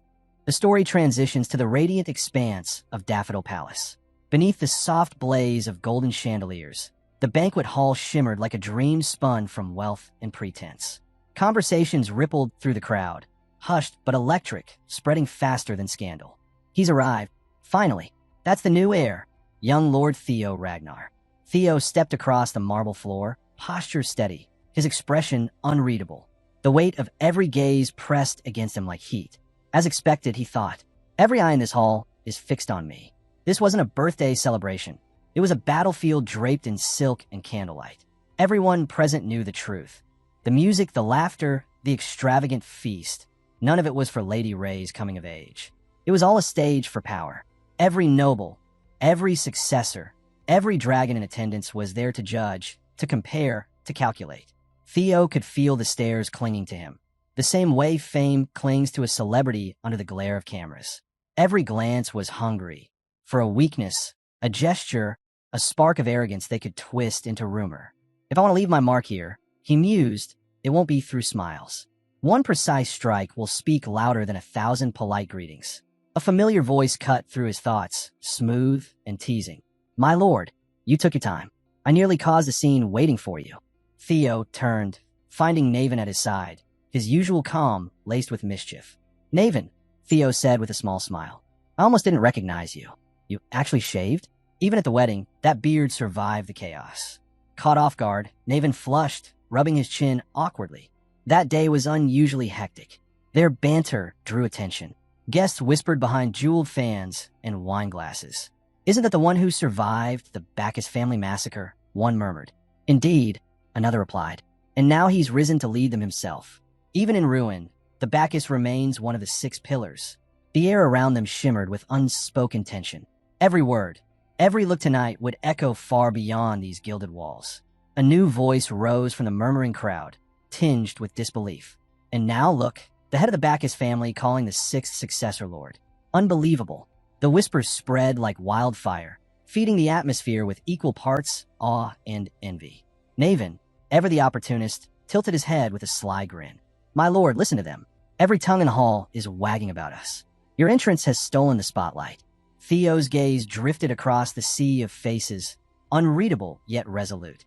Good, he said quietly. It means we've set the stage. His tone dropped lower, carrying a weight that silenced even Naven's amusement. Now comes the part that matters. Before he could elaborate, a sharp ripple cut through the crowd. A presence moved toward them with purpose. Calm, yet commanding, like a blade unsheathed. The voice that followed was firm, measured, and heavy with lineage. So this is Theo Ragnar. Theo and Naven turned in unison. Standing before them was a man exuding military precision and power, his dark armor catching the golden light. His eyes were keen, assessing Theo as if sizing up an opponent on the battlefield.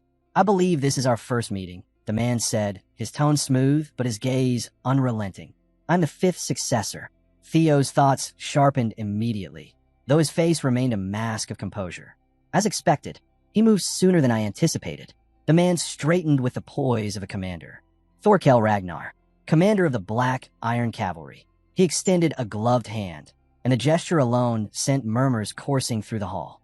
At last, someone whispered. The former leading heir and the new successor meet face to face. Thorkel's smile was faint, but his words sliced through the polite veneer. No need to look so guarded, Theo. I came merely to see with my own eyes the one chosen as sixth heir. Frankly, I'm relieved it wasn't that naive child, Axion. Theo studied him. Every inch of posture, every hint of dominance behind the smile. Flawless, he thought. Disciplined. The perfect heir by the old standards. But in Ragnar, where power alone defined worth, can any man truly greet his rival with warmth? Theo clasped Thorkel's outstretched hand firmly. It's an honor to meet you, commander of the Black Iron Cavalry, Thorkel Ragnar. I am Theo Ragnar of the White Dragon Squad. For a heartbeat, there was silence. Then Thorkel's grin widened into something darker. A low laugh rolled from his chest. Amused, mocking, dangerous. In the next instant, the weight of his aura exploded outward, crashing over Theo like the collapse of a mountain. Gasps rippled through the hall as glasses trembled and candles flickered. Formality? Thorkel scoffed, his voice thick with contempt. Don't strain yourself with etiquette. Relax. He leaned closer, his presence oppressive, his smile cutting. Just call me brother. Theo's lungs burned beneath the invisible pressure, but he refused to yield. So this is the true Ragnar spirit, he realized. Overwhelm or be overwhelmed. His own power surged in response. White energy roaring to life as he unleashed his aura to meet Thorkel's. The two forces collided like unseen storms, shaking the air itself. The guests stumbled back, clutching their chests, eyes wide in disbelief as invisible lightning danced between the brothers. The tension thickened until Theo steadied himself and grinned through the strain. If you insist, he said, voice calm but edged with challenge. Then brother it is. The hall fell into breathless silence, their clash unspoken yet unmistakable. The duel of successors had begun, not with swords, but with sheer will and power. Elsewhere in the hall, two new figures entered, the rankest siblings. The brother tugged irritably at his formal collar, scowling. This is suffocating. I swear, I'm ripping this thing off. Don't you dare, his sister hissed under her breath.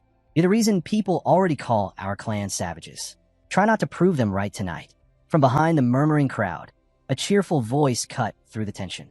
Well, it seems everyone's gathered already. The Ranka siblings turned, their expressions brightening at the sight of the newcomer. Remington Narcio, one greeted with a grin. The famed scholar from the West himself.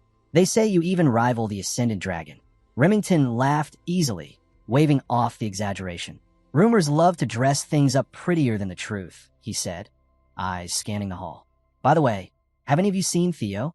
I've been wanting to ask him something about the White Armored Dragon Cavalry. Before anyone could answer, a calm, yet piercing voice spoke from just behind him. Are you looking for Theo? Remington froze. The color drained from his face before flushing bright crimson as he turned to face her. Oh, Lady Ray, he stammered. Forgive me. How could I search for anyone else in the presence of the star of tonight's celebration? Ray Ragnar lifted her wine glass, her movements graceful though her tone carried a quiet melancholy. It's fine. We both know what this banquet really is. But her hand trembled slightly, betraying the calm she tried to project.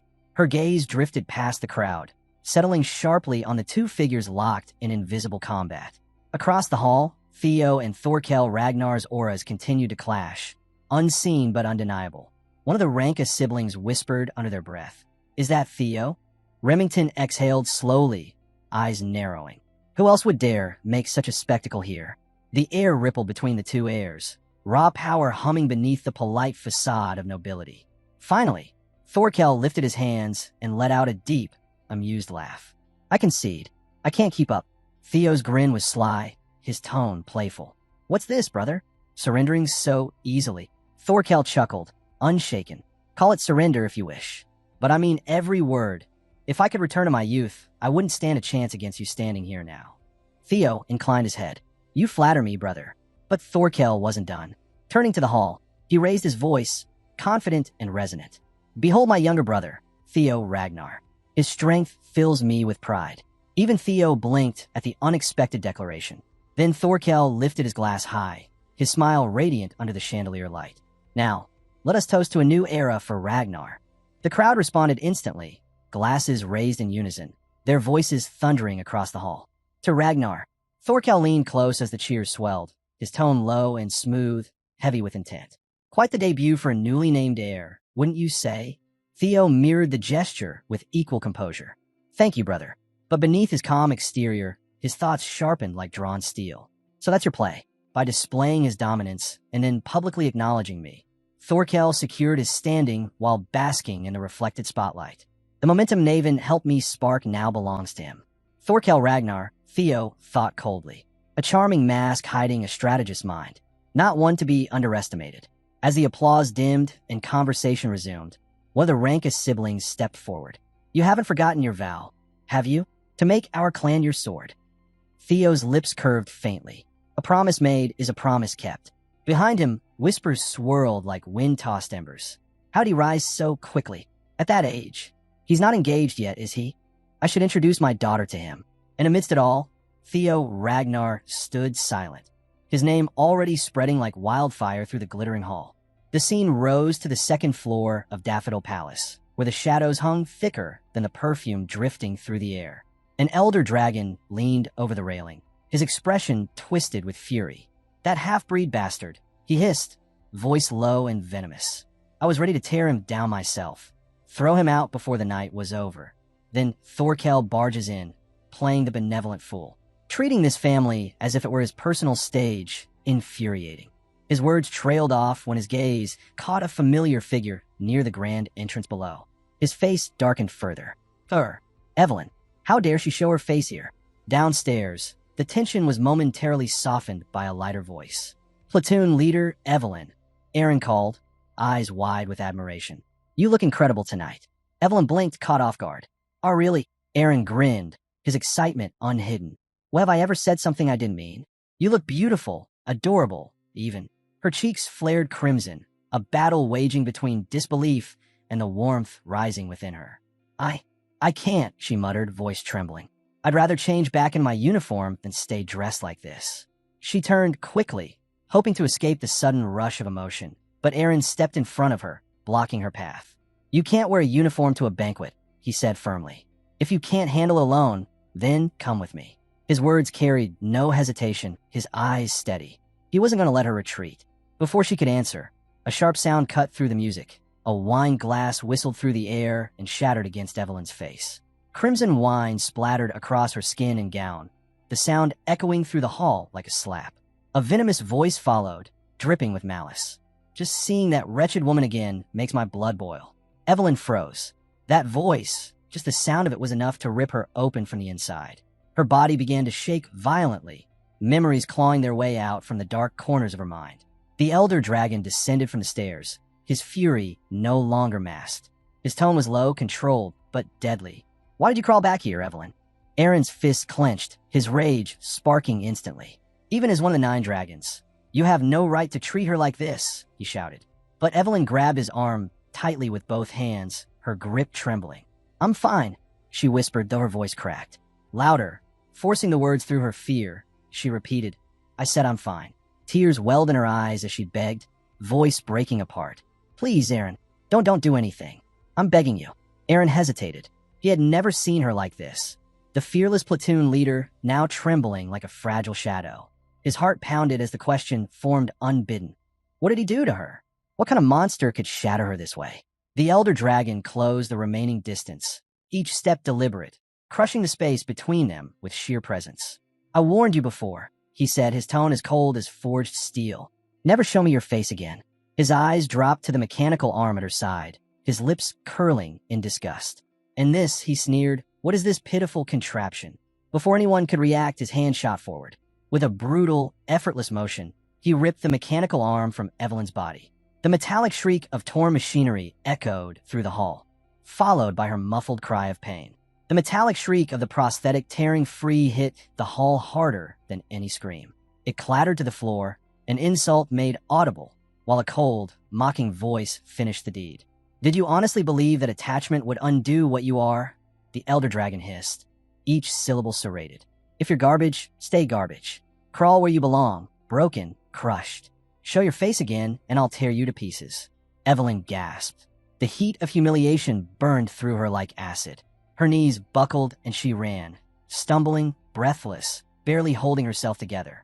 Behind her, the elder's laughter spilled into the corridor. Pure, cruel satisfaction. At last, the stench begins to lift. Aaron's jaw tightened, fury sparking.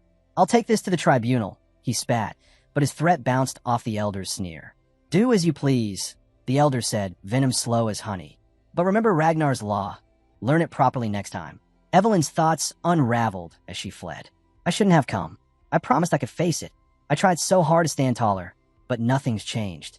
Memory dragged her backward. The days when she was small and thrown to the dirt, pain exploding through her mouth as blood spread. The elder's voice had a thunderclap then, too. "Call me father with that filthy mouth one more time, and I'll rip you apart. Leave. Never show your face again." That memory was a weight that never lightened.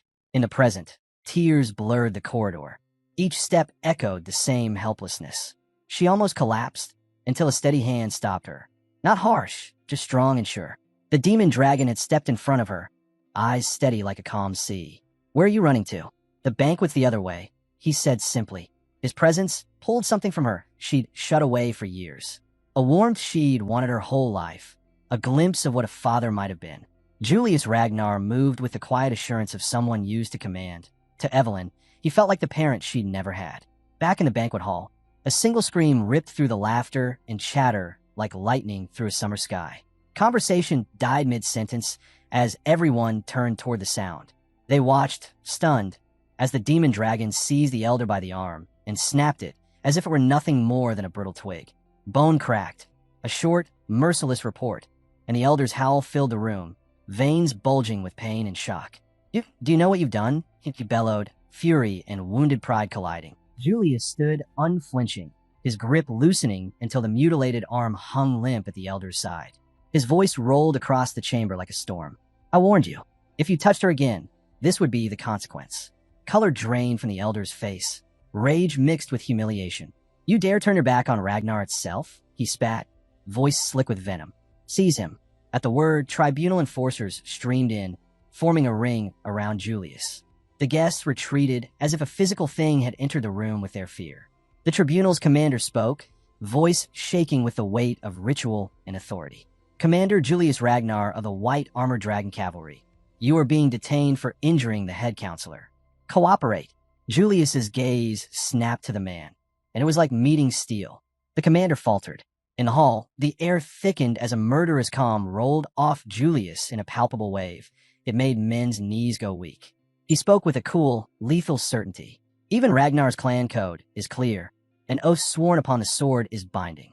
The words landed with the force of an unbreakable law. "Years ago, before those same withered elders, I made a vow. If Evelyn was ever hurt again, I'd return the pain in full. No mercy, no restraint." The declaration hung heavy in the air. Gasps rippled through the guests like a wave, followed by hushed, terrified whispers. The oppressive force of Julius's killing intent pressed down on every chest, making it hard to breathe. Then Theo arrived, eyes wide as he took in the chaos. Julius broke the elder's arm. The tribunal won't be able to contain this. A cold shiver crawled down his spine. This didn't happen before. What changed?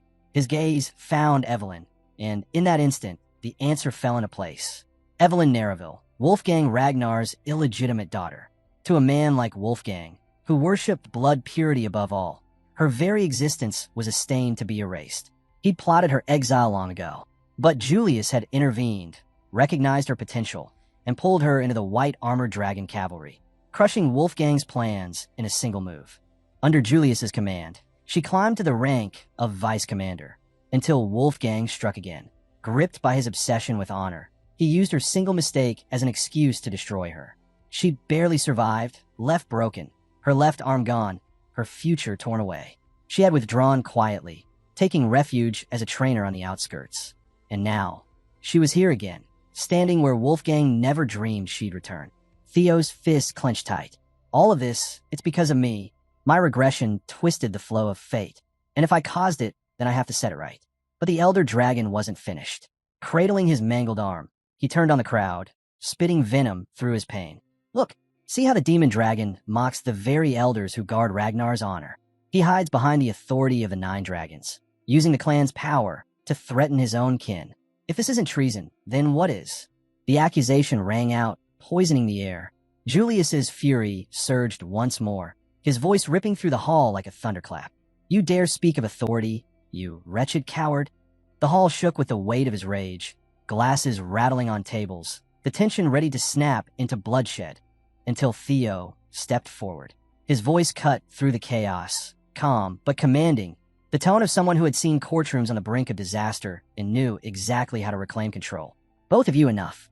This is supposed to be a celebration, my sister's birthday, not a night soaked in fear. Julius's killing aura wavered, dimming under Theo's steady composure. The elder dragon froze, clearly not expecting the young heir to intervene so directly. Theo's gaze swept the room, sharp and unwavering. Then let's settle it the Ragnar way, a dual trial. Gasps spread again. The elder dragon recoiled, color draining from his face. Ridiculous. The demon dragon attacked me in front of everyone. The guilt is obvious. There's no need for a trial. Theo gave a slow, disarming nod. You're right, but if we let this spiral, the clan itself will splinter. We need to end it here, decisively. Then, with formal poise, he turned to the lady of the palace, his voice firm but respectful. Lady Daffodil, would you not agree? The hall froze over literally. Frost laced the air as Neil Ragnar Tun, the ice dragon and mistress of Daffodil Palace, appeared. Her presence swept through the chamber like a winter storm, chilling every whisper into silence. Her gaze was glacial, her voice cutting sharper than a blade. This is my daughter's birthday celebration, she declared, every word crisp and lethal. What the hell do you think you're doing? The elder dragon, clutching his shattered arm, scrambled to plead. Lady Daffodil, you must see reason. Look at what he's done to. Enough. Her glare stopped him cold, literally and figuratively. I don't care for your petty squabbles, she said, tone dropping into absolute finality. As Theo said, we'll end this quickly. Consider it the last mercy my patience allows. The crowd erupted in hushed whispers. A dual trial? Someone breathed. But the counselors, they're all at or above Dragon Gate swordsman level. Exactly. Only the demon dragon stand a chance against them. The elder dragon hid a smirk, savoring the murmurs. Yes, let them think that. The rules favor us. He straightened, the arrogance already seeping back into his face. 3 against 3. Best of 2 wins. The final match between the accuser and the accused. The first 2? Their chosen kin. Tell me, what does Julius have? A crippled one-armed woman and that self-righteous brat, Theo? His lips twisted in satisfaction. It won't even reach me. I'll crush them before it begins. Raising his voice, he declared to the hall, if that is your stance, then I accept. Let the purity of the sword decide what is right and what is wrong. Off to the side, Thorkel Ragnar's eyes gleamed, admiration flickering behind them. Theo, he murmured, you've surpassed my expectations again. Without your composure, Julius's temper would have ignited a war. The elder nearly had us snared in his perfect political trap, but you flipped the board. A brilliant counter. Both sides are bound now, and the clan's honor remains intact. This will be worth watching. The scene shifted. Outside, torches flared along the duel grounds, their light dancing over the sand as the tribunal commander raised his voice. From this moment, he announced, under tribunal's supervision, the duel trial shall commence. By Ragnar's law, all magic is forbidden. Only the sword will decide. His voice rang across the field. Do both parties swear? No retaliation. No lingering resentment after the outcome. I swear, rumbled the demon dragon, voice low and thunderous. I swear, echoed the elder dragon, his tone sharp with pride. The commander nodded once. Then let the first duelist step forward. From Julius's side, Ragnar stepped into the arena, silent, composed, his aura steady as stone. The torches flickered, the night holding its breath. The dual trial of Ragnar had begun. Shock rippled through the stands like a wave breaking on stone.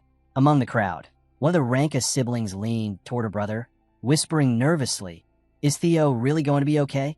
Remington, arms crossed, didn't answer right away. His expression was grim.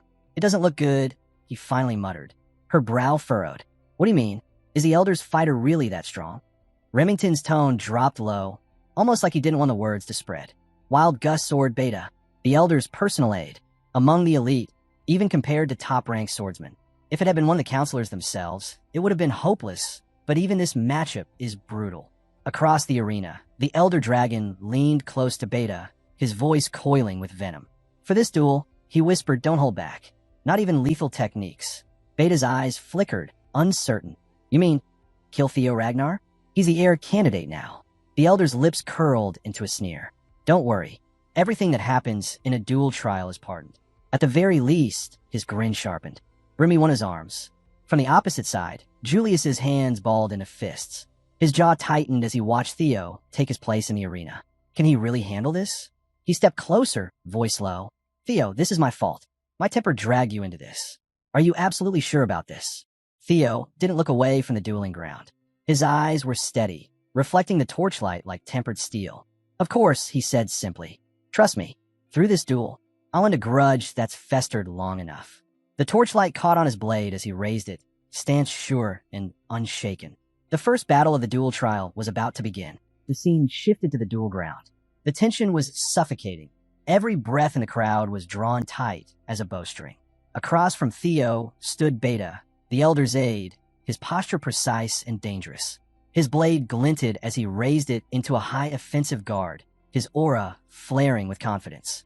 The tribunal commander's whistle sliced through the silence. In the same instant, Theo launched forward, his body a blur of motion, feet carving into the dirt, speed explosive enough to startle even seasoned warriors. Beta didn't retreat. He met Theo head-on, both hands gripping his sword as he charged like a storm answering its equal. Their blades met with a metallic roar, steel screaming against steel. The shockwave burst outward, sending dust and sparks scattering. The ground trembled beneath their boots as both men were driven back, leaving gouges in the stone floor. Beta was the first to recover. His form blurred, gone in a blink. Then, with a rush of air, he reappeared at Theo's flank, blade crashing down in a lethal arc meant to cleave him clean through. Theo barely managed to intercept, his sword snapping up just in time. The clash sparked bright enough to light the night sky. Sparks hissed and scattered. The air rang with the rhythm of steel and willpower. Beta's expression hardened, thoughts slicing through his focus like his own blade. He's still standing? Even in direct exchanges, he doesn't falter. His eyes narrowed. So this is the strength of a successor. The dust from their strikes thickened, swirling around them. Two figures locked in motion, their silhouettes burning against the torchlight as the first duel of the Ragnar trial raged on. Gale flicked a pebble with his foot, tiny, almost invisible, and it arced up toward Theo's face. Instinct snapped through Theo. He raised an arm of guard. That fraction of breath was all Gale needed. He lunged like a predator, red light flaring in his eyes, blade aimed to finish it. The successor has no real battlecraft. This ends now. His sword sliced through Theo's coat, grazing the throat. Gale's voice oozed contempt. For the dignity of a successor, I'll be merciful. Consider this a painless send-off. Theo was not a man who accepted defeat. At the last heartbeat, a crooked smile tugged at his mouth. He jerked his head back, the blade missing by a hair. Then he dropped low into a crouch, eyes cold and calculating, waiting for the opening Gale expected. Gale's jaw tightened. Did he leave himself open on purpose? But Theo did nothing. No counter, no strike, just a still silhouette with his sword lowered. Confusion crept in. Seeing an opportunity, Gale sprang backward to widen the gap. If I'd followed through, I would be dead, he thought, unease settling like ice. Why didn't he attack? Theo's answer came in the form of a pressure that rolled out from him, dark, heavy, and wrong. He clutched the side of his head, body trembling as a chorus of voices crashed in his mind. Kill them. Kill them all. The ones who mocked you. The ones who left. Take everything. Burn it to ash.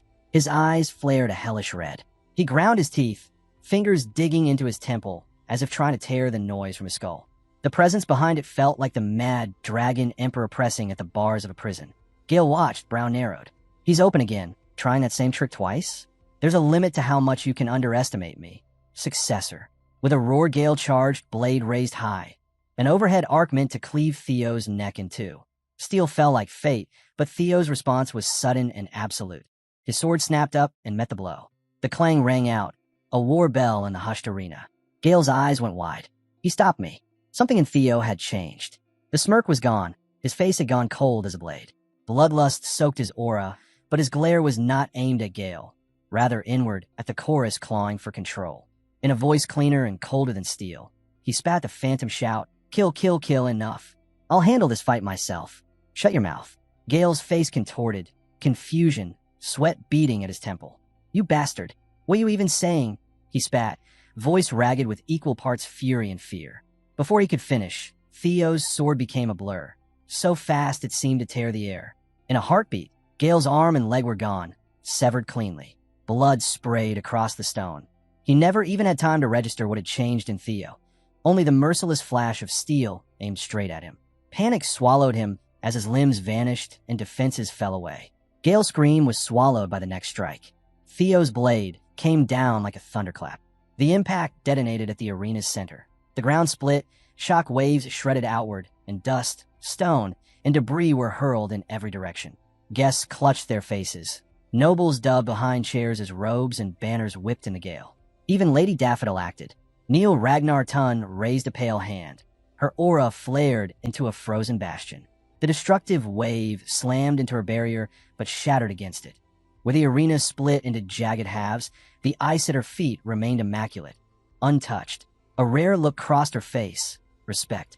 To release that force without channeling mana. At his age, it's unheard of. He's already beyond what most heirs ever reach. When the dust settled, the cost lay exposed. Gale's body was a ruin. Limbs mangled, blood everywhere, consciousness slipping. The tribunal commander raised his hand, voice echoing over the stunned arena. Dual trial. First round victor, Theo Ragnar. The hall exploded in gasps and whispered shock. Theo did not smile. His eyes still flashed faintly, threaded with something dark. In his mind, he replayed the moment again and again. What was that sensation? It wasn't the usual grudge-feeding fury. This felt different, like something else guiding his hand, pushing him. His breath slowed, and the glow in his eyes faded back to normal. He thought of the split arena and the force that erupted when he let go. When he trusted that strange compulsion, power had answered on a level he'd never known. A dry, curious chuckle escaped him, equal parts wary and intrigued. Entrusting himself to grudges, dangerous. Very dangerous. But if he could learn to control it, if he could master that voice, his fist tightened with sudden hunger, he could become twice the man he was now. The silence cracked like glass when the tribunal commander's voice rang out once more. Prepare for the second round. Both fighters stepped forward. Theo didn't hesitate.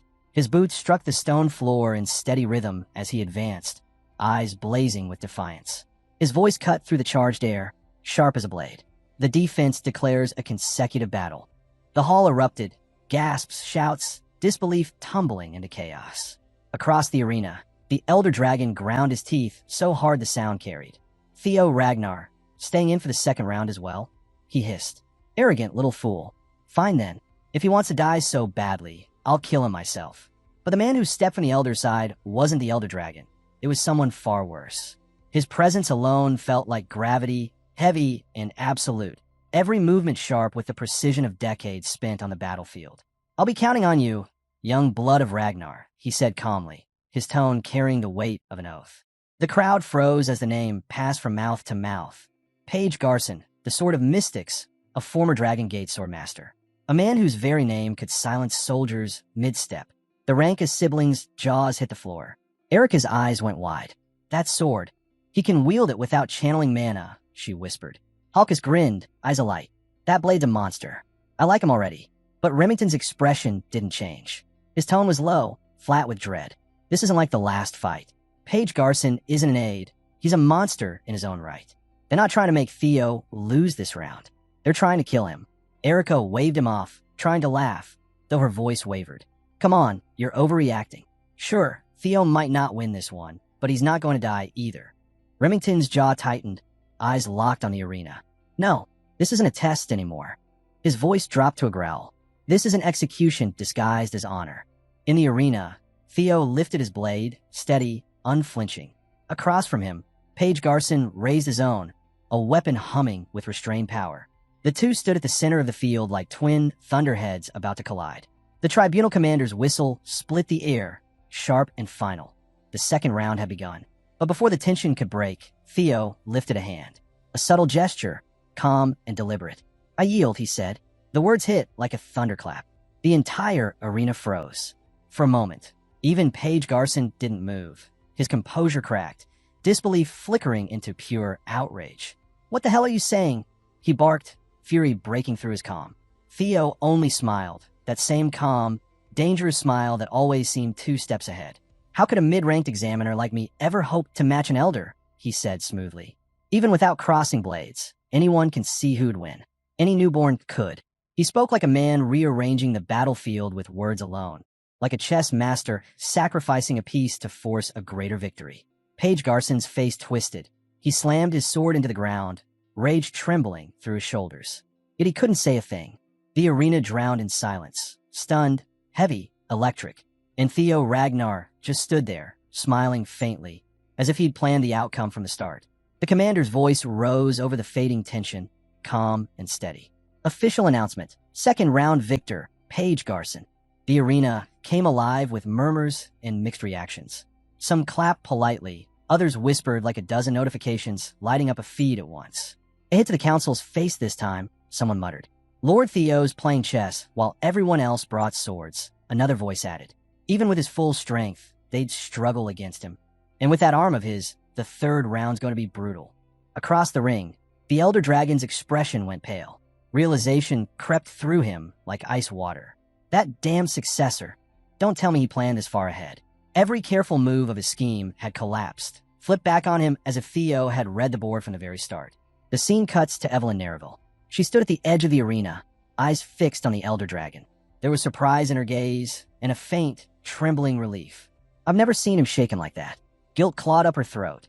My lord, she murmured, voice soft, I'm sorry. This happened because of me. Before the weight of those words could settle, Theo stepped forward. His tone was steady, leaving no room for apology. Don't be sorry. Comrades, stand together. Julius gave a fierce grin, warmth flickering behind the fire at his eyes. Right. Evelyn, watch closely. I'll crush them all myself. Evelyn's lips curved into a small, trembling smile. Memories surged behind her eyes like old wounds reopening. Only this time, they didn't bleed, they burned. She heard Julius's voice again, sharp and resolute, echoing from her past. Evelyn Nereville, come to the White Dragon Cavalry. You're too talented to rot here. Another flash, his voice rising in defiance. So what if you can't ride a dragon? Retiring isn't the answer.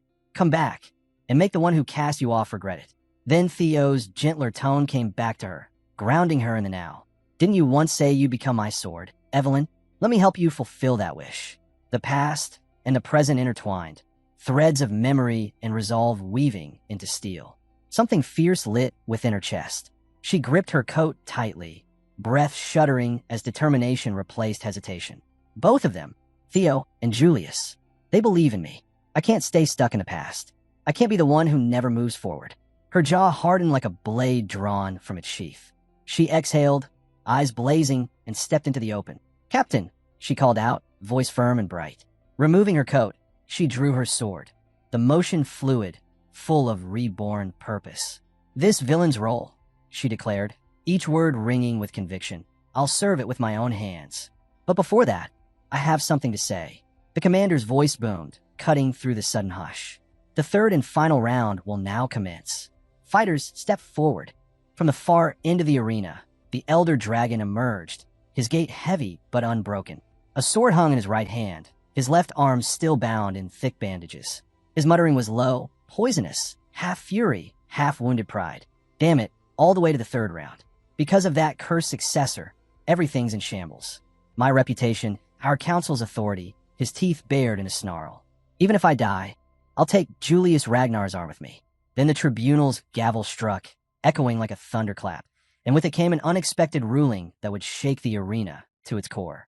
The tribunal commander's voice rang out, formal and absolute. The court accepts the defense's request. The defense will change their third-round fighter. A collective gasp rippled through the crowd. Every gaze turned toward the defense's side, where Evelyn Nereville stepped forward. Her movements were silent but certain, a storm gathering beneath the calm. The sword in her hand gleamed faintly, steady as a promise. Each footstep echoed like a heartbeat through the stone floor. The Elder Dragon, Wolfgang Ragnar, barked out a laugh that split the air. This is absurd, he scoffed. There's a limit to foolish courage. What's next? Will you beg for mercy too? His voice dripped with derision, each word spat like venom. But Evelyn didn't flinch. Her motion was smooth, almost elegant, as she raised her blade and slipped into stance.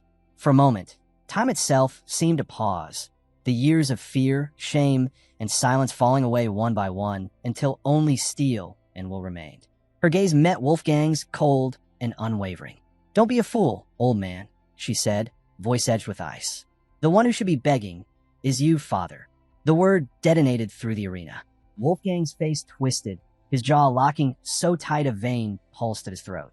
The daughter he'd cast aside, the child he'd beaten and discarded, now stood before him not as a victim, but as his reckoning. Gasps rippled across the stands. "Did she just say, father?" Someone whispered. "Evelyn, wasn't she from the White Dragon Cavalry? Her father's Wolfgang Ragnar." Another voice broke in, incredulous. "That can't be right. They don't even look alike." A hushed voice followed, cutting through the confusion. "No, it's true. I met Wolfgang's lawful wife once. Evelyn must be the illegitimate one." The realization spread like wildfire. Each murmur struck Wolfgang's pride like a blade. Each whisper another cut. His face flushed crimson, rage burning beneath humiliation. "You wretch," he snarled. "Father, you say? What nonsense!" But Evelyn's eyes gleamed, sharp, unflinching, merciless.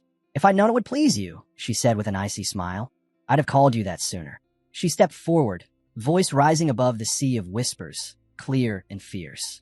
"Since you love the past so much, why don't I remind you of a story? You beat me half to death when I was just a child, because I called you father. Because I was born a bastard." Her words cracked through the air like a whip. "You didn't stop there. You tried to kill me again when I served under the White Dragon Squadron, just to bury the shame of your illegitimate daughter." The arena went silent. Wolfgang's face contorted in fury. "Silence. I am a member of House Ragnar. What's wrong with that?" But his voice was drowned out, not by swords, but by the crowd itself. "She's the real deal, isn't she?" someone whispered. "A bastard at that age. And he's the one preaching purity," another sneered. What a joke. Even among the Elder Dragon's own followers, the disgust was audible. And there, in the heart of the arena, Evelyn stood unshaken, her blade gleaming under the torches, her every breath a defiance against the man who'd once crushed her. Tension gripped the air, eyes narrowed, jaws clenched. One of the men muttered under his breath, his voice tight with frustration. "You just kept firing like a madman. Now look at what you've done." Another turned toward Wolfgang, his glare heavy with blame. "I warned you. Be careful, or this day will come. Why didn't you finish it when you had the chance?" Wolfgang's fury cracked, spilling into desperation. "Damn it," he hissed, his knuckles whitening as Evelyn's confession echoed in his mind. From the sidelines, Julius and Theo watched the chaos unfold, every heartbeat amplifying the tension. "You don't have to push yourself, Evelyn," Julius called, worried clear in his tone. But Theo's voice cut through his words, firm and confident. "Instead of worrying, trust her, Captain. Watch her resolve." And then, the ground trembled. In the next instant, Evelyn and the Elder Dragon vanished in emotion, their swords colliding with a thunderous roar. Each strike hit harder than the last, sparks bursting like lightning from every clash. Wolfgang fought like a cornered beast, rage pouring into his blade. Evelyn met him head-on, her strength born not from anger, but from a lifetime of scars and unshaken determination. Every swing between them carried the weight of generations, bloodlines, pride, and shattered vows. Then, Evelyn's stance shifted. A strange, spiraling energy began to rise from her body. The very air seemed to quiver. Julius's eyes went wide. "No, that's..." His voice dropped to a whisper. "The wind god technique. Dakart." A violent gale exploded outward. Winds howled across the arena like a living storm, swirling around Evelyn in a blinding tempest. The pressure grew with each breath, her power rippling through the field. Wolfgang faltered, struggling to steady himself against the storm she commanded. High above, the senior members of the Elder Dragons exchanged alarmed looks. "Wind? Thunder God? That's the sort of windstorm," one murmured. "That's impossible," another replied, disbelief written across his face. That art was erased from Ragnar's archives centuries ago. But Evelyn stood at the heart of the storm, unyielding. Her eyes burned with focus, her sword slicing through the air with divine precision. Every move spoke of mastery, her spirit blazing brighter than the tempest itself. Down in the stands, the crowd could only stare in awe. "She's not just defending, she's forcing him back," one gasped. "Unreal. How did she even learn a windstorm technique?" Another blurted, "She's overpowering one of Ragnar's elite swordsmen." Theo watched with a quiet smirk. His mind, calm and steady, followed the rhythm of their blades. No surprise, he thought, folding his arms. The dual trial forbids mana. Only pure swordsmanship counts. And when it's blade against blade, he chuckled softly, the truth becomes impossible to hide. Wolfgang's strength had always come from his bloodline. That cursed inheritance he clung to like armor. But without it, he was just a hollow relic. Pride without discipline, power without purpose. He was never a true swordsman, only a shadow of one. In the arena, Evelyn's storm raged again. The wind screamed like a god's fury as father and daughter faced each other, their blades deciding not just victory, but legacy itself. The ground shuddered beneath them. The elder dragon's disbelief twisted into rage, his face contorted by humiliation. His own daughter, the one he deemed unworthy, was forcing him back, strike after strike. How? How can she? His mind reeled, unable to accept it. Every blow she dealt shredded the foundation of his pride. Rage exploded from him like lightning. "Damn you! I'll kill you!" he roared, voice cracking under fury. "How dare you defy me, you insolent brat!" Evelyn didn't flinch. Her gaze was cold, her focus razor-sharp. She read every breath, every shift of his muscles. Then, with a furious snarl, Wolfgang leapt high into the air, his sword raised overhead, a killing blow aimed straight for her. The world seemed to freeze for a moment, and then their blades collided. Steel screamed. Sparks scattered like shattered stars across the field. Wolfgang's grin twisted into something cruel. "You wretch," he spat. "Do you really think you can escape me? I'll break you until you remember who your master is." But Evelyn's patience shattered. Her teeth clenched, eyes blazing with fury and resolve. When their swords met again, the impact thundered through the arena, so fierce it made even Wolfgang stumble. Her voice cut through the storm like a blade. "Go on," she said, calm and deadly. "Try me, father." For a brief heartbeat, his arrogance cracked. How was this possible? His mind couldn't process the truth standing before him. Evelyn's words burned hotter than her blade. "When I was small, you were everything to me. I feared you because you made me believe I was nothing." Her eyes gleamed with fire and freedom. "But I'm done being afraid. I have people who stand by me now. People who believe in me. I'm not that weak child anymore." Wolfgang faltered, disbelief flooding his face.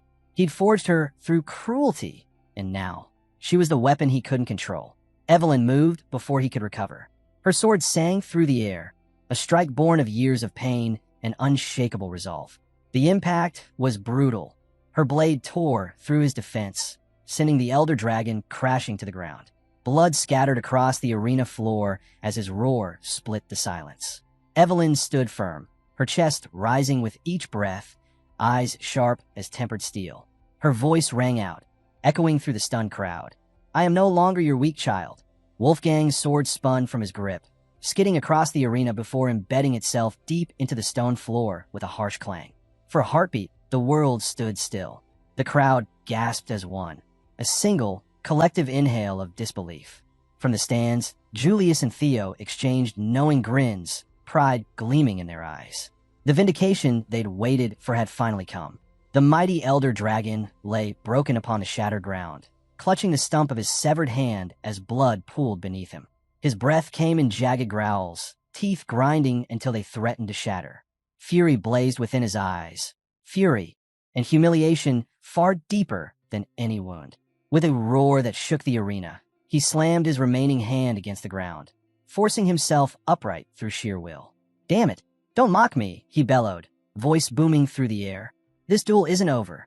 Then, frost crept outward from beneath him. Crystalline ice spread across the arena floor, coating every tile in a sheet of glittering white. Wolfgang froze, literally. His movement halted midair, his hand encased in a shell of translucent ice. His eyes widened as realization struck. The chill wasn't coming from him. It was her. At the far end of the platform, the ice dragon stepped forward. Her very presence made the air brittle, every breath stinging with cold. Her eyes were sharp enough to cut, and her voice fell like shards of frozen glass.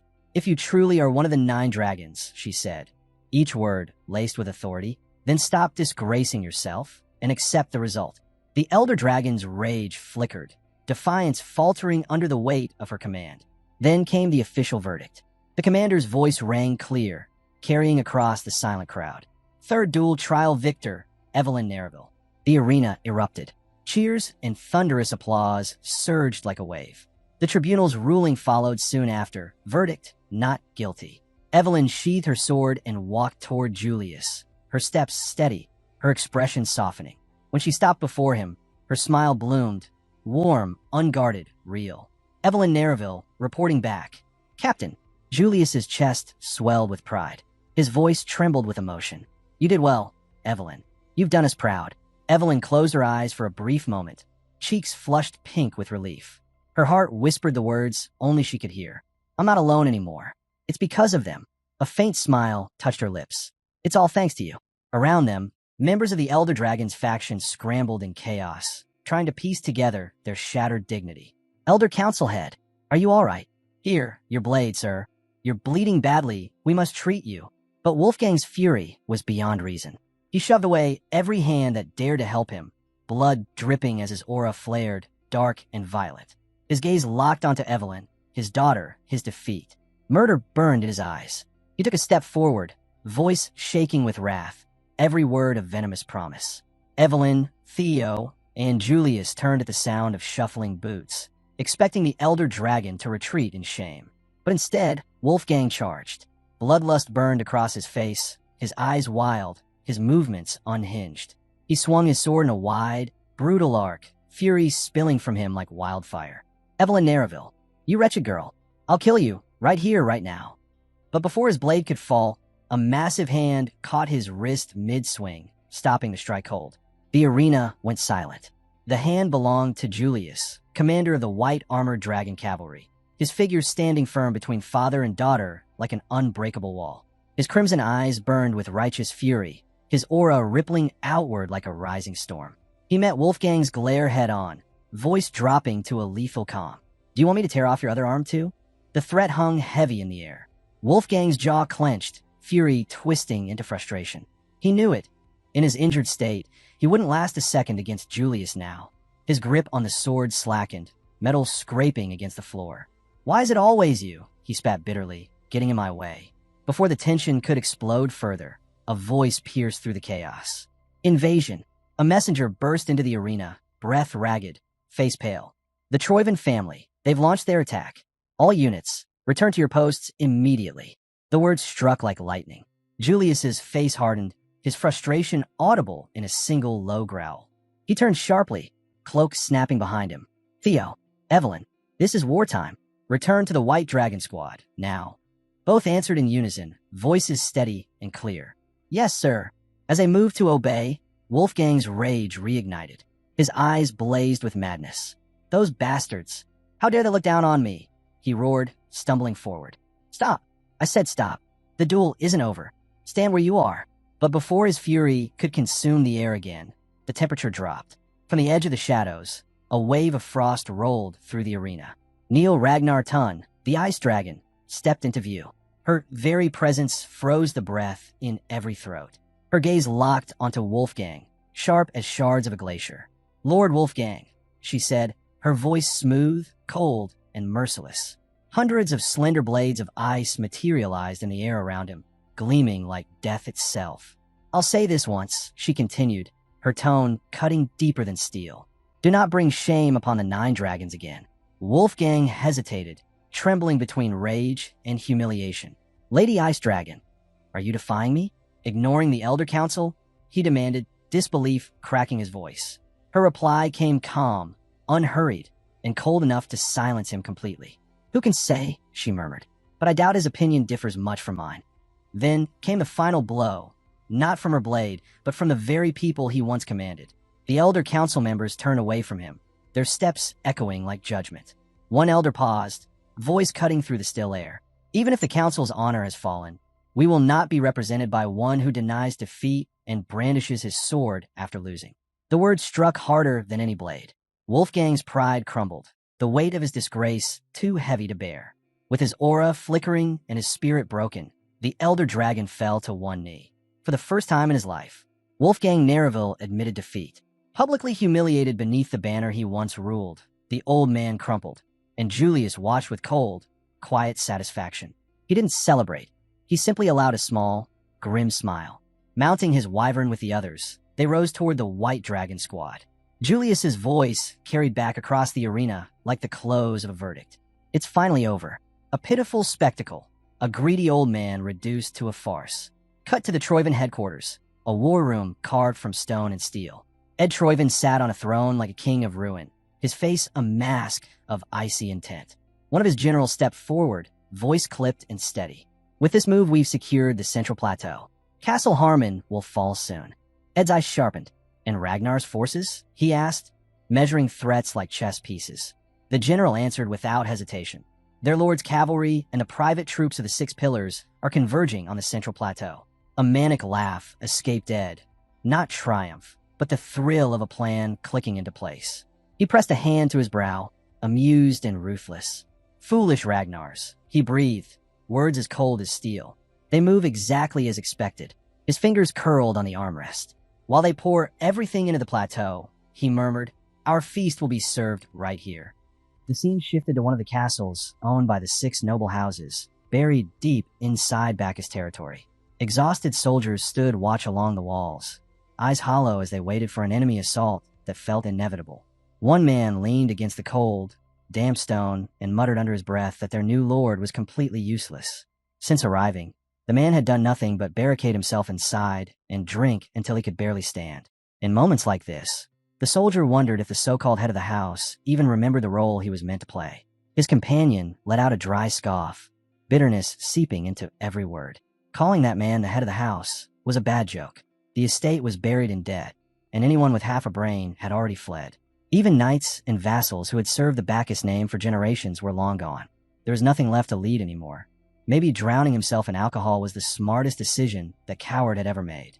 A third soldier laughed weakly and asked if Ragnar had sent any reinforcements. The first man sneered at the thought. Reinforcements? What a joke.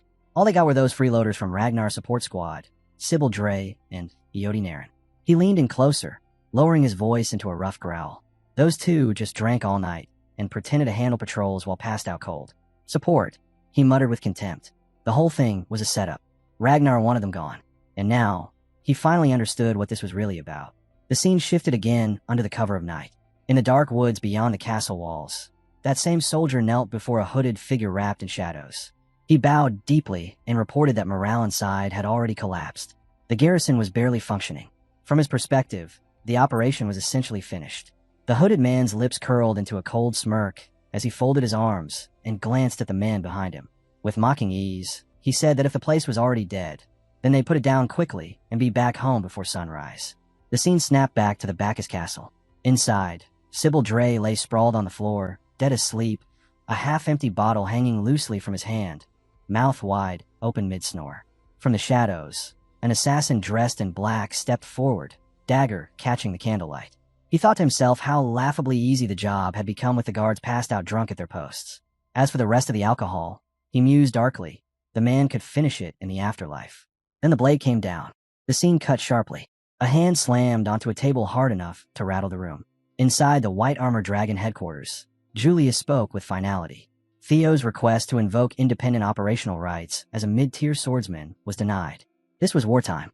Combat orders came first. There would be no exceptions. Theo didn't flinch. He reached into his coat, pulled out a sealed document, and slid it across the table, insisting it was directly tied to the war itself. Julius opened it and scanned the contents. With every line he read, his expression stiffened, the color slowly draining from his face. He looked up sharply and asked if what he was reading was actually true. Theo moved to the map without hesitation. Picking up the carved battle pieces, he rearranged them with swift, deliberate motions. He explained that Troyvin's supposed main assault points, Harmon Castle and the Central Plateau, were nothing more than decoys. Their true objectives were the floating archipelago and Bacchus territory. Julius's eyes narrowed as his thoughts raced. The more he considered it, the more unsettlingly perfect it seemed.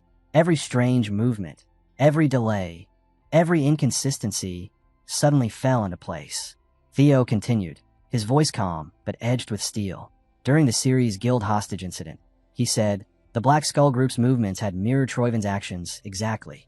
It was obvious now, they were working together. And the Black Skull's predecessor had been the Archipelago Shipping Federation, the very organization responsible for managing Imperial funds. Julius clenched his jaw as the realization hit him. That connection explained everything. Troyvin's sudden surge in funding, their ability to mobilize so quickly. Their war chest had been siphoned straight from there. Theo nodded once. With control over the archipelago's trade routes, Troyvin had secured enough capital to sustain a prolonged war. If they fully seized the island's strategic position, they'd gain a permanent advantage. His voice turned cold as he concluded that reinforcing Bacchus territory before it collapsed was the real priority. The attacks on Harmon Castle, and the plateau were only meant to blind them. Silence swallowed the room. Theo stood before the massive continental map, eyes following the shifting front lines. When he spoke again, his voice was steady and unwavering. Ragnar had already committed its main forces to the plateau and Harmon Castle. There were no troops left to spare. He understood why those positions had to be held, but that was precisely why he needed independent command. He would reinforce Bacchus himself and uncover the truth behind the archipelago, funding Troiven's advance. He lifted his head, confidence burning in his gaze, and declared that he would bring this entire operation to an end. Julius leaned back, folding his arms as understanding finally settled in. For a brief moment, the severity on his face eased into a faint, proud grin. So this had been Theo's plan from the start. A quiet chuckle slipped out as he acknowledged the young man's foresight. Granting his approval, he said it clearly qualified as a war-related operation. No one could object. Still, his tone hardened as he warned Theo never to push himself too far, no matter what awaited him. Theo straightened his back and gave a firm nod, promising he wouldn't forget. As he turned to leave, Julius's eyes drifted back to the document still resting on the table. The intelligence Theo had delivered was on an entirely different level. Detailed movement logs, encrypted exchanges, even traces of maritime funding routes. This wasn't information an average officer could ever touch. These weren't simple reports. This was material meant for high command. Julius let out a quiet breath, realizing something else just as clearly. Theo hadn't gone to the Black Dragon, the one in charge of intelligence. He'd come here instead. That alone said everything. Theo wasn't really asking for permission. He was informing him. Stroking his beard, Julius chuckled softly, pride easing the hardness in his eyes as he murmured that the boy had probably prepared for every outcome already. Back at Bacchus Castle, the blade came down towards Sybil, only for the bottle in his hand to suddenly fly forward. It smashed straight into the assassin's face with sharp crack. Glass shattered, sticky liquid splashing everywhere as the man staggered back, clutching his face in shock. A faint citrus scent spread through the room. Orange juice. Sybil's grin stretched wide as he watched the man stumble. He found it funny that the assassin had fallen for such an obvious act. He casually admitted that he barely drank at all and had only pretended to be passed out. His smile hardened as his eyes turned cold, warning the man that he was fully awake now. Before the assassin could even process that, Sybil's blade flashed. Clean. Merciless. The dagger slipped from the man's hand as his body collapsed lifelessly onto the floor. Chaos followed as more assassins poured out of the shadows, but the Ragnar soldiers were ready. Steel rang out, sparks scattering as blades clashed. It didn't take long. Within minutes, every intruder lay dead or bleeding their final breaths. One soldier stepped forward, breathing hard as he reported that all Vanguard enemies had been eliminated. Their leader gave a sharp nod and ordered the beacon lit. The flames would announce to the world that Bacchus still stood. His eyes burned with defiance as he swore their swords would pierce Troiven's heart. Another soldier laughed as he raised a torch, saying it was about time their enemies remembered who they were dealing with. As he leaned in to light the beacon, a wounded assassin, bloodied but still alive, forced himself upright. His knife shook in his grip as he lunged at Sybil from behind. Sybil and the others stiffened, eyes widening as they realized too late that one enemy remained, until a single, clean slash cut through the air. The assassin's head separated from his body and hit the ground with a dull thud.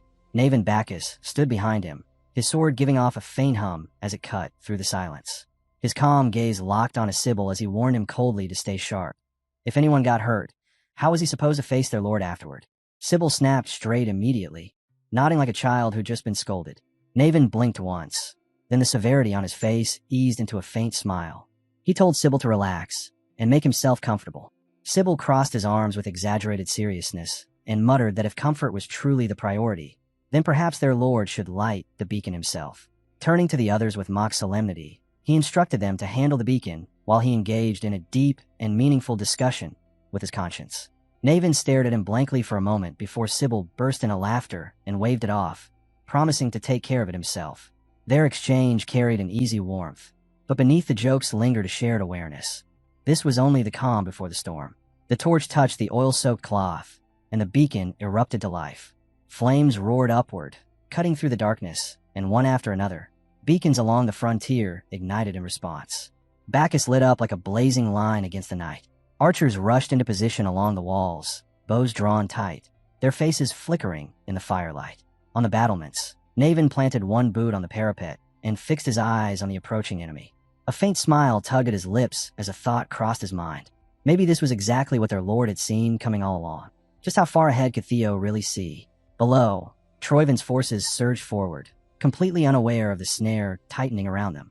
Sybil's voice thundered across the fortress, shedding all playfulness as it shifted into pure command. He shouted orders to defend Bacchus Castle and crush the raiders without mercy. The archers released in perfect unison. The sky darkened as a storm of arrows descended, and screams ripped through the field as Troyvin soldiers fell in droves, caught utterly unprepared. High above the chaos, beneath the pale glow of the moon, our guy watched from atop his mount. A grin curved across his face as he tightened the reins. The battle had already begun, and they had arrived just in time. His eyes shone with excitement as he looked down at the battlefield, pride swelling as he watched his old crew in action once again. Moments later, the battlefield finally went quiet as the last Troyvin soldier fell. The fight had been brutal, every inch earned with blood and steel. Troyvin's forces were driven out of Bacchus Castle, and news of the successful defense spread fast. Lord Theo's order to secure Bacchus territory had been carried out without deviation. He showed no interest in celebration, merely rolling his eyes at the noise around him, though he clearly approved of the result. Stepping through the gathered soldiers, he stopped in front of Sybil, placed a hand on his shoulder, and told him simply that he had done well.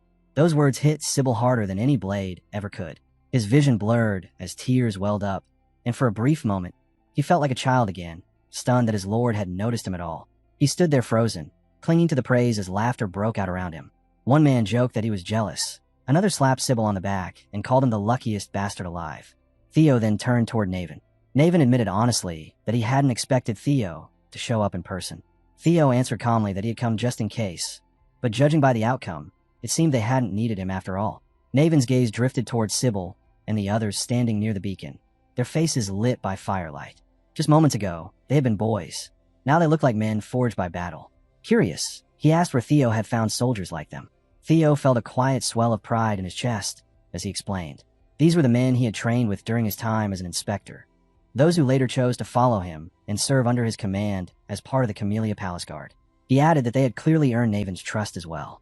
Naven's expression softened as he studied them again. To be honest, he said, he hadn't expected much from them at first. They were only mid-tier inspectors with little real combat experience. But after fighting alongside them for several days, he'd seen it clearly. Their techniques were still rough, but their loyalty was unwavering. Theo closed his eyes briefly, letting those words settle. Hearing that made him proud. When he opened them again, his gaze was steady and composed. He told Naven that he had a request. Gesturing toward the soldiers who had answered the beacon's call, Theo pointed out that with the knights and vassals having deserted, the Bacchus family's knight order was effectively empty. He proposed that Naven take these men and train them, turning them into the new Bacchus knight order. Naven swept his gaze over the soldiers as if he were seeing them for the first time. He repeated the name, Knight Order, letting it linger on his tongue, then smiled and admitted it had been a long time since he'd felt this kind of excitement. Theo studied him quietly, noting how naturally Naven stepped into command, then gave a small nod and said he would be counting on him. Naven blinked, caught off guard, and asked if his lord was already leaving. Theo answered without hesitation, saying he'd seen everything he needed to see. This stop was only part of the journey. With an easy smile, he added that his next destination was an investigation into the floating archipelago. Naven lowered his head and let out a soft laugh, his tone warm with familiarity. He said he should be used to Theo's recklessness by now, yet still managed to surprise him. Half joking, he reminded him that the archipelago was infamous for rejecting outsiders, a place almost no one could enter. Theo's reply came low and smooth, like a shared secret. He said only that he had his ways. Far from Bacchus, the port city of Dion moved to its own rhythm. A massive stone fortress towered over the harbor, looming like a silent sentinel watching every ship that came and went. A hooded figure pushed open the door of a tavern and stepped inside, shadows clinging to him as he crossed the threshold. He didn't notice the hulking man in his path until a thick hand clamped down on his shoulder. The brute's voice rumbled out, slow and threatening, telling him to watch where he was going. The hooded figure lifted his head calmly and replied in a flat, almost bored tone that he must have missed the man down there. The insult landed sharp. The brute snarled and said he'd be happy to lower himself to his level. He planted his feet, squaring up for a fight. In the very next instant, the hooded man moved. His hand shot out, seized a beer mug from the counter, and smashed it straight into the brute's forehead. The tavern froze for a breath, then erupted as silence shattered into chaos. Onlookers leaned forward, eyes alight with anticipation. Someone yelled for a fight, part warning, part excitement. Laughter rippled through the room as the tension fed the crowd. Barmaids weaved frantically between tables, shouting orders, slamming drinks down as the noise swelled and the air thickened with smoke and heat. Behind the main hall, in a candlelit room choked with shadows, a woman calmly read from a report to the man seated across from her. Beginning on the 15th, the floating isles would deliver gunpowder and steel to Troivenai as agreed, all counted as rent for the dragon sword. The man's patience snapped. He slammed both fists into the table, the wood groaning under the force. He snapped that it wasn't a request, it was a damn threat. The man's name was Antonio Spinola, heir of the Spinola family, and the next ruler of their vast maritime empire. His fury flooded the room as he sneered, ridiculing the so-called rental fee. They had stolen the sword, and now they had the nerve to demand payment just to lend it back. What a farce. He spat the words out, making it clear he had no intention of bowing his head. The woman's tone softened, but her resolve didn't waver as she reminded him they had no alternative. Antonio's reflection wavered in the polished glow beside him as he muttered that without the dragon sword, the floating archipelago would sink straight into the sea. He pressed his fingers to his forehead, irritation seeping into his voice as he cursed quietly. If they hadn't lost that sword, they wouldn't be groveling to anyone. His eyes darkened, weighed down by generations of history, as he wondered aloud whether there was any hope left for their homeland. Before an answer could come, a loud crash echoed through the building. A tavern brawl had spilled straight into the hall. Antonio's head snapped toward the noise as someone shouted to smash them with a chair. Clicking his tongue, he stormed over and kicked the door open, the hinges shrieking in protest. His voice tore through the chaos, demanding silence, complaining that his head was already splitting, and now this. He demanded to know what the hell was going on. The room locked up. Dozens of faces turned toward him, some shrinking back, others staring defiantly. Antonio swept them with a glare and growled that he'd never banned drinking. He'd only told them to keep it quiet and stop beating each other senseless. From somewhere across the room, a calm voice answered that Antonio had finally decided to show himself. It was Theo Ragnar, Antonio Spinola, heir of the Spinola family. Theo noted as he studied the man. They needed to talk. Later that night, the tavern had settled. Inside Antonio's office, the two men faced each other across a gleaming desk. Antonio spoke dryly, stating that Theo wanted passage to the floating archipelago aboard his ship as a combatant. Theo didn't hesitate. He nodded once and confirmed it. Sea monsters were appearing more frequently around that drifting scrap of land, and after what he'd shown earlier, his strength should be enough. Besides, Antonio was short on manpower. It was a clean trade. Antonio rubbed his chin, doubt creeping into his voice. He admitted Theo wasn't wrong about needing fighters. Then his expression hardened, the warmth vanishing from his eyes. He stated flatly that Theo wouldn't be setting foot on his ship. Theo raised an eyebrow, clearly amused. Antonio pointed out that for a so-called mercenary, Theo's equipment was far too pristine. Not a scratch, not a stain in sight. The brawl earlier, he went on, had conveniently erupted right where Antonio himself happened to be. And on top of that, Theo already knew about the ship heading for the floating archipelago. Antonio asked flatly if Theo were in his position, would he ever allow someone like that aboard? Theo let out a quiet laugh and said he would have been disappointed if Antonio hadn't picked up on it. He suggested they stop dancing around each other and get straight to the point. Reaching into his coat, he pulled out a small metal emblem and placed it on the desk. It struck the surface with a sharp, metallic click. In a steady voice, he introduced himself as a member of the armed resistance fighting to liberate the floating archipelago, the Black Skulls, and addressed Antonio Spinola as their leader. The name hit like a thunderclap. Antonio's eyes widened in shock, but before he could form a response, Theo leaned forward slightly and proposed that they make a deal. Antonio's jaw tightened as he demanded to know how Theo had uncovered his secret. Theo answered with a smirk, saying the method didn't matter. What mattered was what he knew. Antonio's suspicion deepened as Theo casually mentioned the dragon sword Antonio was so desperate to reclaim. That was enough to snap his restraint.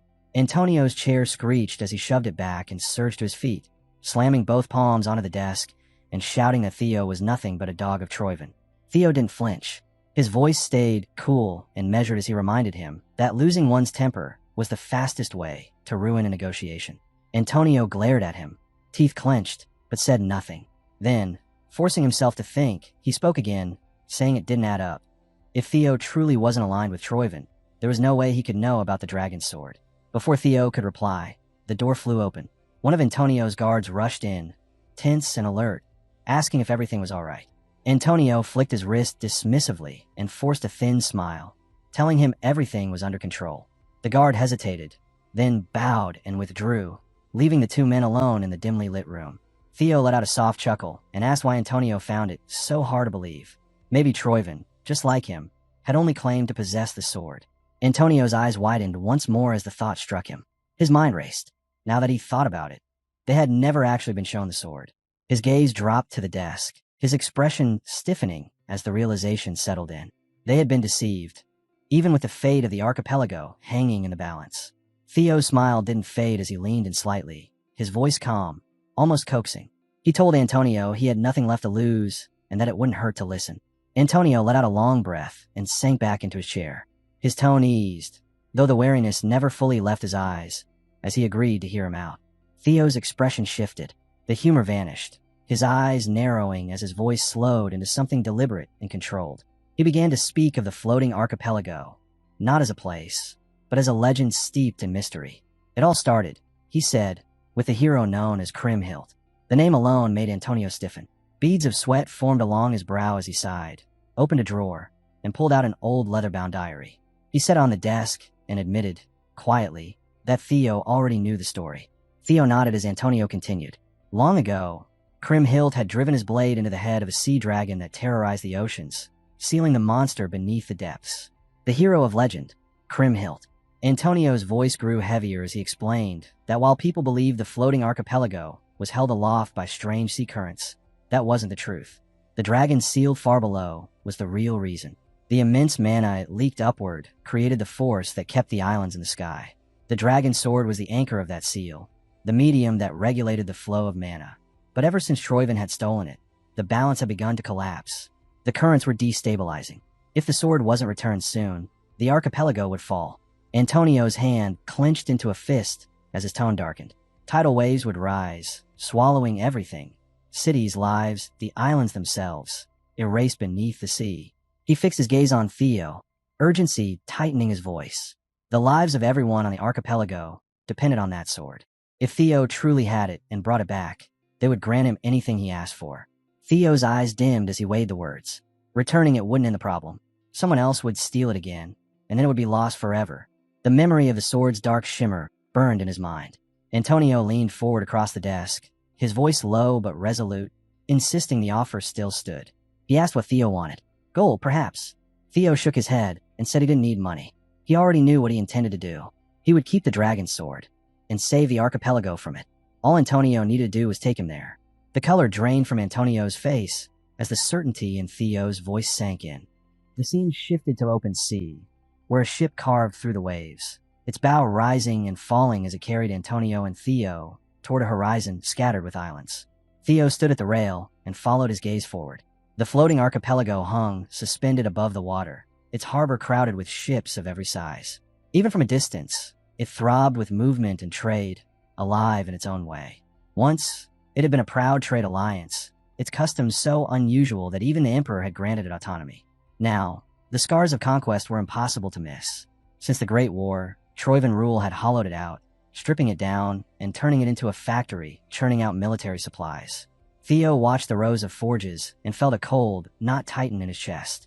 Near the end of the war, countless smaller isles had already sunk beneath the waves, wiped clean from every map. For Ragnar's sake, and for the archipelagos, every trace of Troyven had to be erased. Before his thoughts could spiral further, Antonio broke the silence, demanding to know whether Theo had been serious earlier and reminding him of his promise to save the islands. The urgency in his voice sharpened as he pressed again, asking about what Theo had said before, about preventing the archipelago from sinking by moving it. Theo's smile never left. He told Antonio not to worry. It could be done. The sea dragon sleeping beneath the archipelago, he explained, was an ancient guardian. Later, Theo drew the dragon's sword and placed it between the summoned beasts. The drake leaned in, its scales glinting, while the fairy dragon hovered nearby, and the griffin stood stiff, wings tense. Theo asked what the sword looked like to them. The drake answered that it was a relic. The sandworm followed, calling it a relic of a primordial dragon. When Theo reached out and touched the blade, it crackled, tiny sparks leaping from its surface. He frowned, wondering aloud why it reacted so violently to Ragnar. The fairy dragon said the reason was unclear. Perhaps the guardian bound to the sword had abandoned its duty, fleeing from the relic itself. Theo's eyes widened.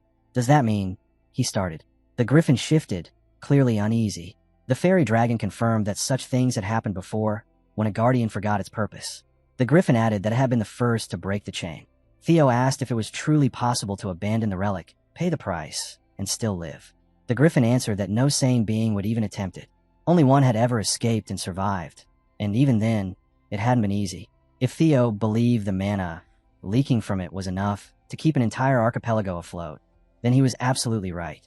Theo mused aloud about simply overpowering the guardian and moving the islands by force. The drake answered him calmly, almost like a scholar delivering a lecture.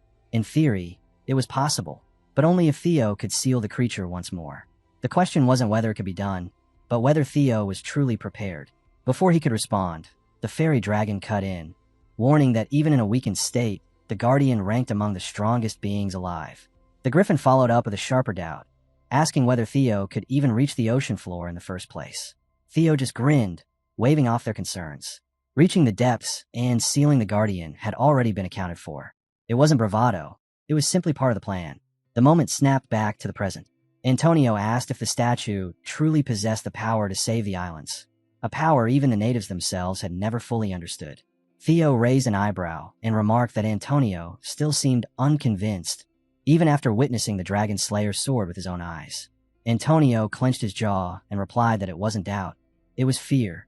The fate of his homeland rested on this gamble, and he needed to know Theo understood the weight of it. Theo let out a slow breath and told him that he did. All Antonio needed to do was take him there. He would make sure the islands were saved. A system alert flared into view, announcing a new subquest, Dragon Slayer's Sword. The objective was clear: return the blade to its resting place, locate the site, defeat the Guardian, and earn the right to wield its power.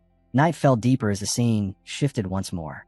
Beneath the calm surface of the archipelago, inside a dim cellar lit by wavering lanterns, Antonio gathered the few men he trusted most, soldiers who had already accepted that this mission could cost them their lives. Antonio pointed toward Theo and spoke plainly. Their task was simple: guide this man to the Colossus of Cream Hill. Once they arrived, Theo would take over. The soldiers exchanged tense looks as Antonio continued, warning them that the Troivan had already bought off the clan head. Security around the Colossus was tighter than ever, but they would use the old route, the hidden path that would bring them dangerously close. One by one, the soldiers straightened and swore to protect the floating archipelago. Antonio turned to Theo and told him the rest was in his hands. Theo answered without hesitation, saying he understood.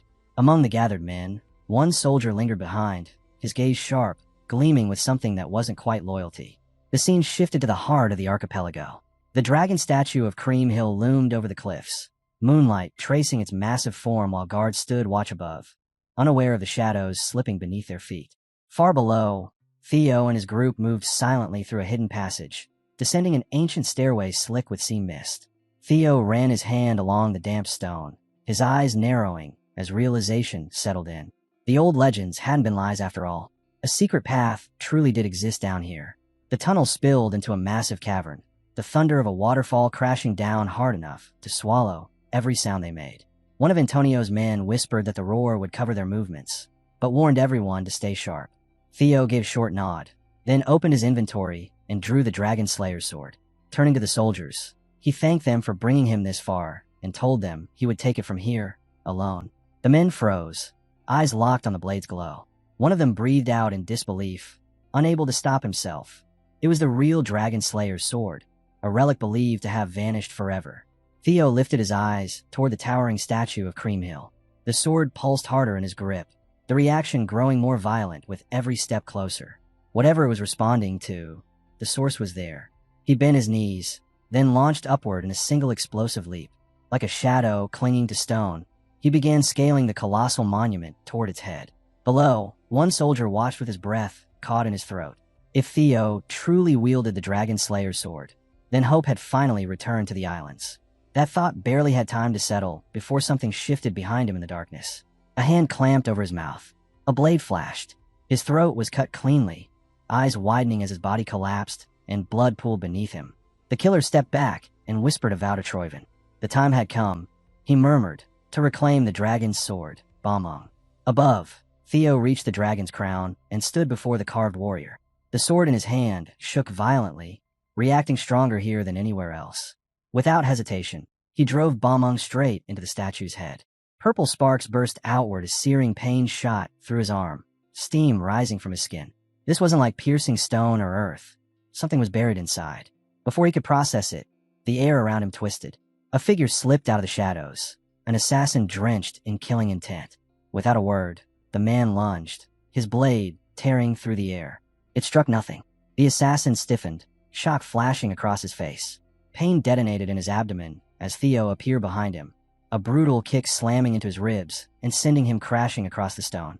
He spat blood, disbelief etched into his expression. He couldn't understand it. There was no way Theo should have moved that fast. Gritting his teeth, he drove his blade into the ground to steady himself. Two more figures emerged from the darkness. One called out, asking if he was all right. The assassin snarled back, naming himself Gray, saying he was fine, and warning them not to rush in carelessly. Theo raised the potion in one hand and let a faint, mocking grin curl across his lips. 3 against 1, he said calmly. That sounded fair enough to him. Outside, the silence didn't last. It shattered in an instant. A thunderous crack ripped through the night as alarms rang out and guards shouted in panic. One of them pointed upward, his voice trembling as he screamed for the others to look. They froze where they stood. Before their eyes, the statue of Cream Hill began to collapse. Enormous slabs of stone tore free and crashed down in roaring waves. Dust and debris filled the air as the once unchangeable colossus broke apart beneath the pale moonlight, leaving the guards below staring in pure horror at the ruin of something they had believed eternal. As the view sweeps across the fortress, the focus shifts to the ground beyond the castle walls. Antonio paces back and forth beside his men, torchlight flickering sharply across his face. His voice cuts through the night, edged with irritation as he demands to know what is taking so long and what they could possibly be doing inside. One of his officers, a woman standing close by, steps forward quickly, her expression tight as she reports that something has gone wrong. Gray and his brothers, the ones who went in with them, have turned on a guest. Antonio's jaw locks. He grinds his teeth and curses under his breath, convinced that Troyven's dogs have already sunk their claws this deep. Inside, the situation has descended into chaos. The fight unfolds in a cramped space, 3 assassins pressing in on a single man. Blades collide again and again, sparks flashing with every exchange as tension fills the air. Theo moves with controlled ease, his footing steady, his motions clean and deliberate despite the relentless assault. His face remains calm, almost distracted, as though his thoughts lie elsewhere entirely. Then it clicks. Something is off. Their attacks are too careful, too controlled. When an opening appears, none of them rush to exploit it. They aren't trying to kill him. They're buying time. Theo's eyes narrow as the truth settles in, just as a low tremor rolls through the walls. Somewhere below, the castle gates grind open. From the vibrations alone, he knows what's happened. Their allies have already taken control of the 3rd harbor zone. The assassins are meant to hold him here until reinforcements arrive. A sharp grin spreads across Theo's face as he raises his weapon. He won't allow that to happen. The assassins falter, unsettled by the sudden shift in his demeanor, unable to read what he intends to do next. Theo scoops up a small stone and hurls it into the ground. It strikes with a loud crack, yet the spot where Ba Meng, the dragon slayer's sword, remains embedded doesn't even shudder. And then Theo moves. He leaps backward, dropping from the ledge as dust billows up around him. The lead assassin senses the danger instantly and barks in order to stop him at all costs. The 3 give chase without hesitation, their forms cutting through the collapsing chamber like shadows. Theo sprints at full speed, breath burning in his chest, sweat streaking down his face. And yet he's smiling, almost laughing under his breath. His instincts have been right. Then a sharp chime rings out inside his mind. A glowing message appears before his eyes, announcing a new quest. The dragon slayer's sword Ba Meng seeks to return to its origin. The message spells it out clearly. Find its resting place, defeat the Guardian, and prove his right to stand as its master. That's when it clicks for Theo. He had placed the blade in the wrong location before. Clothes wasn't enough. Ba Meng had to return to where it truly belonged. The passage ahead opens into a ruined courtyard washed in pale moonlight. Dust-covered stone stretches wide, ancient runes faintly glowing beneath the surface as if awakened by his presence. Theo charges forward, his pulse sinking with the sword's growing resonance. Every instinct screams the same answer. This is it. He launches himself upward, moving faster than the assassins can react, cloak snapping violently behind him. Midair, he twists, draws Ba Meng free, and with a sharp cry, drives the blade straight into the heart of the stone platform. The impact detonates. A violent shockwave tears across the courtyard as blinding light erupts skyward. The assassins, still airborne, are flung back like scraps of paper caught in a storm, their bodies smashed aside before they can even scream. Theo lands hard on one knee, breath tearing from his lungs. He stares down in stunned awe as the stone beneath him burns with ancient power. Around him, the assassins crash to the ground, fear finally breaking through their composure as they realize what he has unleashed. A deep, ominous rumble rolls through the fortress. The ground splits open. Dust pours from the ceilings as guards outside stumble and shout in confusion. Someone yells, asking if anyone else felt that. Another shouts back that it feels like an earthquake. Then a voice cuts through the panic, screaming for everyone to look up. The massive statue of Cream Hill begins to shake. Cracks spiderweb across its surface as a thunderous snap splits the night. Huge chunks of stone break free, plunging downward like falling stars. Guards scatter in terror as the colossal monument collapses, piece by piece, until it finally slams into the earth in a roaring storm of rubble and dust. The next moment arrives in silence. Warm sunlight filters through leaves and spills softly across Theo's face. He groans, blinking as his eyes struggle to adjust. Morning has come. His head pounds fiercely, and he has no memory of when or how he lost consciousness. As he pushes himself upright, something feels wrong. The trees around him tower impossibly high, their branches thick enough to walk across. Long vines sway gently in the air, and faint streams of golden mist drift lazily between the trunks.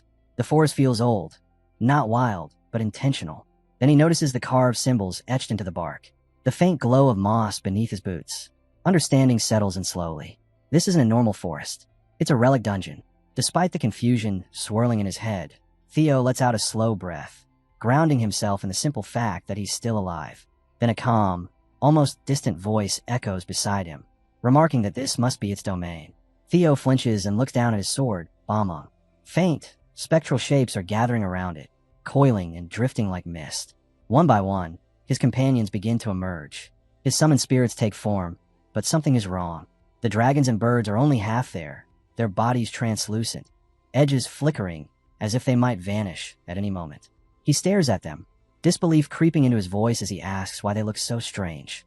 One of the birds answers, its feathers dull and uneven.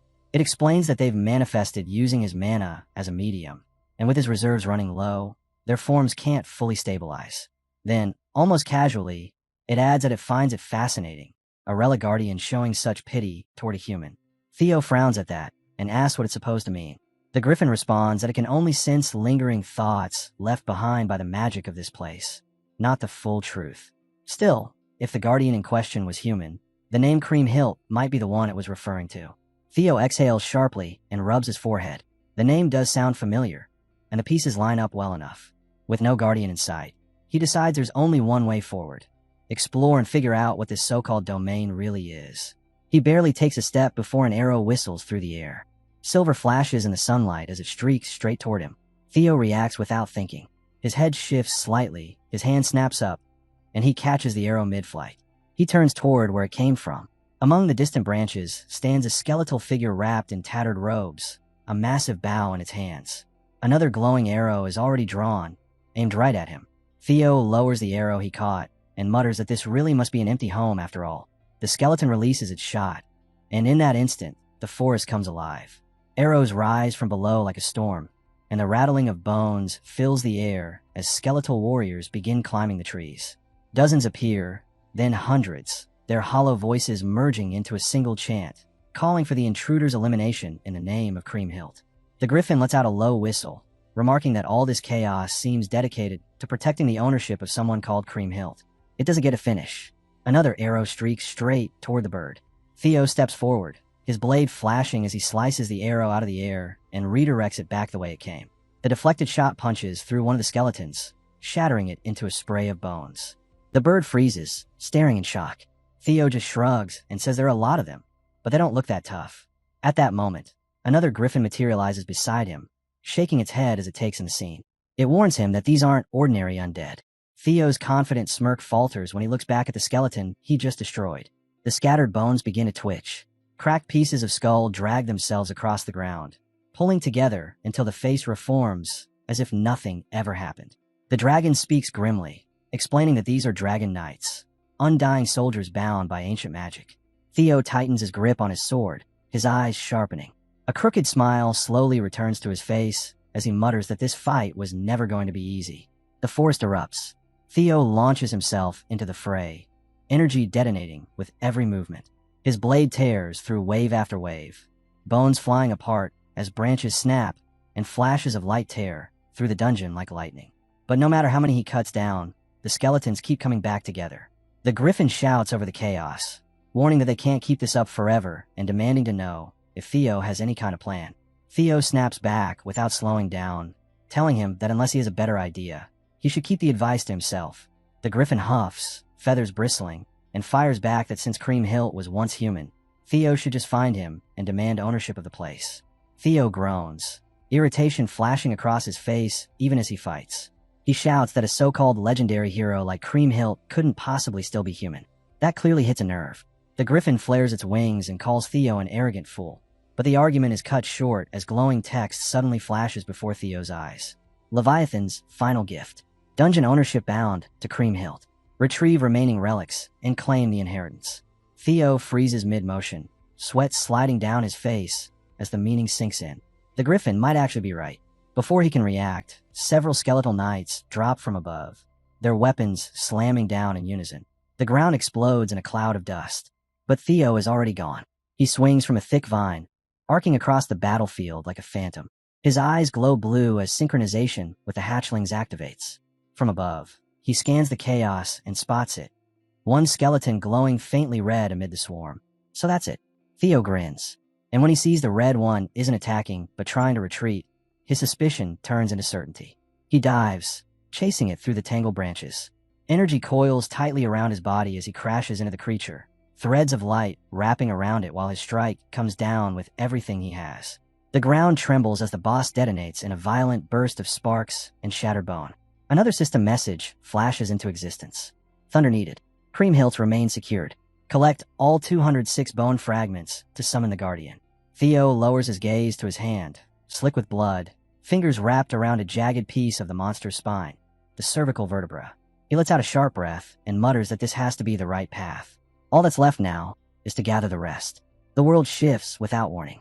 Rain crashes down along a storm-lashed coastline, wind howling as waves slam violently against the shore. Near the water's edge, two figures stand side by side. One is fully exposed to the rain, the other hidden beneath a dark cloak. The first man glances over and remarks that the other arrived later than expected, asking if something went wrong. The cloak figure replies calmly that nothing serious happened. The rain had simply slowed him down. Then both of them turn toward the dock and fall silent. The ships that once carried soldiers now sit heavy and still, their decks overflowing with lifeless bodies piled atop one another. Blood mixes with seawater, and the stench of iron and salt fills the air. The first man begins to tremble, his voice shaking as he demands to know what happened here. Beside him, the dark figure lets out a quiet, amused laugh. His voice is low, almost gentle, as he calls them fools, pathetic inhabitants of the floating archipelago. He says the Dragon Slayer sword had practically fallen into their hands, and yet they still failed to claim it.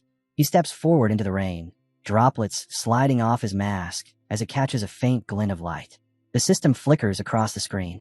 Noil, 9th pillar of Troyven. From a distance, the citizens peer out through rain-streaked windows toward the massive tower.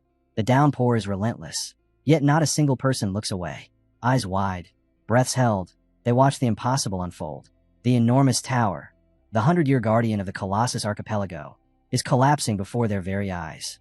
Stone splits apart with deafening cracks as the statue crashes down, and from the rubble, a gigantic severed head rolls free, coming to a halt in plain sight. At that exact moment, a system notification appears before our boy, informing him that all of Creamhill's remains have been fully recovered. Relief floods through him, followed by a quiet surge of happiness. It's finally done. Everything is here. Almost immediately, a new window opens, asking whether he wishes to check the memories engraved within the remains.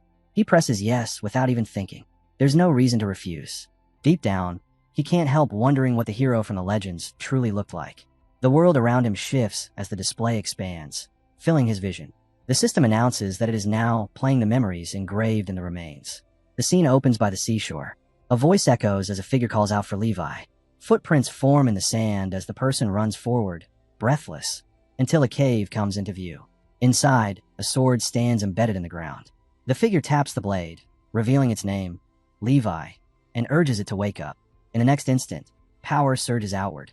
Energy ripples through the air as the ground begins to tremble. From the sword, a massive dragon emerges, as if dragged out from nothingness itself. A small child stands nearby with food in hand, while the dragon roars in irritation, demanding how many times it must repeat itself before the young human understands. It declares that it is Levi, guardian of the primordial dragon relic, and scoffs that the child isn't even Ragnar, daring to use such a casual nickname. The child, however, looks completely unfazed.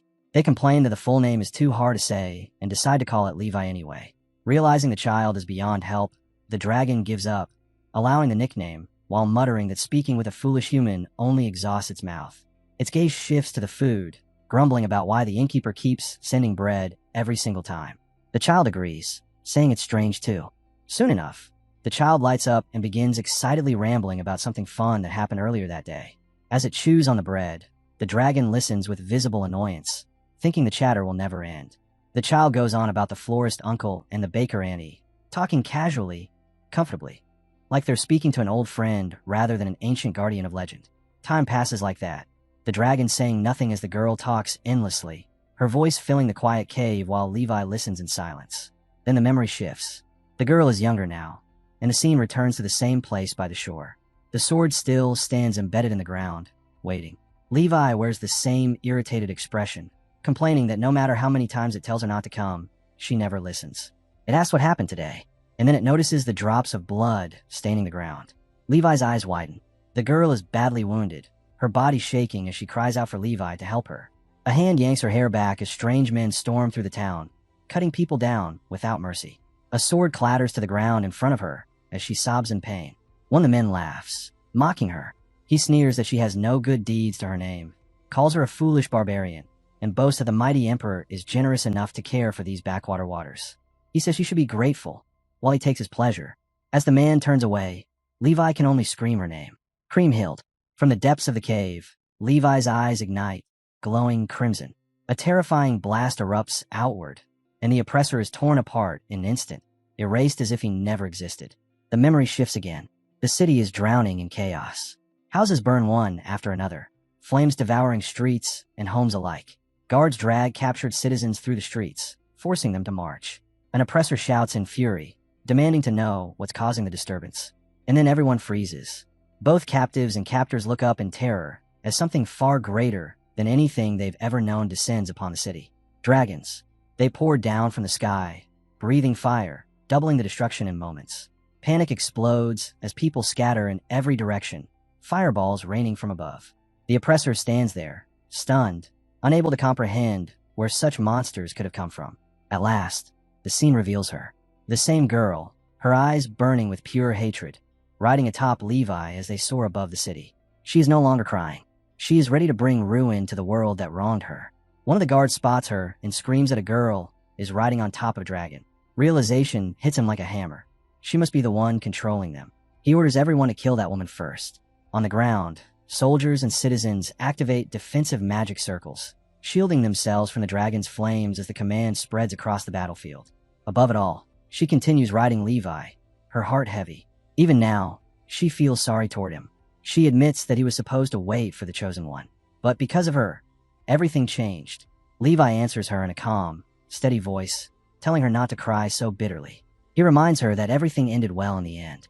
Even so, sorrow still clings to her eyes as she softly calls his name. Then she feels it, a strange pressure in the air. A vast, blinding light blooms above her, forcing her to look up. A magic defensive circle has formed around her body, radiant and unyielding. Levi reassures her once more, telling her there is no longer any reason to feel guilty or afraid. From above, she looks down and sees the people gathered below, chanting Kriemhild's name again and again. In that moment, it finally sinks in. The attackers are gone. The chaos has faded. The battle is truly over. Not long after, the people approach her cautiously, asking if it was really she who summoned the dragon. When she nods and admits the truth, a man steps forward and raises his voice, declaring to everyone that she is the one who saved them, with the dragon at her side. The crowd's gaze shifts. The fear that once filled their eyes disappears, replaced by awe and heartfelt gratitude. Levi's thoughts surface quietly as he watches her. Just as she had said, perhaps he had abandoned his duty. Yet strangely, his heart feels at peace. It was not the will of the primordial dragon that guided him this time. It was his own decision. And through that choice, he had protected her smile. The scene cuts to the land of the attackers. A man sits rigidly upon his throne, rage boiling beneath his skin. He cannot accept it. The great Imperial army, crushed by what he calls a barbarian girl who commands a sea dragon. He admits his mistake. He had grown careless, assuming the region was too distant to matter. That complacency ends now. Without delay, he orders the royal guard to march out and reclaim the land. Soon after, the royal guard descends in a second, overwhelming assault. Levi is nearly struck down before heavy chains bind his body. The remaining survivors are captured, and still the soldiers cannot understand how a being like Levi refuses to die. An Imperial general steps forward, eyes cold, declaring that if she is truly Levi's master, then she must know how to kill him. He presses his sword against Kriemhild's neck, forcing the choice upon her. Levi speaks without panic. He explains that he is a guardian and cannot truly die. At most, he will fall into a deep slumber. When the time comes, and with the power remaining in the relic, the Chosen One will be able to put him to rest properly. The Imperial captain listens, then scoffs, dismissing the words entirely. Around them, guards lift their spears in unison, their tips aimed steadily at the captives' throats. Levi stays chained and silent for a brief moment before speaking, almost casually, that it seems they have been given quite a long time together. Overcome by emotion, Kriemhild drives her sword into the ground and pleads with him to stop. She insists she can endure it on her own. Levi answers gently, saying that perhaps her fate was sealed the moment he broke the rules. He tells her not to feel guilty for protecting her people and promises that he will help her one last time. And then, without regret, he admits that he truly enjoyed it. Tears spill endlessly down Kriemhild's cheeks as she understands what he is about to do. Her hand shakes, her heart shatters, and with a sob caught in her throat, she thrusts the blade into Levi's neck. His body slackens as he falls into a deep slumber. Levi collapses, and the Imperial soldiers freeze in disbelief. That disbelief quickly turns into relief, convinced that the threat has finally been dealt with. But then the air changes. One soldier senses something wrong and stiffens. In the next instant, the sea roars. The waters rise violently, waves swelling into towering walls. A sudden tsunami crashes forward, devouring the land. Screams echo as the flood surges in, dragging people under. The soldiers are swallowed like ants in a raging tide. In desperation, they cry out Levi's name, begging for salvation. But his sword stands planted in the earth, and he remains lost in unbroken slumber. From a distant view, the truth of history becomes clear. Kriemhild was never the fairy tale hero later stories painted her to be. She raised a protective barrier around her people, lifting them safely into the air, while the invading army was drowned beneath the merciless sea. She was not a legend forged in glory, but an unfortunate girl who only wished to befriend a guardian. The memory shifts once more. Someone stands behind our boy. He turns and sees Kriemhild before him. She recognizes him at once, and says he must be the chosen one Levi had waited for all those years. With heaviness in her voice, she confesses that because of her, Levi could not fulfill his duty, and that burden must have weighed heavily on his heart. She offers him the sword, asking him to make Levi happy. Our boy answers calmly that it doesn't seem necessary. Kriemhild looks at him in surprise as he explains that Levi already looked happy enough. He shows her the sword, and understanding finally dawns. Her eyes widen, then slowly soften, and a quiet, peaceful smile settles across her face. The scene shifts back to the drowned battlefield. Voices ring out, shouting warnings about unstable ground and the danger of further collapse, ordering everyone to stay back and not take another step forward. Above it all, a lone figure looks down, calmly surveying the devastation from the sky. The citizens gasp when they finally notice him standing there, unable to understand what he could possibly be doing in such a place. And then realization hits. It's our boy. He stands quietly, speaking with Kriemhild as the buried truth of the past is finally revealed. The meeting unfolds inside a floating hall of the archipelago, suspended high above the ground. Representatives of various factions stand in a wide circle when three figures step inside. Among them is a masked man, the ninth novel servitor of Troyven, Noel. He scans the room and casually remarks that everyone seems to have gathered faster than he expected. Spinola reacts at once, snapping at Noel's calm tone. He points out that their plan is already unraveling. The Dragon Slayer sword was meant to remain in Troyven, yet now an outsider has appeared carrying it. Because of that outsider, the entire archipelago is rushing toward the Colossus, chanting his name as if he were the legendary hero Kriemhild himself. At this rate, all the authority of the three maritime families will fall into his hands. something that directly violates their agreement. Noel answers in a cold, detached voice. Troyvin did promise to preserve their status in exchange for the Dragon Slayer's sword, he says, but their panic over such a minor issue is irritating. One of Spinola's men steps forward in anger and grabs Noel by the shoulder, demanding to know how this could possibly be considered trivial and questioning what Noel truly thinks of the three maritime families. No one even has time to react. In a single motion, Noel cuts the man down from bottom to top, killing him instantly. Blood splashes across the floor as the body collapses. Noel looks around calmly and asks what they think now, making it unmistakably clear that to him, they are nothing more than insects, creatures he can crush whenever he pleases. Spinola panics, his voice rising as he demands to know what Noel thinks he is doing. Noel declares that they are traitors who sold their own country for personal gain. Their role was never to rule, it was to obey. He mocks them for daring to dream of governing the floating isles while everything around them is sinking into ruin. Spinola forces himself to argue back, insisting that if the capital of the archipelago falls, Troyvin will fall alongside it. Noel steps closer, calls him a fool to his face, and tells him he still doesn't understand a thing. If they wish to avoid being slaughtered on the spot, he warns, they will remain silent and follow his orders without question. Sweat pours down Spinola's face as his voice fails him. He can no longer speak. As Noel turns and walks out of the hall, he leaves them with a final warning. If they value their lives, they will retrieve the Dragon Slayer's sword and deliver it to him. After Noel departs, a young man steps forward and bows deeply, asking for permission to speak. When permission is granted, he cautiously asks whether Noel truly intends to entrust the retrieval of the sword to them. Noel admits he understands the concern. He would prefer to handle it personally, but circumstances will not allow it. One of Ragnar's 9 dragons, the Overlord Dragon, has revealed itself, and restraining it has now become the highest priority. The scene cuts to the chaos surrounding the Colosseum. Smoke coils into the sky as massive crowds flood the streets, encircling the area from every side. The instant they catch sight of our boy, the noise erupts. Voices rise together, chanting the name Kriemhild again and again until it drowns everything else out. Our hero lets out a small smirk. He knew the people revered Kriemhild like a god, but even he hadn't expected devotion on this scale. And yet, the Kriemhild he knew was never a god, nor some untouchable symbol of heroism. She was simply a gentle, kind-hearted girl. Even the Dragon Slayer's sword wasn't some divine miracle. It was merely a relic of the primordial dragon, a weapon that only a Ragnar could wield. But that truth had long been buried beneath myth and blind faith. A man forces his way through the crowd and drops to his knees, begging Kriemhild to save them. Because of the Troyvin scoundrels, the floating archipelago is on the brink of sinking.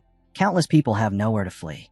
If she has even a trace of mercy, he pleads, she must save the archipelago. Our hero finds the desperation oddly amusing and decides to go along with it, for now. He lifts the sword high and declares that he will do whatever it takes to save the floating archipelago.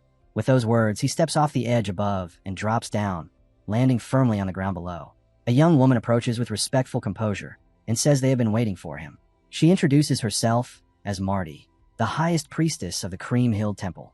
From this moment on, she explains, they will attend to him personally. With that, the group begins moving toward the Dreamhell Temple. As they walk, the priestess explains that for generations, priests and priestesses have safeguarded the temple, believing without doubt that the prophecy of his arrival would one day be fulfilled. Our hero can't hide his surprise.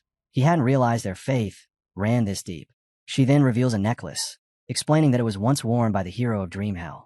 At the same time, a system notification appears, identifying it as a magic enchanted accessory, a gate link key.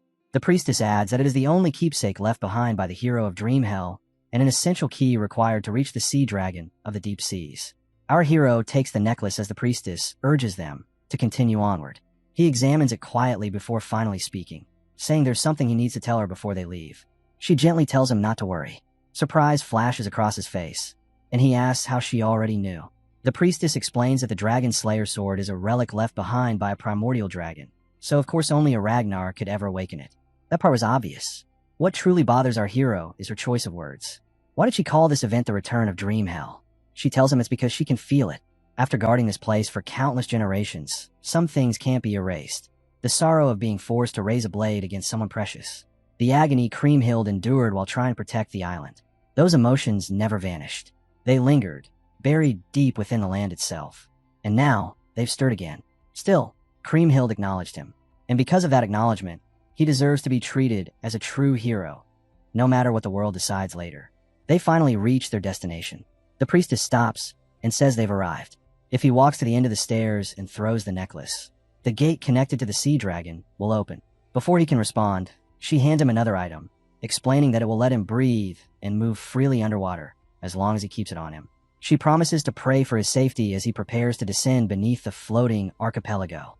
Back at the temple, the crowd continues their fervent worship, convinced they are honoring a god. Then, boom, a weapon crashes into the ground with a deafening roar, and the noise alone silences everyone. A barbaric-looking man steps forward and bellows for the crowd to stop. He declares that the 3 maritime families have completed their investigation. The verdict is final. The person seen earlier was a terrorist who dared to impersonate the hero Kriemhild.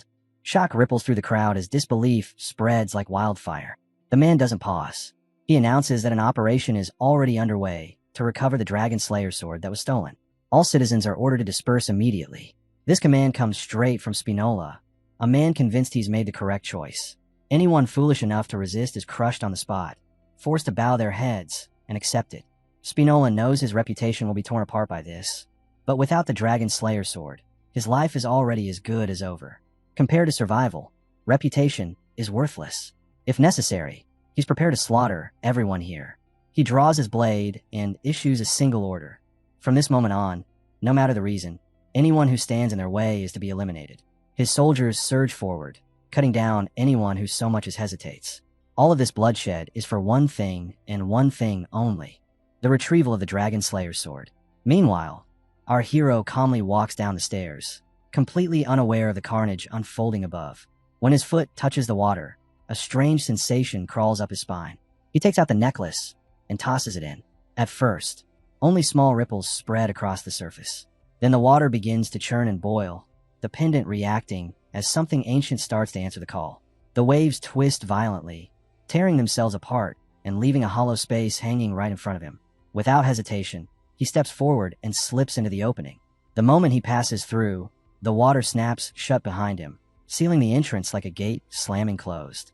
He keeps descending deeper into the sea, gliding through the water as unfamiliar shapes drift into view around him. Strange creatures move slowly in the distance, watching, judging. With the sword still in his grip, he realizes he's made it inside, but he has no idea where to go next. Then he feels it, movement behind him. He turns instantly, only to be met with nothing but clear, endless water. Yet the sensation refuses to fade. A split second later, his instincts scream again, this time from the front. As he turns, his vision fills at once.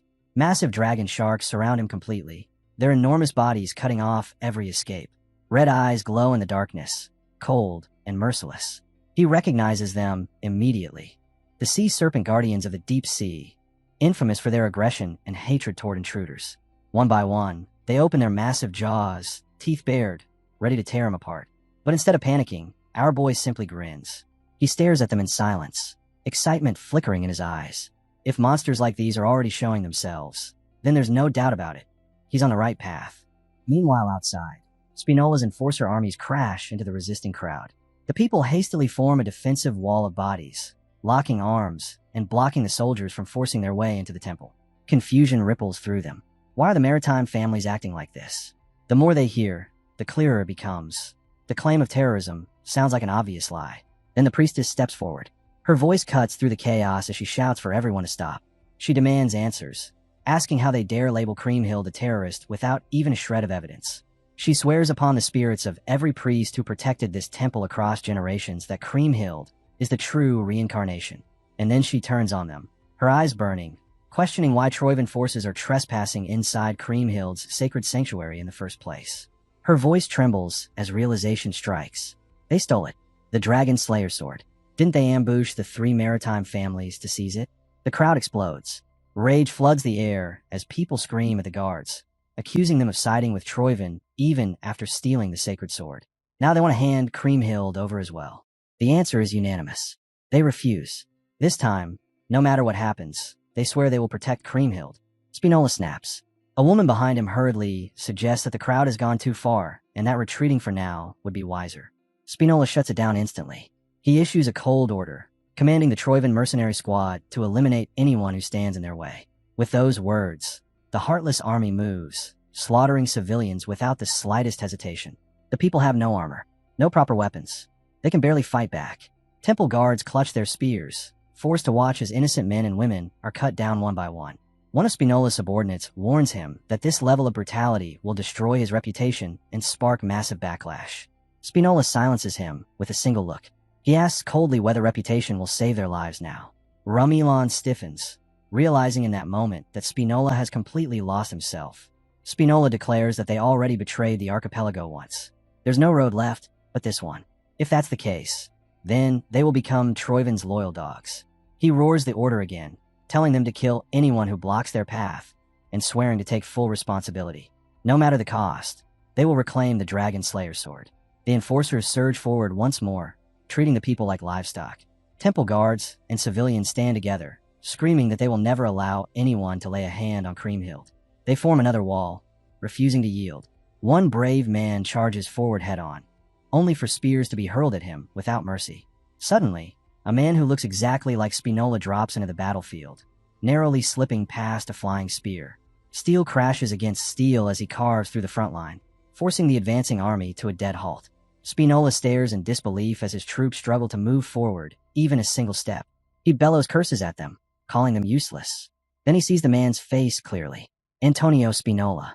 While deflecting another spear, Antonio calmly greets his father, remarking how long it's been. That single sentence sends Spinola into a frenzy. He explodes in rage, screaming that Antonio abandoned the hero's path just to make such a pathetic choice. Antonio shatters a spear with one clean swing and fires back without hesitation, asking if betraying their country and slaughtering innocent civilians is what Spinola calls a noble decision. The words hit harder than any blade. Spinola freezes. His own son is standing against him. Antonio raises his voice and orders the Black Skull members to subdue every one of these ruthless men. With that command, the balance finally shifts, and the battlefield erupts into a real fight. He shouts again, ordering everyone to protect the people at all costs. Deep down, Antonio knows this won't last. Their numbers are fewer. Their strength and equipment are inferior. They can't hold the line for long. All he can do is hope our hero finishes his task quickly, unaware that the danger waiting below is no less terrifying. Far beneath the surface, our hero stands surrounded by sea serpent dragons. He grips his sword tightly, fully aware that he never expected guardians like these, especially not in such overwhelming numbers. Yet something feels strange. The serpents don't attack. They simply stare at him in complete silence. Slowly, he eases his stance. A thought surfaces. Is it the dragon-level energy flowing from the sword? Trusting his instincts, he slightly opens his arms. One sea serpent drifts closer and gently nudges him, almost as if asking to be patted. A system notification appears. The sea serpent trusts you. The sea serpent has recognized you as its master. A cool glow spreads through the water as another message follows, announcing that his taming skill has activated and a sea serpent has been successfully tamed. The sensation feels familiar, just like when he tamed Umbra. Emotions pour into him through the dragon's heart, binding them together as one. What flows through him is curiosity mixed with fear.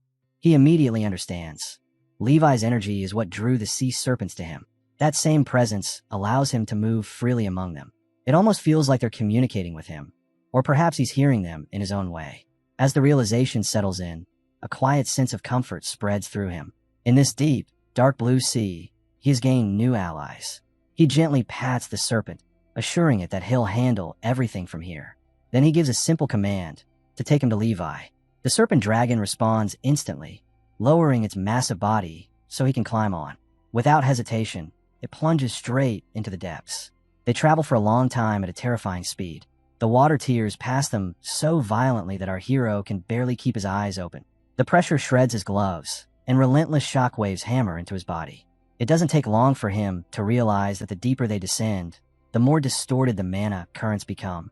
The pressure keeps climbing, crushing and unyielding, a clear sign that they're closing in on something enormous. Then a system alert suddenly activates. Hatchling Synchro has been triggered. Our hero's eyes widen as a familiar sensation washes over him. And then, he sees it. At the seabed lies a colossal blue dragon, vast beyond comprehension, resting calmly in the abyss. This is Levi. Just as expected, it's buried deep beneath the sea, and the sheer scale of its magic is staggering, rivaling even his own. But something is wrong. Very wrong. The mana feels off. It doesn't match the memories of Dream Hell. It's warped, twisted. At that moment, his two minions manifest beside him and immediately warn him. Levi is gone. What lies before them is far more dangerous than anything they've encountered before. Our hero asks if it's really that severe. One of the minions responds sharply, reminding him that he already carries similar energy within himself, so he should know exactly how volatile it is. His eyes widen as the truth slams into him. That energy, could it be the demon shadow toxin? The minion confirms it without hesitation. That dragon is the source. Before them, Levi's once majestic form is now engulfed in pitch-black energy, radiating something deeply unsettling. The aura alone makes the water feel heavy and oppressive. The minion explains that Levi has lost all reason, completely overtaken by the influence of the demon shadow dragon. The being resting on the seabed is no longer the Levi they knew. Levi is gone. The scene shifts to a ruined temple drowned in an eerie silence. The interior looks as if it has been torn apart by some ancient catastrophe, stone pillars shattered and walls scarred beyond recognition. Standing amid the wreckage is Noel, his voice calm as he says that even if their nations are on the brink of war, there is something that must be discussed first. Across from him lounges a man sprawled on a throne, wearing a smug, lazy smile, as if this were nothing more than a casual meeting. Noel addresses him without hesitation, calling him the Overlord Dragon. The man replies lightly that it really has been a long time. This is Roll, and Noel reminds him coldly that he is Troiven's 9th noble servitor. That is where Noel's patience finally snaps. He asks if this is truly the time for greetings and smiles, and whether Roll has forgotten the terms of their deal. Troiven was meant to seize control of the north while Ragnar was occupied, and in exchange, Troiven's takeover of the archipelago was supposed to remain hidden from the world. Roll tilts his head, feigning innocence, and claims he doesn't recall breaking any promises. Noel steps forward, and the ground beneath his foot shatters from the pressure alone. He asks Roll if he truly intends to keep pretending.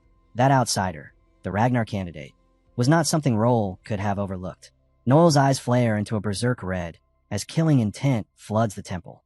He demands the truth, warning that if Roll is lying, their deal ends right here. The scene cuts back to our hero, who is still struggling to process the demon shadow toxin coursing through Levi. He can't understand how something like this was even possible, and Troiven's name begins to surface in his mind. His minion agrees, explaining that once the Dragon Slayer sword was drawn and the seal lifted, Levi should have protected the archipelago. What makes no sense is how anyone could poison a guardian dragon in the first place. Whatever method was used was completely unnatural, and the demonic energy has already devoured Levi's reason. He is on the verge of going berserk. They watch Levi's movements, wild and erratic. One minion suggests retreating while Levi still hasn't noticed them. Barahio shakes his head and draws his sword, saying this is their best chance while Levi remains unaware. As hatchling synchronization activates, he senses the toxin spreading at an alarming rate. The source lies at Levi's head, where corruption has nearly swallowed the dragon's forehead whole. Our hero makes his decision. He will destroy the source first. He charges straight toward the core, driving forward with the pinnacle of his blade. Just before he can strike, violent electric shocks explode from the core, blasting him backward through the water. A raging vortex slams into him like a bullet, sending his body crashing down and burying him deep into the seabed. He takes the hit head-on and instantly understands just how terrifying the dragon's defensive mechanism really is. His body screams in protest, but one thing is now undeniable. He has found the vital point of the demon contamination. As he forces himself back up, Levi, completely consumed by dark energy, charges straight at him. In that moment, our hero knows that a single mistake would mean being swallowed whole. He barely slips aside as Levi crashes down, pulverizing the surrounding seabed into drifting dust. A minion urgently warns him that escape is impossible. The only option left is to strike the forehead again. Fighting underwater cripples his speed and strength, while Levi moves freely, fully exploiting the crushing resistance of the deep sea. Our hero searches desperately for an opening when Levi suddenly opens its jaws, demonic power gathering within. A green, tearing wave of energy erupts toward him. He leaps away by a hair's breadth, shifting fully into a defensive stance as the blast tears through the water. The attack grows darker and more horrifying by the second. Then suddenly, a sea serpent dragon surges in. It clamps onto our hero and yanks him out of the blast path. Relief floods through him. With the serpent's intervention, the tide finally begins to turn. He gives the order without hesitation. Charge straight for Levi's forehead wound, where the demonic energy is most concentrated around the crystal. As they close the distance, our hero kicks off the serpent's back and launches himself forward. Memories of his battle with the griffin surface as he activates Griffin Talon, pushing his chances of subduing a superior enemy even higher. He stacks Fury buff immediately after, reinforcing his body against the violent demonic backlash. Every resistance he possesses comes online. Demonic resistance, reduced Drake fear. His body braced against the overwhelming magical pressure crushing in from all sides. He swings the Dragon Slayer sword, unleashing Hyopo's quintuple dragon claw. A colossal beam of blue light erupts from the blade, tearing forward like a towering laser. The impact is devastating. Cracks spiderweb across the core as our hero grits his teeth, barely maintaining his stance while pouring everything he has into the strike. Then, at last, the core shatters into fragments. Relief crashes over him instantly. Behind him, a blinding yellow light explodes outward as Levi's corruption dissolves. The dark mist drains from the dragon's eye, replaced by clarity and reason. Levi finally gazes upon his true master. He calls out Kriemhild's name, but as his vision fully clears, he realizes the figure before him is not her. Our hero lowers his blade and apologizes, explaining that he is not Kriemhild. His name is P.O. Ragnar, the Chosen One, and he has come bearing news of her loss. As he speaks, memories of Kriemhild's satisfied smile flicker through his mind, heavy and bittersweet.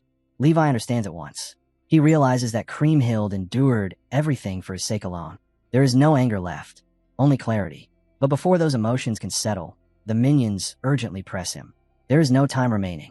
They must return to the relic immediately. One of them asks Levi to lend what strength he has left to the Chosen One and fulfill his role as a guardian one final time.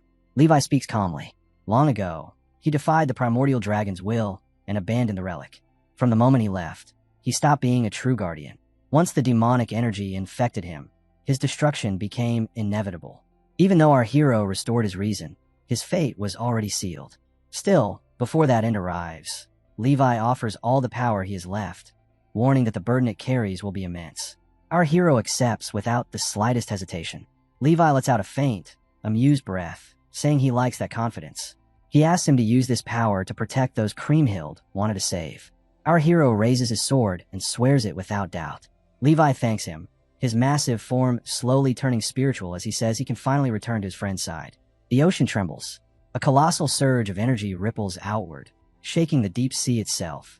Levi's presence fades rapidly, his existence unraveling. The minions panic as they sense the Guardian sequence collapsing.